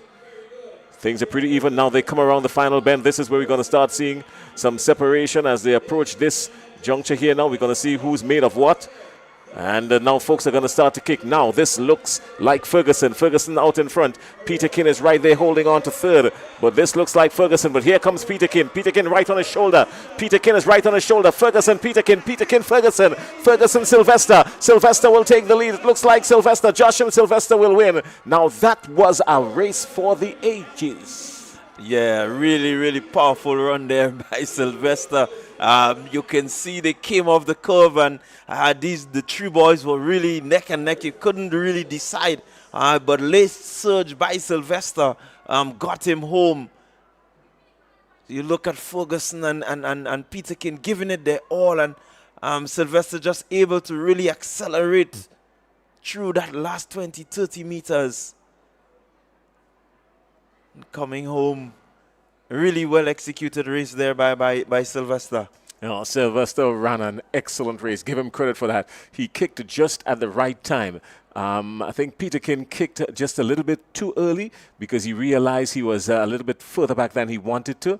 And by the time he caught on to Ferguson, he had used too much gas in the tank. But in the meantime, this Sylvester was flawless in his approach, getting to 47.85. He kicked just at the right time, and he had just the right amount of energy and momentum to take him over the finish line. Kept his form, kept his composure, and found himself at 47.85 for the gold medal. Yeah, really good execution. I think they again, we keep saying that, you know, the execution of the races really have to be on point, and I think Peter Kin, recognizing where he was not really the place that he wanted to, and so he had to exert that energy. But what is important is the fact that he came from injury, as you said, Jason. This is more or less his first major competition, you know, so it gives him a good gauge as to going forward, as the season prolongs, where he just may end up. Yeah, well, he was there for Intercall last year. Wasn't 100%. And in my mind, I don't think he has gotten back to it. And so maybe that's one of the reasons why he has been struggling. But to give all credit to Joshua Sylvester, Sylvester was absolutely amazing in this one. He didn't even show much signs of tiring and forcing and pumping. It means that he still has something in the tank, even if he's challenged even further. Yeah, definitely. I quite agree. He looks pretty strong, and again, he knew his race. He knew the lane that he got and what is needed, and so he was able to, you know, execute one after the next, basically position himself so that he could put a challenge in to the two boys from MVP Track Club. So again, execution, being able to follow these things, this makes a big difference in terms of the one-lap race. Yep. It's no longer an endurance, but it's a speed endurance. You have to be able to, you know, accelerate. You have to be able to maintain. You have to be able to, you know, really dig deep and put that little extra acceleration. So it takes a lot out of these athletes, I can tell you. Good credit there to Joshua Sylvester. He ran an awesome race. Now let's go down to the starters list for the boys. 20 plus 400-meter dash. We've got 1, 2, 3, 4 athletes in this one.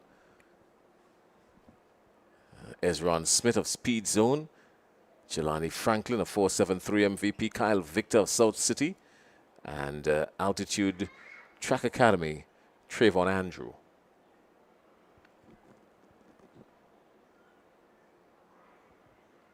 It's a clean start to the boys. 400-meter dash, 20 plus 473 MVP Jelani Franklin. Well, here goes Franklin. Franklin is out like a rocket.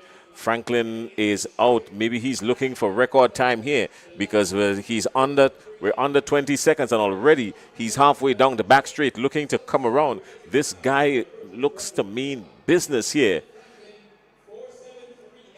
473 MVP, that's Jelani Franklin. Absolutely nothing in his hindrance now. He's coming around on the final straightaway. We are 39 seconds, and this could be a serious challenge between him and the record. Let's see where he's going to go. He's locking up, and that's not good for him. He's locking up South City Rising Stars, and the person of Kyle Victor is right on his heels, but he just made it to the finish line, Franklin, and Kyle Victor, a close second, a good comeback, but running out of track space. Yeah, again, just a few more meters needed by Victor. I think, again, it goes down to his execution. He accelerated, but his acceleration just a little too late. I think Franklin has done just what is needed in order to win that event. Victor maybe leaving it a little too late to try and make that surge forward, and so he ends up in the second position. 51.24 for Jelani Franklin, and Franklin beating out Kyle Victor. South City Rising Stars made a light push for it, 51-51, running out of track space. It's a 400, it's not 405, and maybe another 5-10 meters would have sung a different song, but that's not the story. It's a 400 meter, and that's exactly what happened right there. The boys octathlon 400 meter, That's what you're seeing on the track now. So yes, the boys octathlon 400 meters. Yeah, again, 400 meters for these boys that are coming at the end of the day. And that would be their fourth event for the day. And they would come back tomorrow for another 4 events.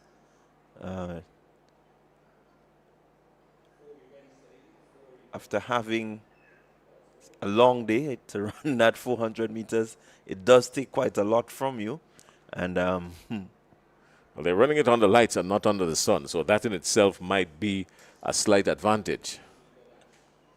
well, while you're quite right, but I'm telling you, to have to run, jump, and throw, and then run a 400 meter, it could be quite difficult. The legs are going to be tired, and the muscles, I can imagine the entire body now will be, just in a little bit of shock, having to go through these grueling events at a competitive atmosphere. So let's see how they would go. Oh, my grandmother always says, you know what you're getting into. When you get it, take it, it's yours. And tomorrow you would know who it belongs to when the final event is run.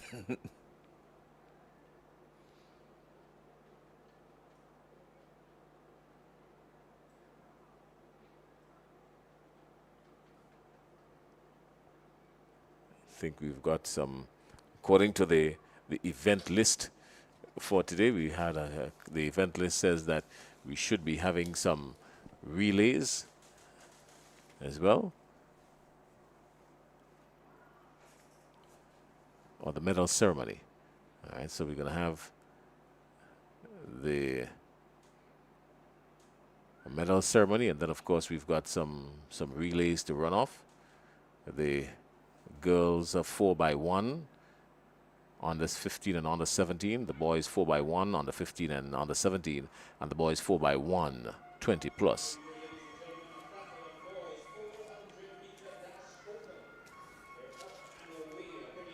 All right, up and away, and a good start there in lane 2 from Williams.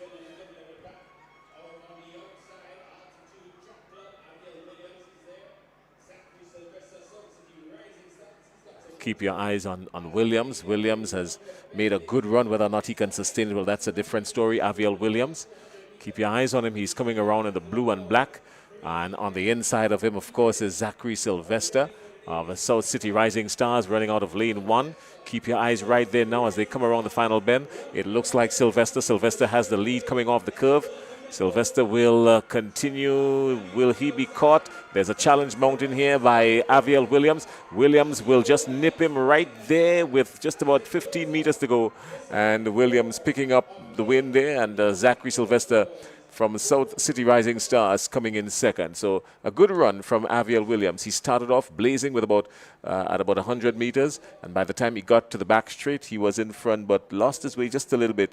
Rested maybe even, and then found the energy to make the final push here now with just about 15, 20 meters to go. It was over, and he knew it. Yeah, again, good surge. What he did well was ensure that he got himself into a pretty decent position coming off the 200-meter bend. And from there, he was able to just maybe relax a little bit as he conserved that energy to make that final kick towards the finish line. And eventually the momentum that he gathered as he entered the straightaway was able to help him to really propel himself past Sylvester. And he has won himself a 400-meter to come to the end of day 1 activities. And so he must feel proud of his day's accomplishment. To finish the 400 meters in that fashion says that he's a pretty strong athlete.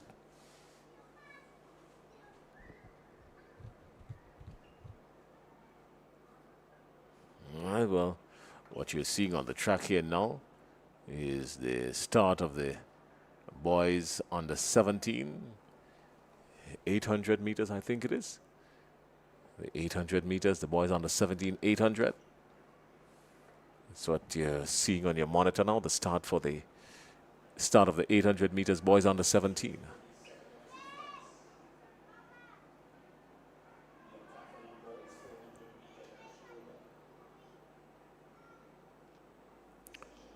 I think that's the second batch of the octathlon boys. Oh, it is? Yeah.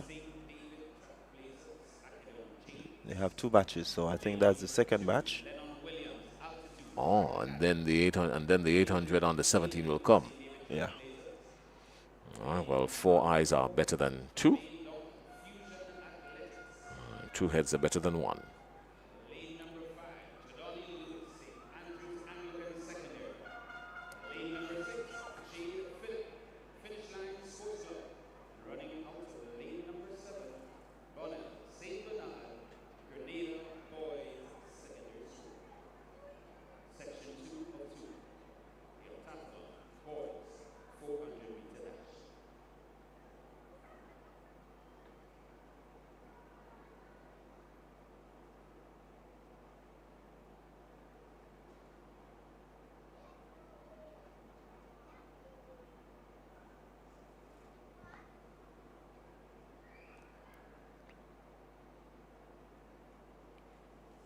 So again, just a reminder, it's the batch 2 of the octathlon boys.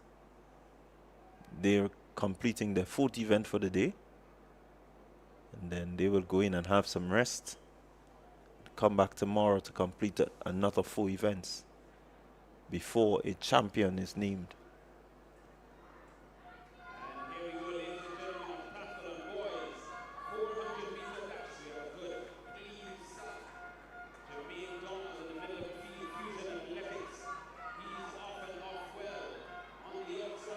Still pretty much even at this stage.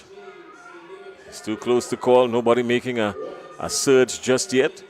It's going to come. Just at the top of the 200. They're just crossing the top of the 200. This is where it's going to start to get interesting. Keep your eyes on lane 3, Kyle Lewis. Keep your eyes on lane 1. That's Aker and James. That's James in lane 1. Keep your eyes on him. James is in lane 1. He's going to power all the way through. He had a good lane. He has kept his form, kept his composure. James wins. And Lewis coming in second from lane 3. Yeah, good execution again from James. You look at him in lane 1 and just doing just what he needs to do. Ensure that he gets himself, in that position where he has not expended too much energy coming around the first 300 meters, but he's able to, really from the time he broke the curve on the final straightaway, he had enough energy to propel him up that track. So really good pacing, good placement, of his ability, in terms of his ability to just place himself right there and then have that energy to kick towards the finish, coming in at a time of 51.58 at the end of 4 events for one day. It's a decent time. Yeah, pretty decent time, of course. And he's done well. As you say, composure playing a significant role. Composure and form will get you to the podium, or gives you a better chance of getting to the podium on a track like this. 51.58 at the end of day 1 and at the end of 4 events in the octathlon. It's not a bad time at all.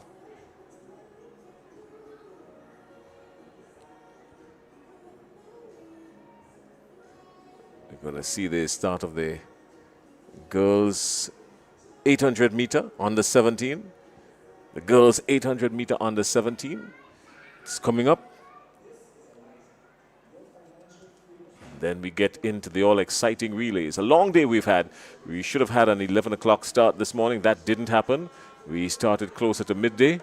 And, of course, there was some slight interruptions in and between, ironing out a couple of kinks, of course. Nothing too devastating, but it has brought us to a late evening. It's just bordering on 22 minutes before 9 o'clock local time. To our friends around the world who's been tuned into our broadcast here, the TNR Communications broadcast of the National Athletic Championship in Grenada. Good evening to our friends in Jamaica who are tuned in, viewing us on our social media platforms. St. Vincent, St. Lucia, Dominica, Anguilla. We've got some folks out of Trinidad and Tobago, of course, who is following the live Facebook stream, the live feed from the Grenada Athletic Association and TNR Communications YouTube page. Good evening to you, and welcome to the land of spices, pure spices, and oil down.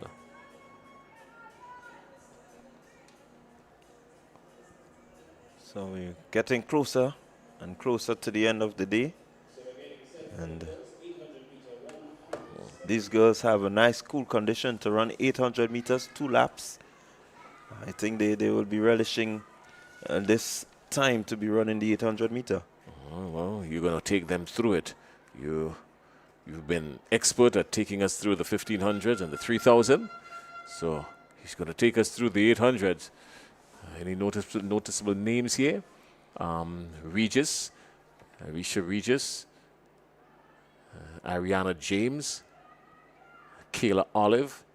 Some noticeable names in this one. Gidhari. Yeah, we can look forward to a spirited run from Gidhari. I think she has been pretty decent at 800 form so far. Aliane Gidhari.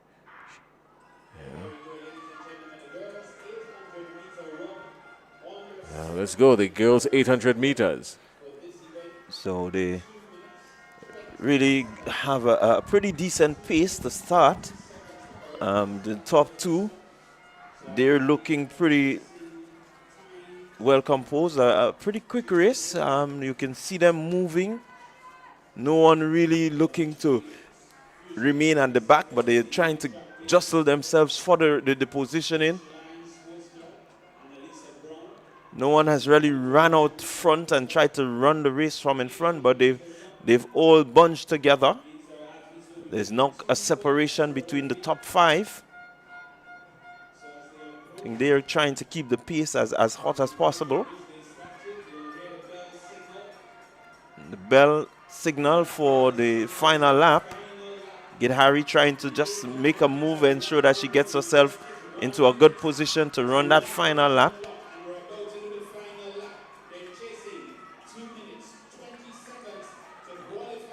And so they're looking to get themselves away from the pack, but it's still tightly bunched. Still tightly bunched. No one really letting up, no one letting loose as yet. They approach the back straight. Just about 250 meters, 230 meters to go. And there they are, coming around. Coming around the final 200 meters in play. It's McDonald College.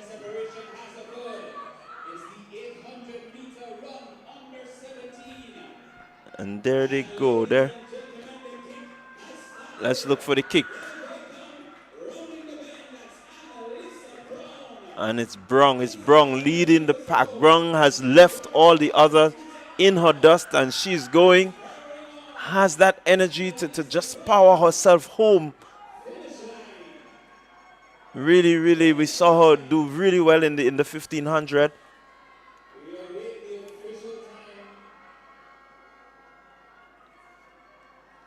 So really good execution there from Brong. Had enough composure to carry her through. Again, she executed a pretty decent race and showed that she didn't go out too hard. She seemed to have energy at the end, which means that maybe she could have gone out a little harder, but she did what she needed to do to ensure that she has enough energy to power home, and that's what she did. Oftentimes you tell your youngsters you want them to, run a race that gives them that bit of energy to really power home. And that is what she has done, and she's done a really good job.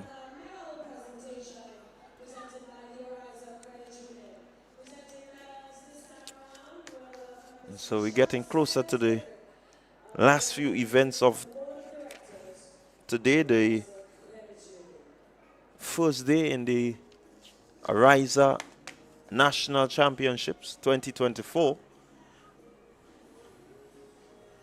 And as we see Annalisa Brown finish line coming in there in a time of 2 minutes 56.3. So good run by her. She can go now and she can rest and look to come back tomorrow. Presenting event number 26, the girls 200-meter dash under 17. In third position, picking up the bronze medal, Egypt Regis Benjamin, 473 MVP.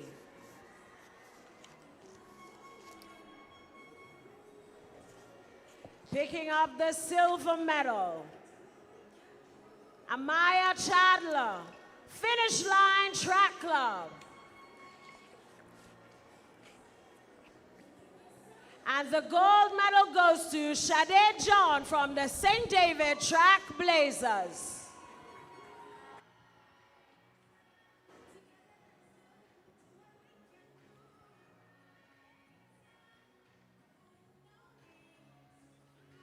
Medal presentation for event number 27, the boys 200-meter dash under 17. Picking up the bronze medal, Josh Thomas, South City Rising Stars.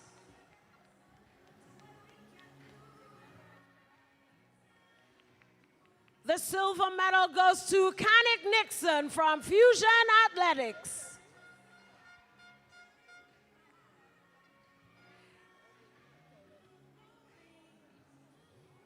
And the gold medal goes to Cameron Matlin from South City Rising Stars.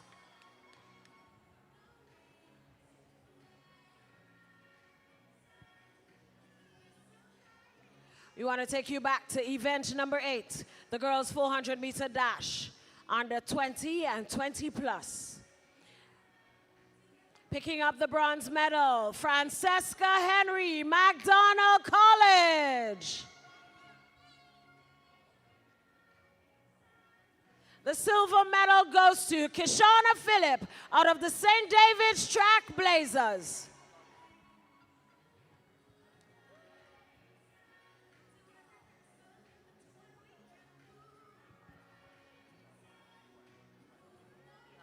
And the gold medal goes to Shafania Hostin, South City Rising Stars. Event number 9, medal presentation, the boys 400-meter dash under 20. Picking up the bronze medal, Devani Ferguson, 473 MVP. The silver medal goes to Tagon Pitakin, 473 MVP. Ladies and gentlemen, presenting your gold medalist, Joshin Sylvester, Ace Track Club.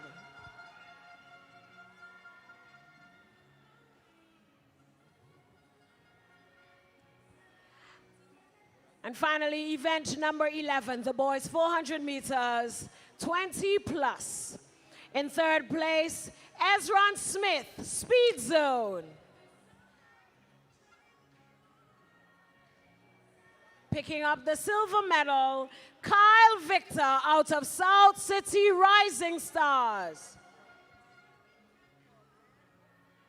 And the gold medal goes to Jelani Franklin out of 473 MVP.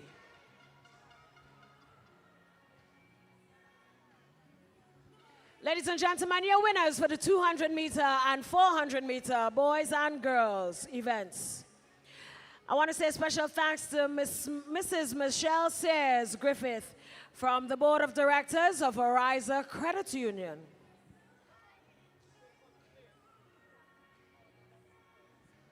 Ariza Credit Union, sponsors of 2024 National Championship Games. And I take you back to the track for some relay action.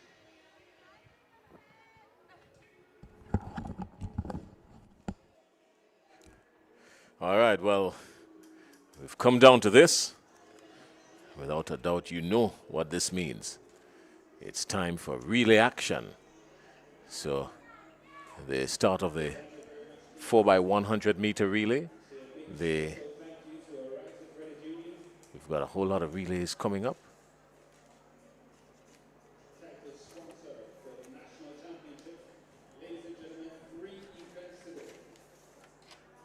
The girls 4x100 meter under 15 and under 17. That will come. And then the boys under 15 and under 17, and then the boys 20 plus. We will see some under 20s in this one for sure.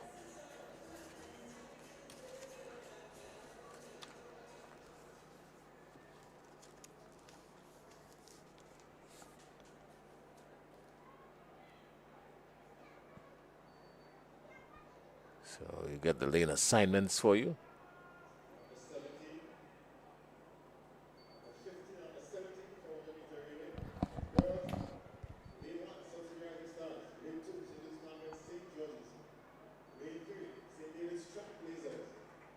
Lane 4, South City Rising Stars. Lane 5, Boca Secondary. Lane 6, St. Joseph's Convent, Grenville. Lane 7, Finish Line Sports Club. And lane number 8, Velocity Track Club.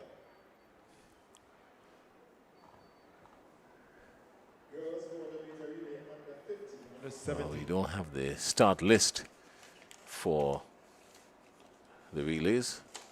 Quite a shame we don't have the start list for them.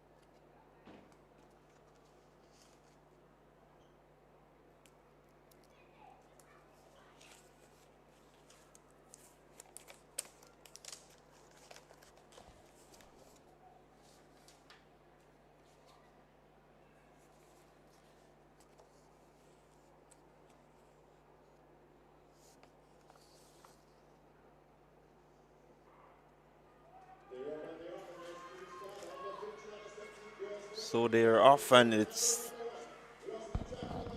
really evenly paced so far. As we see the MVP track club, we see velocities there. Look at the middle of the track, it's MVP with the first handover, still quite pressurizing there. Can't tell from this angle, but it seems to be MVP. It seems to be MVP making up the grounds as they come to the final handover. It's MVP, it is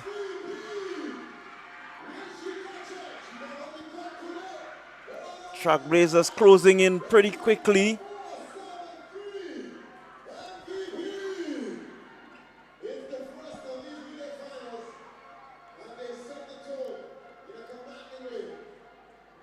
So really good run there by the athletes from MVP.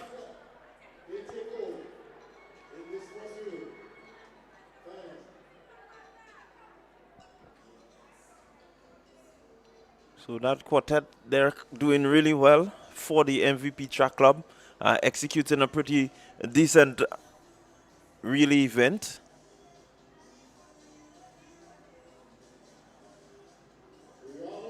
Had a really good start, and since the start, they've just really made up some good grounds on all the other teams. And at the final handover, they were able to come away in front and just remain ahead of the pack.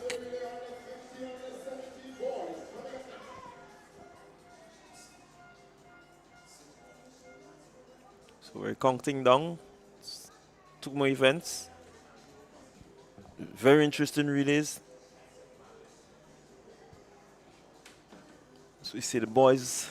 We're going to see the boys come onto the track shortly. The boys are on the 15, on the 17, 4x100 meter relay.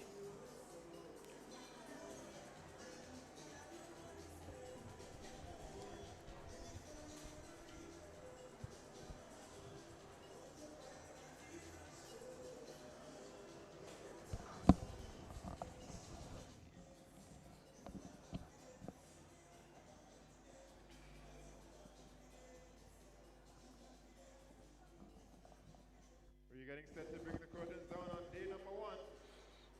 So we hope that you have enjoyed the broadcast. So we look to bring the curtains down on day 1. I think you will want to agree with me that we've seen some really good, outstanding performances so far. And we can look forward to another day tomorrow of maybe even better performances. Number of athletes making the Carifta standard.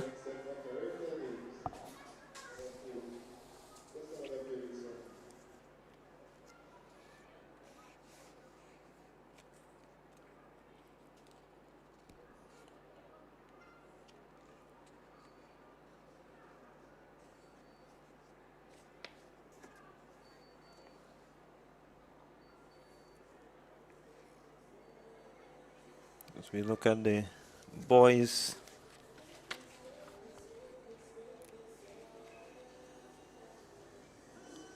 we're gonna have the Grenada Boys Secondary School. They would be a part of this event. St. Andrews Anglican Secondary, South City Rising Stars, St. David Trailblazers, 473 MVP, Granville Secondary.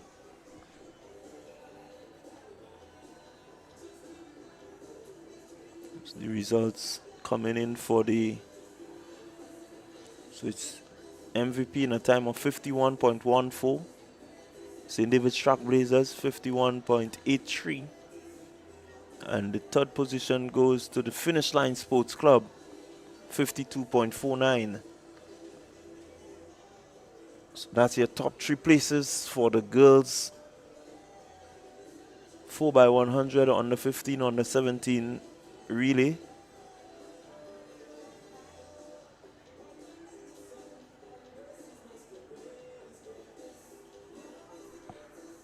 As we see the boys setting up now, the boys, they are setting up for their 4x100 on the 15, on the 17 relay.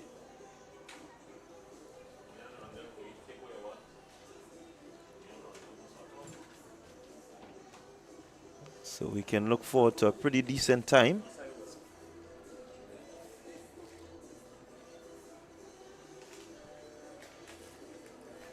So lane 1, it's GBSS.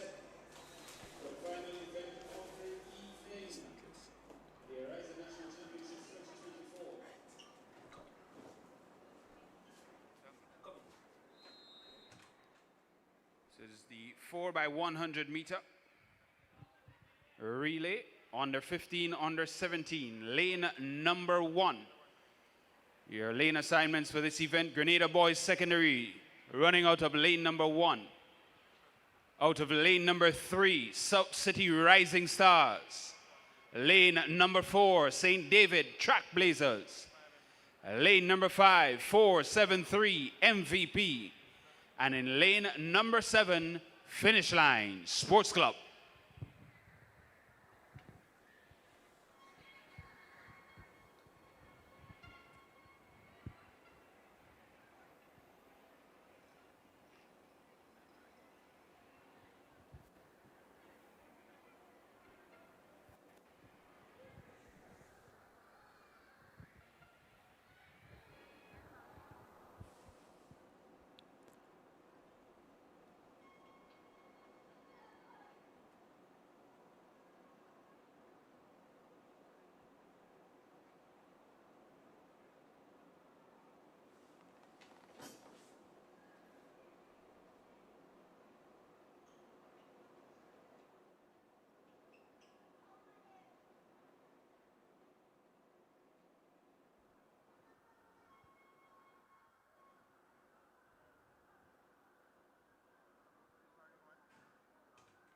So it's going to be interesting to see who will come out trumps in this, the penultimate event of the day, of day one.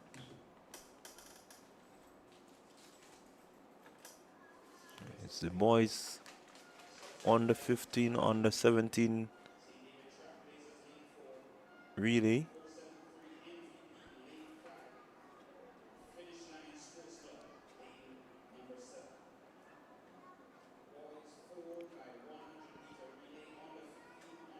So the official just holding up his yellow flag, meaning that all the legs are not as ready. And so as soon as he gets the go-ahead, he will raise his white flag, as he just done, indicating that all legs are ready, and the starters can go ahead and start. Boys, 4x1.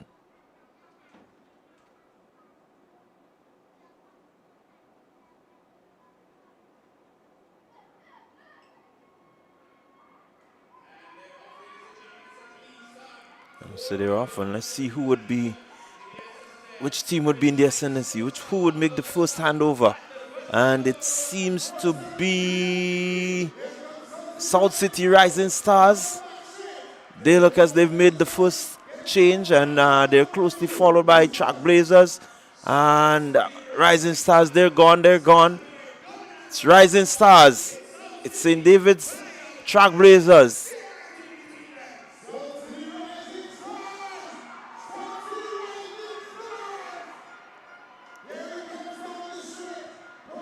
It's Rising Stars all the way with a really commanding lead as he powers home.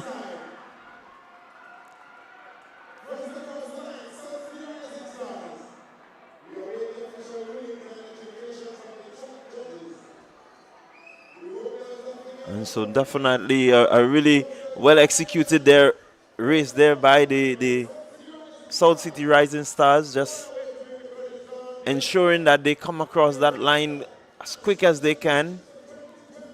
From the onset, the first leg was really outstanding, and the others, they just took off.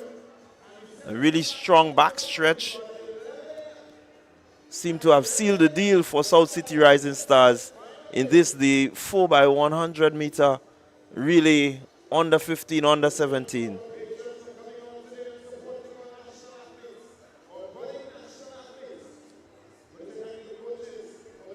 So there you have the results. South City Rising Stars coming in a time of 45.26. Finish Line Sports Club second in 48 seconds flat. St. David's Trailblazers 48.05. That's your top three.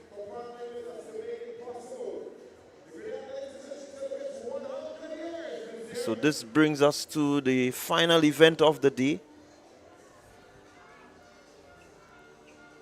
And that will be the 20 plus 4x100 meter relay.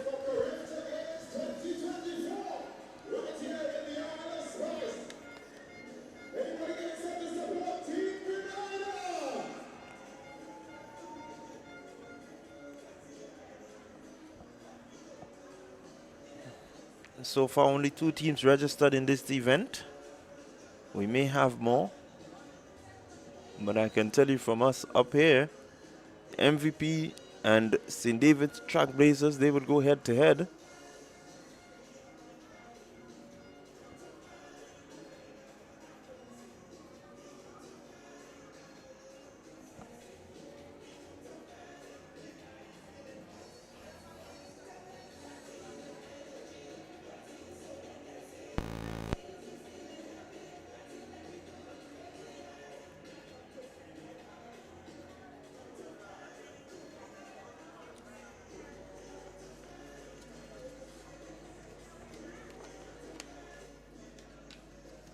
And so with day one coming to a close, I know many of the athletes will be looking forward to getting some rest, maybe getting a little massage in. The coaches will try to ensure that they do all that they can to have these athletes get a good night's rest, have them as relaxed as possible. Maybe just do a little bit of motivation, you know, in terms of preparing them mentally for the dates ahead. So a lot of these track and field events require the right mindset in order to execute. It's not just about, you know, going onto the track and running, but mentally you have to be prepared for the competition. You have to be prepared for the eventuality that you may not be where you really should be placed, your positioning in terms of an event, and it means that you have to do what you need to do to really get yourself back in. So it could be pretty taxing mentally on these athletes.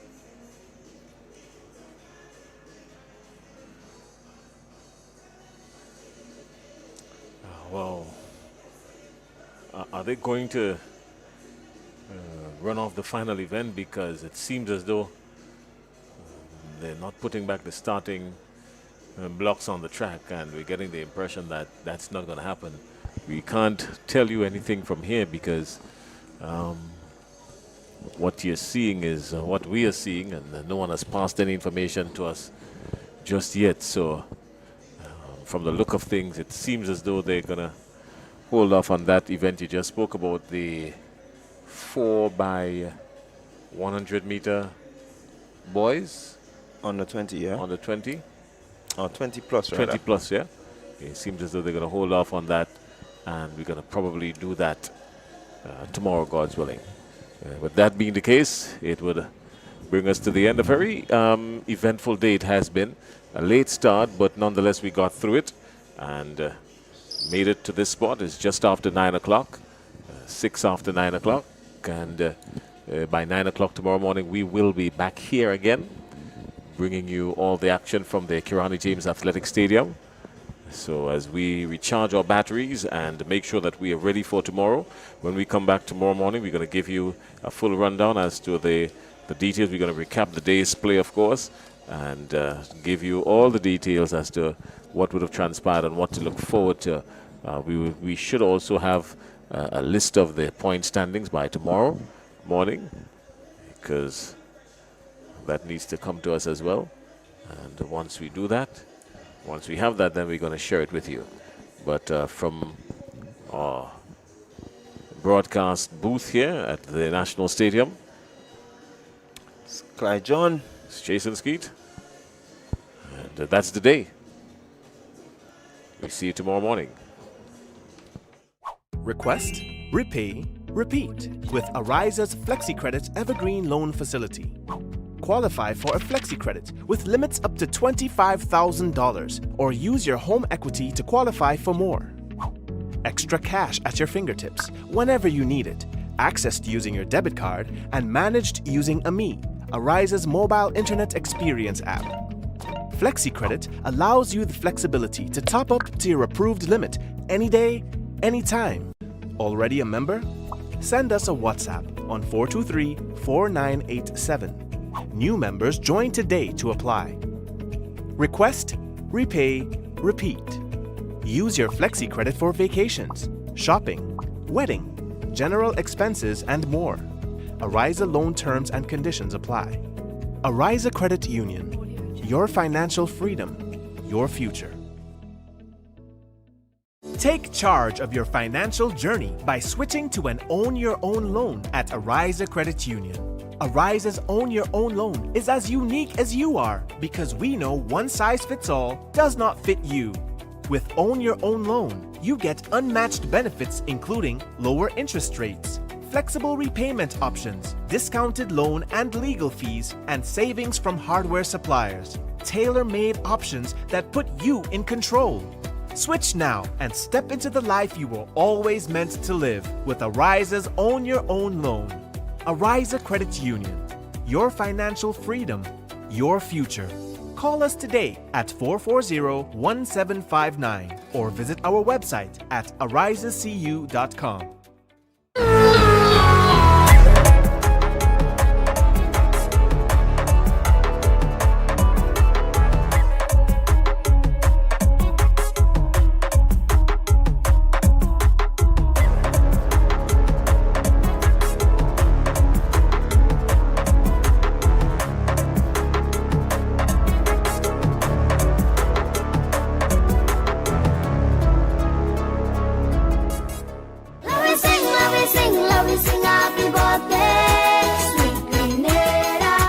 your financial future with Ariza's limited time $50,000 loan offer and join the 50 Chairs celebration. Application is easy, approval quick, interest rates competitive, and repayment options flexible. Apply now. Visit any of our branches located at Bruce Street, St. George, Grenville, Grand Anse, and Carriacou, or call 440-1759 for more information. Ariza Credit Union, your financial freedom, your future.